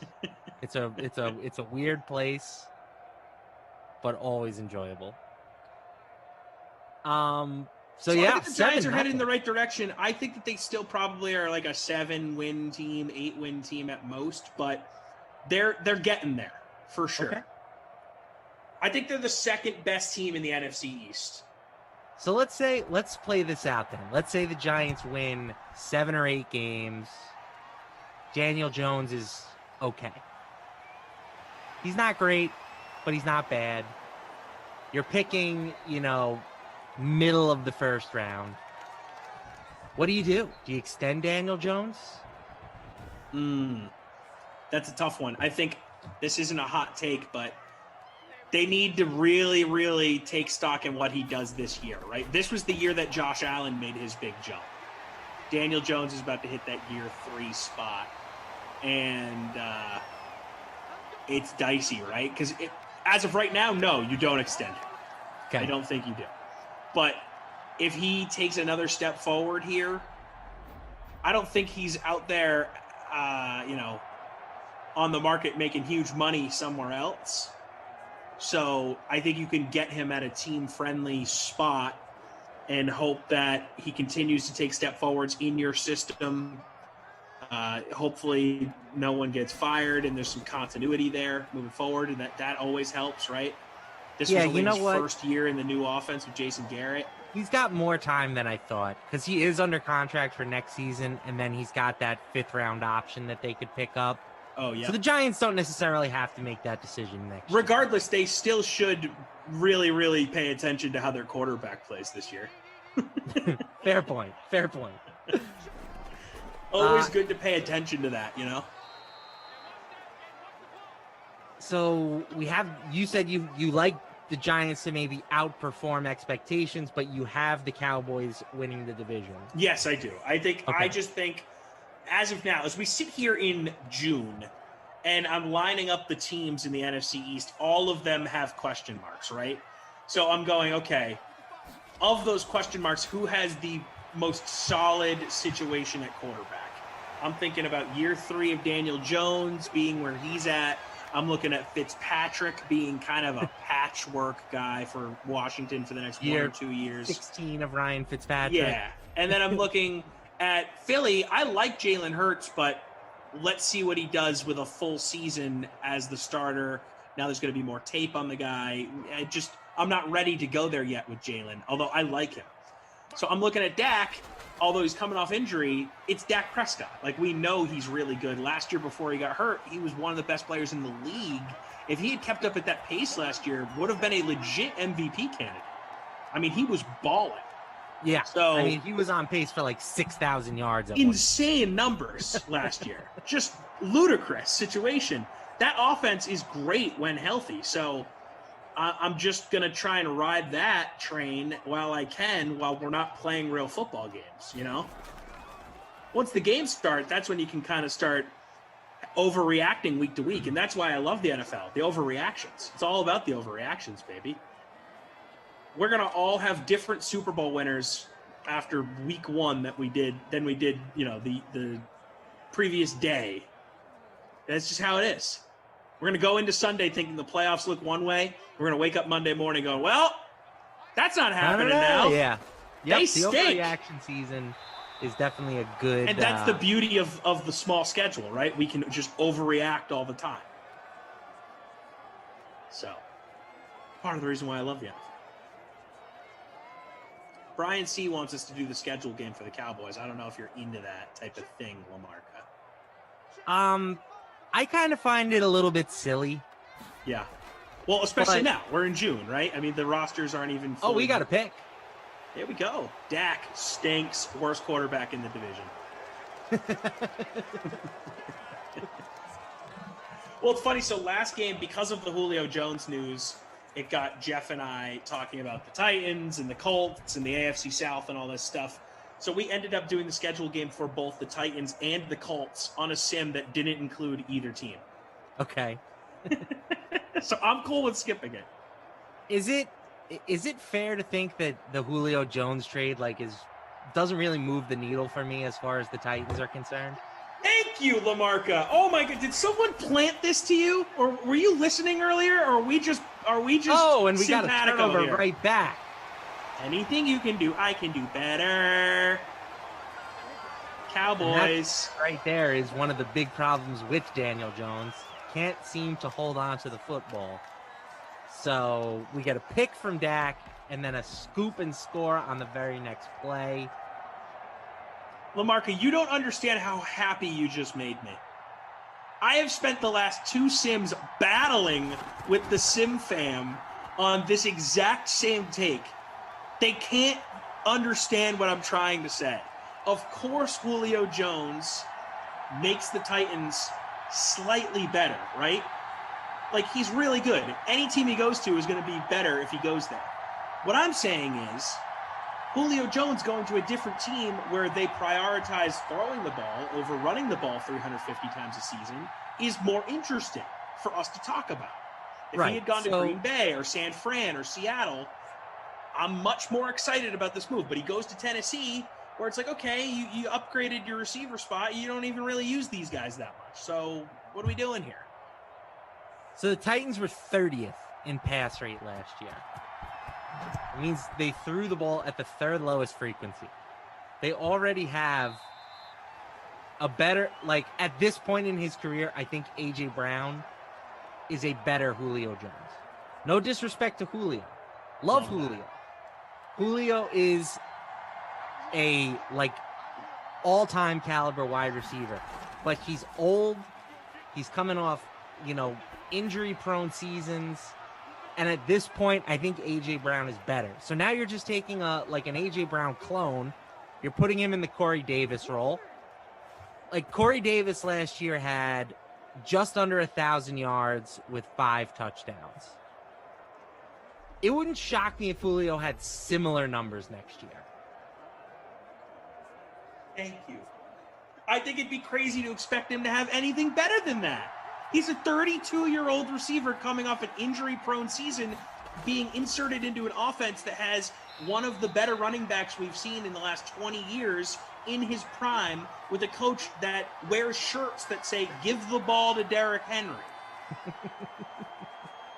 This is what I've been saying all day. I love you, LaMarca. You don't understand how happy I am. Right? I'm so relieved. I am not crazy. Well, thank you. I wouldn't go that far. You might be crazy. I might be crazy. I think it's Jeff agrees with me too, but it feels good to have you say this without having heard me say it earlier.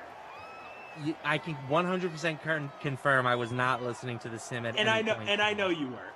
So that's good. So, like, I think we're taking last year's results, which were Stephon Diggs going to the Bills and putting up a monster season, and DeAndre Hopkins going to the Cardinals and putting up a monster season.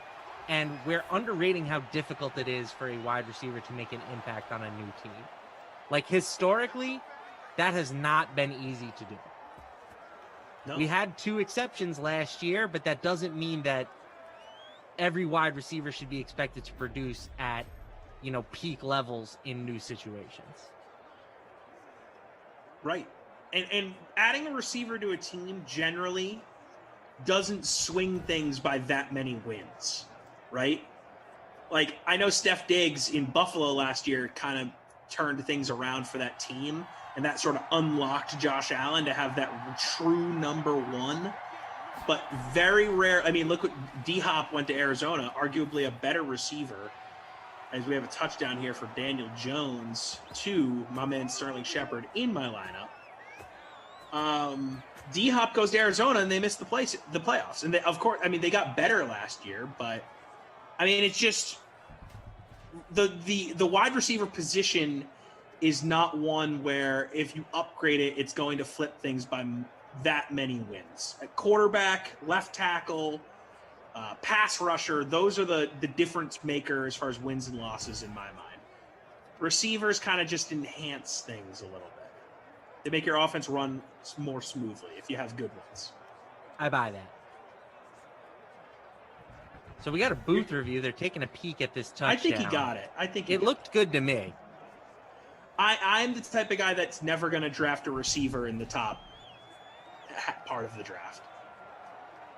Well, I'm not going to go that far. I do think in a receiver, like, you want good receivers in the modern NFL. Of course. But, like, I'm just not sure that I think Julio is that guy anymore. If I'm more prone to building my team. I would be much more excited about. Oh, of course. Prime Julio? Hell yeah. Right. But, and not to turn this into a draft thing, but, like, if I'm trying to build my team from scratch, I want to shore up the lines of scrimmages first. Then I worry about skill position. I would say guys. that there are clearly more important positions, but Right. you also don't want to be like the Packers and just completely ignore it. Right, exactly. But you don't want to be the Bills drafting Sammy Watkins, 5th overall or whatever they did when they were not even close to winning a Super Bowl. That's probably pretty fair. There's a tug and pull. There's no doubt. All right, we've had a barn burner of a first quarter here. Crazy first quarter. 14-7, still got 2 minutes and 44 seconds left. If there's people that have the defense rostered or both defenses rostered, they're probably doing really well in our contest right now. Not a good day to stack them defenses. Boston Joe says Tyreek Hill was drafted in the 5th round. I think we can all admit that there were extenuating circumstances with Tyreek Hill. Correct. And if you're not sure what I'm talking about, go look it up. But Tyreek Hill obviously was not a 5th round talent. Yeah, it's the same. I mean, Aaron Hernandez went in the 4th round. We all know Aaron Hernandez wasn't a 4th round. I mean, these things happen.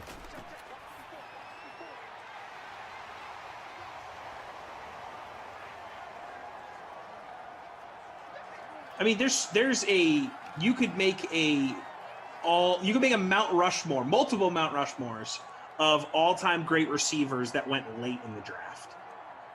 Yeah, Antonio Brown was a 6th round pick. Hines Ward. I'd have to look at a list because I don't want to miss anybody, but it's crazy long. Right, and Drew says you can also make a Mount Rushmore of top 10 picks. Larry Fitzgerald, Calvin Johnson, Julio Jones, guys like that. So yeah, yep. It goes both ways. All right, I've waited long enough. I want to talk about Jacob deGrom, Tom. Do it. I know you're not like the biggest baseball guy. I like the sport. I'm not following it day to day like you are, no doubt. So he's had 9 starts this season. He's become the first pitcher in baseball history. Well, I shouldn't say baseball history, but since they've been tracking earned runs, which is in like 1912 or something like that. Right. The first pitcher since 1912 to allow 1 earned run or fewer in all 9 of his first 9 starts. His ERA, he dropped to 0.62. It's insane.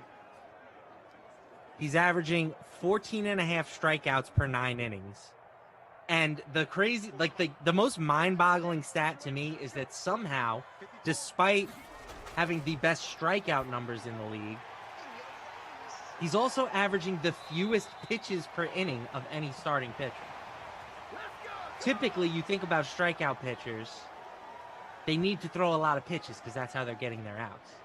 It is crazy how many guys are striking out against deGrom on 3, 4, 5 pitches. He just doesn't mess around. He can't hit him. He's getting in there. He's getting the job done. Yeah, and we're looking at kind of like a 1968 like year of the pitcher type season. There are a lot of pitchers who are having really, really special years, but like deGrom is just in a world of his own right now, as Daniel Jones gets absolutely buried yet again, but at least he holds on to the football. I'm starting to think he might be in play for like an all-time season, and he might be in play for like an MVP award, which you very rarely see for a pitcher. Do you think that the Mets would need to win a certain number of games for him to be in that MVP conversation, or do you think he could be so dominant that we just need to give it to him because it doesn't matter? Like, this guy is clearly the best player in baseball. I think the Mets are going to win enough for that to not be relevant. Like, the Mets actually have the largest lead in their division in the entire National League. Like, they're leading the NL East by more than any other team in the NL. So I don't think that that's going to be an issue. I think that the Mets will win enough where no one's going to care. But like if the guy finishes with a sub-1 ERA and breaks the record, it's going to be real tough to not consider him for the MVP. Anyway, let's do some stats. I like it. Dak, 5 for 9 with a pick. Not a great start for him. He's got 61 yards. Dan the Man Jones, 3 for 4, 77 yards and a touchdown. But he does have a fumble that was turned into a touchdown. Zeke, 5 for 16. Saquon, 2 for 73 with a touchdown. One of his carries was for 75 yards. So he's got 1 for 75, 1 for -2. Crazy first quarter. Crazy first quarter. Sterling Shepard has the receiving touchdown for the Giants. Slayton with 35 yards. I mean, there's been a lot of points here, but one was a 75-yard run, and the other was one of them was a scoop and score. So it's kind of been like not the highest fantasy scoring quarter. Lots of highlights, but not a lot of production for sure. Stupid Cash Zay saying baseball is boring. What do you say to that, LaMarca? Are you a guy that wants to fix baseball, or are you one of those guys that's like, you know what? It is what it is. If you don't like it, go watch something else. I don't know how you fix baseball to make it more appealing to the mass market. I think baseball should just stay in their lane, which is, it's very regional. Like the Boston folks, you talk about the Red Sox. New York folks talk about the Mets and Yankees. Like whatever your area of the woods is, that's what you focus on. I don't think that baseball will ever return to being like a nationally dissected and talked about sport the way that football and basketball are. I think that's because I just don't know how you speed it up. I don't know. Like, you need to put more balls in play, but all the analytics suggest that like the best way to score runs is to hit the ball over the fence. So that leads to more strikeouts, to more walks. It's, we got a safety. Daniel Jones just giving us the full Daniel Jones experience. Put the hands over your head, people. We got a safety. One of my favorite calls in all of sports, seeing the ref. The Christmas tree. It is a good one. It's great. I like the illegal forward pass when he puts his arm behind his back. It's just always fun whenever there's a safety and it's your team that gets it, and you're just everyone in the room's at home and they're all just doing the safety thing. Oh, safety! Everyone looks like a moron. It's great. The safety punt. That was a really nice punt. Yeah, pretty good safety punt. Usually those don't go to the back of the end zone. Punting in Madden, man. It's fantastic. So a few years ago when it was DeGrom, it was Syndergaard, and it was Matt Harvey, you're sitting there as a Mets fan. Which of those three were you like, okay, this is going to be the dude for the next decade? Were you already all in on DeGrom in that group, or were you a Harvey, pray at the altar of Matt Harvey? It's Harvey Day, dude. I loved Matt Harvey. I really did. He had a very special year. That World Series run that they made, when he was like, leave me out for the ninth inning. He ended up blowing it, which has become a talking point in New York. But I was all for him going back out for the ninth inning. I was so happy to see him on the mound. Harvey Day was a thing. DeGrom Day, even as good as DeGrom has been, I don't think we've reached those levels because DeGrom hasn't really blossomed into this beautiful pitching machine that I love to watch at the moment. He didn't really start to do that until pandemic season. So we haven't had the, 40,000 plus crowds at Citi Field watching him pitch. I think should we get back to full capacity at Citi Field and DeGrom is still dealing like this, his starts are going to become must-see type events. And then what about Syndergaard? I don't know if he'll ever pitch again. Yeah. He made one rehab start. He got pulled after one inning. They're shutting him down until like late August. I don't know. He might never pitch again. The Mets medical team has to be the worst in the league. Every player, it's like if they say he's going to be out for 2 weeks, he's out for 6. If they say he's going to miss a year, he's out for 2 years. It's a joke, Tom. You know what? It's interesting how like every team should have the best medical staff ever. Like, how is it that we know, like, oh, the Phoenix Suns known for their medical staff? You know, oh, Mets, horrible medicals. Like Eagles too. The Philadelphia Eagles always like routinely known as having one of the worst medical staffs in the NFL. Like that should always be great on every team. Any the sport. Chargers had a doctor that punctured a dude's lung last year. Like, what are we doing here?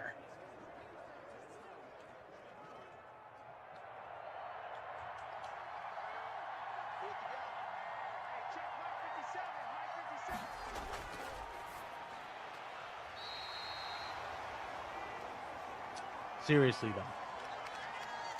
We need better doctors. And hey, Justin Herbert was kind of benefited from it. I wonder if that threw him into the fire. He didn't have to think.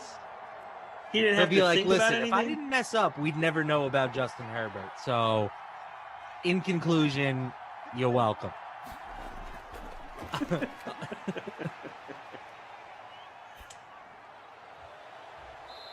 Big gainer there for the Giants. Evan Ingram on the grab. So the Clippers did officially close out the Mavericks today.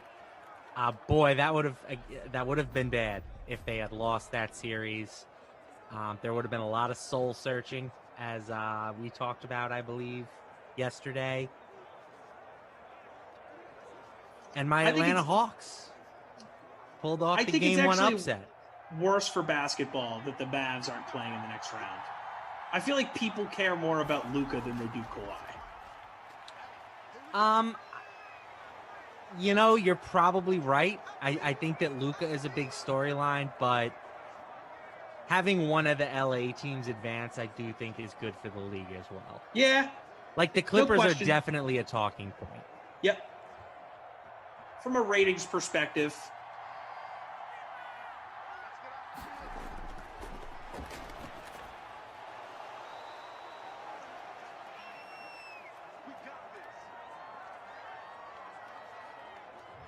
What do you think about your Young Bucks, Barrymore dude? says everyone knew Herbert was going to be good. That's why he was picked in the first round. I don't know about that, bro. Yeah. There were a lot of people that were very lukewarm on Herbert. Herbert was supposed to be the #1 pick heading into his college season and kind of, I don't want to say played his way out of it. It was just dudes like Burrow and Tua everyone was more excited about because Herbert wasn't as amazing as they were. So heading into the draft, everyone was sort of tempered. I was surprised he went as high as he did, to be honest, because of that feeling around football. Yeah, and I'll be honest, I was not expecting him to be. I don't think anybody was expecting him to be as good as he was. But just saying, oh, this guy got drafted in the first round, so we expected him to be good, is just not true. Yeah, it's not how it works. That's not how it works. No. Drew in Ops says, I wasn't convinced, and I'm a big Oregon fan. There you go. Quack, quack. The quack attack. I like Oregon. I was a big Dennis Dixon fan. Oh, they were fun back in the day, man. That was my era of Oregon that I would root for them. Here's an old man sports take, though, that I have. Okay. Do they need to wear a different uniform for every freaking game? So my thought on that is, if you're Oregon, how else are you recruiting dudes like top level guys? And Well, it's why not like, just make them like really cool uniforms and stick with those. I think it's part of the appeal though. Like, okay, they have the Nike connection, so they're just going to go all out with the unis. They kind of help get to design them. It's really helped them. I think it's helped their program immensely. Well, hasn't helped them recently. Teenage dudes love that stuff. Recently, they've been, I believe, Mediocre. Poo-poo is the legal definition. I'd say that had they not had the Nike connection over the past 20 years, they would have been much worse. Right, and Drew says Maryland is doing the same thing with Under Armour. I agree. Producer Drew saying that Herbert won the Rose Bowl. I wasn't, for some reason, I couldn't remember if that was his junior or senior year, so I didn't want to bring that up. But yeah, Oregon, they did win the Rose Bowl recently. How dare you, LaMarca, disrespect the Oregon Ducks? Listen, if you don't make it to the college football playoff, I don't know what happened with you that year. Should they expand it? I think it makes sense to go a little bit. Threads the needle there to Slayton for the touchdown. Like, it's definitely a balancing act because you don't want to make it too big because then you devalue the regular season. But I would argue that we devalued the regular season anyway with the playoff last year. Like, we let an Ohio State team that played 6 games get in over teams that were 12-1 or 11-1 or whatever the case was. So I think you just expand it out a little bit further and give everybody a chance. Not everybody, but give all the top teams a chance. So you're thinking 8? I think 8 would be nice. But if you wanted to do 6 and reward the top 2 teams with a bye, I think that would make sense too. The problem is that then instead of arguing about the 4 team, we're just going to be arguing about the 6th team. Or arguing about the 8th team. Or arguing about the 64th team like we do in college basketball. The bubble team. Yeah. And that's sort of good for the sport, I think.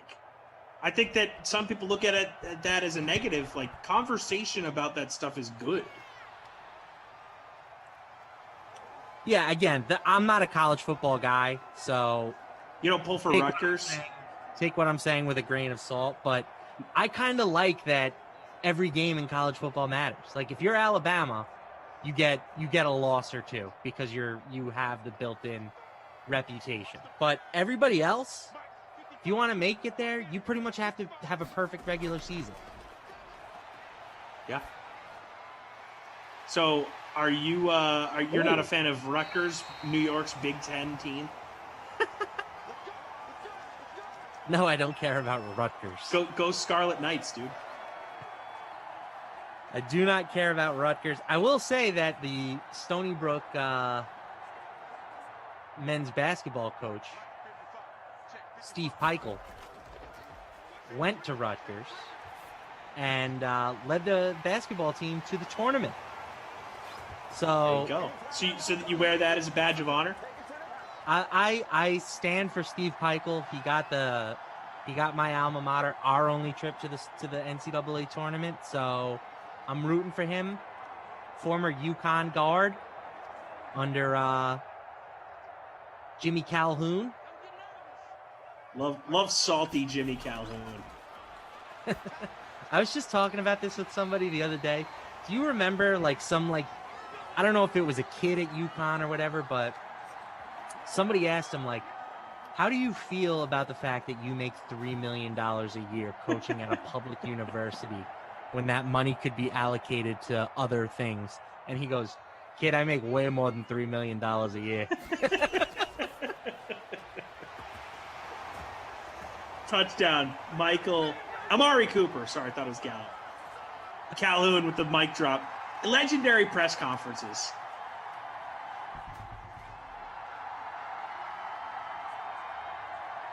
Mike Bizzle informing me that Rutgers is in New Jersey. Yeah, I know. So are the Giants and Jets.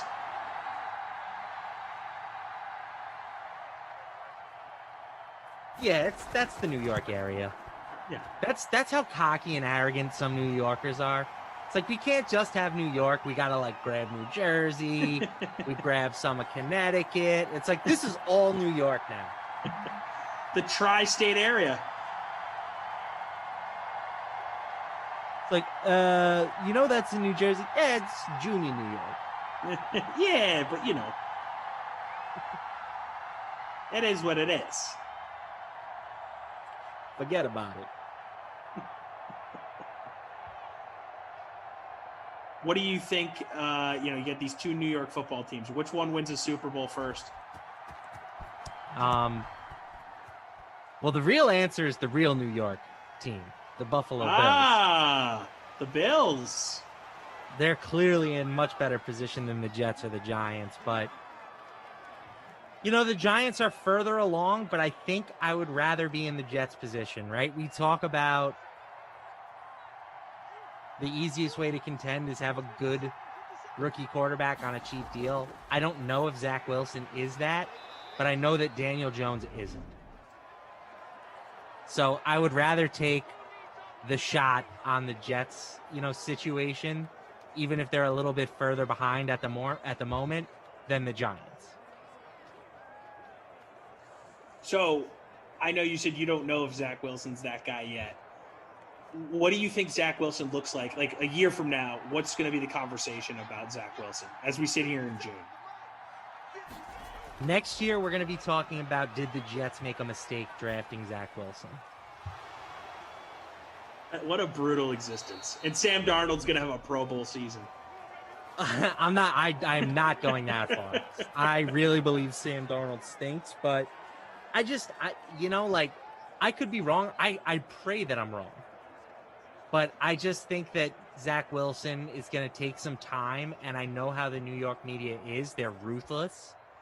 So if he is a little bit slow out of the gates and somebody like Fields or Trey Lance is doing well as Dan Jones puts the ball on the ground again, then it's just going to become a comparison contest. We're going to be comparing the Wilson to whichever rookie quarterback happens to be doing the best outside of Trevor Lawrence, and it's just going to be unfair for the kid. So I honestly hope he starts fast, but I know how this rodeo goes as a Jets fan. You've seen it over and over and over and over and over and over and over and over and over and over and over and over and over. This ain't my first top 3 quarterback, Tom. I've had a couple recently. Brother Phil saying Chargers will miss Hunter Henry, but I'm kind of excited to see Parham's progress in the offseason. Dude is 6'8" and can really run, serious upside, but raw. I think maybe it's you, LaMarca, that said, do we know if Hunter Henry is actually good?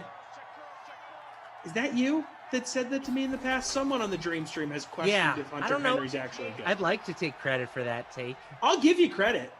Okay. Someone had the take. I'll give you the take if you want it. It's up for grabs. I like Parham as a prospect.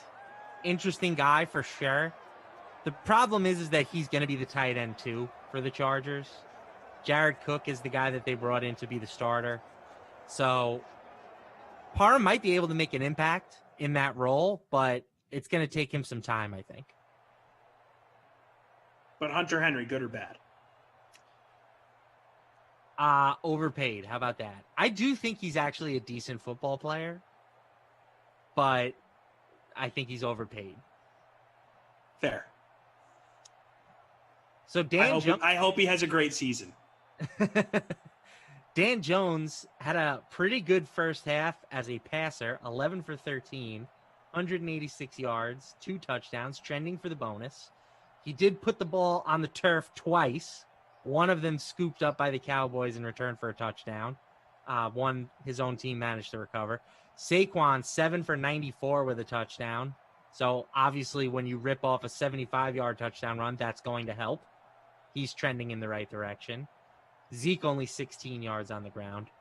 Evan Ingram leading all receivers with 65 receiving yards. Darius Slayton has a score. Sterling Shepard has a score. Amari Cooper has a score. So I hastily put this lineup together with like a second to go.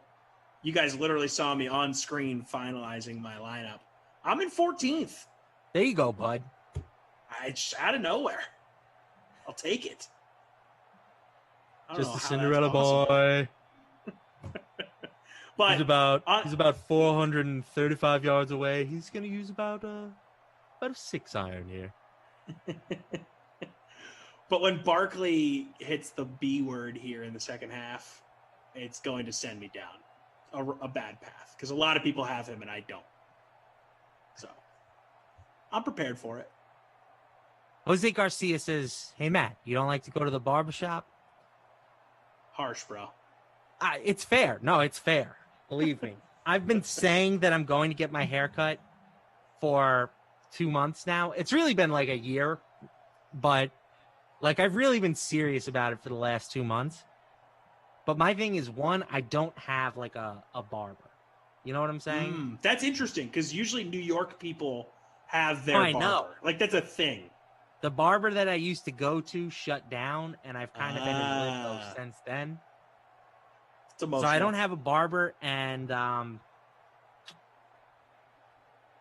you know, it's like it's an intimate connection to let somebody. I get that. Work on totally. your head. And two is I just don't have a lot of free time. Yeah, that's also tough. You got to carve out that time. I'm not saying I'm too busy that I couldn't find an hour to go get my hair cut, but you'd much rather sleep or relax in that hour. Sometimes, yeah. Sometimes you need that. Yeah, I get it. I get it, dude. Thank you for being understanding. Morgan has to force me to get a haircut. She's like, you need to get a haircut this week. I'm like, okay. Because I don't want to do that in my free time. Kicking Club says Lamarcus going to the barber the same day that Rossi goes to the eye doctor. Yeah, what is it? The eye doctor thing is mind-boggling to me. He lives close to the eye doctor. Just go pick up your glasses. Yeah, I mean, Rossi's that out one and seemed about pretty doing incredible. things. Like he's out there. Like he's always talking about driving around here, making videos of himself working out there. The dude is a man about town. Just stop by and pick up the glasses on your way home from picking up legal seafood for dinner or going to get your sweat on. I need you to protect your eyes here, Rossi. Yeah, like, what are we doing? Vision is important. It's key. Can you rank the senses? How would you rank your senses? Ooh, I like this question. I would say, okay. Sight feels really close to the top for me, man. Yeah, I don't think that's a hot take. I think sight might be number one. I'll go hearing 2. Okay. I'm trying to decide if touch or smell would be third. Here's a hot take. I think taste is last. I think smell is a clear last for me. See, I think smell is important because it can get you out of like really dangerous situations at night. Like let's say your house is on fire. If you don't smell that stuff, you might not wake up. I got a fire detector. Yeah, but what if the battery's out and you didn't know? It's your last line of defense. I think if any, I'm going in the complete opposite direction. Imagine just never having to smell anything bad ever again. That's actually that's a really good point. So I'm putting smell last. I think touch might be underrated. Underrated. Okay. Underrated. You need touch, man. Imagine if you just like never knew stuff was in your hand. Okay, but how about this? If touch goes away, like the feeling of heat or coolness go away, does that mean I wouldn't get like super sweaty in the summer or really cold in the winter? You know, that's an interesting question. Right? Like I've never thought about that. Yeah, like maybe that puts it in last. You know? I mean, there's obviously, again, like danger downside to it, which is like you could put your hand on a burner and not realize that you're lighting yourself on fire. But right. I didn't think about the pros. Like you could just, I'd never sweat again. Are you kidding me? You could just be walking around. This is something we're really gonna have to dive into. Yeah, like, oh my god, or like it could be 0 degrees outside. I don't care. I'm still rocking shorts, dressed as comfortable as possible. Oh, it's 100 degrees outside, but I want to rock this really cool hoodie. Cool, I'm gonna do it. You would have to be careful in the cold because I do think you could still get like, you know, hypothermia action, height and all that stuff. Okay, but fair. In the summer, it would be great. You'd never have to worry about a sunburn. Yeah. What a catch. Oh, go get it, Amari. That's a heck of a grab there. Okay, so we're definitely saying sight number 1. Sight number 1. And hearing number 2. I like hearing number 2. Yeah. Then for me, it's touch. You can then be without faith, those other then- 2 things, or the rest of the other 3 feelings or senses. If you can hear and see, you can operate normal in society. Yeah, you could. Yes, it wouldn't. I'm not saying it would be way worse for you if you were wouldn't missing face any of those other challenges, 3 but things. Yeah. Lisa Robinson. The answer is no. Just Lisa thought it was Robinson has been mean to me today. Can I just put that out there? Lisa, be Wow. nice to people. Yeah. You seem like a Lisa Robinson kind of guy. You know. I usually am friends with Lisa Robinson on here, but apparently she doesn't like me today. Bruce Harding says get a Zeke cut, LaMarco. I've debated just shaving it like Jordan. Yeah. I think bald head with a beard is a good look. You have to have the right shaped head for it, and unfortunately you don't know until you make that plunge. As Amari. That's a touchdown for Amari. Very nice. In my lineup. Have you never gone with the buzz cuts growing up?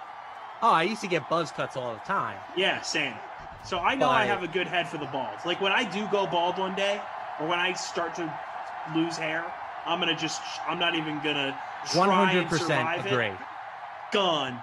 Just not gonna be that dude, because that guy everyone talks about behind their back. Like, oh, did you see Stewart? Oof, he's really just got So funny because my dad for years was the comb over guy. Yeah, it's bad. 2-point conversion's good for Dallas. This is a ball game, folks. You don't want to be that Number 99 guy. feeling it. I don't want to. There's people in my life where I'm like, you would look so much better if you just shaved your head and rocked the beard. They might be listening right now, so I won't say it. Or people that are connected to them. If my grandma is listening, which I think she is, she knows exactly who I'm talking. The thing is, like, though, once you make that decision, I don't think you come back from it. No, you can't. No.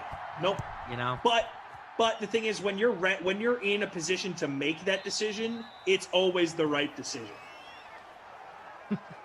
Unless you're willing to like spend a ton of money and do the hair plugs thing, and you need to get like really, really high end hair plugs for it to be worth it and to look good.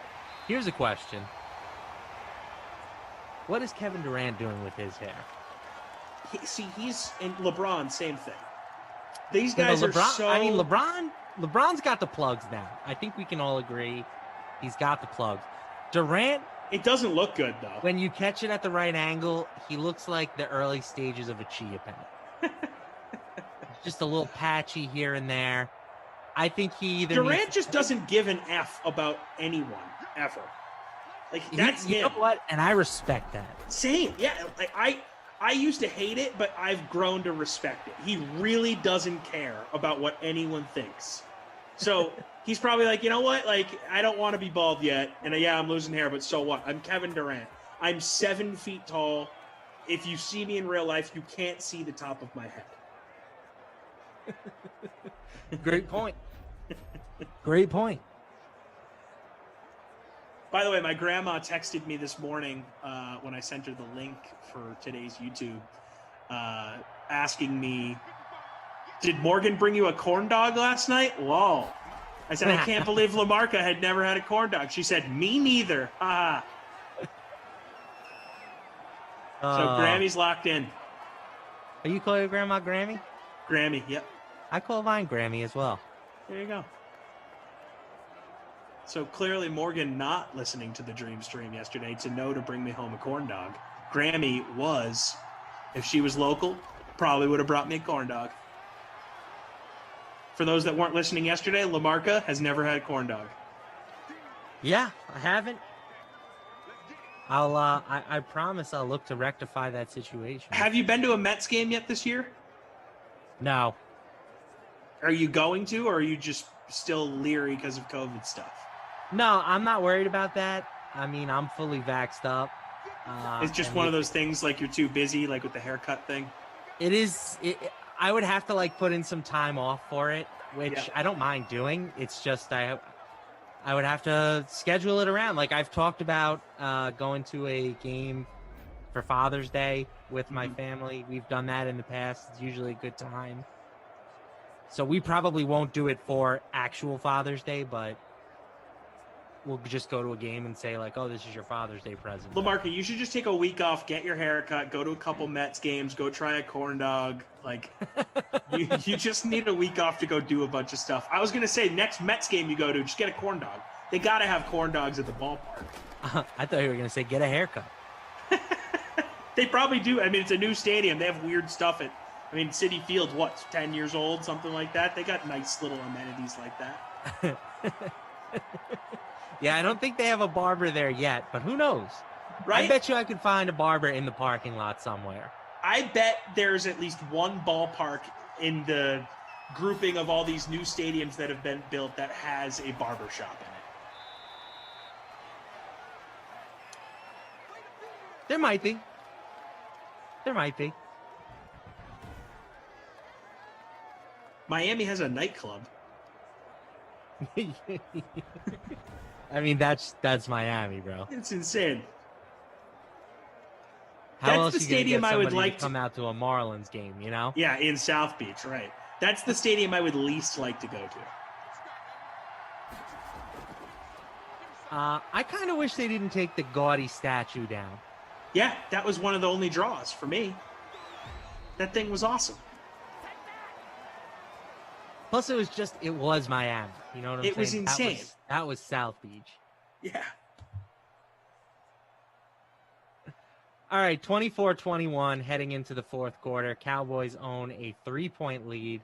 This has been an exciting sim. Lots of stuff happening.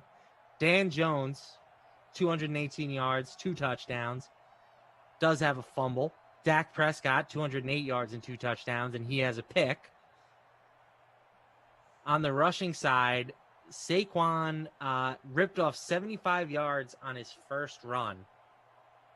And he has finally cracked the bonus. He's up to 103 yards. Zeke not getting it done, 9 for 26. I'm not sure what Zeke's ownership was, but looking like a solid babysitter Billy candidate at the moment. Feeling that way as well.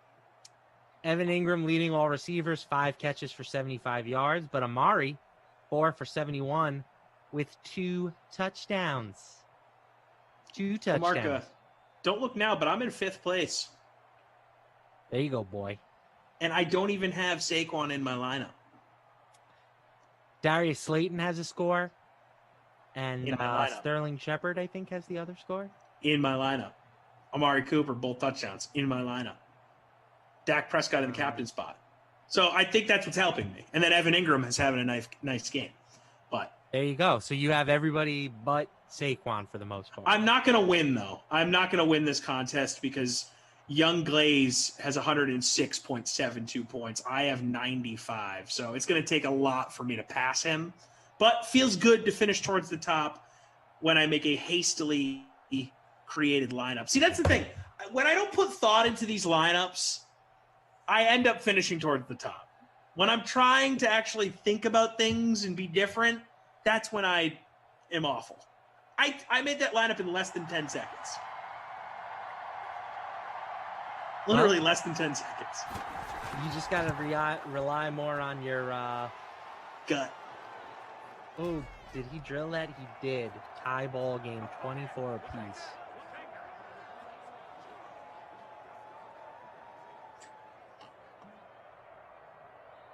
Hey, buddy, saying TC waiting for my fork fireworks from the microwave. I will not be putting a fork in my microwave. It's just not going to happen. Someone else wants me to put fireworks in the microwave on the 4th of July. These people just want you to burn your house down, apparently. No, I got to get my security deposit back. You know what would be cool, Kicking Tom? Club. If you just light your house on fire. Kicking Club saying, just don't get a corn dog, take it to get your hair cut. Hairy corn dogs would be yucky. That's really good advice. Do not eat a corn dog while you're getting a haircut. Don't eat anything while you're getting a haircut. Maybe chew gum, but wait, like make sure you're chewing the gum before you get your hair cut. Like you don't want to put a stick of gum in your mouth while they're cutting your hair, because then you could get you can get hair on the gum as it's going in your mouth. Don't blow bubbles with your gum while you're getting your hair cut either. Sounds like a lot of rules, Tom. I'm just saying, I don't want people chewing their hair. You don't want to be doing that.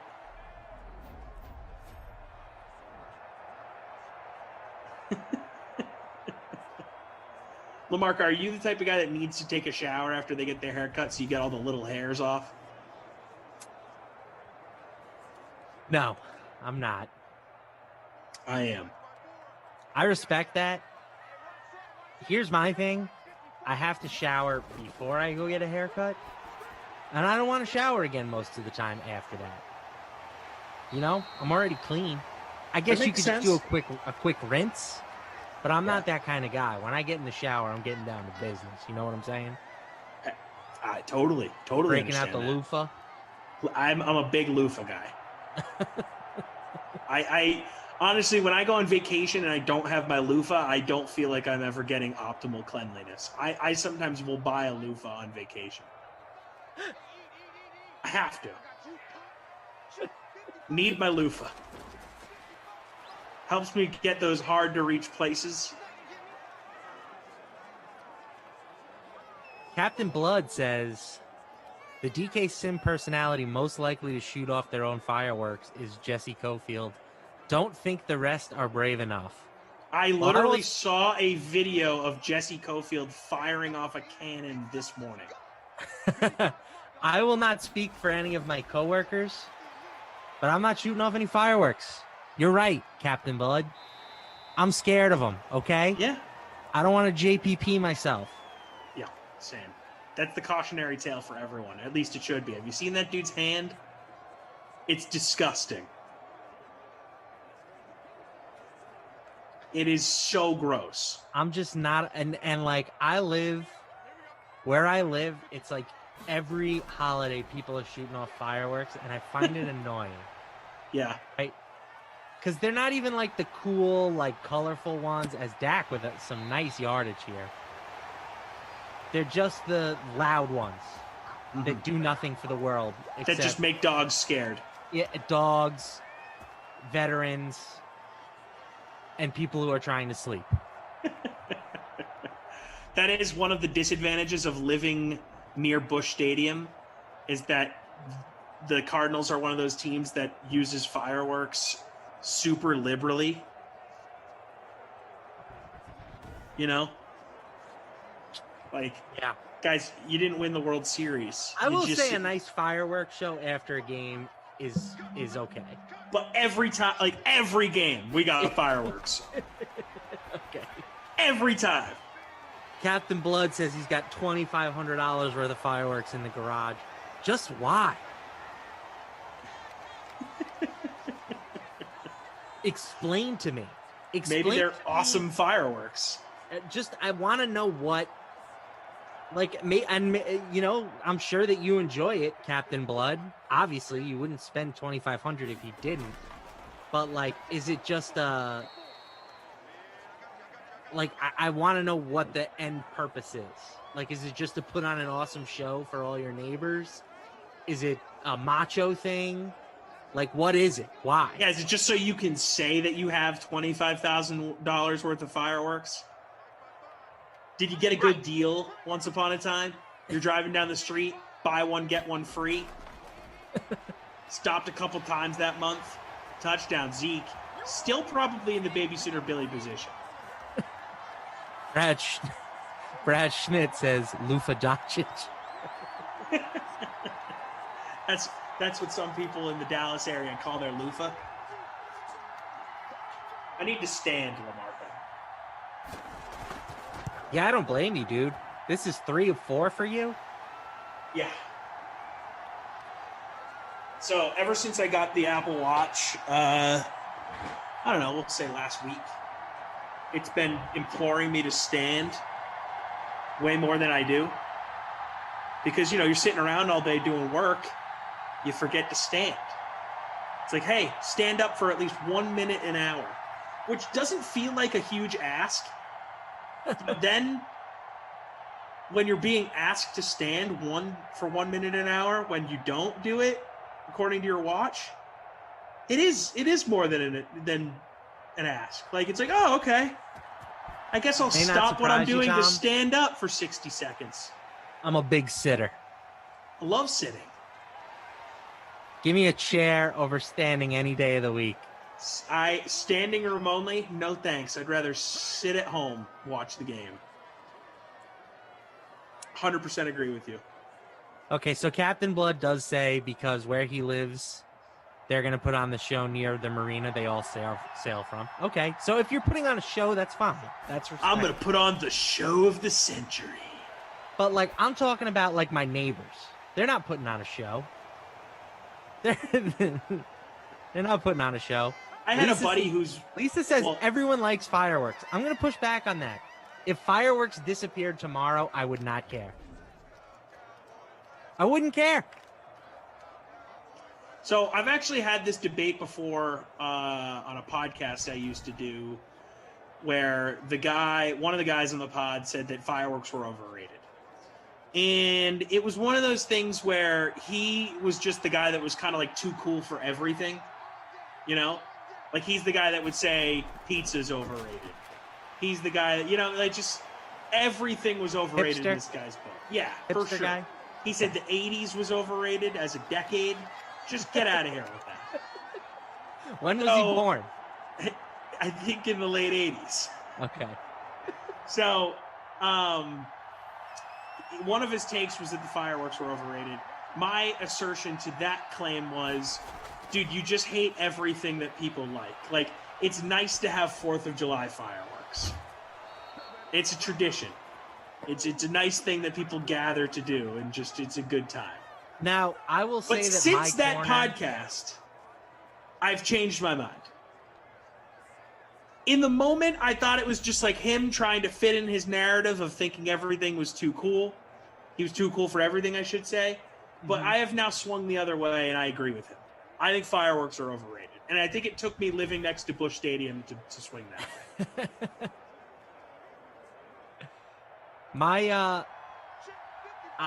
Now again, my Twitter circle I feel like is pretty small. It's a lot of fantasy nerds, sports betting nerds, card collecting nerds. That sounds like a nice bubble, if you will. Sure, sports nerds. And I feel like the general consensus there is that fireworks are overrated. Yeah. That makes sense. It makes sense that community would be anti-firework. No offense. Lamarca, Captain Blood says, Lamarca, even though I'm here every day, if podcasts and the internet ended tomorrow, I wouldn't care. Yeah, wow. That's what a random thing to just throw out there, completely directed at you, Lamarca, just out of context. Well, it's because I'm taking a shot at something that he enjoys, which I get. You know, it's like if the internet poker thing, right? Like, when you say, like, oh, internet poker should be legal everywhere, which I believe in because, again, I'm a nerd. But it's also, like personal responsibility, do what you want with your own money. If this can be legal, why can't this be legal? Like, it's just, that's how people make arguments. So, false equivocations. I get it. And you know what? Podcasts, you could probably take them away and the world would be the same. I do think if we lost the internet, it would be a big step backwards. We need the internet. We don't need podcasts. I agree with you.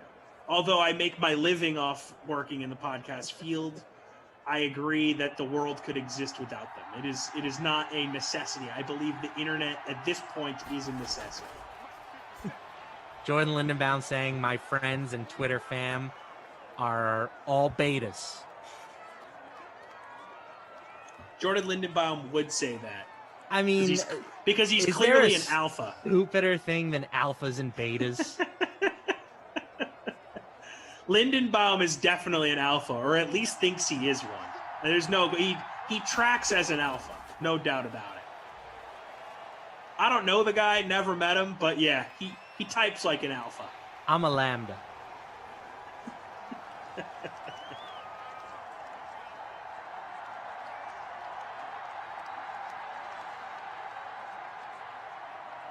So we got 2nd and 10 here. Giants are at the 27-yard line. They're trying to force a game-tying touchdown. They'll pick up a little chunk there. Golden Tate in my lineup. Bruce Harding says, don't TikTok yourself. That's for sure. Hey, I can't knock Glash, man, for the TikTok thing. I'm almost jealous of Glash for, like, getting ahead of that thing and, like, really diving in and taking it serious. Glash is going to be laughing his way to the bank with that TikTok stuff. Jordan saying not an alpha at all, but certainly not a beta. Okay. I Somewhere in the middle. like Jordan Lindenbaum. Me and Jordan Lindenbaum, we're from the same neck of the woods. I feel like I know Jordan Lindenbaum. Like, you think you know him in real life, and he just no, I don't uses know a him in fake real name? life, but like I feel You think like he's like a kid you went to high school with that uses a fake name and just like is secretly obsessed with you? You're misinterpreting what I'm saying. I'm just saying I know people like Jordan. Like I get it. I've grown up in that area, and Jordan's cool in my book. I'm not You saying get he's the not cool. touchdown I'm here. just saying Evan he Ingram tracks as back an alpha. of the end zone. Oh, that's No, sorry, Darius Slayton. In my lineup. I'm in 9th. Everybody pointing out that Lambda was the fraternity in Revenge of the Nerds. Yes, it was. That's why I pulled out Lambda. I'm now in 5th.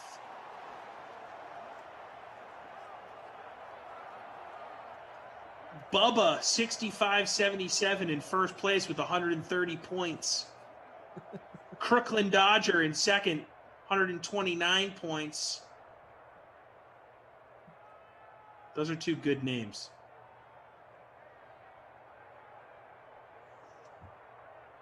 When I was a kid, I used to think the name Bubba was hilarious. I mean, it's a great name.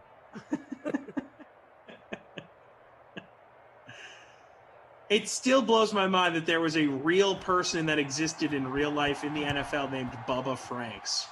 Like, how is that a real name? Unreal. And he was good. Bubba Franks was a good tight end for the Packers.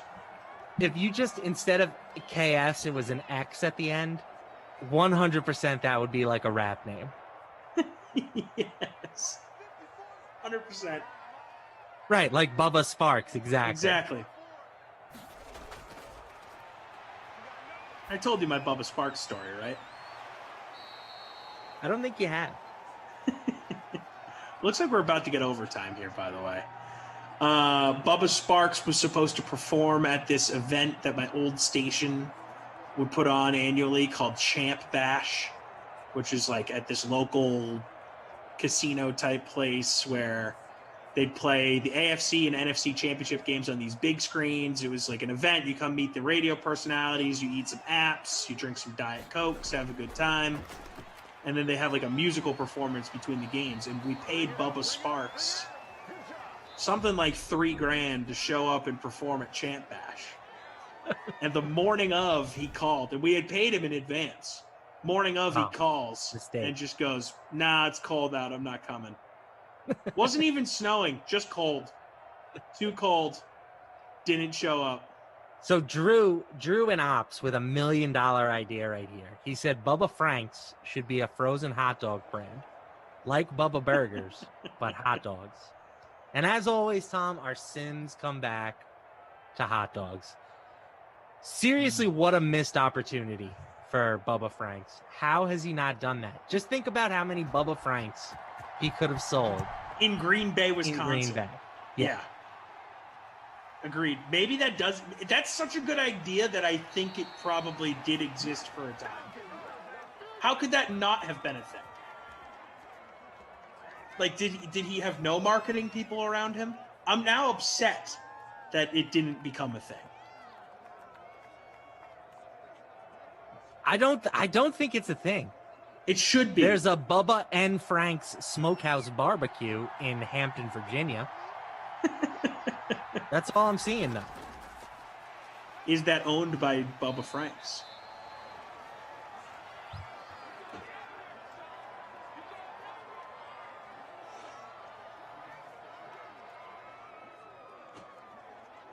I feel like we should move on this, Tom, before somebody else does. Yep. Let's call up his agent right now. Bubba. Hey, Bubba. I know you've been out of the game for a while. Matt I still LaMarca think this is from a the good DraftKings Dream Stream. I'm sure you've good heard of me. opportunity for you here.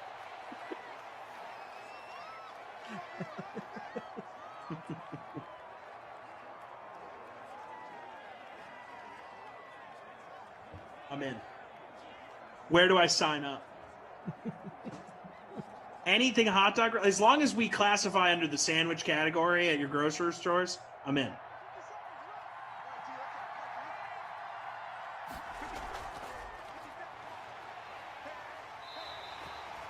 Captain Blood saying, back in the day, we once set off $7,000 worth of commercial grade fireworks that someone drove across 7 states, possibly less than legal, in South Texas.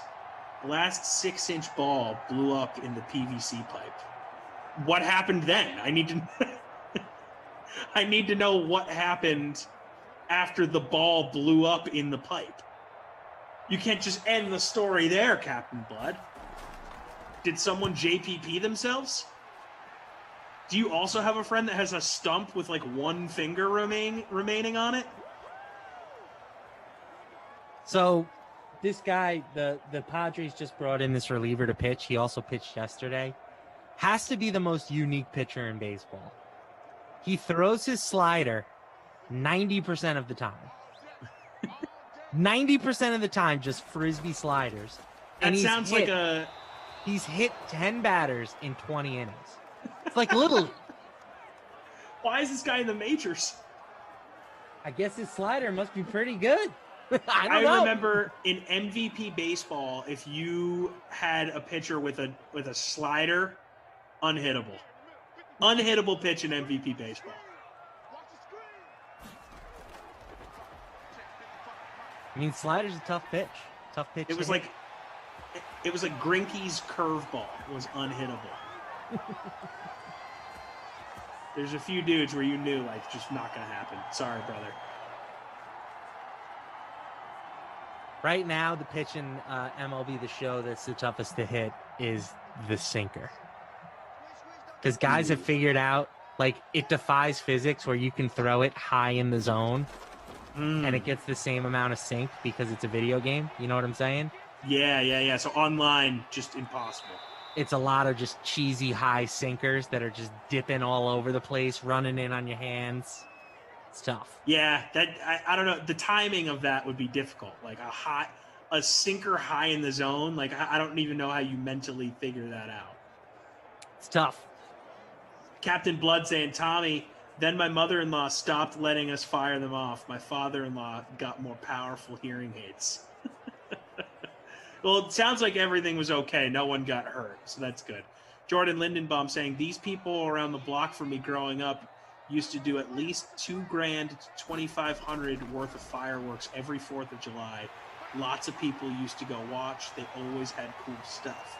I have a buddy from college whose dad does it. His dad and like the friends from their block combined to do about $10,000 worth of fireworks every 4th of July. They all contribute and they just go off. Down in the South Shore, Boston. Hull. Yeah, down in Hull. People like fireworks. It's an American thing, man.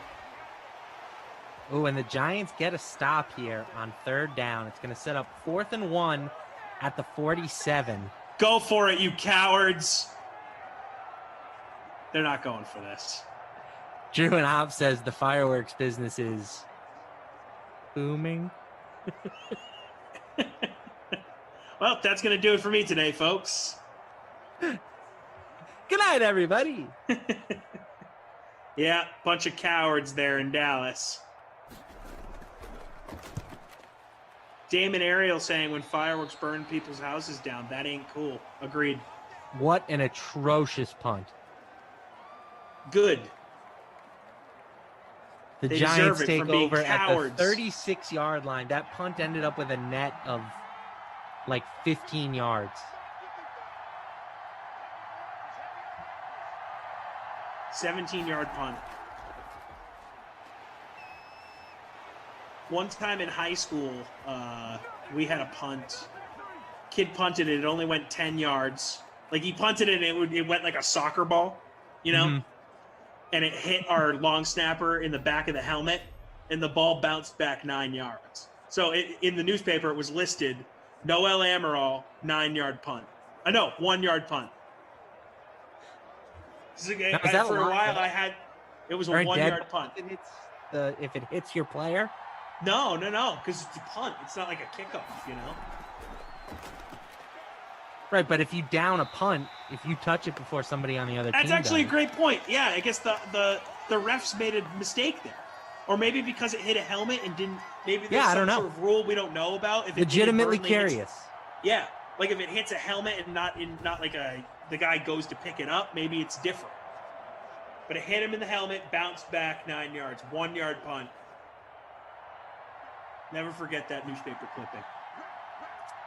Fernando says, I was saving my like for a Cowboys win. I guess not. There's still time, Fernando. Well, that's not going to help. Not going to help, but there's still time. They could block a field goal here. We could get a pick six or just a turnover in general. Dak's ready to go.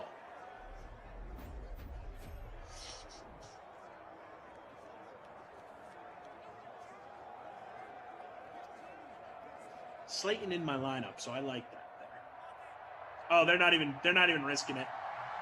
Just going for the win, getting out of here. Oh, icing the kicker. I'm in 9th. I'm happy with that. Top 10 finish is nothing to scoff at. Not at all, especially for me. I'm going to have to see the stats before I give out the awards, Lamarca. I hate to break that to you. Too many dudes did weird things for me to give out awards without looking at stats. Oh, you yeah. know? Okay. I'm going to need those final numbers, yeah. We'll go through the stats, baby. And I need the stats. Whatever you want, big dog. Gonna need them. Good win for Joe Judge and the boys. A barn burner of a game. 34-31 final. Mike McCarthy looking svelte in Madden, by the way. Good for him.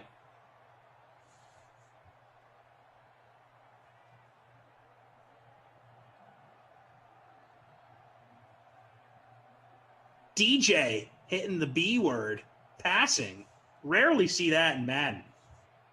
A very efficient game, but he did, again, have that aforementioned fumble, but I don't think we're going to hold that against him too much. Might not. Dak also with a good game, 276 and 2.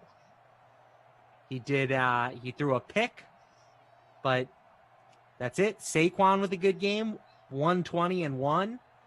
Zeke only 31 yards on the ground, but he did have a touchdown, and I want to say he contributed at least a little bit in the receiving game. So Dak Prescott, 38 yards on the ground. Yeah, Zeke had 5 for 47 through the air. So ultimately, Zeke wasn't that big of a disappointment. Evan Ingram hit the bonus. Darius Slayton hit the bonus with 2 touchdowns. Amari Cooper, 2 touchdowns with 91 yards. Sterling Shepard had a touchdown as well. Defensively, we had a touchdown on a scoop and score on a Daniel Jones fumble. So this game had a little bit of everything. A little bit of something for all. This is tough. I think I'm going to go with Darius Slayton for the wooden nickel. I mean, talk Love about the call. efficiency there.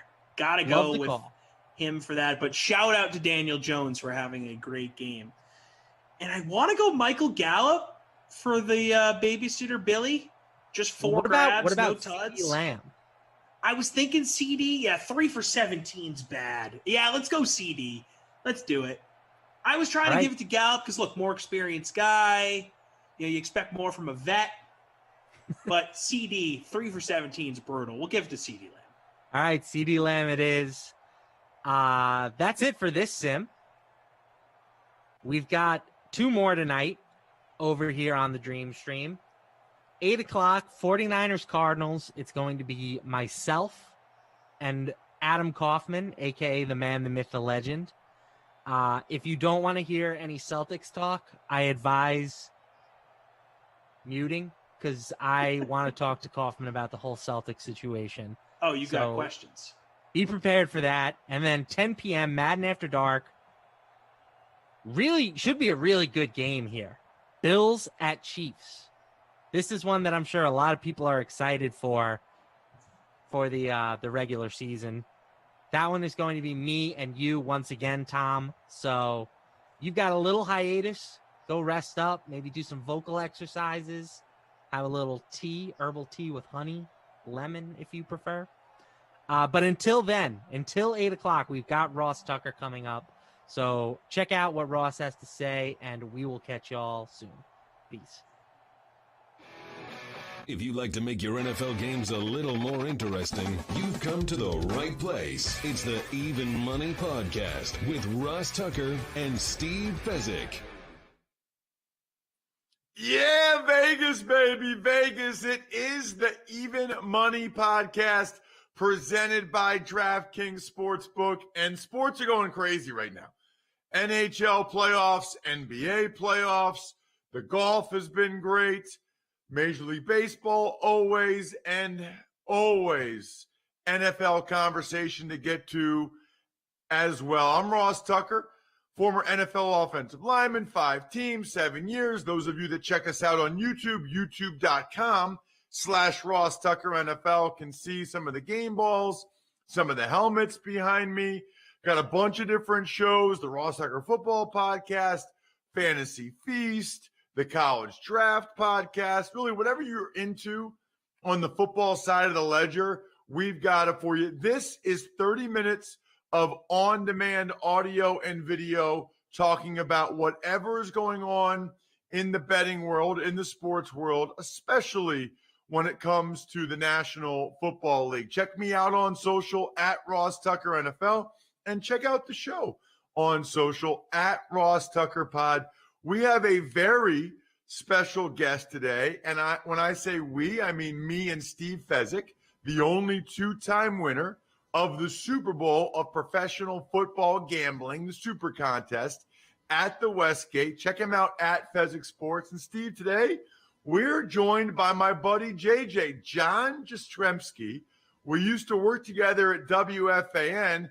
Now, I don't do that show anymore, and neither does he. You've come over to the dark side, JJ. You're on the podcast side of the business, huh? Yeah, listen, it's always a pleasure being on with you, Ross. Fezzik, big fan. I'm a big fan of both of you guys. And Ross and I killed it throughout the football season. And we did such a good job that Ross is no longer doing the show at FAN. And now I've turned coach. So I'm working for my dude, Bill Simmons. And we're doing the same sort of stuff with New York, New York. We're talking New York sports. We're talking gambling, picking winners, and having a whole lot of fun. So thanks for having me on, guys. Well, absolutely. There's a couple of things we got to get to. First of all, those of you that are listening, you might have to check out the YouTube page because Steve is wearing a unique NFL jersey today. I don't want to give it away, but Steve is wearing a unique NFL jersey, and he said to me before the show, let's see if anybody can guess whose jersey this is. If they do, I will take them out to dinner the next time they're in Vegas. Well, I was able to guess, and I won't tell you why, but because that would give it away. But I was able to guess. Maybe next week I'll tell you why. And then right before we started the show, JJ's first thing was, "Is that a bleep bleep bleep bleep jersey?" So we'll see. You're gonna have to check it out on YouTube, or at least check out the social media clips to see. But JJ and I both got it right away, so it's not going to be that hard for you to go ahead and actually get a chance to go out to dinner with Steve Fezzik. You just got to email me, ross@rosstucker.com. Before we get into any of the betting stuff, though, JJ, you got to tell me, how'd the whole thing go down with Ringer and Simmons and getting into the podcast game? Ross, I felt like I was a free agent getting recruited, dude. It was pretty wild, man. You know, you get the message from Bill Simmons on Twitter that definitely like opens your eyes. You're like, dude, Bill Simmons got 10 million followers. He's following me. It's like, well, what's going on here? So, we got on the phone. We talked for an hour. It was like a first date that we kind of knocked out of the park. And dude, when you get recruited by, one of those brands, it's like, dude, imagine you're a free agent and the Yankees come calling. That's what it felt like, dude. It's like, yeah, you go to the hometown team. It's like, well, can we match this? And it's like, yeah, Bill took care of business, man. He didn't mess around. It's a great opportunity. He's building around me, which is great. And dude, it's been awesome. Like everything about making the switch to the podcast world, it's been everything I could have imagined and then some. We got calls, we got A-list guests, we're having a ton of fun. And the idea, fellas, to keep on keeping on. That's the bottom line. That's what we're going to try to do. I love it. Well, when you're ready for me to come on and tell you what the deal is, I was just saying, football season, when you smack talking my Dolphins about Tua 5 games into the year, Ross and I are going to be going at it, Fezzik. So expect that to be the case, You know what's so funny? It's so funny that you said that, JJ, because I'm about to tweet something shortly after the show. Did you see the quote that Peter King had that Tua said recently? Let me read this to you. Let's hear it. I didn't actually know the playbook necessarily. Really, really good. And that's no one's fault but my fault.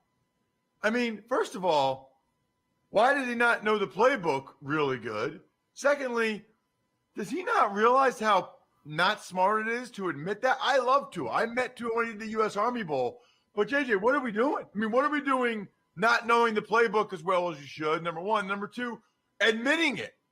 Yeah, I think that's the bigger problem. Now, listen, you guys know last year was this weird, messed up, chaotic year with COVID, not having full OTAs, not having the full rookie minicamp. So maybe, Ross, that element comes into play a little bit. But it's one of those things where even if that's true, even if you feel like you were a step behind in learning Shane Gailey's offense, don't say it, dude. Don't say it. And I think what he was trying to do is kind of illustrate the fact that I feel a lot more comfortable this year, that I got Jalen Waddle, that I got Will Fuller, that I got all this speed now. I got a new system, and I'm ready to hit the ground running.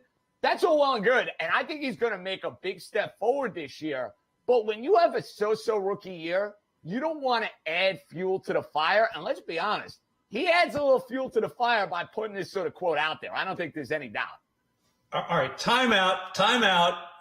So there's a pandemic going on. No parties, no lifestyle, no South Beach. If there was one year that you were uniquely benefiting from being able to stay home and study a playbook, it was 2020. But now that we're going wide open and there's going to be parties nightly, beach is open, now he's going to study the playbook. Good luck with that.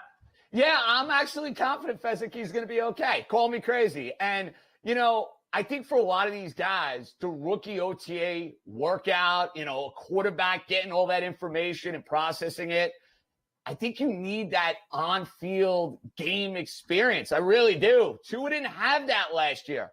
And listen, he wasn't as good as Justin Herbert. He wasn't as good as Joe Burrow. It wasn't Dwayne Haskins in his rookie year, guys. You know what I mean? Like, it wasn't like you saw him and was like, holy smokes, he can't play. The problem he ran into, you have this experienced gunslinger that had 20 years of knowing that system in multiple places, in Buffalo, with the Jets, and with Miami. And it's kind of like a crutch. Like you have a crutch, guys, and it's a word crutch. I have it all the time where you just say it over and over again. Well, that was kind of Brian Flores with Ryan Fitzpatrick. He knew he had that crutch there. And first sign of trouble for the young quarterback, okay, I can go to this guy, can let him rip and let him go and play. He don't have that now. That's why this year is so imperative. It's so crucial for Tua. He has to make a major step forward. And I think with the talent they put around him, guys, I think he's going to. Here's a question, Steve, and I think this is an important one. By the way, you can check out John JJ on social media at John_Jastrzemski. Steve is always at Fezzik Sports and only at Fezzik Sports. Although they did get rid of your imposter, Steve. Did you notice that? Did they? Wow, you got a burner. That account How about that? suspended. Enough people, JJ, there was an account, I'll just say it now, at Real Steve Fezzik, that was not Steve. And I know people that personally, like, DM'd him or whatever, or got DM'd by, like, followed him, and then that guy DMs them, and they start doing stuff together, buying picks or whatever, and he rips them off. Wow. So somehow they were able to kibosh it. Like, if you look at it, I can look at it again, but last time I looked, it was suspended. Like, you've made it, by the way. If people are, like, doing fake accounts of you, account suspended. Twitter suspends accounts which violate the Twitter rules. So thankfully that won't happen to anybody else. But here's my question, Steve. Do you ever, like, that quote by Tua, has there ever been a quote that's, like, actionable in your mind? Like, we're all kind of wait and see on Tua. Nobody's, like, down on him. Nobody loves him. It's all kind of in between. Has there ever been like, oh man, like, because there was a couple things that Haskins did where I was like, oh god, I'm out. No. I'm and out. Tua hasn't done that. But is there ever a time, Steve, where you saw a quote from a guy and you're just like, oh no, this is not going to go well? Actually, I pay much more attention to coaches, especially rookie coaches, because rookie coaches haven't learned to lie yet. So savvy coaches, everything they say, take it with a grain of salt. But especially you get like a rookie coach in the NBA, for instance, and he says something like, wow, we just got torched for 150 points. We really got to ratchet up the defense and slow it down. Boom. Bet the under the next game. You can believe him. Anyone else, grain of salt. But what? No players, like no player that says something like this where you question their judgment. Well, whenever a player is critical internally of the coaching staff or other players, that's a team that I want to avoid because of the chemistry issues. Yes. All right. Well, speaking of NBA, let's get JJ's thoughts. JJ is a DGen, as they call him. He bets on everything, just everything. All right. Blazers tonight for the rest of the series. What do you got, JJ, on the Blazers? So, fellas, I took Portland to win this series after losing game 3. So I ended up getting Portland at plus money. They ended up smoking Denver in game 4. And what to me is encouraging about Portland moving forward, they won a game in this series without their best player, Damian Lillard, going off. I don't expect Damian Lillard to have 2 off nights here in this series. I know Jokic is a beast. He's going to win the MVP. But with the injuries for Denver in the backcourt, specifically Jamal Murray, I think you're going to see guard play, which now runs the NBA, determine this series. Yes, Portland is shaky at times on defense. Yes, they're going to have to win a game on Denver's home court. The good news is they've already done it here in this series. I like Portland tonight, and I like Portland for the series. Portland's going to win this series. I don't know if it's in 6 or 7. Yeah, hell with it. I'm going to say they win the next 2 games. I got the Blazers getting it done tonight and then wrapping this baby up on their home floor in game 6. Steve, any thoughts?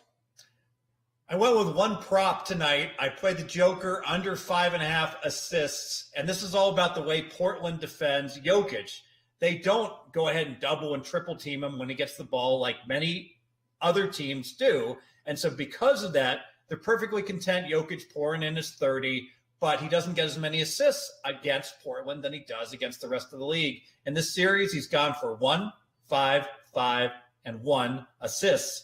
Kudos to Mackenzie Rivers, who pointed this out to me. This has been the case during the regular season as well. So best bet, Jokic under 5.5 assists tonight. I like that, Steve. I like that a lot. See, that's the kind of inside information that I expect from you. I got to ask you, because the first game tonight, JJ, and some people will listen or watch this afterwards. It doesn't matter. That's not the point. Celtics Nets, okay? You have lived in New York your whole life, correct? That is accurate. Aside from Syracuse counts too, even though it's like it's not really New York, but it does count for 4 years. And so you accurate. were on WFAN in New York City for how many years? 9 years. Okay, the biggest radio station in the country, most well-known, whatever. In all sincerity, how many Nets fans do you know? Like over the last 20 years, how old are you? 33. Just turned 33 a couple weeks ago. How many legitimate Nets fans did you know going back 5 years ago? 5, 6. Seriously, right? I don't think that number's changed, quite frankly, Ross, by the way. I don't think it's changed. It looks like when I watch the games, it looks like it's changed. Well, you know what it is? You get a lot of tourists coming in. You got a lot of the Johnny-come-latelys coming in. I don't know if they're legitimate diehard Net fans. I can tell you this. The Knick conversation in town has been off the rails. People are buzzing about the Knicks, even though they're probably going to lose this series. And the Knicks winning a first-round series, to me, would mean more to New York City than the Brooklyn Nets winning an NBA title. That's just the God's honest truth. Vegas does not believe in the Knicks. Get this. Circus Sports right now, just to win the East. Not to win the title, to win the East. You can get the Knicks. Hold for it. 500 to 1. Fezzik, I'd love to take a lottery ticket. I'd love to say that my New York blood is running true. That's a donation. That is an absolute donation, bro. They will be lucky to win game 5 on Wednesday night, yet alone the Eastern Conference. Come on now. Let's be real. They don't got the talent. They've had a great year. It's house money the rest of the way. They're not even winning this series. Let's call it like it is. So while we're on Nets, I do have to ask both of you guys this. I'll start with you, JJ, being there in New York. So all the years that you're on local radio, now you're doing your New York show, people don't care about the Nets. They don't call up about the Nets, right? Very few. Very few. Like Yankees and Mets, there's legitimate fans on both sides. Giants and Jets, legitimate fans on both sides. Rangers, Islanders, there's more of an to me, guys, there's more of an Islander contingent because of what they did in the early 80s than there is a Net contingent. Now, maybe that changes over the next 5 to 6 years. I don't know. But as of right now, no. The Net fan, my friend, is few and far between, as we like to say. You know what's funny, too, about it, guys? You know, I tweeted last week, it might have been game 2, at Ross Tucker NFL. You know, it looked like it was a packed place. You know, in Brooklyn, it was packed. And I've met one Nets fan in my whole life. And I lived in the Northeast like my whole life. I went to college in New Jersey. Like, I met one Nets fan ever, okay? People that got offended by it are the bandwagon jumpers. Absolutely. The legit Nets fans are like, you're gosh darn right. Like, you know, I've been a fan since Van Horn, or I've been a fan since Kenny Anderson and Derek, whatever it is, right? They're like, you're 100% correct. Like, real, authentic Nets fans, they admit that there aren't other Nets fans. They should know the dynamic. Right. They know that there aren't other Nets fans. And they know that these people are bandwagon jumping. It's the people that are bandwagon jumpers that get offended. Here's my question. Are you jumping on the bandwagon, JJ, in the sense that you've seen enough to believe that the Nets should be the favorite to win the whole thing and are the best? Yeah, I think they're the most talented team. The problem I have with Brooklyn is twofold. What kind of defense are they going to play? And if they run up against a team with legitimate size, that means Philadelphia, assuming Joel Embiid comes back. If they end up matching up with the Lakers, let's say, and you got to go up against Anthony Davis, that to me is where the Nets run into trouble. Those 3 guys, though, are awfully tough to stop. When they're firing on all cylinders, and I don't like them, I'm not a Kyrie Irving fan, I'm not a Kevin Durant fan, how you matching up with those guys one-on-one? It's almost impossible. They can shoot, they can beat you off the dribble. They're scary talented. Steve, what are you seeing with some of the NBA odds changes, futures right now? So we have to address the Lakers.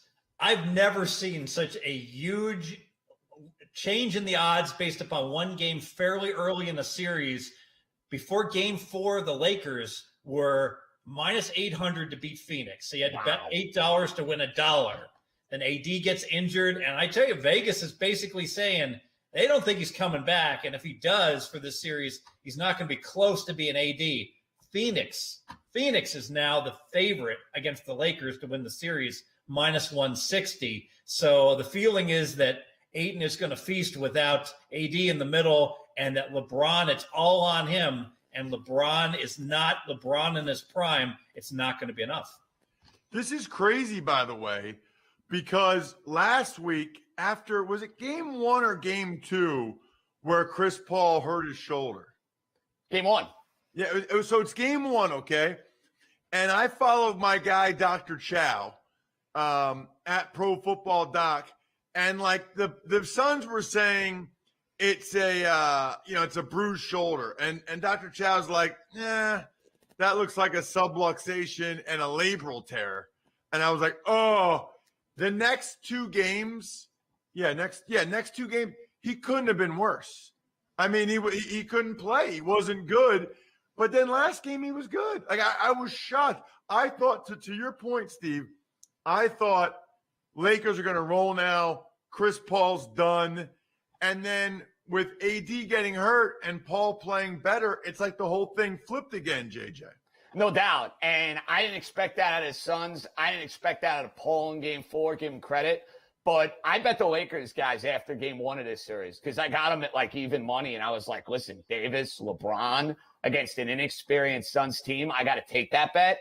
But because of what Steve just said, I'm not doubling down on this. I don't want to get involved with the Lakers because I don't know what the deal is going to be with Anthony Davis. And can LeBron now turn back the clock and put the Superman cape on and carry the Lakers to this series win? He's going to have to, because everything Steve said about this line, Vegas does not think Davis is going to be the Davis we expect him to be and the Davis that he was last year. So I'm hoping and praying with my Lakers series bet. But because I'm sick and tired of them and I'm sick and tired of LeBron James, I'm happy to lose a little money on this one if it means the Lakers go down. Just saying, guys. Now, this is really important. JJ, an expert in the NBA, has just given you an implied bet. So this is a tip for all the listeners. When you have someone in the media that's very, very knowledgeable about things, and basically to paraphrase, JJ is not so confident about the Lakers' chances, but he did say, hey, it's all on LeBron. Absolutely. His usage is going to be tremendous. So who cares who wins tonight? Bet LeBron James over 26.5 points. It's minus 140 because the usage, the minutes, and the shots. We've all seen this movie before. In these all-in critical games, LeBron gets more touches and he takes over. And so what if he goes 11 for 32 shooting? He still goes over the 26.5. Yeah, I like that. I guess the only way that prop doesn't hit is if you get extended garbage time in this game and the Lakers or the Suns are up by a ton of points and they're thinking about game 6. If this game goes down to the wire, Fezzik, that prop is going over, and it's easily going over because I don't think Davis is going to play. And if he does, I don't expect a whole lot. And I also like Aiden over. He's been a monster in the middle, in the paint. He only got 14 game 4, but with no AD, he had 3 games that he scored 20-plus in the series. Aiden over 14.5. Another prop bet. I normally don't have this many prop bets, but with fewer games, I've been getting more deeply into the prop betting. And I might add, if you want to win betting on the NBA, we can have some nice discussions about Portland, Denver, etc. But these lines are, in my opinion, very close to being rock solid and spot on. But these prop bets, they can vary dramatically. And if you can get in early on bets like this, I can tell you all day long, it's going to be a freight train to cash on LeBron and on Ayton and on the Joker assist under because it's so logical. It makes sense. Bet it early in the morning before the line moves. Speaking of rock solid and on point, right before we started the show, and you can ask Brian, our producer, Steve said to me, Ross, your hair is looking great. You know why it's looking great? Keeps. I'm not afraid to admit it. JJ probably uses Keeps. I've never seen the dude without a hat on. So he's probably using Keeps as well. He wears a hat every day. Stop wearing the hat, JJ. Go to keeps.com/evenmoney to get your first month free. The FDA has 2 approved drugs to help your hair, to help you keep your hair. One's a pill. I take it every morning. One's a topical solution. You've seen the commercials. I rub it on my bald spot in the morning and at night. Whatever. I have a bald. I don't care. I have kept my hair. It's the greatest name for a company of all time because it's true. They keep the hair you have. If you're ready to take action and prevent hair loss, go to keeps.com/evenmoney to receive your first month of treatment for free. That's KEEPS.com keeps.com/even money to get your first month free. Keeps.com/even money. By the way, I always think this is amazing. When they want me to spell out Keeps, I always think like, if someone can't spell Keeps, we got way bigger issues than male pattern baldness, right? Like if you can't spell Keeps, we got a whole other conversation. Like there's another medicine that we should discuss. If you can't spell Keeps, I mean, it's unreal. All right, anything else, JJ or Steve, on the NBA? Clippers, Knicks, whatever. JJ, you're on it. Anything else on your mind? I hopped on the Clippers, guys. I took them when they were down 2-0 in this series, and I feel really good about that, Fezzik. I got them at like plus 2-1. I'm feeling really, really confident about my chances. And I know they're a soft team, and they lost the first 2 games at home. They're just a lot better than Dallas. Point blank, they're a better team. Talent, more often than not, wins in the NBA playoffs. Clippers are winning this series. Well, and Luka's neck thing is not good either. Well, that's another thing. And I didn't expect that. I don't remember. Maybe I'm just wrong. I don't remember this many injuries being a part of, playoffs in the past. It feels like there's a lot, AD and Chris Paul and, obviously Luka. Like injuries are very real this postseason, Steve. Well, I think go back to last year in the bubble. The season didn't end until October, right? So now guys had to come back, start playing Christmas time. They didn't get the normal rest period to help their bodies heal and the like. And I think that's a big part why we're seeing so many injuries. By the way, Joel Embiid, right knee soreness, really? Really? That's why he exited? Sure looked like he took a big whack to his tailbone. And I'm not going to say that I don't believe teams and the like, but the fact that he said they're saying right knee soreness, it wouldn't surprise me if he doesn't have a hairline fracture of his tailbone. Let me ask you get Dr. Chow on that, by the way. You got to get your boy Dr. Chow on that, Ross. Yes. Yeah, I'm sure he already is. All right, here's a question. I'm a Sixers fan, right? Do you guys think that the Nets and Bucks having to play each other helps the Sixers? Yes. Or do you think, you've seen them, JJ, every night, Atlanta's good enough to give the Sixers a decent series? Well, it's all going to depend on how you guard Trae Young. I think you'll do a better job of attacking Trae Young as opposed to the Knicks because you got better shooting, number one. And I think Simmons can be a mismatch nightmare in the way he can post up Young. But Embiid's got to play. That's the one thing, Ross. If Embiid does not play in that series, could get dicey for your team. Atlanta is by far and away a tougher matchup for you than the Knicks. It's not even close. Anybody else? Anything? Go ahead, Steve. Were you going to say something? Yeah, I think so often in the media we want to focus on matchups. I'm a power rating guy. It's ludicrous. Like your question you asked, Ross, it's almost too easy to answer. Atlanta's not even the same class as the big three in the East. Power rating wise, they're about 3 points better than an average team. You look at Brooklyn, they're about 9 points better. Philly with a fully healthy Embiid, 7.5 points better. Milwaukee, 7 points better. So, Steve, where do you get these numbers? I look at point per game differential as a now. Is that? point. Here's my question: are those just your power rating, or are those like the power ratings? No, those are mine. But they're the average person isn't going to differentiate. They're not going to be very far off, or they shouldn't be. If they are far off from mine, because I look at some other people's and the like. But the bottom line is Atlanta's a nice little story, and they've gotten healthy and much better coaching. So yeah, they're a significantly better than average team. But they're not even in the same class as the big three. So having Brooklyn have to collide into Philly while you get, Philly getting the bye, basically, in my opinion, getting to play Atlanta, they're going to be like minus 500 to win that series with a healthy Embiid. So that's an enormous advantage for Philly. Last question, JJ. You're ready to put your stake in the ground in the NFC East, aren't you? I am. You are ready to say who you think, and you like back-to-back champions. So this is, you know why you like Washington. I know that. You know why you like Washington?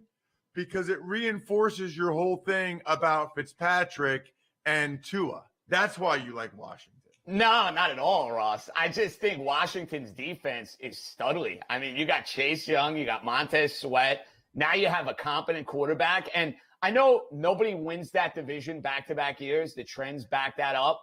Dallas's defense stinks.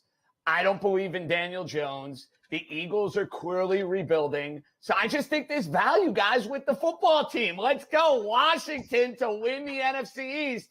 I'm all about that action. A wise guy, darling bet right there. Washington open plus 350 to win the East. All the money on Washington. I think you can still get them plus 250. I fully endorse it. Whenever you make a division bet, you want to avoid a division with 4 decent teams, right? So here you got the ideal situation where down year again for the Giants. Philly's going to have a down year with no quarterback. So it's a 2-team race. Washington opens 8 wins. Dallas 9.5. And guess what's happening? Money against the Cowboys, money on Washington. So Dallas' season wins dropping to 9. Washington's going up to 8.5. The markets are saying, despite all that public Cowboy money out there, that these two teams are close to equal, and yet the Cowboys are even money, and Washington's plus 250 to win the division. Love the Redskins. Love JJ's bet. Here's the deal. If you are into New York sports at all, you need to listen to JJ's show. JJ, tell them all about it one last time. Ross, you the man. Appreciate you, Fezzik. It's New York, New York.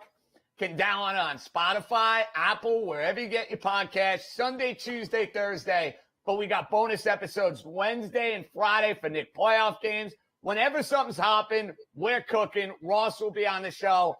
Fezzik will be on the show. And we'll make you guys a whole lot of money and have a whole lot of fun. Awesome. JJ, thanks so much. Really appreciate it. You got it, guys. Anytime, all right?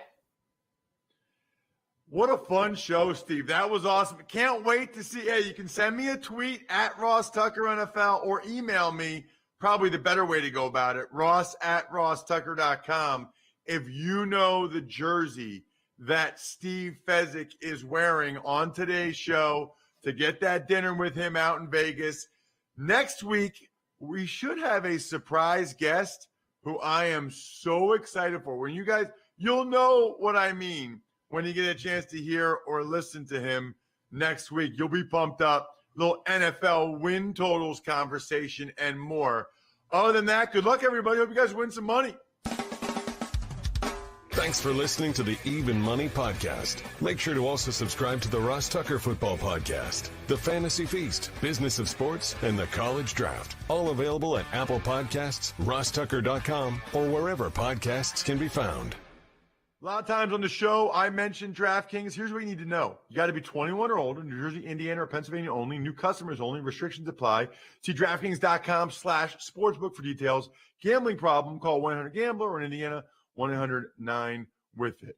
By the way, if what I was talking about included a deposit bonus, doesn't always, sometimes it does.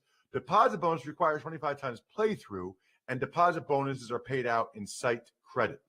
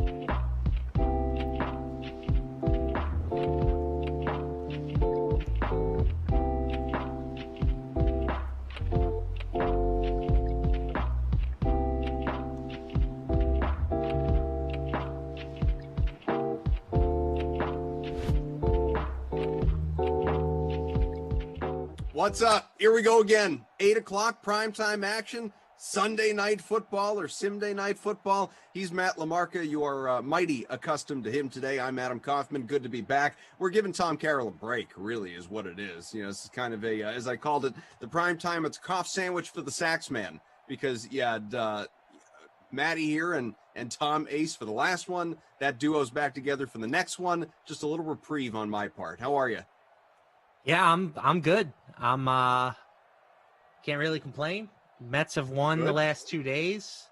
I said going into that series with the Padres, if they split, I'm happy, and they split. Isn't it Clippers fun advance?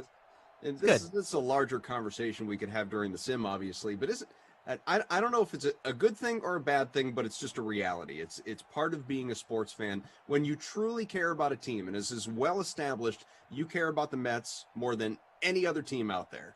Yes. Isn't it nice how a team's performance, at least when things go well, can just so definitively determine your mood? I've said that multiple times. My happiness level is directly correlated with how the Mets performed most recently. Yeah. So, Jacob deGrom pitched last night. There's a good chance I'm going to be in a good mood for at least a few days because that's just a joy to partake in. And I don't want to rehash all the DeGrom stuff because I forced Tommy Freeze Pops down that road in the last. Was it 0.62 ERA that he's got right now? Yeah, just Nuts. Unbelievable stuff. Yeah, record setting. I mean, it's not like this is not run of the mill. This has never been done before through 9 starts or whatever it's been. Yeah, it's unheard of. He's had 1 earned run or fewer in each of his first 9 outings. That's insane. That is insane. Like, it's one thing to boast that ERA through 9, but the fact that there hasn't even been the one outlier. Yep. Like that. Yeah, there was that one day, a couple months ago that he gave up 2 runs. Nope. just a model of consistency. It's unbelievable. It's a joy Crazy. to watch. Awesome. I'm so happy he's on my team. I had we're kicked off. We're underway here again. San Francisco, Arizona. I say again like I've mentioned that, but it's true. These two teams are matching up here in virtual Arizona. We'll give you our lineups in a second. My best friend, and also it goes back to college and we were roommates and all that, but still my life best friend, my dude. He's like you. He's a diehard Mets fan. He's a Giants fan. Those are really. I thought you were gonna say not Jets. No. Handsome. Those, incredibly handsome, smart with his money, all of it. He not a huge hockey guy. Like maybe come playoffs he'll get into it. Knicks, I guess. Not as much as it used to be. But anyway, diehard Mets Giants, like above all else in the world. Okay. And he, this again goes back to college, although I guess the same thing is true now. But he would say to me all the time, like we'd rant and rave and whatever about our sports teams, about whatever, the lady situation. And he would just say, he's like, honestly, like it's the only 2 things in the world that stress me out: women and sports. If not for those 2 things, like I'd be good. Like I wouldn't have a care in the world. I got nothing else frustrating me. It's just, but those 2, that's more than enough. That's funny. Yeah, I mean, I think I would add financial stuff to that list. Again, this really more goes back to college than now. Yeah, true. But true. When financial independence wasn't necessarily as noteworthy as it becomes when you're into your mid to late 30s. But 4th and 1. We'll see if they're brash. They go for it. 1.5 minutes in. Cards ball. What's your lineup look like? Then we can get back to the nonsense. So I went with Kyler at captain, as I tend to do in Arizona Cardinals games. Sure. I went with D-Hop, Max Williams, and Christian Kirk. So that's my little Cardinals 4-man stack right there. Okay. And I ran it back with Kendrick Bourne and Deebo Samuel. Okay, I like that. And we also, we have reasonably different lineups here. So I I don't know how I feel about my lineup. I really don't. We're going to have a punt, by the way. Not aggressive on 4th and 1. So I captained new Patriot Kendrick Bourne. As I've mentioned, I'm contractually obligated to say that. New Patriot Kendrick Bourne is in the captain slot for me. I do have Raheem Mostert. I do have Kyler Murray. That made it difficult for me to fade Drake, but I had to do it. Deebo Samuel, snuck him in there. Big fan of Deebo. Dante Pettis and Christian Kirk. Okay. So it's a little bit heavier on the Niners, but not crazy. 139 entries in this thing, so good to see everybody here with us. Hopefully, by the way, I didn't even look to see who won the hashtag Cough Classic NBA for this afternoon, but I hope everybody did well. I know I didn't win. I didn't even cash. I finished outside the money, just barely. I think out of the 50, I was 16th, and a payout was to the top 10, so just missed out. Had a couple of dud performances in there that hurt me. I can look back though and shout out our winner. Let's see, just in case they're here with us. I hope they are. It was Maddie N773 took first in a runaway 8-point victory to cash today with a lineup of all fire, all hot fire, with the exception of Reggie Jackson. Reggie Jackson did not perform well for you, sir. Only 20 points, got the snowflake, but around him, Seth Curry, north of 30 again, as Philadelphia came oh so close in game 1, but the Hawks took it. Kawhi Leonard, 66. Marcus Morris, senior, about 36. Boban, autoplay, 34. Love Boban. Love him. Luka, huge. I mean, the man had 40 plus at the break. Finished with 77, but unfortunately, Dallas fell in Game 7 to the Clippers, so they move on to round 2. Nick Batum, good performance for him, 33, and you had Finney Smith go for 35. Nice lineup there, Matty N, if you are here with us. Significantly better than my lineup, which included a player that didn't play. Yep, that's true. Shampoo Man says, my 2 faves, what's up? What's up, Shampoo Man? Poppy Herb, I cashed in that thing, Cough. My Clippers showdown hit 307. Nice work. I did a showdown for the early game, and I got caught up with some stuff, and I didn't have a chance to build one for the second game. I know how that goes. Yeah. Meant to. I really did. So if anyone thinks you missed out on the last minute NBA, the 10 spot didn't happen, unfortunately. I'd like to start an official petition that sports should just be like regular time. Safety! You can dance where you want to. You can leave your friends behind. Who nothing, San Fran. I'm sorry. You were starting to say something, but it was coming from a mile away. Tyler was this is back-to-back games with a safety. We had one in our last game as well. Love that. Giants Cowboys. That's great. No, my thing is I hate the early sports on Sunday. I wish it was just treated like a normal day. I get why they do it the way that they do it. I know that the whole world isn't like me, and they like to, have their stuff all wrapped up before getting ready for work on Monday. But it's rough. I had to write 3 articles today for events that started at 1 o'clock. That means I'm waking up before 7. That's brutal for me. So here's what it is for me, and clearly it's this way for you, and I think this is true for anybody. Our schedules really let's just cut to the center of this thing. Let's remove all the BS. Here's what it is. You want sports that revolve around your schedule. You for your work purposes would like to have a little bit more time on the front end of the day.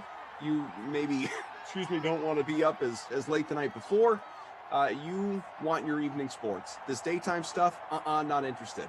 For me, because I do morning radio, and night games, because of that, are the bane of my existence.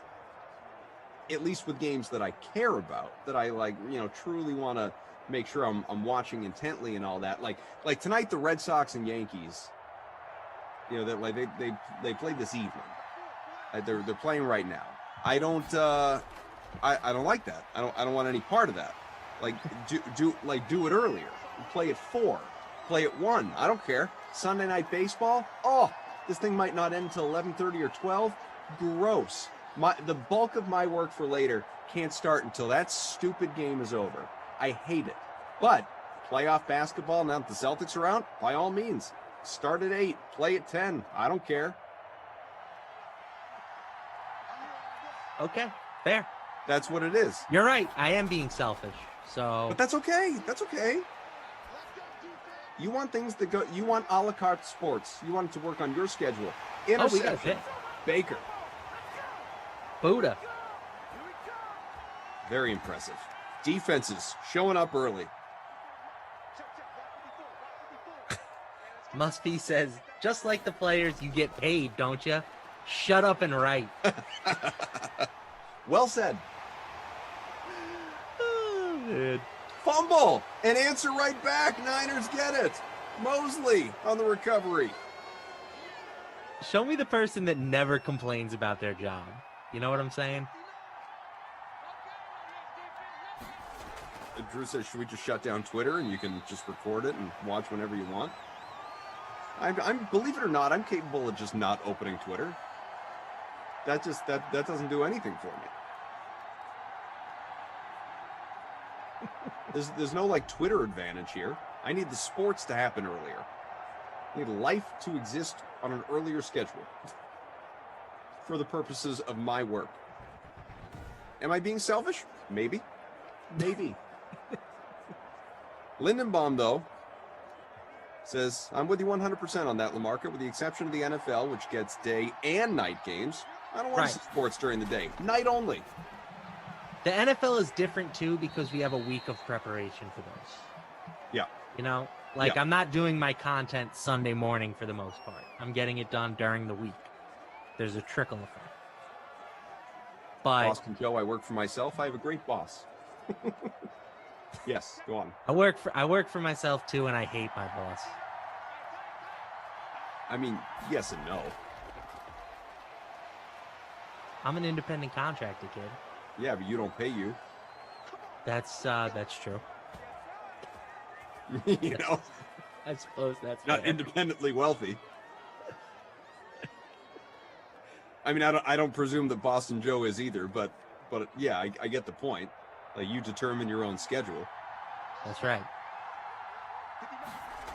I will say, though, removing any bias, meaning my work schedule, removing any bias, just as a fan, I remember, like, growing up, and not even, when I say growing up, I don't necessarily mean as a kid. Let's say, like, as a teen or into college.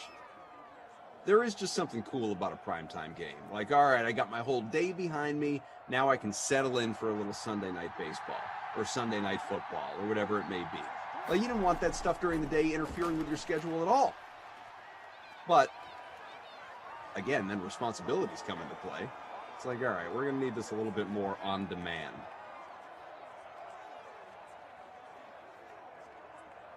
Must-Be, as usual, taking just shot after shot at me. Well, that's not nice.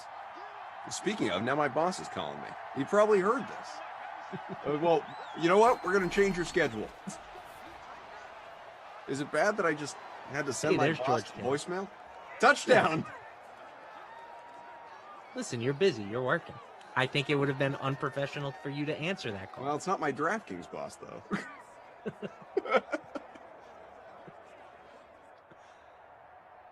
I'll call you back if you're listening. Oh, he texted me before he called. I guess I should have looked at that. Right back. Sorry to miss your call. Talking to LaMarca. How would he know who I am? He doesn't. It's very laid back, though. Yeah, Drew says he'll understand if you text him that.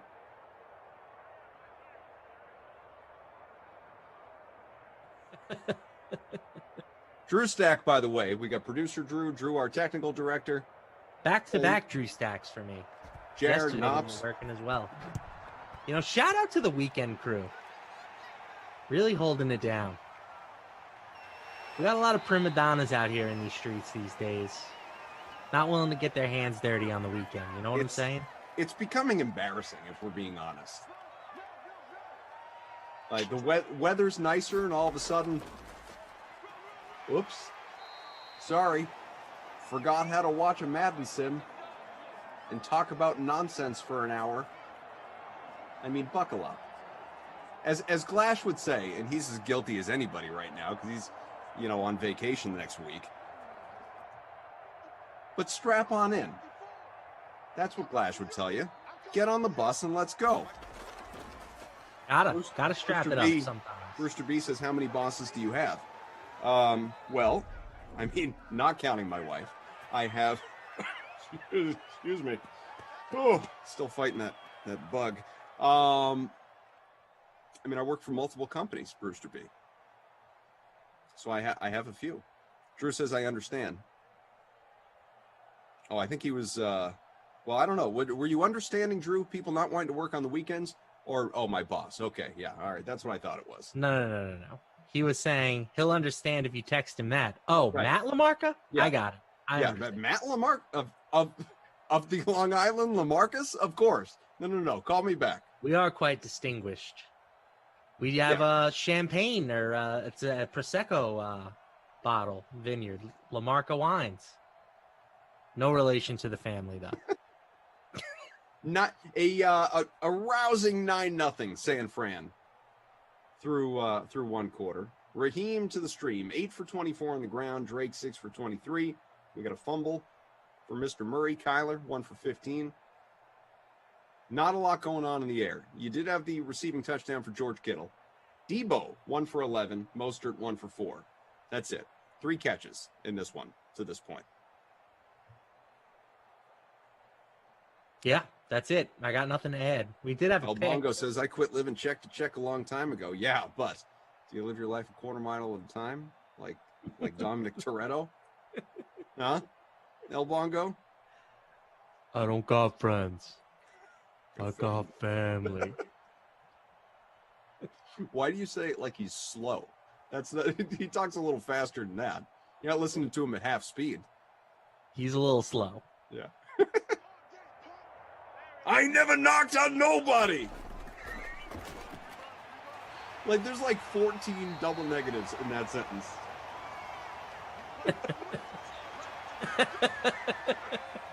Yeah. English teachers everywhere. Cringed.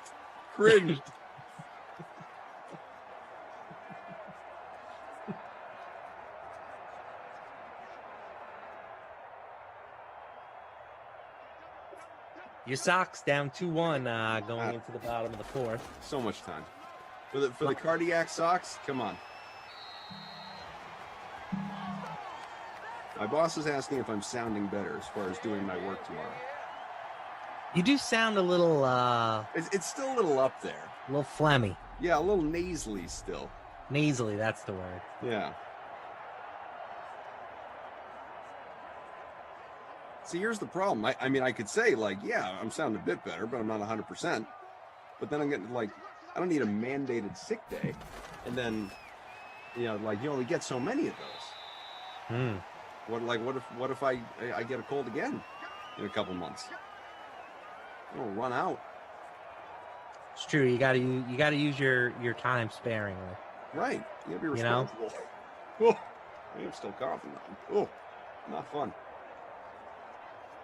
Right. If I don't work, I don't get paid. Oh, so I got to the mutant time, though. I want to save my days off for when I'm doing fun things. Drew says, like LeBron, you'll never be 100% again. I mean, I hope that's not the case. I'm much younger than LeBron and use just a wildly different skill set to do my job. I've heard you've been called the LeBron James of talk radio. Yes, and the Jay-Z of DraftKings. That's a popular one as well. The Jay-Z of DraftKings. Oh, you've never heard that? No. I was talking to a former prominent softball player who still does actually. So you've seen her on the Dream Stream. She does some work for us. AJ Andrews. She's done some work for ESPN as well. And in her bio on Twitter, it says something like, I don't know if it still says this, but at one point in time it said something like the Beyonce of softball. So I was interviewing her one day. We're having a good time. Nice wholesome chat, talking about her career and whatnot, and that came up. And I said, no, I totally get it. They call me the Jay-Z of DraftKings. Which, like you, she was very polite and laughed. But now it's a clip that circulates amongst our team. Touchdown! Kenyon Drake. Tough to fade that guy. Yep.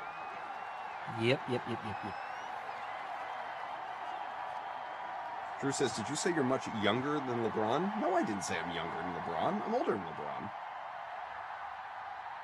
I said I use a much different skill set to do my job. I didn't say I'm younger than LeBron.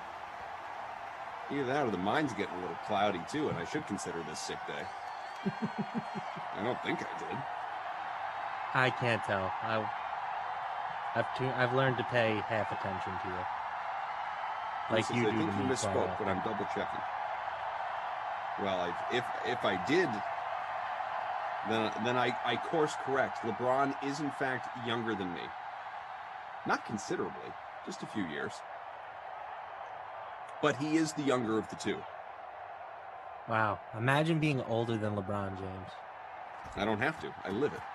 Imagine it. That really was something. And how old are you again? 31. Okay, so you're not there yet. But you're right in that window. Oh, I'm old. You're right in that physically, but we all know I'm old. I'm not talking about what kind of condition you're in. You get to that window as a sports fan where all of a sudden, an increasingly number to maybe half to basically everyone to then literally everyone is younger than you that you are rooting for. And it's just a weird feeling. I mean, how many guys in the NFL are older than me now? Is it just Tom Brady? Is there anybody else? There's probably some kickers out there. I don't even know that there is. Who's 40? Anyone? Any QBs that are 40 that are hanging out? Oh, Frank Gore? Nah, you're probably yet? older than him. No, I think I'm older than Frank Gore. Yeah, it's a good question. I don't know. I remember being sad when I could no longer use my birthday for a created player in a sports video game. Sure. It's I don't want to be a 29-year-old rookie. I'm going to have to fudge this a little bit.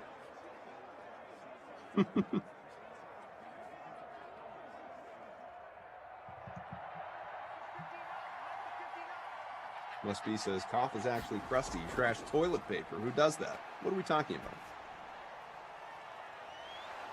I don't know what we're talking about, must be. I mean, I do throw away toilet paper. Gets used first. Ew. Well, I'm not going into detail. I just mean I don't take it by the roll and throw it in a trash can.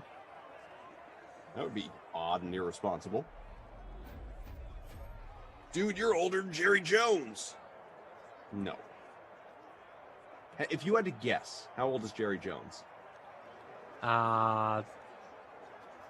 75. I'm going to say 77. Let's look. Ah, so you're just going to price is right me like that? Yeah, I did. 78. Ha ha! You're just going to price is right me like that. No, Price is Right you would be $1. He's 1 year old. 78. That could have been dangerous, man. If he were 76, I'm out. I lose. Yeah, I mean, you gave me two numbers to win. 75 and 76. Yeah, I mean, or just in the virtue of, or in the sense of being closest, any number under 75. Yeah, that's true. But by Price is Right rules, Correct. I wouldn't win either. Yep, you're right. You're right. Old man dog fan, and I repeat, old man dog fan, says, you guys are killing me with this old talk. Smash that like. We were at like 100 after the noon sim when I was here earlier today. How are we at 150? Hit that like button. Hit the subscribe. A little Sunday night, Sim Day Night Football. A 9-7 barn burner in virtual Arizona. Jimmy Garoppolo fighting for his job. I think that's your guy, Dante Pettis. First and goal on the way. So I assume you've done plenty of Julio Jones talk today. I know I did earlier because we were on right after it broke, and then all the way through the sim, we had plenty of time to talk about it, and then it became official as we were signing off. Yeah, me and Tommy talked about it. I wouldn't say we like really harped on it. My take is that I don't think it's a huge upgrade for the Titans. Like I don't think it matters all that much. Raheem Mostert touchdown. You don't think it matters all that much. You don't think we could be looking at A.J. Brown and Julio Jones each having 1,000-yard seasons this year? Or when you say it doesn't matter that much, are you talking about elevating them into Super Bowl contender status? A.J. Brown and Corey Davis had 1,000-yard seasons last year. Corey Davis had 984 yards. Like, I don't think, unless you're going to tell me that both of those guys are going to have 1,300-yard seasons, then sure, that's an elevation. This is a big if. But if Julio Jones plays 16, 17 games, you get 1,500 yards.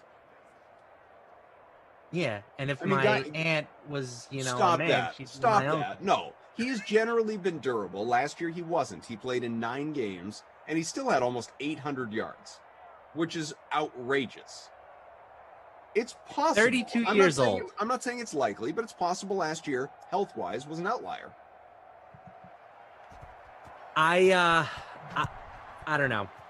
If maybe I'm writing Julio off too soon. The list of, guys to continue to produce elite wide receivers at 32 years of age is low.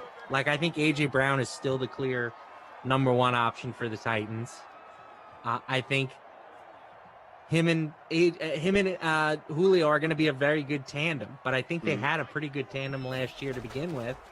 They're not going to suddenly turn into a team that passes the ball a ton. They were the third lowest pass frequency in the league last season.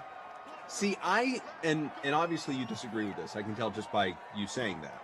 I said to Rossi earlier when we were talking about it, Derrick Henry the last 2 years went for 300-plus carries. In fact, last year was at 378, and we're just talking regular season, obviously.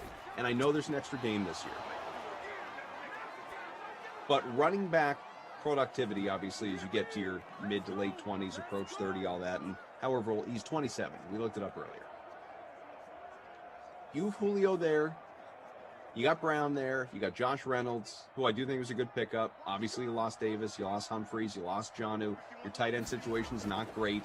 Firks or Swaim, unless I'm underrating one of those two guys. And it's not like you got a real good shared backfield situation. There's not a whole lot there behind Derrick Henry. I still believe Derrick Henry is going to carry the ball fewer than 300 times this year. I think they are going to dial him back a little bit. Fewer than 300 times. Yeah, I do. And it could be 299. 17 games. That's to say he plays all 17. That's 15 carries a game. I'll do the math on that. Do the math. I'll do the math. Hang on. Let's just do 300 on the... to my point, we'll do 299. 299. God, why was 299 divided by... Wow. How many times do I need to press buttons before I hit the correct ones? That would be 17 and a half carries a game if you played every game. You don't think Derrick Henry's going to get 20 carries a game? Maybe I'm not convinced he's going to play every game. Just remember, it is not a wise and I don't know what his contract situation is. Maybe you do, or we could look it up. But I don't think they're going to keep running him into the ground. If they want, how many running backs? It's a short list of running backs that are elite after the age of 30. And I know he's not there yet. He's 27.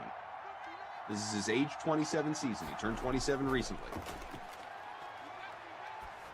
But it doesn't make sense to just continue to beat that guy into the ground. I know he's a horse. He's gigantic, strong as an ox, all that. You want to have him keep running the ball 350 times a year? That's nuts. I don't think you can, like, my thing is I don't think you're saving him by giving him 15 carries a game versus giving him 20.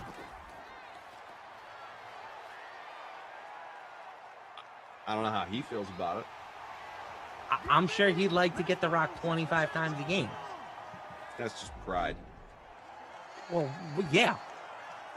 I'd like to do every sim. What are we talking Not about here, smart. Dolphin? You know? That wouldn't be good coaching. That wouldn't be good game planning. It just wouldn't be responsible to your asset. I think some guys are just built to handle the load, and some guys aren't, and it depends. And I'm not saying that Derrick Henry definitely is, but he certainly has a good sample size. You know, like Frank Gore, right? The guy's Frank hung Gore. around forever. Sure, Frank Gore and Adrian Peterson are the major outliers to this conversation.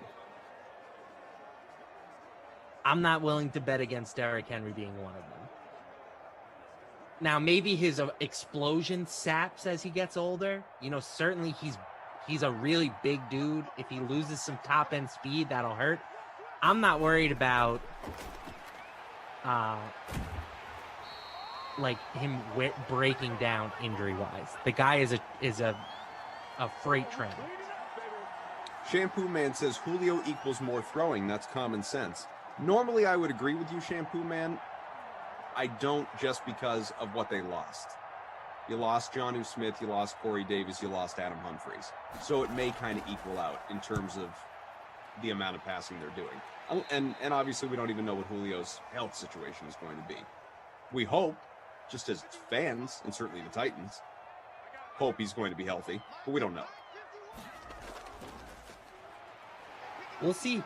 We'll see. My thing is, like, again, Corey Davis last year had 984 yards and 5 touchdowns in 14 games. Overall, he averaged about 70 yards per game. I don't think Julio goes that much over 70 yards per game. Can he give you 80, 85? Like, that would be a lot. The guy has averaged in his career 90-something. Okay. That was when he was the arguably the best wide receiver in football. He is not that anymore. He's not that. But what did he average last year? What did he average last year? He He averaged 85.7 yards per game. Okay. In 70. For a team that threw the ball a lot. The 9th highest rate in the league. What was Tennessee in terms 30th. of the 30th? They threw the ball less than anyone, basically. Everyone but New England and Baltimore. Yeah. They threw the ball on 49.7% of their of their offensive plays. Atlanta was over 62%. Yvonne says, I'm with you, Koff. Henry is not going to like it, but it's going to make him stronger later in the season against tired, hurt defenses. In certain situations, he'll get the ball, but he's got to be smart.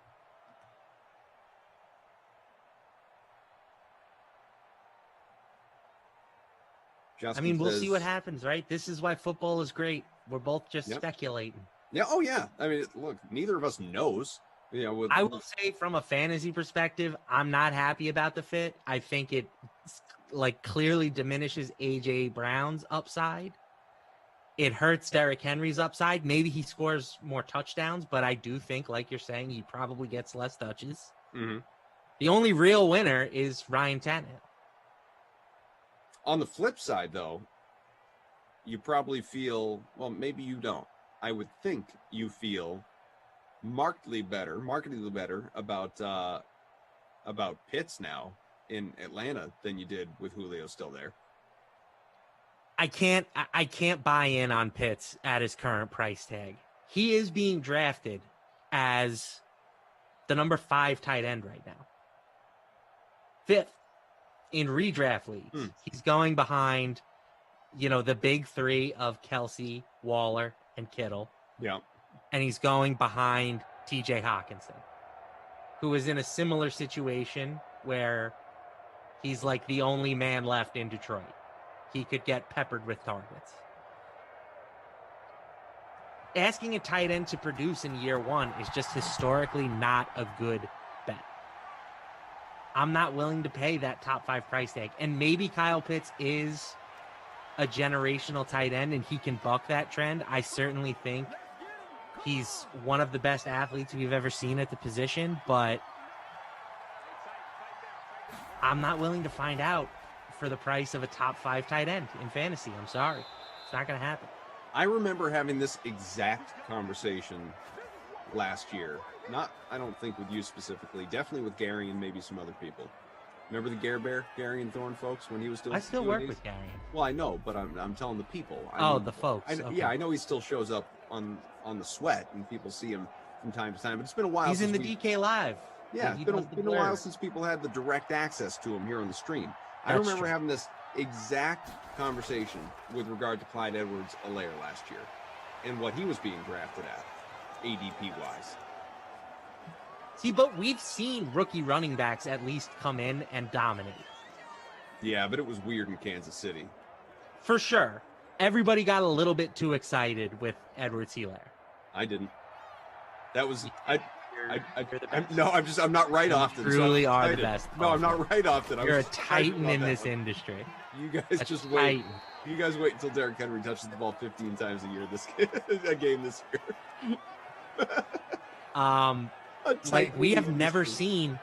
We've never seen a rookie tight end have a monster fantasy season. You want to dial back maybe? Or do you really feel that way? I mean, have we never seen a rookie tight end have a dominant fantasy season? Okay. Mike Ditka in 1961. No, I mean, truly, in the last 15 years, there hasn't been one? In the last 15 years, the best fantasy season was Evan Ingram. He had 64 catches for 722 yards and 6 touchdowns. Which is good. But I don't know if that puts him in the top 5 at the position. Probably not. It's just a hard position to make an impact in right away. Although in fairness, let's remember, we're talking about ADP, average draft position. So, top 5, like the top 3 tight ends, like you said, the big 3, they don't just go, they go early. How early does number 5 go with regard to everybody else? I would say he's going to end up being a 5th, 6th round draft pick. That doesn't seem crazy to me. Okay. It doesn't. I would much rather plant my flags with the Atlanta passing game on Calvin Ridley, who I think is pretty firmly, solidified himself now as like a top 5 fantasy wide receiver. And I want all the Russell Gage in the, late rounds of the draft. Can you give me those Evan Ingram numbers one more time, please?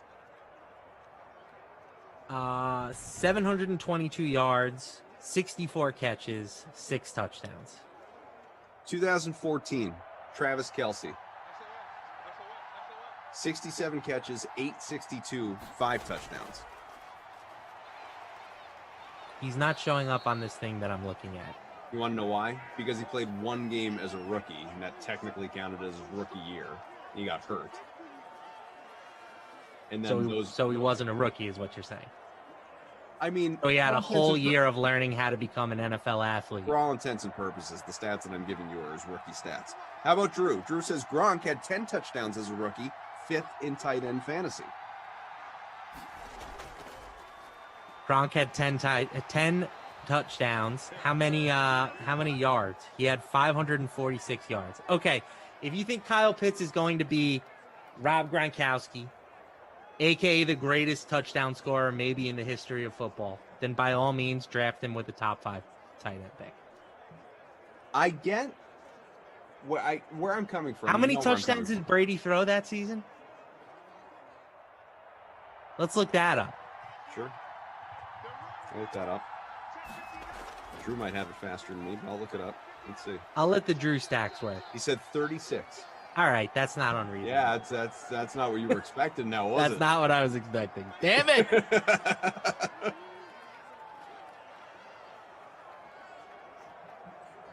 Poppy says, Lamarca all over Goff today. I feel like we're having a good conversation. And this is not disrespectful. No.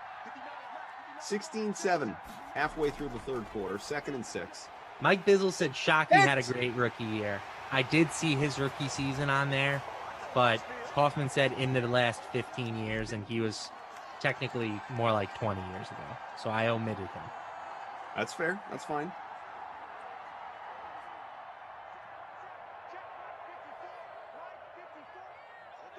Boston Joe, the only tight end is going to be like Gronk is Tim Tebow.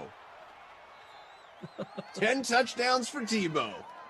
How many people are even convinced? First off, I opened a would pack. I got my bet- subscription box of baseball cards in the mail. Oh, yeah? For this month. Did you get an auto Tebow? Not an auto, but just a regular Tebow. And That's a I'm good waiting looking for card. him. That's nice. I'm waiting for him to score a touchdown for the Jaguars, and I'm immediately selling it. Aren't there enough Tebow cards that are out there now for that to... Bro, the T-Bros will scoop up anything Tebow related. Yeah, I just mean it's not like super rare. In fact, it's arguably more rare to find his football card at this point. I'll always... I thought of you the other day. Play I up finally to the started just going through some cards for giggles, and I opened this box, and when I say open a box, I don't mean I was ripping packs. Like, I just had a bunch of cards that were in a box. And, not protected, they were just cards on top of cards. Just you know? loosies. Just loosey-gooseys. But good cards, and when I say good, I mean good players, not good, like, all super valuable. Like, there were a bunch of Hall of Famers in there. And remember, the era that I collected. So, there were a half dozen of these Derek Jeter rookie cards that were... they were Fleer or Fleer Ultra, I think, 1995 or 6 or whatever the year. And I looked them up on eBay, and I mean, talk about a range. It was like $50 to like $500 or $1,000. But obviously, the people that Give you $100 for the box. the people that were going for more. Look, I'm taking all the risk here. They were obviously graded and coming back at whatever number. I don't know. Like, I'm just looking through these, and they're in great condition. They've just been loosey gooseys in a box for however long. But am I really gonna like send these out to be graded? Probably not. And when I say probably, I mean almost definitely not. And when you say almost definitely, you mean There's absolutely. no chance.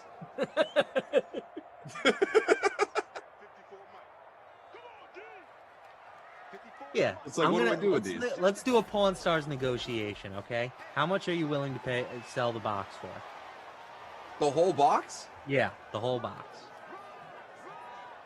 I don't know. I'd have to think about it. Just throw a number out there. I don't want to throw a number out there because Please just throw a number out I there. already know what's in the box. I'm but not going to hold you to it. No, I know that, but I already know what's in the box. What I don't know is if any of them are actually. I don't think there are any. You're just not letting me have fun. All I wanted you to do was say like $1,000 or something, and I was gonna say, honestly, I'll give you $150. I was probably gonna say like $300. I wasn't gonna say $1,000. I just wanted to do my Rick from Pawn Stars bit, and you wouldn't let me because you're just absolutely no fun. What's in the box? What's in the box?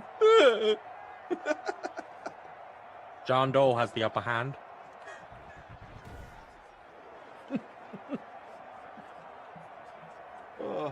Final seconds of the third. Drew says it's a bit. Throw a number out. Drew gets it. What's in the box? That's great.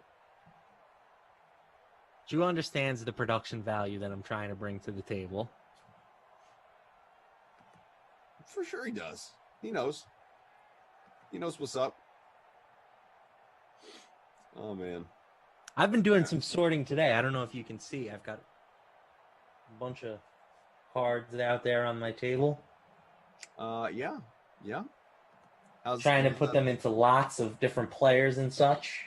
How's that sorting going? It's a long, tedious process. Yeah, imagine it would be. And what happens from here? Is this to sort for the sake of selling? Is this sorting for just your own organizing? It's both. So I want to be able to, let's say some rookie is having a stretch of good games. I want to be able to just say, okay, I have this lot of rookie cards. I want to get this on eBay up. Sure. Right now. Yeah. And right now I have everything sorted by set. And I started, when I first started doing this, by logging everything into a spreadsheet. And that immediately went by the wayside. That got cumbersome. Just so much work. Yeah. So now I'm just alphabetizing and sorting everything by sport. So if I want to know, hey, how many Kevin Porter Jr. rookie cards do I have after he scored 50 points? I can just go grab them out of this box. Bubbles says, Drew, imagine how long it would take if you bought Koff's box of cards. A whole bunch of Jeters and Griffeys, Frank Thomases, Jose Canseco's on the Red Sox. Move on. I'm going to sell me that box. Bubbles says, Koff definitely wouldn't be a good wingman. I don't know a lot about this, but let me call it my buddy who does. I'm a great wingman, Bubbles. Let me tell you something right now. I am a phenomenal wingman.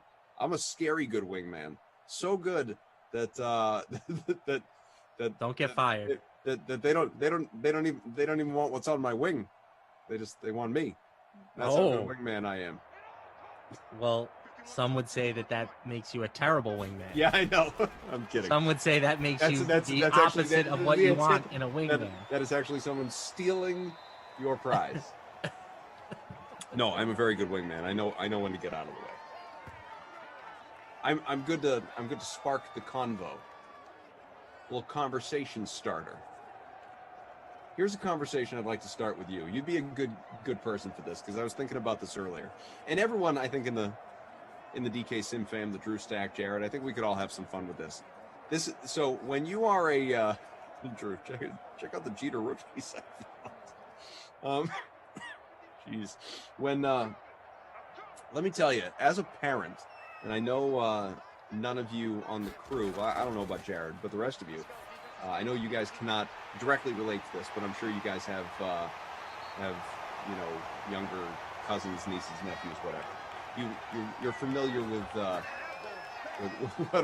what it's like to be around young children who are family members or friends of, kids of friends or whatever. So the child's brain is really fun. It's interactive. They're trying to learn. They say kids say the darndest things, all that stuff. So I'm pushing the kids on the swing earlier today, and I'm just listening to my 6-year-old. And I have it would be I'm not, creative or funny enough to craft this, but I think it would be a really good stand-up bit for the right comedian. I'm just listening to him, and I'm thinking, imagine these exact same things coming out of the mouth of a buddy of yours who's your age, who's also just hanging out with you at a park on a swing. Hey, Lamarca, why is the sky blue? Why is the sky blue? It's a great question. Hey, buddy, push me as hard as you can. I want to see how high I can go. Do you think you can flip me over the top? You think you can spin me over the thing? I won't get hurt. I'm fine. I'll be fine. Why don't you give me some numbers? I want to do some math for you. Give me some numbers. I want to do some math. No. I've been working on my subtraction. Hit me. And I just, internally, I'm laughing my butt off. I'm just losing my mind thinking about how funny, with the right comedian, the right bit, actually ironing this thing out. how funny that would be. Just the concept of like your 35-year-old friend basically saying things that you would hear from a 5 or a 6-year-old.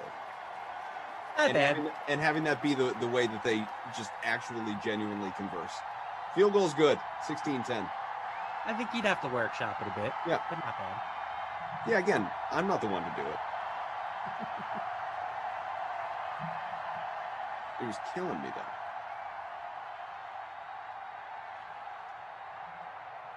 though. Oh, 3-1 Yanks now. Oh, good.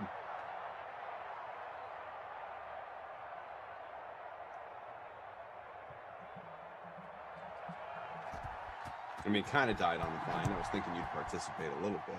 Sorry. I mean, I gave the best that I could, but... Bubbles. Gel swing so high, the whole swing was rocking? Those poles come up off the ground? We'll bet. Hey, push me on the tire swing. I had a little swing set in the backyard as a child, and me and my 2 younger sisters, we were taking turns, like just trying to see who could launch themselves the furthest. Yeah.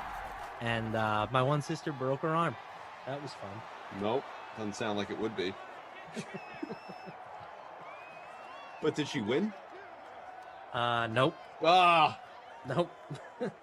I mean, maybe we let her win. If you break an arm, you probably deserve to win. But yeah, I mean, respect points a little bit, something. That's a bummer.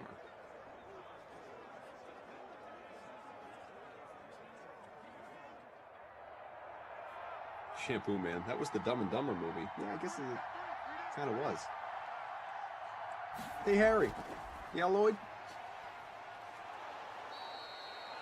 got some people talking about this Logan Paul Floyd Mayweather fight tonight. Yeah. What a joke that's going to be. Oh. Aren't we done with these Floyd publicity stunt fights? I guess not. I mean, they're good paid. I mean, this is different. I think this is this Logan Paul is the draw. Logan Paul, yeah. You know, he's the one that's putting up the money. He wanted to fight Conor and was like literally offering him like $100 million. It is ridiculous the type of following that guy has. I'll be interested to see what the pay-per-view numbers do tonight. I mean, I have no interest in paying for that fight, but internet personality, actor, professional boxer, American YouTuber. Yeah, that's how he became famous. Is just 7 million followers by doing dumb stuff on YouTube. I know nothing about this guy other than his name. Drew says, "Talk me out of buying it because I'm real close." All right, let me do my best. Floyd Mayweather fights are typically boring to begin with. Now he's fighting not a boxer. He's fighting somebody who's, what does he have? Like 2 professional fights? And he's going to fight arguably the greatest defensive fighter of all time. I'll be surprised if Floyd takes this seriously, and who knows, maybe he won't. He might not land a shot. Do you think Floyd lets him hit him like 2 or 3 times just to wake him up and get him into it? Who knows? All right, snap me into this thing. I'll be come on. Because I mean, nothing wakes you up like a punch to the face. How many times have you been punched in the face in your life? Well, I mean, I'm not going to sit here and say I've been in a zillion fights, but we've all taken a punch to the face, whether on purpose or accidentally. Like my kids have hit me in the face. You know what I mean? That's true. That's true. I've been in one fight, and it wasn't really even a fight. It was kind of just me getting hit and crumbling. Just slapping hands.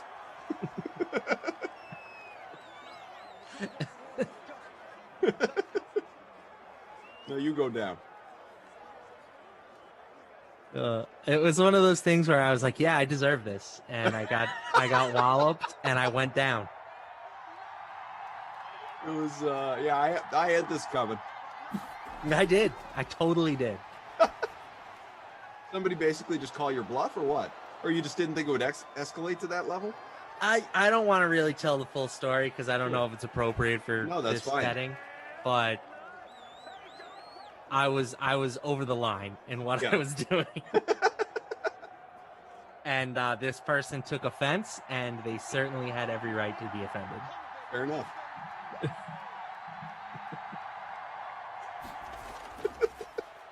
First and goal, Raheem. No, not yet. Approaching the 2-minute warning. Remember when these sims were like 70-30 sim? Now it's like 90-10 nonsense. Bubble says y'all better not sleep on Paul. Just saying. In a UFC match, I think he would have a better shot versus Mayweather. Boxing, not so much. I mean, yeah, the guy might be a decent amateur. He's not a professional boxer, guys. Come on, let's be real. Floyd Mayweather has made professional boxers look silly in the ring. Guys who have spent their whole life doing it. Although I'll say this about Logan Paul, he's got more than enough money to have paid for training from professional boxers to go out there and at least look like he knows what he's doing. I'm not saying that means he could compete with Floyd Mayweather. That's not my point. But he might not look like me stepping into a ring to have a professional boxing, match. I'm just saying, like, there is a certain element of, like, chess, right? Like, sure, absolutely. You can learn chess later in life and be pretty good at it. Sure. But you're never going to be as good as the kids who have been playing since they were 4.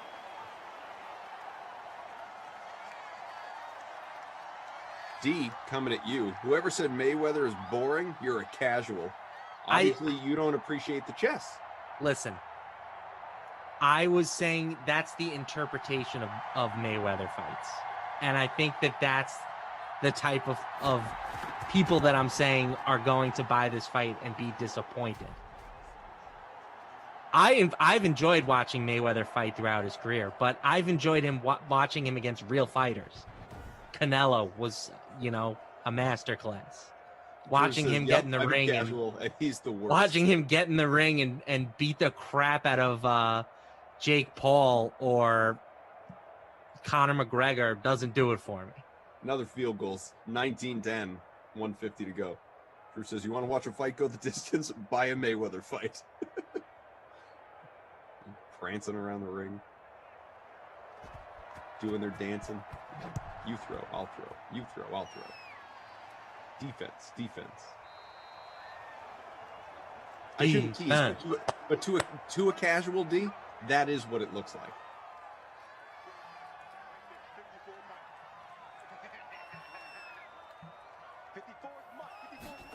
Austin Joe, if Manny Pacquiao couldn't hit Mayweather, you think Logan Paul's gonna?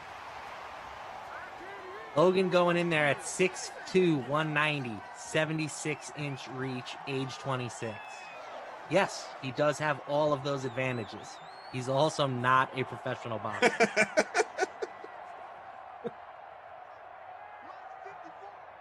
I would not back Kevin Durant in the ring against a boxer just because he's a gorilla, super long arms and there's more than size. Right. There's a skill element. Mm-hmm. Noah Moon, please cough. Can Maxie do something? Well, it's 19-10 with about 80 seconds left. It's about award time, so I'm going to say Noah.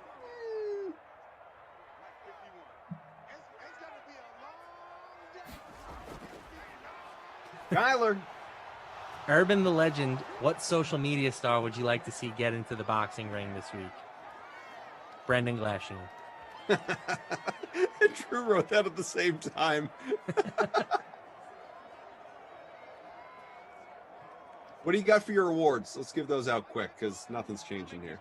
The babysitter Billy, or what's the good one? I always get these confused. Your Krusty they Koff have such silly is the names. MVP, the player of the game. See, to me, just a crusty cough sounds so negative. It does. I agree. I couldn't agree. It sounds like such a negative award. Couldn't agree with you more. But it is that's marketing. That's branding for you. All right, well, I'm handing out the not my kid first, and that's going to Kyler Murray, clearly. I mean, you're not. Are you insinuating not my kid sounds positive? It's not No, my kid. They both sound negative. It sounds like we're giving out 2 LVPs. That's fair. The LVP is Kyler Murray.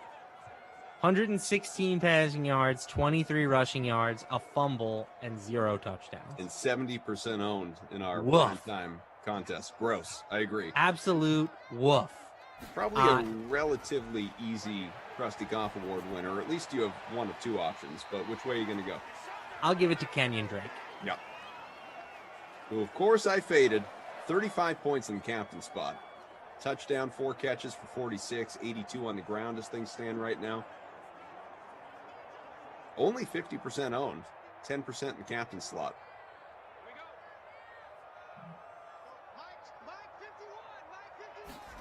Boston Joe wants to know what the Krusty Goff trophy looks like. That's a good You know, question. it is fair. Tommy good Freeze question. Pops gives out a wooden nickel. What Yeah. kind of trophy are you bringing to the table? I didn't come up with this. I have no such trophy.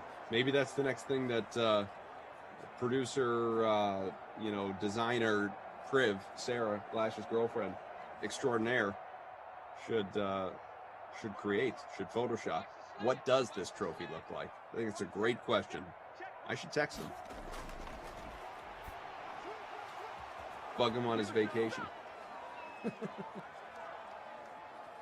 So I was just thinking, 19-10 San Fran. Final minute of this one.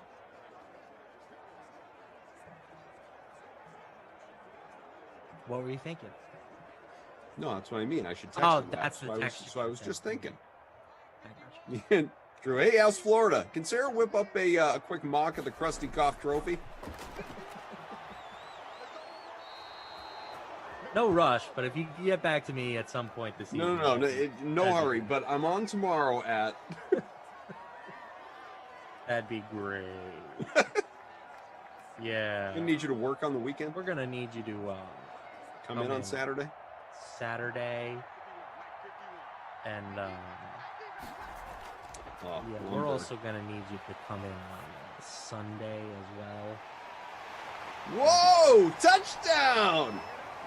See if that changes anything for us. Christian Kirk, 34-yard score. You feeling any different about Kyler? I already gave out the awards. All right, all Not right. going back. All right, there's no going back. No You going don't put back. Pandora evidently. back into the box, man. Kyler's going into double figures. It's all right. 70% owned for a QB who's 11K in the flex, only coming up with a dozen points. Still not great. We're going to have a new leader, though. Looks like Ty the Raider right now is in front. Christian Kirk jumping into that leading lineup. Bill says Krusty Goff trophy is a huge piece of toast on top.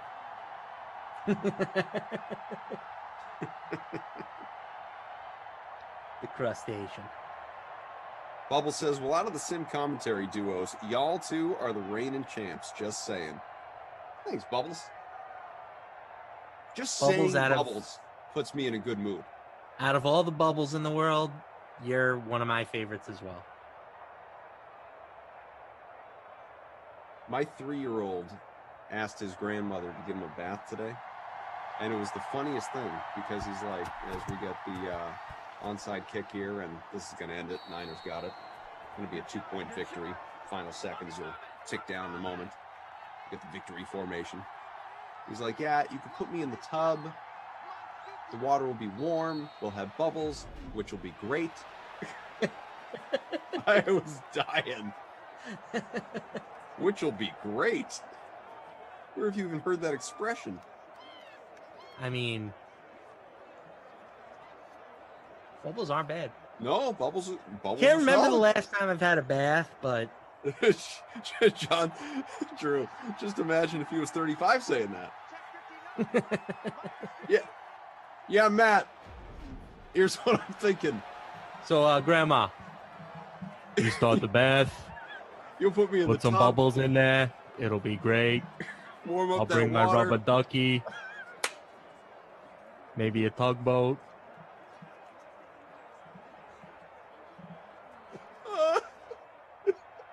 You can wash my hair with the cup.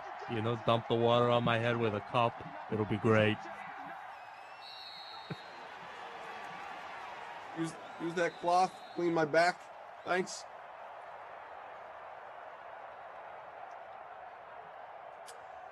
Jordan says they have a pool on DK Sportsbook for who the next Celtics coach will be. And Koff, I regret to inform you, you're not in there.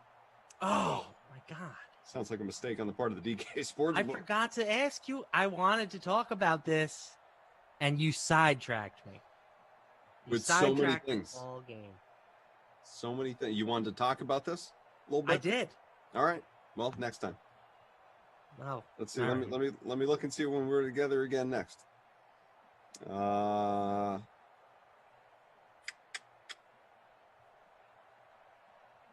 Not until sometime middle of the month. It's not even on the schedule yet. They might have a coach by then. Goodness. I'll tell you this. I hope it's not Jason Kidd.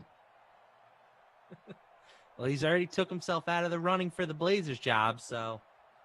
Which a friend of mine theorized, and I thought this was pretty good, that he only did that because I said, you know, do you think that's because he's zeroed in on the Celtics? He said, honestly, I think what happened was, you know, this is a guy that is not obviously renowned for his relationships within organizations and being the easiest guy to get along with and all that.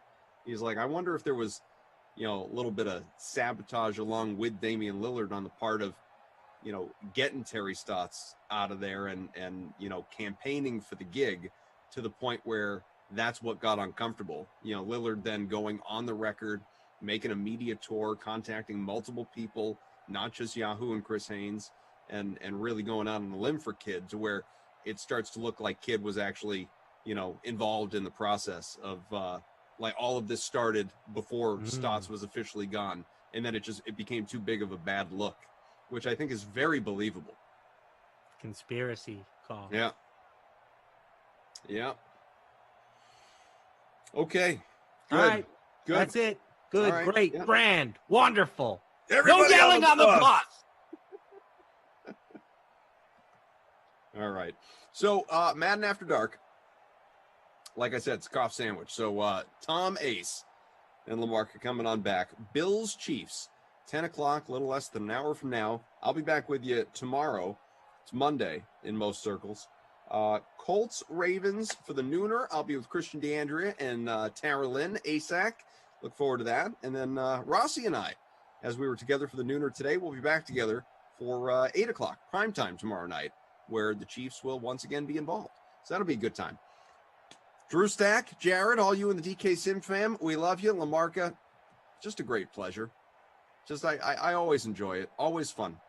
We do tend to have a good time. We do. I enjoy working with you just as much as I enjoy working with everyone else. Thank you. That's what I was looking for, including Tom Carroll, who will be back with you for his 9th sim today in about 45 minutes with Lamarca. So give him a raise here on the Dream Streams.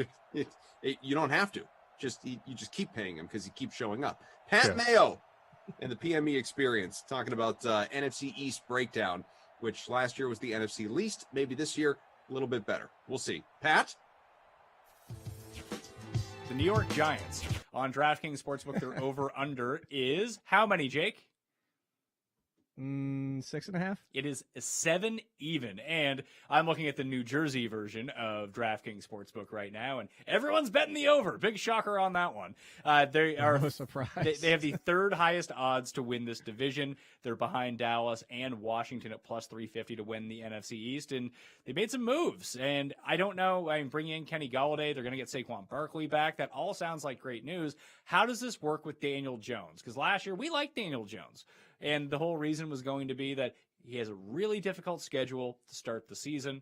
Then it gets super soft. But you'd think that the guy would figure out fumbling issues after a while, wouldn't you?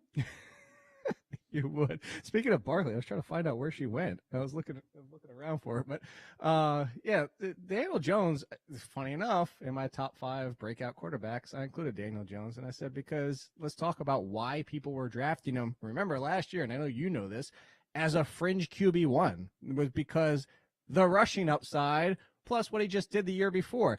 He wasn't awful the year before. He was awful as a passer last year, but it's also the fact that he runs for 400, 500, 600 yards, and he's not quite Josh Allen with the rushing touchdowns, but when you offset it with the rushing yards, it's a little bit more. What did Josh Allen run for last year? I feel it was in the 400s. 421. Yeah, 421 and 8. Daniel Jones would probably be more like a 550, 600 and 4 or 5, but that kind of almost evens out, and that was the excitement. Hey, Daniel Jones can just throw for 3,800 yards and 25 touchdowns with that rushing upside. You're talking about a QB1, a low-end QB1, and that was the excitement, and that's why. But now you just mentioned it. So you have that excitement. People have already written him off because of how terrible his season was, but you bring in Kenny Golladay, you get a healthy Saquon Barkley. Maybe Evan Ingram can stop dropping the damn ball every time it comes his way. Sterling Shepard can go back to being the number 2 or number 3 with the same thing of Darius Slayton. And you can see why the Giants fan base is, betting the over. You can see why there's optimism around this team. Can it all go horribly wrong? Of course. But you're telling me now I'm going to get Daniel Jones for free.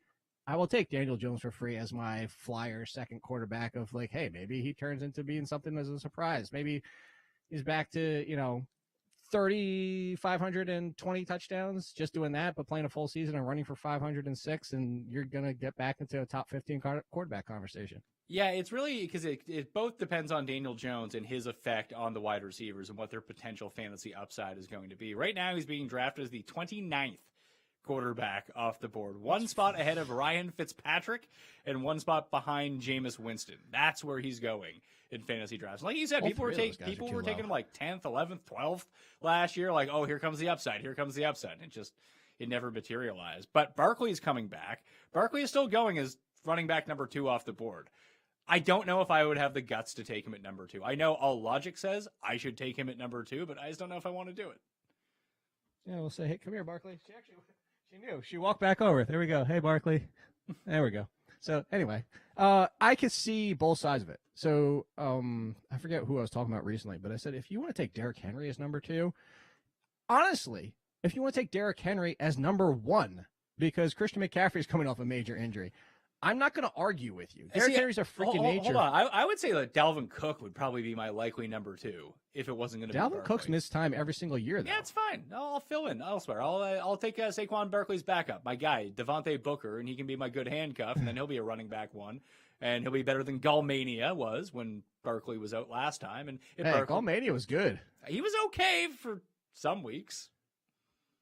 Well, until the backup ends up being Gary Brightwell, who they drafted. I'm not putting a lot of faith in Devontae Booker. But point being, I don't think it's the point. What I was going to say here, I don't think it's as clear cut as everybody's making it. And what you kind of just said, I don't think it's definitely Christian McCaffrey, 100% number 1, Saquon Barkley, 100% number 2, Dalvin Cook, 100% number 3. I actually have Dalvin Cook in front of Barkley because of we don't know.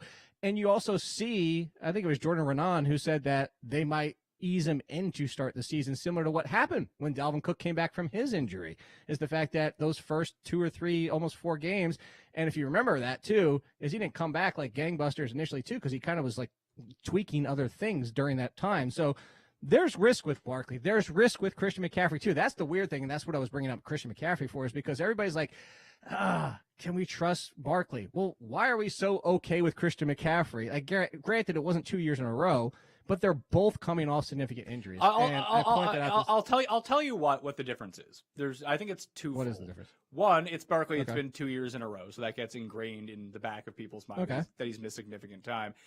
And McCaffrey is a way better fantasy player. Like, he's a significantly better fantasy football player on your team if they're both 100% than Saquon Barkley is, and it's not even really close.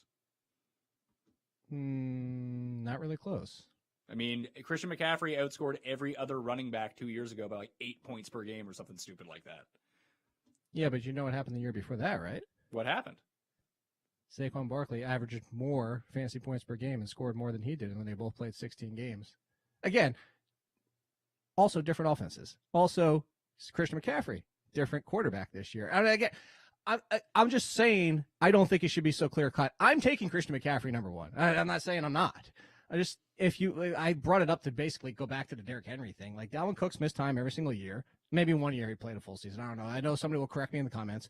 But you're talking about injury risk with all of them, and everybody's going to be like, oh, the 370 carries or whatever. Like, Derrick Henry is 6'4", 265. He's a freak. If he gets hurt, it's going to be because somebody fell into his knee sideways. It's not going to be because all of a sudden Derrick Henry is so banged up. Derrick Henry is not going to be banged up. He could suffer the same thing that Barkley just suffered. So all that being said is I think there's a big four, and I put Kamara in a group by himself because I think his uncertainty, whether it's Taysom Hill or Jameis Winston, like kind of leaves his situation up in the air. But I think those big four, if you want to take any of them, the 1-4, and what I was going to say with this whole conversation being is I want the fourth pick because I just want to take whoever's there at number 4 and then get the quicker turnaround. See, I still think that the offense that I want to be a part of here is Carolina's offense, not the Giants' offense. And that's what the one thing that worries me about Derrick Henry. I mean, in terms of full point PPR. So you want Sam Darnold offense over Daniel Jones offense? Like definitively? Like it's that big of a gap? For me, yeah. I'd rather have the Joe Brady offense.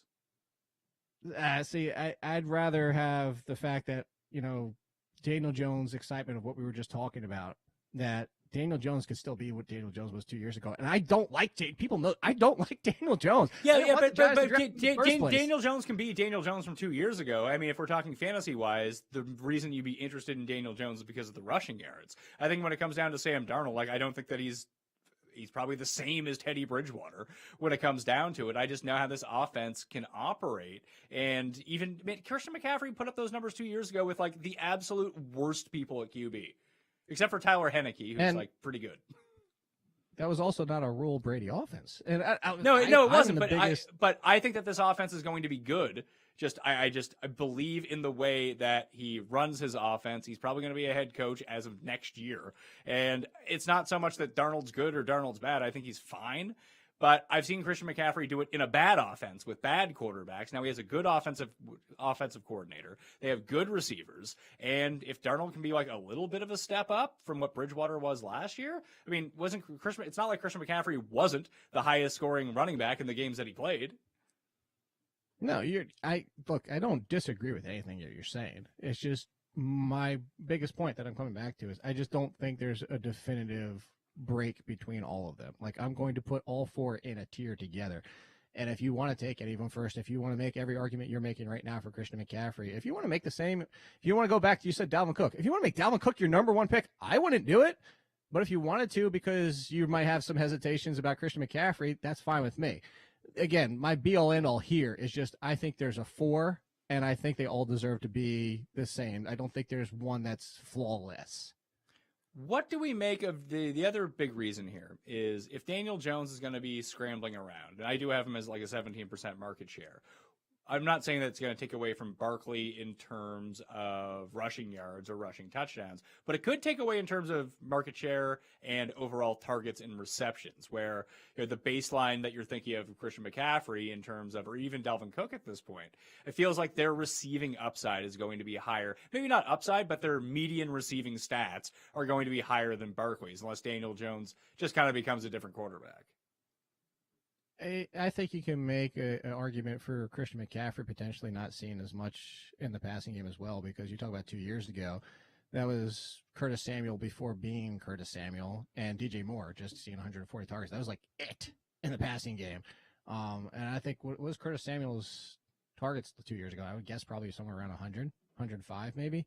So now you have DJ Moore and Robbie Anderson. They drafted Terrace Marshall, and I'm not saying that I wouldn't rather have McCaffrey's situation in the passing game than the Giants, because the Giants did add Kenny Golladay. They still have Shepard. They still have Slayton. They still have Evan Ingram. And then you come down to Daniel Jones, but also Daniel Jones passing to the running back has done a little bit better job than Sam Darnold has. And Sam Darnold has just been awful so far. You and I probably talked about at some point, I know I've made the joke before, that it's your point about Joe Brady, that if Joe Brady makes Sam Darnold into a top 15 quarterback, not even top 10, just top 15, give him a head coach job, put him in the Hall of Fame, because Sam Darnold's been miserable, and it includes in a clean pocket. He has some of the worst numbers you've ever seen from a clean pocket, and I bring that up to say that with Daniel Jones, it's a stark difference. I mean, you're talking night and day with a clean pocket, and obviously it comes down to offensive line play, but I say that too, if both offenses work out a 10 out of 10, if they're exactly what both teams hope they can be, I think Saquon Barkley's passing and is going to offset what he's going to be able to do rushing wise for the difference between Christian McCaffrey. I just think that I see why people want the optimism, whereas I still agree with you. I'm taking Christian McCaffrey. There's more risk with Barkley, but I think if both situations play out how they want them to be, I think we're going to be talking about them neck and neck like they were 2019, like where they were like maybe a point and a half a point apart from each other in points per game difference. So I think they're going to be very close if both scenarios work out the way they should. How many fantasy points has Saquon Barkley scored since you named your dog after him? 40 total if in 2 that. years. I don't know how many. Like, now you're gonna make me pull it up. Let's see, Saquon Barkley. So I got Barkley. She was born. Actually, her birthday's coming up, June 8th. She was born June 8th, 2019. So I got her August of that year. Oh, he played a lot of games in 2019. So there you go. Oh wait, did I get her in 2020?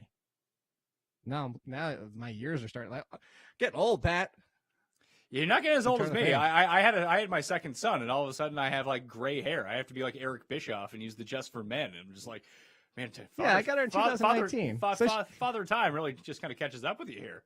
Just to like beat you up as soon as you have two kids. He has 230 fantasy points in 2 years. He's got 218 in 2019. That's not bad. Put it this way. I have Barkley projected right now at 331 PPR fantasy points this year.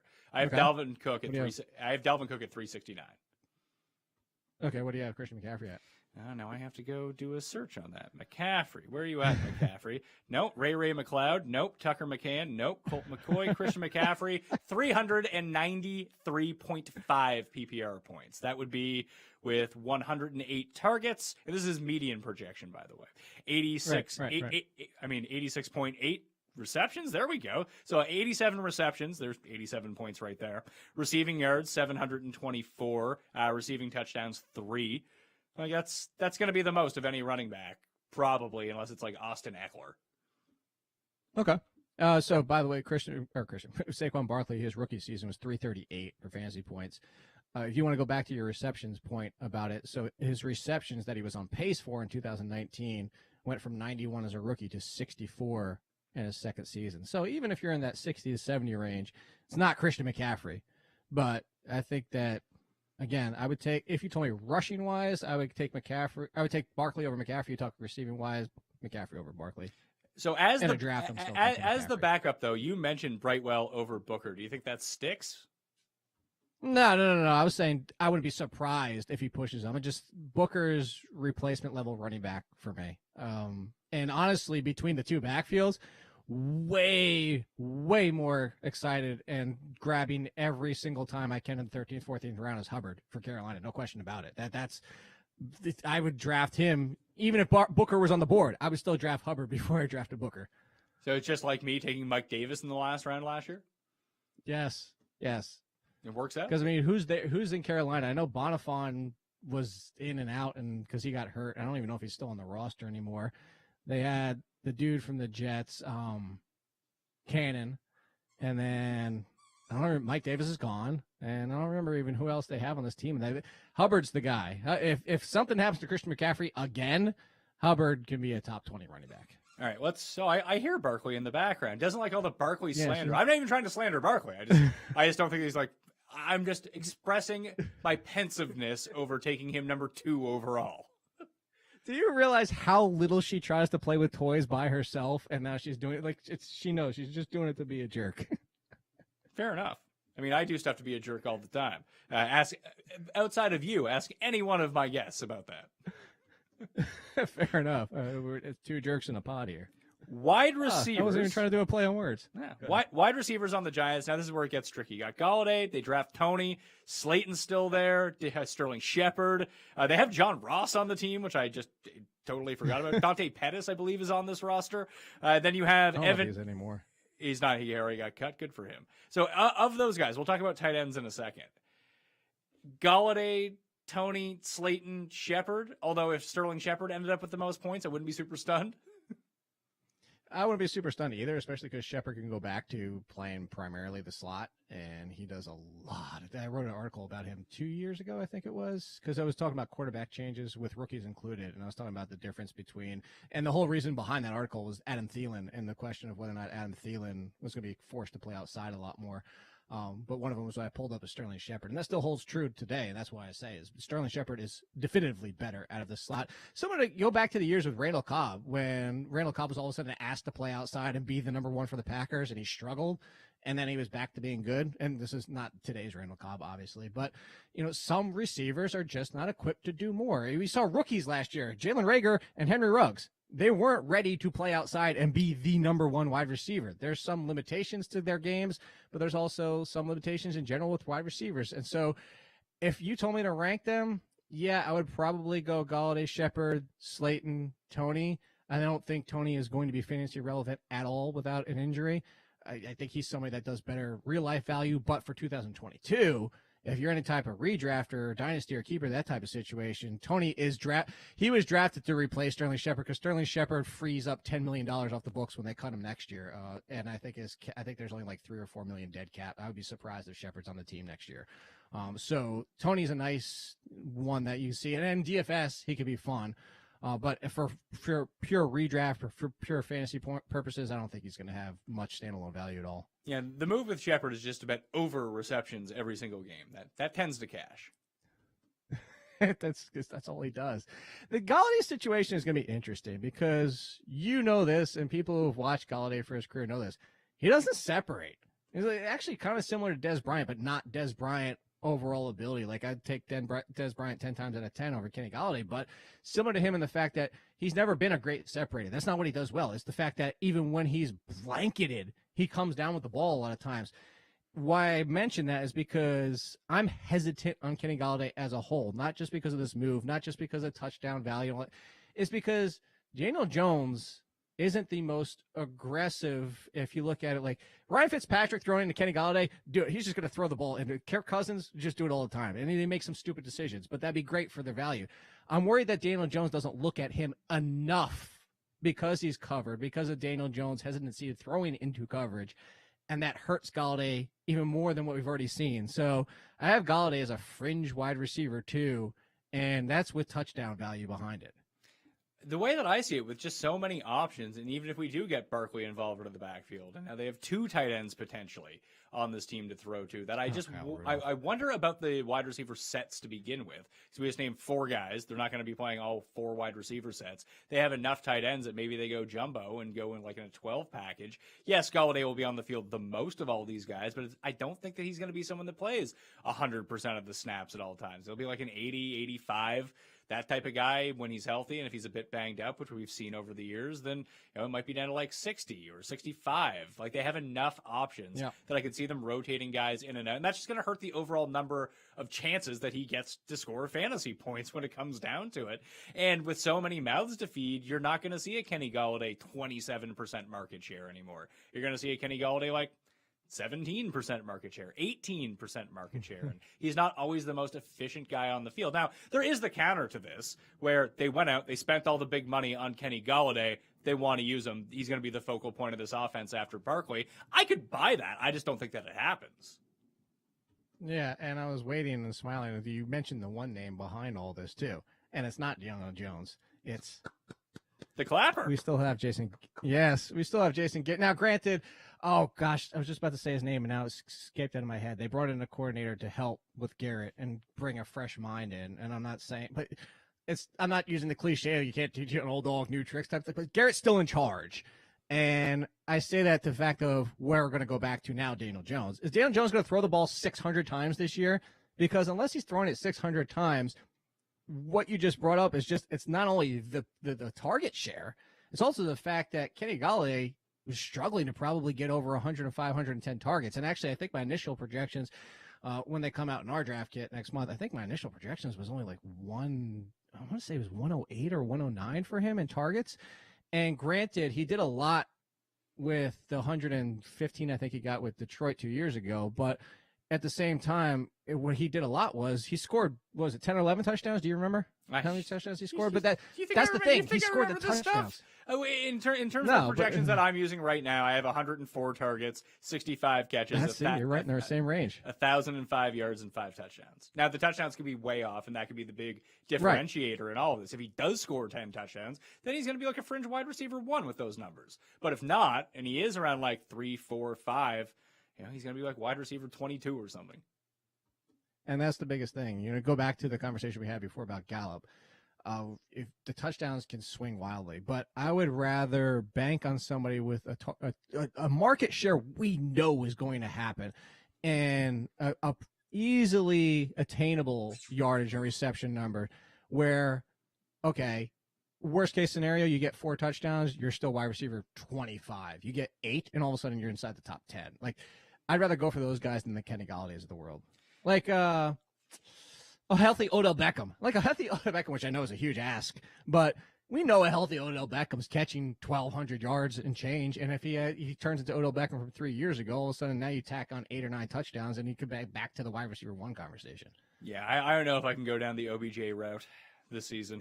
Although this is the year. This is the year when nobody wants him. Now that everyone's actually given up on him, now is probably the time. I want to talk tight ends though on the Giants. Evan Ingram is there, but then you have Kyle Rudolph for reasons that I'm currently unaware of. But Kyle Rudolph's going to steal like 5 touchdowns, and no one's ever going to. No, you're not going to draft Kyle Rudolph. You're never going to play him on DraftKings. You're never going to prop bet him, anything like that. Although first touchdown, who is the jabroni? See, I'm mixing it in now. Was it Caden Smith? Was that the guy's name? Yes. Is he still around? It was the 49ers. The 49ers drafted him, and he didn't even make the opening day, and they got him early. They drafted him last year. I think he's still on the roster. I don't see why he wouldn't be, because they just, like I said, they just got him last year. Yeah, Case Smith's still on the roster. Yeah, so he'll have some sort of weird involvement. And oh my guy, don't forget Levine Toilolo. Yeah, Levine Toilolo. He's always fun. Yeah, he'll be on the field just for fun blocking purposes. They just have too many guys. That's the issue with this team. That it's almost like you said with the Patriots backfield. Like, who is going to be the cheapest of these? And then where it's receiver, not running back, do I even want these guys? No. Well, go back to what I say every single year. You buy the cake, not the icing. Just buy Daniel Jones and be done with it, because he costs you nothing on top of it. I prefer just buying the icing and not the cake, and then eating the icing out of the thing with my hand. I'm like, wow, and it's delicious. I don't need all those. Listen, I'll take the carbs that come in the icing, not the carbs that come in the cake. Fair enough. Oh, there's a tight end called, I don't even know who this, Cole Hikutini on the roster. They have a million tight ends. Really was. I was going to go back to, you said for reasons unknown. The reasons they brought in Kyle Rudolph is for this. They brought him in for the pass blocking tight end situation. But if he's the pass blocking tight end, unless you're kicking Evan Ingram off the field, now you have 2 tight ends, and go back to the same conversation we've been having about this team the entire time. Well, if you have 2 tight ends, probably don't have 4 wide receivers on the field. So I think I'm buying Daniel Jones and nothing else. Maybe Shepard at cost is just always a good bet, because even if he misses game, you just cut him. He doesn't cost you anything ever. Shepard's so disrespected. Where do you think that Shepard is going amongst wide receivers right now? My guess would be in the 50s. Shit. Is that where he's going? Wide receiver number 70 overall right now in fantasy drafts. Oh, just do that. Oh, they also brought in Kelvin Benjamin to be a tight end. Don't forget about that. Oh, Jesus Christ, really? Oh, you missed that? You didn't see that? I think I actually think that I have Kelvin Benjamin's name muted on Twitter. That's just that anytime he is mentioned, like 2 weeks does ago. not. There's no way he's making the team as a tight end, is there? I mean, he should have been. He was the person that should have been converted to a tight end to begin with. How old is Kelvin Benjamin now? Is he surprisingly 25 years old? Because he wasn't good when he was 26 or 27. There's no. He was on the Cam Newton Super Bowl team, wasn't he? Oh my God, he's 30. Yeah. Yeah, he wasn't good as a fat man in his prime, but now he's going to be good all of a sudden? Sure. He was the one that kicked off all these everybody's moving to tight end thing. He was doing it before Tibby was doing it. He was doing it before it was cool, man. Can I share a secret with you? You hate Kelvin Benjamin? Well, yeah, sure. I'm rooting for Tim Tebow. And not only for him to make the team, but him to be kind of good. I'm rooting for him to be good too. I love the hate that he's getting. You're taking away a job from somebody. And guess what? If he makes the team, He's taking the job because he's the best option they have. Like, shut up. If he can succeed as a tight end, he can succeed at anything. If he would have worked out with the Mets, that would have been fine. The Mets thing I could understand a little bit because that was clearly the Wilpons PR scheme. But, with the football situation, God, and that dude was busting out of the jacket. And then I'm not even including the pictures, like, because how they always time those pictures, like Mike Davis's legs looking like the size of a tree. They always time those pictures weird. But I don't even talking about the Tim Tebow where he's holding the ball. I'm talking about when he was on the stage. I think it was in Texas somewhere, and like he was popping out of his freaking jacket. This dude's jacked. Yeah, I want him to succeed. I'm with you. It's like that Derrick Henry and Dion Lewis photo from 2 years ago, where it looked like that. Yeah, or the DK Metcalf one. Remember the one that he was like on the water or something? Yeah. So tight ends, Evan Ingram, maybe, but probably not. Nah, I'd say Evan Ingram's kind of like a mid. Here's the thing though, and this is not what we're talking about. He's a mid tight end 2 for me. Oh, great. If you want to take, but if you want to take him over like Austin Hooper, because what if he gets his hands back from 2 or 3 years ago?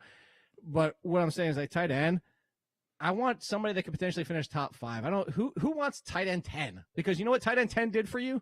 550 yards and 6 touchdowns. Whoop-de do. I don't know if Robert Tunyon's going to be any good this year, but I think I would just rather gamble on him than Ingram. And if he's just cut him and pick up some other loser off the waiver wire. Like you kind of hit on it. Like, do I want the guy who's consistently scoring 6 points a week for me? No, not really. No, you don't. Not at all. I mean, look, and then there's people that pop up every single Logan Thomas last year. Where did Logan Thomas finish? Like, I want to say 8th? 6th.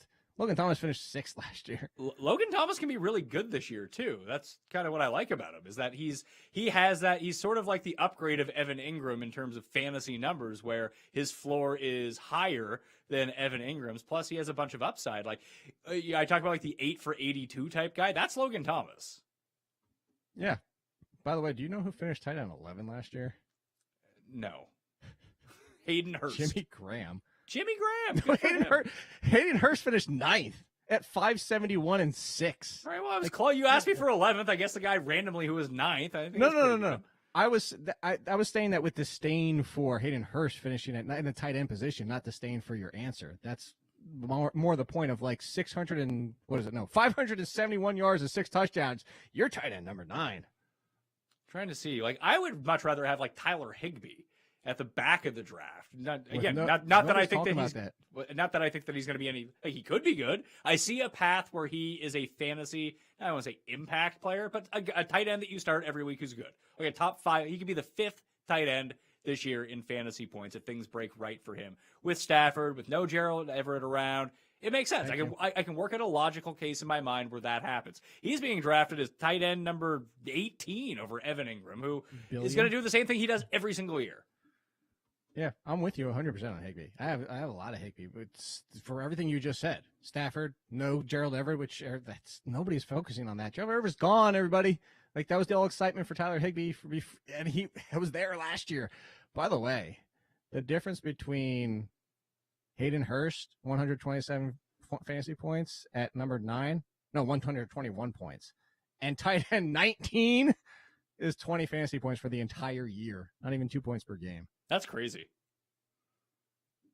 So, yeah, just give me somebody that can potentially. I'm with you. I don't think Robert Tonyan is going to do that again touchdown-wise, but I'll take the chance that he does over most of these options. No, 100%. Like, if we're trying to mine target share and just opportunities and targets overall at the tight end position, like, it's going to be a tough scene. I'm not going to lie to you. Yeah, that's why we had the conversation that you and I did, and that's why I said I would take Kyle Pitts as the 5th tight end off the board just for that, because he could finish potentially top 3, especially if Julio Jones is there. So I'll take that chance. I'm not worried about taking the chance on Mike Gesicki. Oh, where's Mike Gesicki going to go? From 700 yards to 800? Yay. I mean, that could be pretty good, I suppose. He already finished as tight end 7. What's his ceiling? Tight end 6? That's what I'm saying. It's like these tight end 5, 6, 7s, 8s, 9s, like those. 5 is where I have Pitts. And we do this every single year. This is the whole group, the guys that disappoint every single year. The O.J. Howards and the Evan Ingrams and Hayden Hurst last year. And it's this group of everybody from like 7 through about 11 every single year. It ends up being the like, why did we even draft these guys? The New York Giants on DraftKings Sportsbook, their over-under is how many, Jake? 6.5. It is 7 even. And I'm looking at the New Jersey version of DraftKings Sportsbook right now, and everyone's betting the over. Big shocker on that one. They are No surprise. They have the third highest odds to win this division. They're behind Dallas and Washington at plus 350 to win the NFC East. And they made some moves. And I don't know. I mean, bringing in Kenny Golladay, they're going to get Saquon Barkley back. That all sounds like great news. How does this work with Daniel Jones? Because last year we liked Daniel Jones. And the whole reason was going to be that he has a really difficult schedule to start the season. Then it gets super soft. But you'd think the guy would figure out fumbling issues after a while, wouldn't you? You would. Speaking of Barkley, I was trying to find out where she went. I was looking around for it. But yeah, Daniel Jones, funny enough, in my top 5 breakout quarterbacks, I included Daniel Jones. And I said, because let's talk about why people were drafting him. Remember last year, and I know you know this, as a fringe QB1, was because the rushing upside plus what he just did the year before.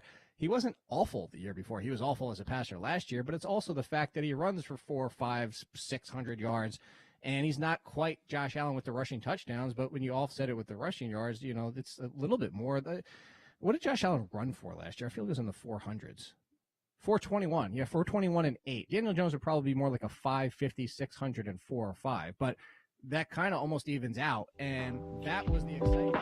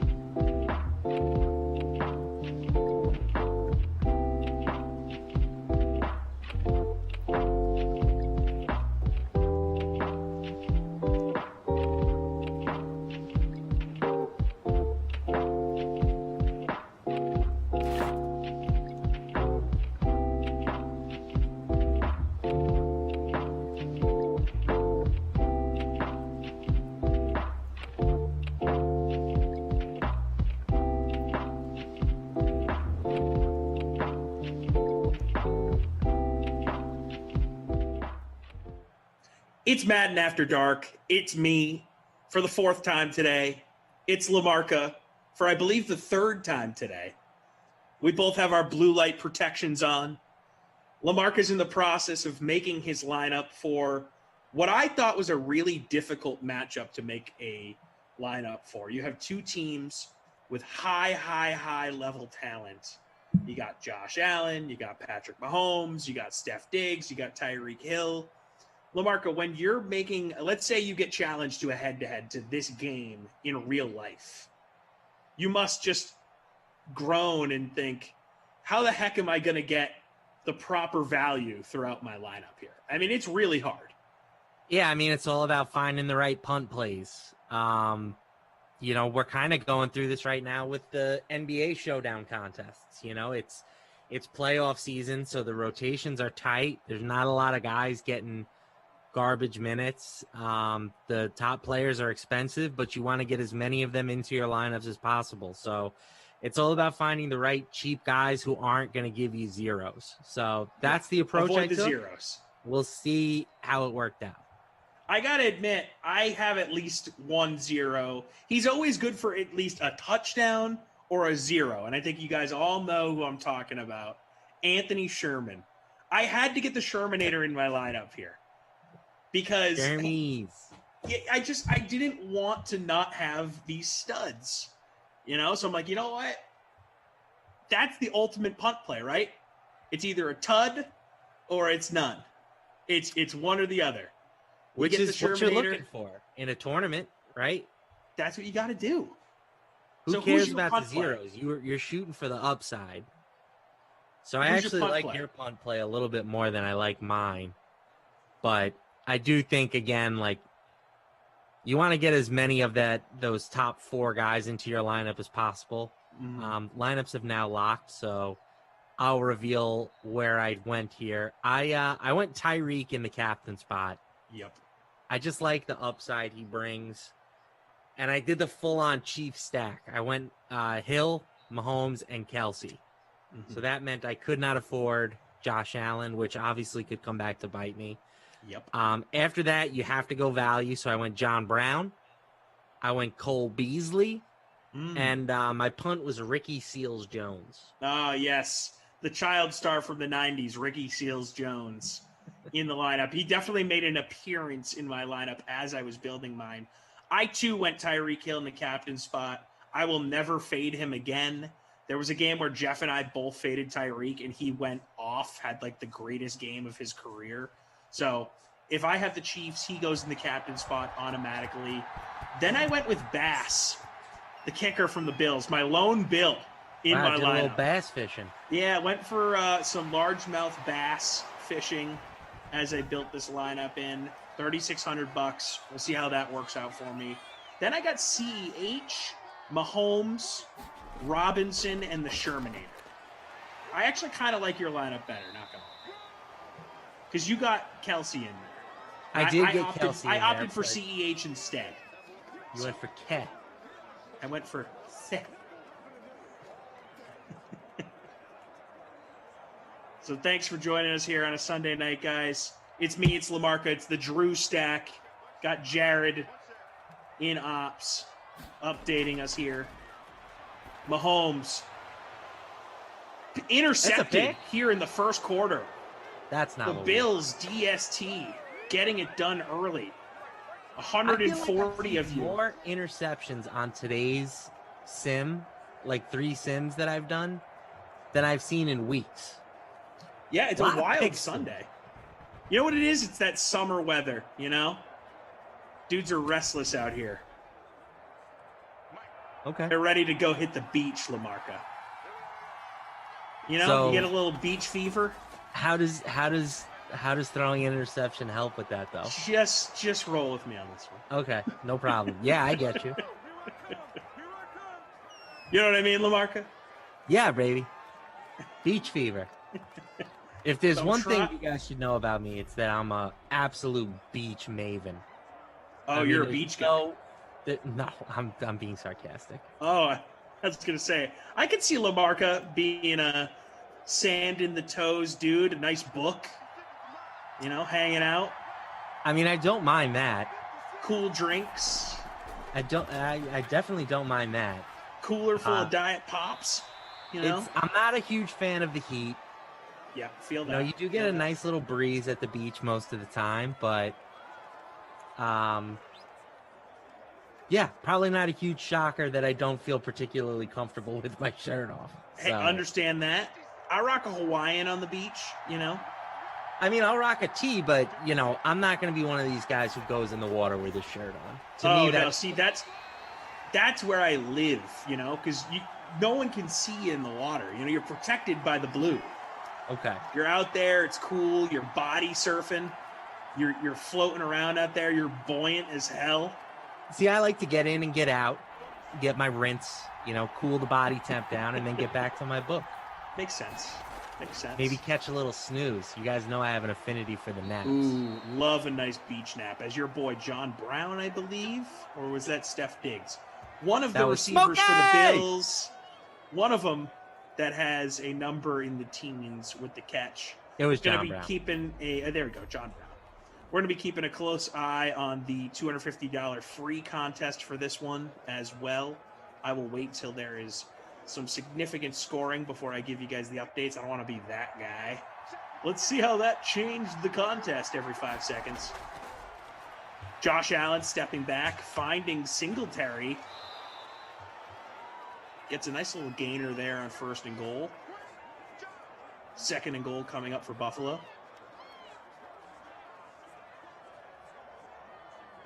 You know what's not a great spot to go to the beach?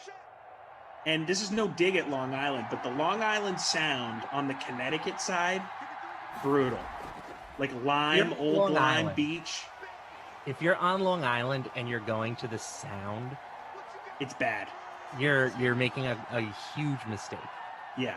It literally takes 30 minutes to get from the top to the bottom. And then you can go to ocean beaches. I've never been to the beach from Long Island, but I've been in the Long Island Sound because I lived in Connecticut for a couple years. And one of my roommates had a family that had a beach house on the Long Island Sound down in Old Lyme. Not a good time. Oh, Steph Diggs drops the touchdown. It's just like a warm, stale water situation. It's just brutal. At that point, just drive to Rhode Island. Just drive the extra 45 minutes. As my man Bass comes out here, hopefully he nails this field goal. Long Island Sound is not a good time. Well, a pick and a field goal to start this game, just like we all expected. Are these the two best teams in the AFC right now? I would say yes. They made it to the AFC Championship last year. I mean, you can make a case for one of the AFC North teams, either the Ravens or the Browns, Cleveland, I suppose. Yeah. But I would say these are the two best teams. You're hesitant to put Indy in the convo until you know what Carson Wentz is? Yeah. I don't think Carson Wentz is particularly good. I said it to Jeff earlier. I'll say it to you here.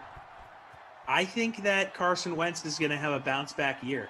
Top 5 O-line, good running game, decent receivers, good tight end, good coach. One of the best defenses in the NFL. I mean, listen, Phillip Rivers was okay for them last year, so exactly. I don't think that he'll necessarily have a bad year. I just don't think he's particularly good. Like, to me, once you get broken as a quarterback, you don't get unbroken. You know what I'm saying? Yeah, I feel that. So if you're Sammy Watkins with the grab. If you're expecting like this change of scenery to bring him back to his MVP caliber production from with Philly, I wouldn't agree with that. No, and I don't think that will happen. I think he's going to do enough to have them as one of the better teams in the AFC because of the system and the pieces there, but I don't see him as an MVP candidate. That is a stretch for me. Mahomes fakes the handoff, tackled in the backfield. Going to be 2nd and long here in virtual Kansas City. Rock Forever's here. Robert Eckes is here. Damon Ariel's here. Lustriel Maddox is here. That's a sick name. King Ked is here, or Sed, depending on if his C is a soft or a hard C. Skills Fishing. I am always fascinated by the usernames. Like, where do these come from? Yeah. I don't know what Lustriel Maddox is. If that's a real name, that's a dope real name. It's insane. What Like, country is that? Can I have your name and date of birth, please? Yeah, Lustriel Maddox. Mahomes nearly picked off again, 3rd and 12. It was almost an identical interception, looking at a man heading towards the sidelines. Buffalo defense, opportunistic tonight. I thought about putting him in the lineup. Thought about it. I Mahomes. never even considered playing a... I thought about it. Wide open. Was that CEH? Yeah. Yes. Indeed. 18 yards receiving. And now we're in CEH touchdown territory. 1st and 10 at about the 11, I want to say. What a throw. That's a Mahomes-like throw there. On the move. From Patrick Beautiful. Mahomes? A Mahomes-like throw by there Patrick Mahomes. Living up to the name. Okay, it's more like the 13-yard line here. 1st and 10, Mahomes. Pass broken up by Sammy Watkins against his former team. His former mates. How do you think Sammy Watkins does this year? Okay. Now that he's not in the Kansas City cocoon. Yeah, I mean, I would say a reduction in value, but he wasn't like particularly valuable to begin with, so you know, not somebody I'm actively drafting. Like, Travis Kelce. I've already come on short this game. sim. We've talked about how I think Lamar Jackson is just kind of a major drain on his receivers' fantasy perspectives. So out on Sammy. Yeah, get out of here with that. Get out of here with the Sammy Watkins. Mahomes stepping back, 3rd and 6, firing to the end zone. Touchdown. Tyreek Hill. He's your captain. He's my captain. He's probably all sorts of people's captains. In fact, I will Captain, check my captain. I'll check the old captainship here momentarily.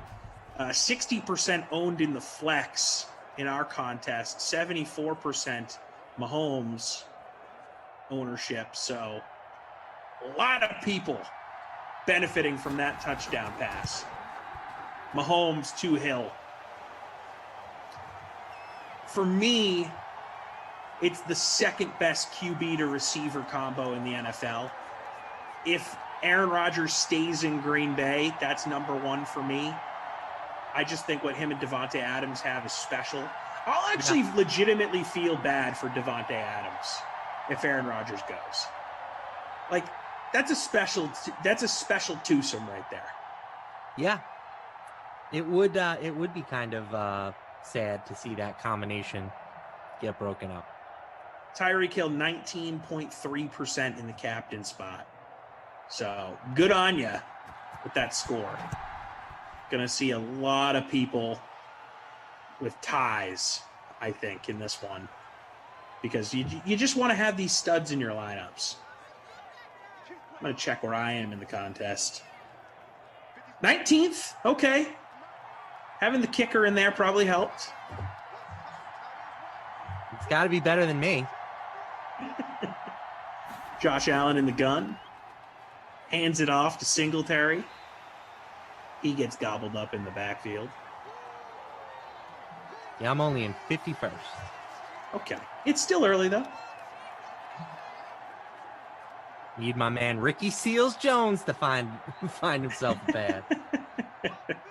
Love me some Ricky Seals-Jones. I have definitely been an owner of him. It's either him or Sherman are my punt plays for Kansas City. Josh Allen finding John Brown. That's your boy. Second catch of the day. I actually am a pretty big John Brown fan. Real life John Brown. Big fan. Yes. He is so just fast. always seems to produce.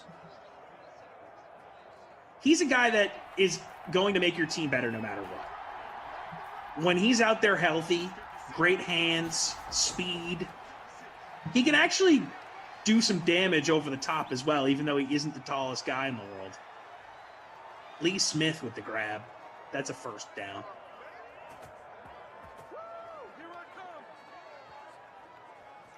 Do you think the Bills eventually trade for Travis Kelce? That kind of appears to be the hot rumor. Not Travis Kelce. Zach Ertz. Sorry. I was going to say, I had not heard Travis Kelce rumors. That would be Travis Kelce's going nowhere. That would be blockbuster for Kansas City to trade him within the conference. That would be great for both Ertz and Buffalo. Like, I think that the NFL benefits from that move happening because I think Philly's kind of a ways away from competing at this point for a Super Bowl.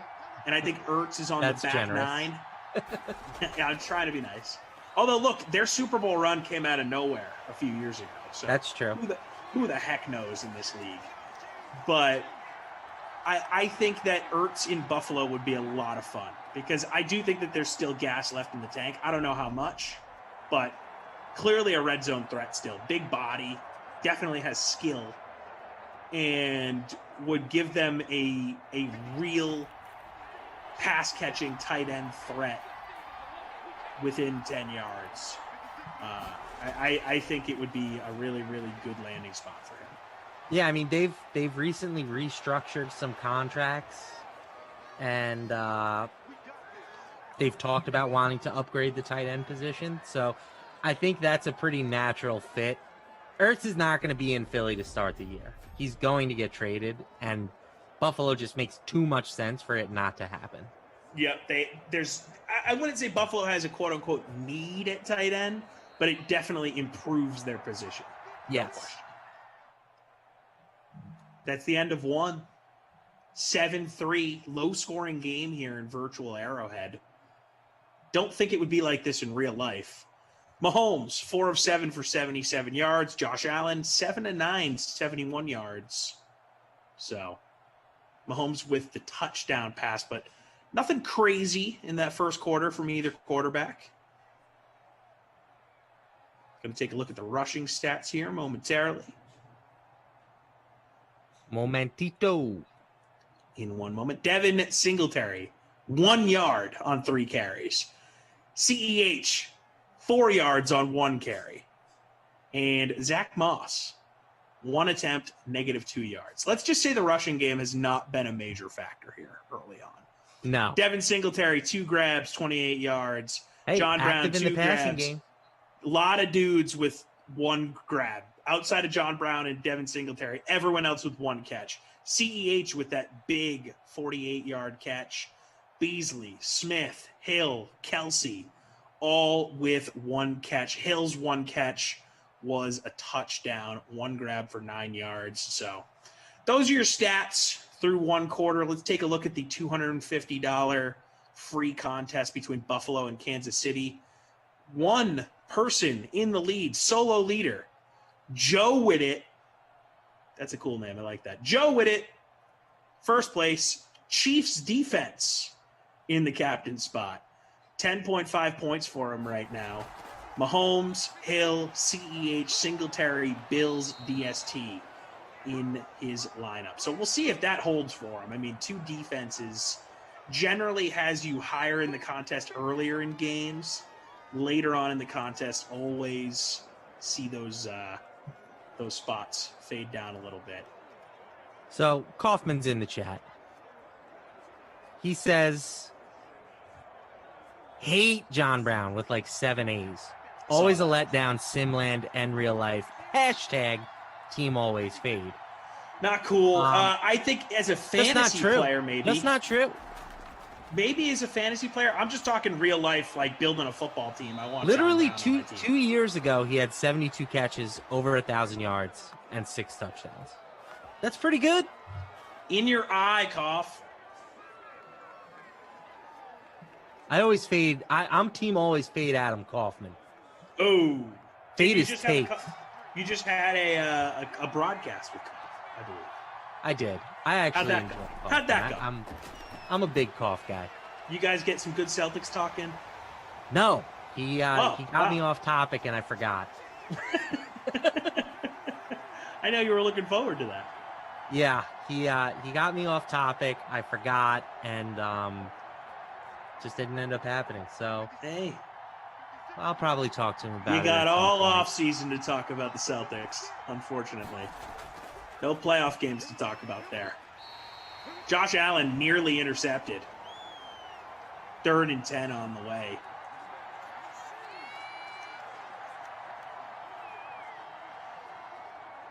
LaMarca, which division do you think will be worse next season? The AFC East or the AFC West?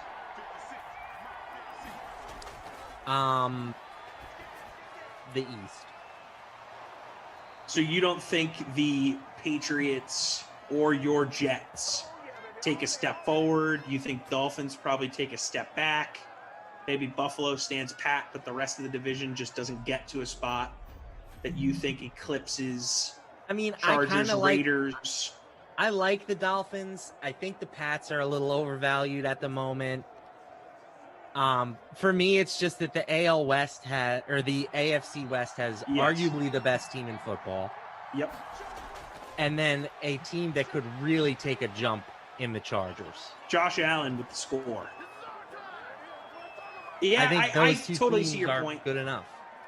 I see your point. You're more confident in their top two than the AFC East's top two.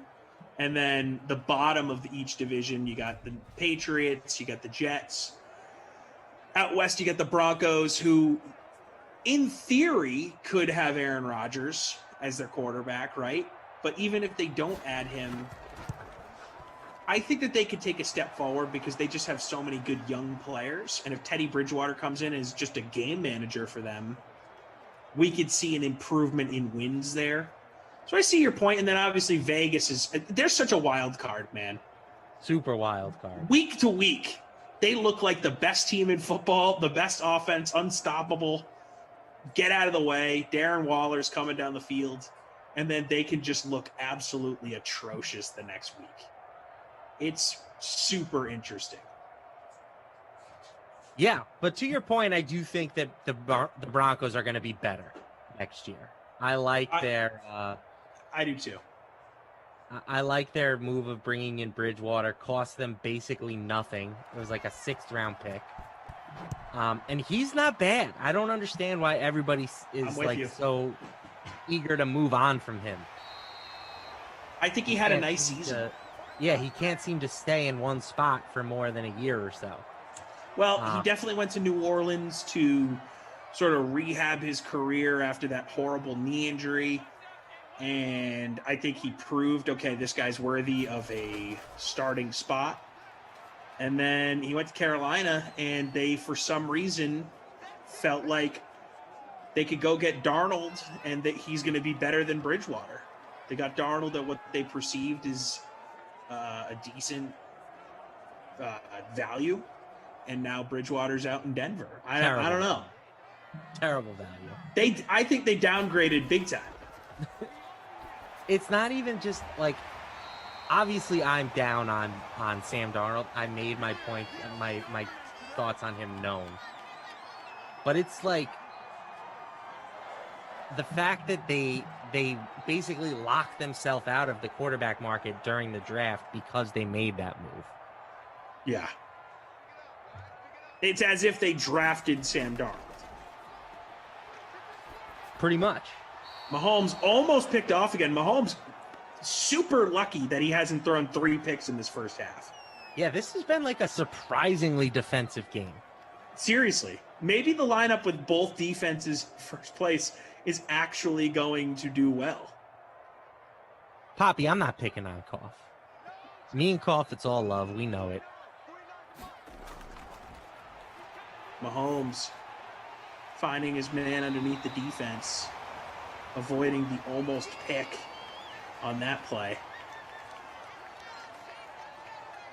Bonzo saying, hey, Koff, if you're here, who's running hell? Wow. Calling Koff Satan. Bold claim on a Sunday night.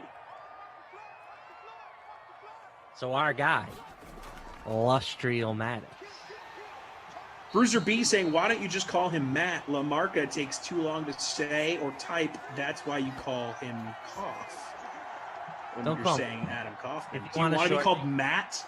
If you want to shorten it, call me Lamb. Or Lamb Chops. Choppy. Choppy. West Coast Choppers. No, Matt, I got to be honest. Chopsticks. I know you as LaMarca. You're not a Matt to me. I feel like you don't go by Matt often outside of family gatherings. I mean, it's a very common name. You know, I've just kind of become LaMarca. It's one of those names where it's also, I think it's a fun name to say, LaMarca. You know, it is fun to say. Anything that ends in a vowel, it's strong. Yeah, no doubt. CEH with the grab. Second and medium coming up here. 2nd and 7. LaMarca Italian, I'm assuming. The name is. I'm a little bit of everything. Okay. LaMarca the Mutt. Definitely a mutt. As I was saying, though, Lustrial Maddox wants to know, what do we think of the Ravens next season? I think that the Ravens are a really interesting buy low type of team. Yep. I would have preferred it if they were able to keep Orlando Brown Jr. You know, that was kind of a weird situation. You know, he's clearly a good offensive lineman. He wanted to play left tackle. Ravens didn't have a spot at left tackle, had to move him, etc. But I do think that their offensive line is going to be better next year just at a default, which should make their run game better. And we know that as their run game goes, so goes the Ravens. So I like them as a buy low target. Yeah, I think that they're going to regress personally. I think we saw the peak in Lamar's second year. And even though he might get better, I don't know, man. I just think they're trending in the wrong direction personally. And I think I'm not a huge John Harbaugh fan. We got a blown save in the Red Sox game. Saw that. Sorry, buddy. Don't want to talk about it. It looks lit at Yankee Stadium, though, right now. That would be a fun place to be if you're a Yankee fan. Rich Sharp saying on YouTube, Jets are by far the worst run team. I'm 51 years old, and I've never have seen them make the playoffs, I don't think, unless it was late 70s, maybe early 80s. I think they won the Super Bowl right around when I was born, while Joe Namath was a long time ago. Long time ago. Haha. I mean, they did make your retort, LaMarca. Championship game. He must have not been paying attention to the NFL for those few years. So, yeah, I mean, listen, I'm not going to fight you that they haven't been a poorly run organization.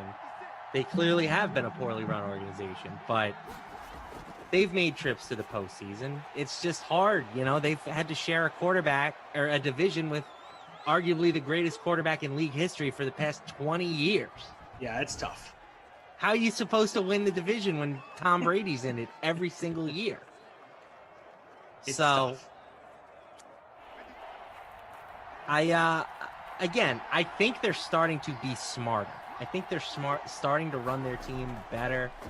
They were able to acquire a lot of first-round picks in trades recently. You know, they were able to move Sam Darnold, who didn't figure to be in their plans at all, for a second-round pick. That was a good move. That's a win for them, no doubt. Yeah, I think they're moving in the right direction. Now it just has to, you know, they have to execute their vision. And their vision involves Zach Wilson, so a lot of it is going to just come down to whether or not he's good or not. And I think we all can have our opinions, but the only thing that's going to tell if they were right or wrong is time. And that may not be the most hot take and the funnest thing to hear, but that's how it goes. Chiefs getting the ball back here with 2 minutes to go as the Bills punted away. Mahomes finding his man at the sidelines. That's going to be a grab 4. I missed the number there. I apologize. But here we go, 2nd and 3 for Kansas City. Let's see if they get some points on the board here before the half. Disappointing half for the Kansas City Chiefs, especially coming off that crazy 6 o'clock game you and I had together, Cowboys-Giants. That had all sorts of fireworks. How was the last game? Who played? You were on the game, not me. The 49ers and the Cardinals. Yeah, it was not that exciting. Okay. Clearly. Congo Cab saying butt fumble got them to the AFC Championship game a couple of times. That's right. Butt fumble, a.k.a. Mark Sanchez. That team was loaded everywhere but tight end. Or excuse me, butt fumble. I immediately went to the tight end. They were loaded everywhere but quarterback. Yeah. Sanchez was along for the ride. CEH with the grab. 1st and 10. Let me check where I am in this contest. I'm in 62nd. Okay. Not as good as I thought I would be doing. Okay. I'm in 126th. Oh, boy. Not good.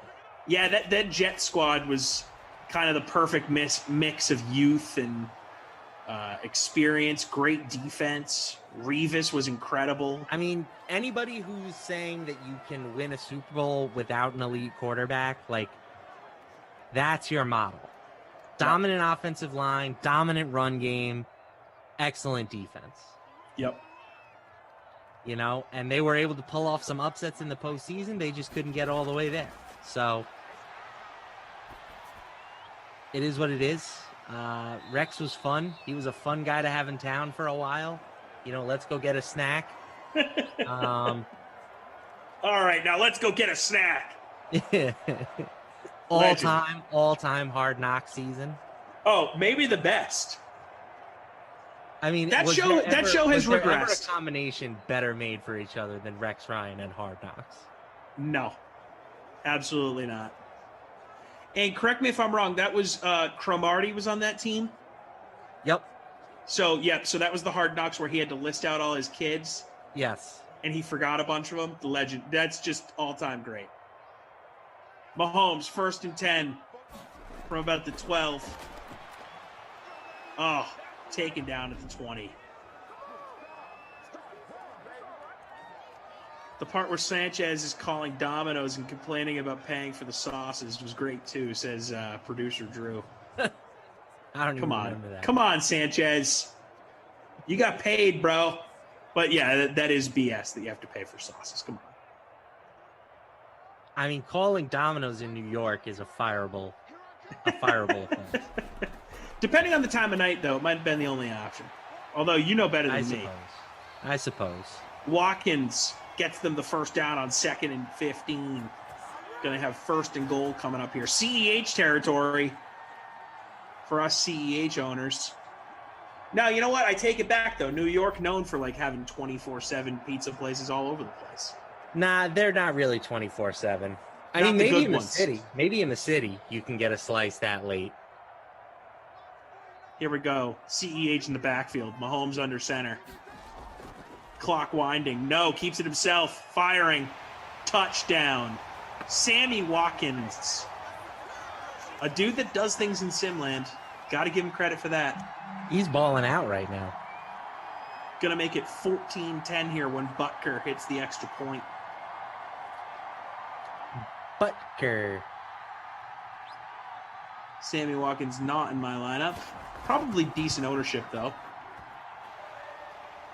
Yep, 27% owned. I'd say that's pretty good, considering all the studs on either side. Less than 6% in the captain spot. There you go.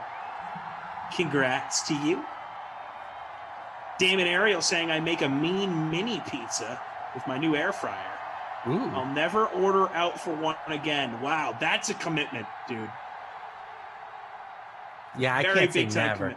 Never? Like, come on, Damon. You don't have your favorite. Your mini pizza at home is just as good as your favorite pizza place. I won't knock it till I try it. I just find it hard to believe. Maybe he's saying he'll like never do the late night pizza thing again. Or maybe he'll never buy DiGiorno again. Right. because it's not delivery, it's DiGiorno. One of the great all-time ad campaigns. It's a pretty good one. I think they still peddle it out there to this day. Kenny Ducey's bad takes on YouTube saying the Jets will sweep the Patriots this year. Well, I'd you know like what? to see that. Is it the craziest thing to say, though? I mean, the Patriots, they haven't proven anything with this new group. They had a bad year by Pat standards last year. Steph Diggs, that's a house call. 10-5 touchdown. Bills. Wow, right at the end of the half. That's going to change. That's going to shake some things up. Getting things done before halftime. 74 yards to the house. Steph Diggs. About 9% in the captain spot. 44% owned overall. Going to make this a 17-14 game after the Bass extra point. Beautiful slant. Gone. He's I good. love Steph Diggs. Yeah, how's that for analysis? He's good. Yeah, he's good. He's just good. Talk about a trade that worked out great for both sides, right? Oh, yeah. Buffalo gets Steph Diggs, completely changes the swagger and the culture of that offense. Minnesota gets Justin Jefferson, who I believe you've said you probably could not be higher on a player if you tried. I own all the stock. All the Justin Jefferson stock. You are the CEO of the Justin Jefferson fan club. I don't know if I'll go that far. I'm sure that there's some dudes out there who are like. You are the CEO of the Justin Jefferson DK SimFam friend fan club. I like that moniker. I'll wear that. Unless we have any massive Vikings fans in here that I'm not aware of. Shout out if you're a Vikings fan.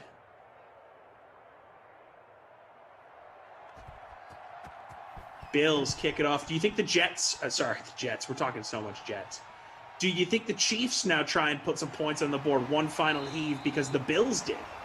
I would say. Are we going to see are we going to see Tyreek Hill slant route to the house here? Hey, they're in a passing formation, and they do have a timeout. Plenty of time. Ooh, weird decision. Kelsey gets out of bounds.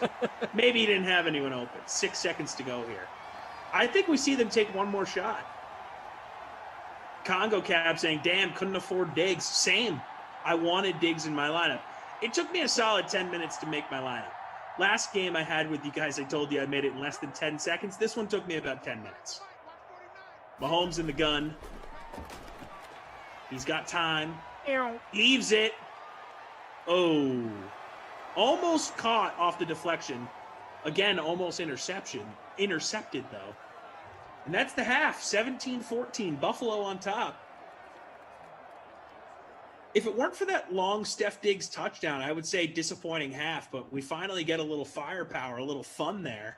Yeah, we had some work at the end of that first half. Needed to be done. No question about it. 17-14. We'll take a look at the stats here. Josh Allen, 11 for 17, 64 yards and a tud. Mahomes, 14 for 20, 70 yards, 2 touchdowns.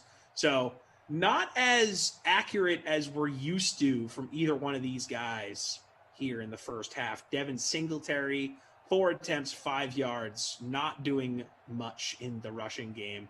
No one really doing much in the rushing game. A combined, 18 minus 2, 16 yards combined rushing in this game between 4 players. So not a lot going on there. And that's with some negative yardage in the mix. Sammy Watkins, 5 catches, 52 yards and a tud. CEH, 5 catches, 88 yards. No touchdowns, but trending towards the B word, catching the ball is CEH. Steph Diggs, 3 for 104. Congratulations. He has hit the bonus already with that 74-yard grab for that tud. Lee Smith, 3 catches. Tyreek Hill, 2 and a tud. Kelsey, 2 for 7, looking like the leader in the clubhouse right now for the Babysitter Billy Award. Singletary's got 2 catches. John Brown, your boy, coughs not boy, got 2 catches for 15 yards. Cole Beasley with 1 catch for 3. I think he's in your lineup, isn't he? Yep. The bee's knees. My lineup is not looking hot. No. You'll Travis be Kelce, fine. John Brown, Cole Beasley, and Ricky Seals-Jones. You'll be fine. All right, let me check where I am in this lineup here. I'm in 1/10. Okay, not good. We're both not doing well in this contest.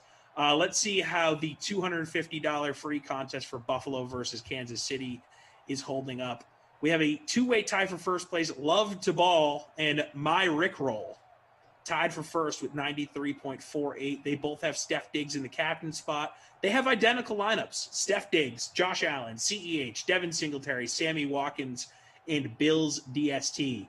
Clearly a good lineup to have after the half we just witnessed. Pretty good. Pretty good. Shout out to Curb Your Enthusiasm. Apparently a new season drops this year. Psyched about that. Oh, nice. I saw that they wrapped filming recently. You know what? I have to imagine that Larry David is going to have a lot of funny things to work with the pandemic. Like, Larry David of Curb Your Enthusiasm seems like the type of guy that would have loved to quarantine. I mean, that's so He's true. going to have, like, a whole thing about quarantining in this upcoming so season. true. I guarantee you. That's so true. Right? Like, it's almost like him and Fauci are boys, and he's, just tell everyone to stay home.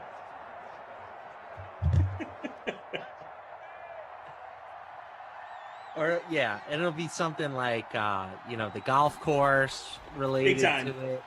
He'll be mad that golf courses are more crowded because it became a pandemic activity. Yeah, he'll do a great job. There's all sorts of things going on there that are just Larry David specific.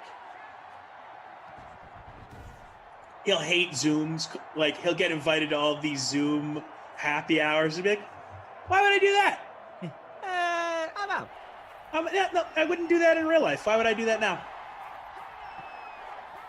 Josh Allen in the gun, 3rd and 17. Plenty of time. Looking at Devin Singletary underneath the defense. Having a nice game catching the ball out of the backfield. Not doing much running the ball. Damon Ariel saying, I tried Giorno pizza at a shop in Chicago with the family. It was great pizza. There is no pizza here worth the cash to purchase.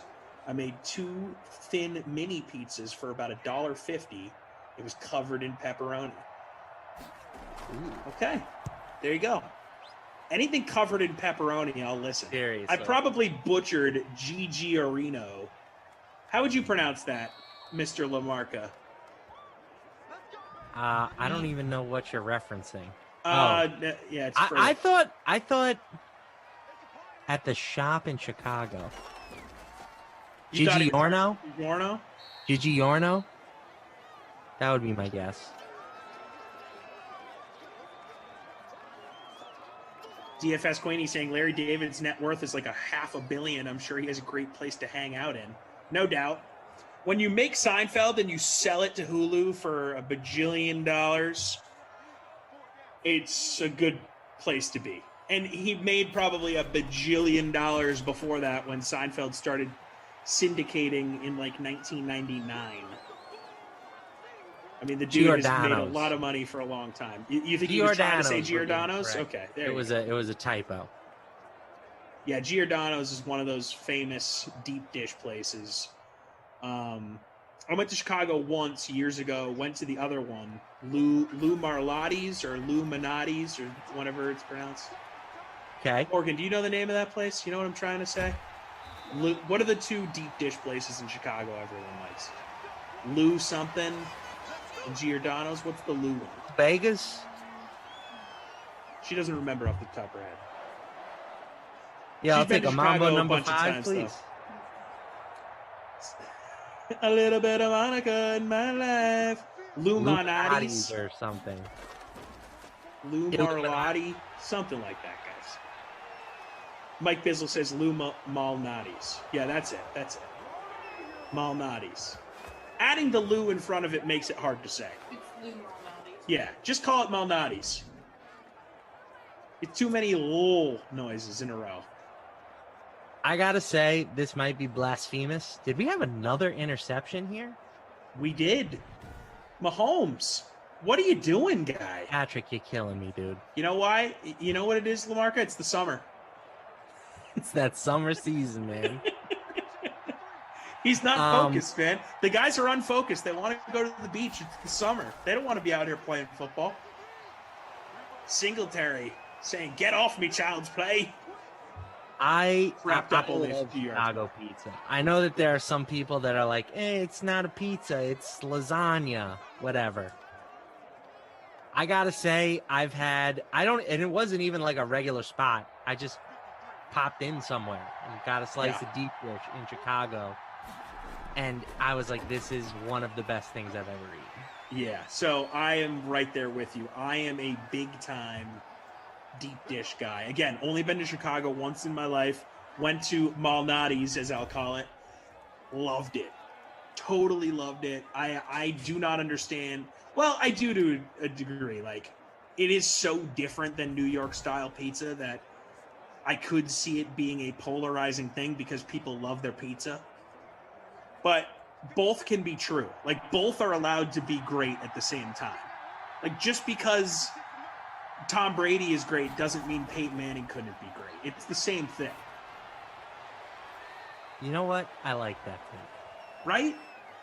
Let's be inclusive, you know? Right. Exactly. That's why everything is a sandwich, LaMarca. No, I'm kidding. We're not going to go down that road. We're not going to do it. What if you take two pieces of pizza and you fold them on top of each other? Okay, how about Does this? that become a sandwich? I got a Snapchat from a friend last night who had probably had too many Diet Cokes. I woke up to this Snapchat. It was Pop-Tart, pepperoni pizza, Pop-Tart. And it was him saying into the camera, "Is this a sandwich?" And then he took a bit, and then he took a bite. Gross. Disgusting. Messaged him on Snap saying, "Dude, what?" And he was like, "What did I send you?" Doesn't remember doing it. Pop-Tart bread, pepperoni pizza, Pop-Tart bread topping. Syed Nizar saying Chicago has the best pizza and hot dogs. Tommy and Lamarck. I've heard Chicago-style dogs are good, man. Love a good dog. Chicago-style dog. Did we have a blackout at the stadium? Oh, there we go. That happens occasionally.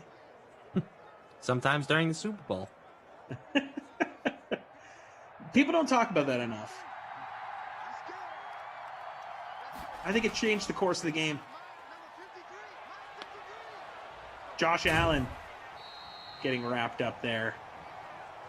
Maybe a short gain there. Less than a yard. Still 2nd and 10.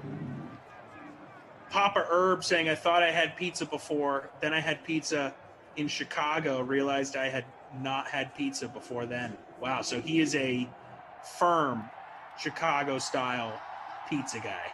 Yeah, I mean, there would be some big-time pushback in the New York area. The New York people get in your neck of the woods. They get very defensive about that pizza.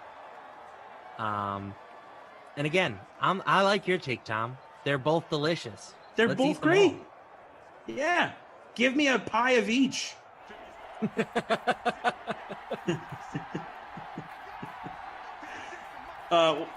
One of our producers named Andrew saying, "Feel like Lou Bega missed a chance to franchise some pizza places." And then the other producer named Andrew goes, "Bubba Franks and Lou Bega should team up. Bubba Franks hot dogs, Lou Bega deep dish pizzas. Franchise that right now. Get their agents on the phone." I'd go.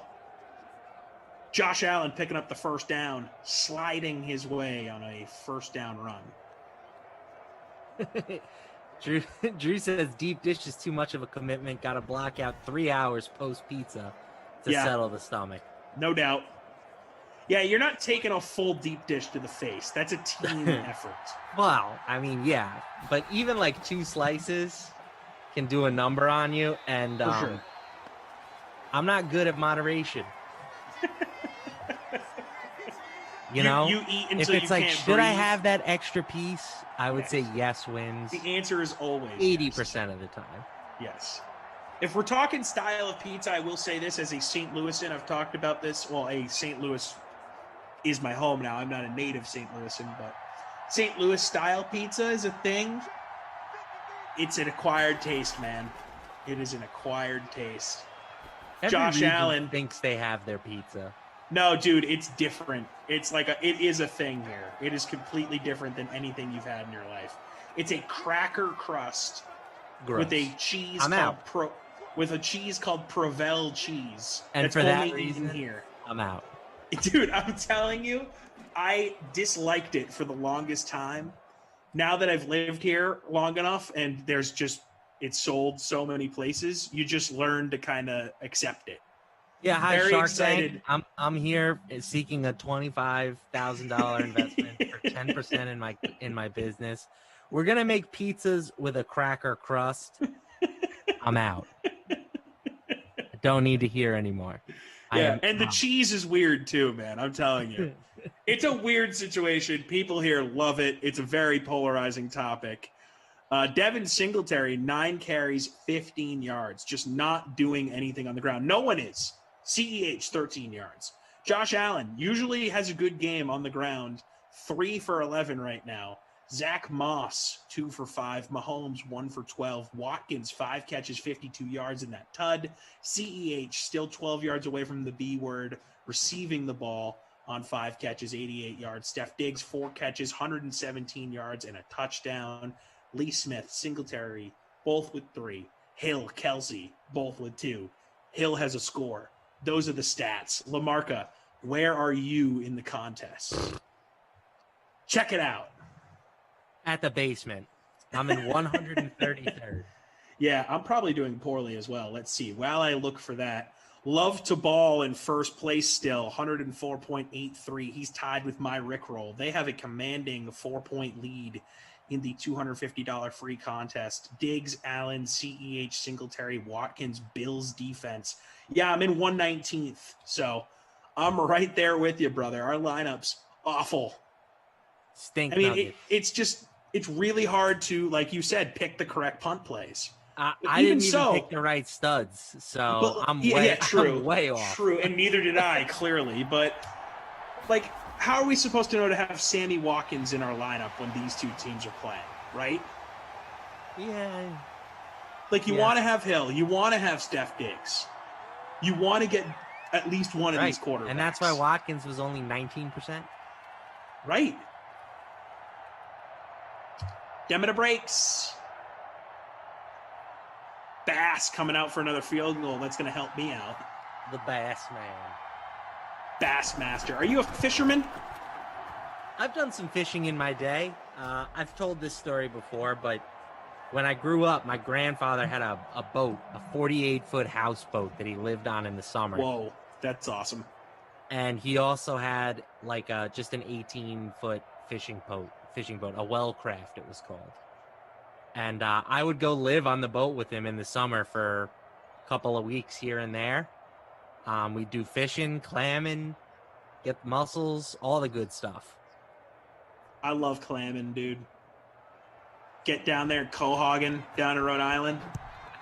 Just digging through the mud, clamming your way through the summer. I went one time with this guy. It was me and my cousin who also would stay with him in the summer. Yeah. My grandfather and one of his friends, and this guy was like, "Oh, I'm gonna show you guys how to clam. You're doing it all wrong. You got to get down on your hands and knees." And he starts literally like sifting through the sand. Yeah, you're just digging.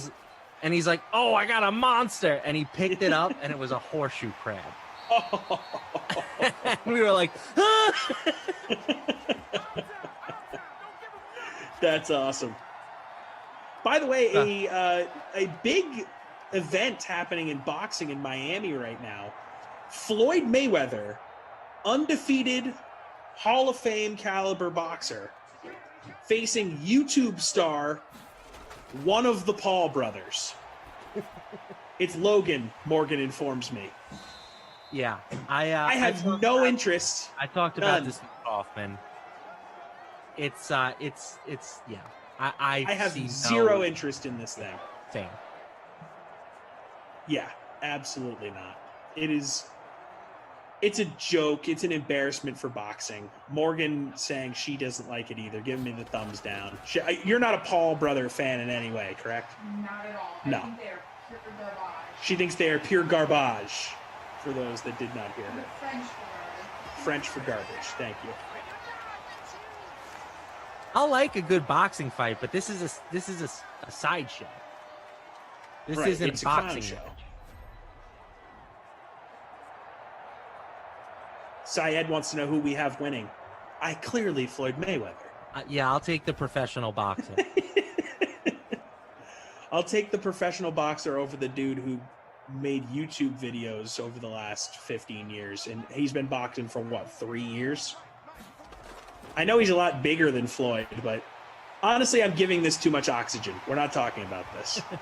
First and 10 coming up. First and goal, for the Chiefs. Tyreek Hill with the grab. LaMarca, you're a boxing fan, though, correct? Like you follow extent. the sport. I'm not like a diehard, but I like a good fight.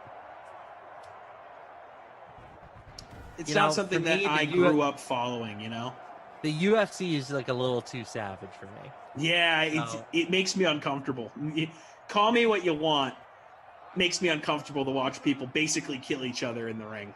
Yeah, it would be. I get it. There's a ton of strategy. It's like even more of a chess match than boxing because you have to worry about so many different weapons from the opponent. But when the guy kind of gets knocked out and falls on the ground, and then the other dude jumps on top of him and starts raining the hammer fists or whatever, it's tough. That's a little too much for me. It's cringy. Tyreek Hill with the score. Butker about to make it a 1-point game. 21-20 Kansas City. Yeah, it's not for me. Totally not for me. Bonzo says, Skip Perkins loved a good boxing match. Oh, God. Skip Perkins makes me want to... You know how we were talking which scent we want to lose, which scents we want to lose? That when I hear Skip Perkins, it makes me want to go deaf. That's the sense I want to lose. No, I'm glad he's gone forever. Shout out to Glash, though. I love the guy. I miss him. I haven't done a sim with him in a long time. He's big time now, Guy's a pro. I mean, he's got a lot going on. I love it. 21-20, Kansas City with the lead. Just under 6 to go. Buffalo with the ball. Josh Allen in the gun. Scrambles. Ooh, finds his man. Steph Diggs making a very, very interesting case for him to be the wooden nickel winner here as he continues to pile on the yardage. I don't think it's even a debate at this point. At this point, I would say the same. Didn't want to make that decision for you, obviously. It's up to you, my friend. But Steph Diggs with the catch. I believe it's his 6th grab, 5 or 6. He's having a good day. Hill has 2 touchdowns. Great point by Drew. All right. Does he have more fantasy points? Ooh, we're gonna have to flip the wooden nickel, aren't we? No, he doesn't. So it's not a question. Okay, but then it speaks to my argument that I always bring up, LaMarca. Are you going by MVP in the sense of value, or are you going by best player on the field argument? Are you a Russell Westbrook guy, or are you a James Harden guy? This is what I always say to Koff when he tries to tell me who I should be picking for the wooden nickel. Well, when you phrase it that way, I like to think that I'm somebody who rewards winning and value and such, but I don't think you can compare Stephon Diggs and Tyreek Hill at the moment. There's time left in this game, but Diggs has just been better overall. Another catch for Diggs. 1st and 10 Bills. 6 grabs, 160 yards. That's beast mode right there. Yeah, I mean, Tyreek's got 20 DK points. Diggs is over 30 now. Speaking of beast mode, I voted for him for the College Football Hall of Fame the other day. Feel Lots cool of people about it. saying that UFC is good. I don't disagree. You know, like I get it. I think that what these guys do is incredibly skillful and impressive. It's just not for me. Same. It's a tough watch. Maybe I have a weak stomach. I don't know. It's tough. Dudes look like they're having a rough time up there in the cage. I want them to stop, you know? Like, oh, he's still kicking him in the head. He shouldn't keep kicking him in the head. Sox getting the victory on Sunday Night Baseball. What's up? Good dub for the Sox. We got breaking news here from Congo Cab. Uh-oh. I don't know if Congo is fully plugged into the NBA circuit. Fully sourced. This anywhere else yet, but he's saying Harden out next game. Yep, ESPN. Brooklyn Nets James Harden ruled out game 2 with hamstring tightness. Where are you seeing that? ESPN. Oh, the ESPN. Yeah, I just Googled That's got to it. be a Woj bomb. So there we go. Bucks, if they can't capitalize here, I mean, that's truly embarrassing. If they can't get a win with James Harden out This was again. reported like a while ago. Yeah, it said 6 hours ago. I must have missed it. I missed it as well. I did not receive the push notification on that one. Whoopsies. I was plugged into fake Madden. Josh Allen takes the snap. Wide open in the end zone. Did he get both feet down? Yes. Buffalo, your boy, John Brown. Koff's boy with the score. Going to be a 27-21 Buffalo lead after Bass hits this extra point. I think he got both feet down. We're not going to see a review here, correct? They might take a peek. Tom's microwave yelling at us. That was announced several hours ago. I apologize. No, that's on All me. caps. I announced it as breaking news, and I was wrong. Well, good thing we didn't hit the breaking news sounder. I was very close to doing so. Yeah, we got a booth review here. Yeah, he got both feet in. I think this stands. Jordan Warren saying he put Harden in as his captain for his series-long GPP. All oops. Tough go, Jordan. That's tough. All right. Call 2-point stands. conversion. Okay, I thought Bass would come out, but I guess mathematically this makes sense. A lot of sense. Sean McDermott not messing around. Yes. Hey, Cole Beasley. Hey, your boy. That's 2 points in your lineup, my friend. Congratulations. Cole Beasley with the score, 28-21. Buffalo with the lead. LaMarca, you want to hear my College Football Hall of Fame ballot? Sure. Because I'm kind of excited. Do you really have one? Yeah, I voted the other day. Okay, well that's sick. So let me hear it then. Now that I know that it's real. It's a real ballot, yeah. Okay, so it's in alphabetical order, but basically what I did, obviously, you'll understand why I voted for one of the names. And the rest, it was if you had a connection to the Patriots or the New England area, I tried to get you on my ballot. And then if there were no room left for that, then I just voted for dudes that I thought were awesome in college. So a real serious. I'm glad to see you're putting forth maximum thought into this. Yes, 100%. All right. Morton Anderson, Michael Obviously. Bishop. Don't know who that is. He was a backup quarterback for the Patriots in the early 2000s. Reggie Bush.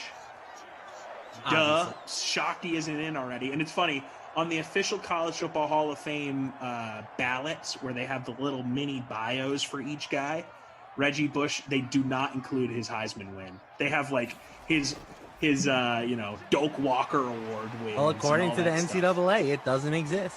It's just comical that we have to pretend like it didn't happen. He's the best college player I've ever seen, so Reggie Bush gets the nod. Michael Crabtree, one of the best wide receivers I've seen in college football history. Ken Dorsey, legend at Miami back in the day. Shocked he's not in already. Kevin Falk, legend for the Pats. Yeah, a real legend. Hey, he's got a red jacket. Toby Gerhart, you guys remember him? The big bruiser for Stanford back in the day. Yeah, that's a terrible pick. He looked like Peyton Hillis back there for Stanford. Go back and look at the stats in the market. Toby Gerhart was a beast. Graham Harrell. Graham Harrell was the dude throwing the ball to Michael Crabtree. Was an absolute monster at Texas Tech. Got him on my ballot. Andrew Luck. Ever heard of him? He's on there. As I mentioned in passing, Marshawn Lynch making the cut for me. Was a beast at Cal. Anytime you can get beast mode on there. Jeremy Maclin, beast at Mizzou. Mizzou's my SEC team, so I had to throw some love to Jeremy Maclin. And then Pete Mitchell, really good tight end for BC in the 90s. I'm a BC fan. So those were my FBS players. I got 12 selections and felt good about it. Trying to help out the local talent, Lamarca. Yeah, I guess Toby Gerhart did have one good season. Yeah, that's right. And then I had 2 coaches' votes. I voted for Larry Coker, who was really good at Miami in the early 2000s, and then Gary Pinkel of Mizzou. Tyreek Hill with the catch, first and goal for Kansas City. And then you got a few selections for divisional players who are the divisions below D1, and two selections for divisional coaches. Again, we're below, and no one knows those names, so I won't read those. But yeah, was excited to cast that ballot. Touchdown, Kansas City. Tyreek Hill. Making it an interesting conversation, Lamarca. This game has come alive. Are we getting overtime here, folks? Seems like it. Minute to go. Butker about to tie it up. Look, the Bills are liable to score a touchdown at the end of this game, though, right? We saw them do it before the half. They are. All 3 timeouts, and they don't even need a touchdown. They just need to get in the field goal range. Jordan Warren saying Gerhart was in the Heisman convo. Yeah, put some respect on Toby Gerhart's name. He stinks. Ty DeRaider saying Marshawn Lynch highlights at Cal was insane. It's funny, he was so good at Cal, but the only image you ever see of Marshawn Lynch at Cal is him riding around in the golf cart. I was going to say, he deserves to go in the hall just for that. Drew, you get 12 spots for the vote for FBS players. And yes, Michael Bishop was really good at Kansas State. Shout out Michael Bishop. Had to get him in there. Go Pats. Did not put LeVar Arrington or Mark Bavaro on my ballot. It's an extensive list of dudes. Really impressive group. Like, I left Champ Bailey off. Like, so many good players that I left off in favor of former Patriots or dudes that had connections to New England. You're lucky that this isn't a highly scrutinized vote. Yeah, no, I know. I'm going to get exposed. If you're a baseball writer and you have a Hall of Fame vote, people are going through that with a fine-tooth comb. Yeah, yeah. No, this one you can have a little more fun. I'm just trying to get my man Morton Anderson in there. I mean, that would be nice for you. Right? Come on. I'd probably get a trip to Atlanta out of it. Go to the College Football Hall of Fame. That's a place I've always wanted to go. Timeout Buffalo. I've never been to any of the Hall of Fames. Really? That's surprising that you haven't been to Cooperstown. Yeah, it's like in a weird part of New York. But, I mean, come on. You love baseball. It's in your state. I do. I don't know. You got to get there, the Baseball Hall of Fame is a joke at this point. Yeah, but you got to go. I'm sure I will at some point. Whenever DeGrom gets in. Oh. Well, if that happens, I'll be at the speech. LaMarca will be his presenter. I know I've never met you, Jacob. I've loved you ever since I first saw your beautiful flowing locks. Drew saying that the College Football Hall of Fame is apparently a joke as well, given the way I voted. Hey, man, all of these people are deserving to get in. If some of these names aren't already in, why is it on me to get them in? Like, it's not on me to get LeVar Arrington into the College Football Hall of Fame. Like, LeVar Arrington has had plenty of time to get on his own. Same with Mark Bavaro. These guys are long retired. It's my first year having a ballot, and I'm going to vote for my guys. And those are going to be the dudes I vote for every year they're on the ballot until they get in. I'm going to be like that one writer that votes for that one guy every year until he gets in. And then he's like the special writer that's then the dude stumping for, Craig Biggio every year. So, Bills in field goal range.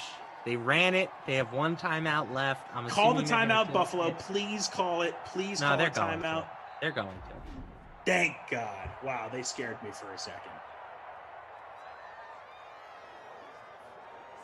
And now we'll probably see the KC timeout try to ice the kicker.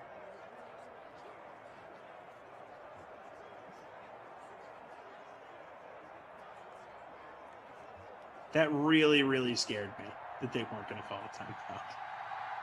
Oh, so yeah, on ESPN, pretty cool little graphic here. At least 30 points, 5 rebounds, and 5 assists in consecutive series for players who have lost both of their series. The list is Michael Jordan, Tracy McGrady, and now Luka Doncic. Wow. He's still young though. It feels unfair to put him in that group. Bass, field goals good. Game over. Bills helping us avoid overtime. Thank you, Buffalo Bill. Hey, Buffalo Bill. The Beatles. Bass fishing did some work for you, bro. I know. I'm kind of happy with that rostering. Let's see where he ended up for me. 87th. Better than me. I did move up a bit towards the end of the sim, but not enough. Josh Allen, 23 for 31, 318. Both quarterbacks hitting the bonus. Congratulations to them. Mahomes, 4 tuds. Mahomes, beastly game. 25 for 32, 314. 4 tuds. That's big-time stuff. Not going to get the wood.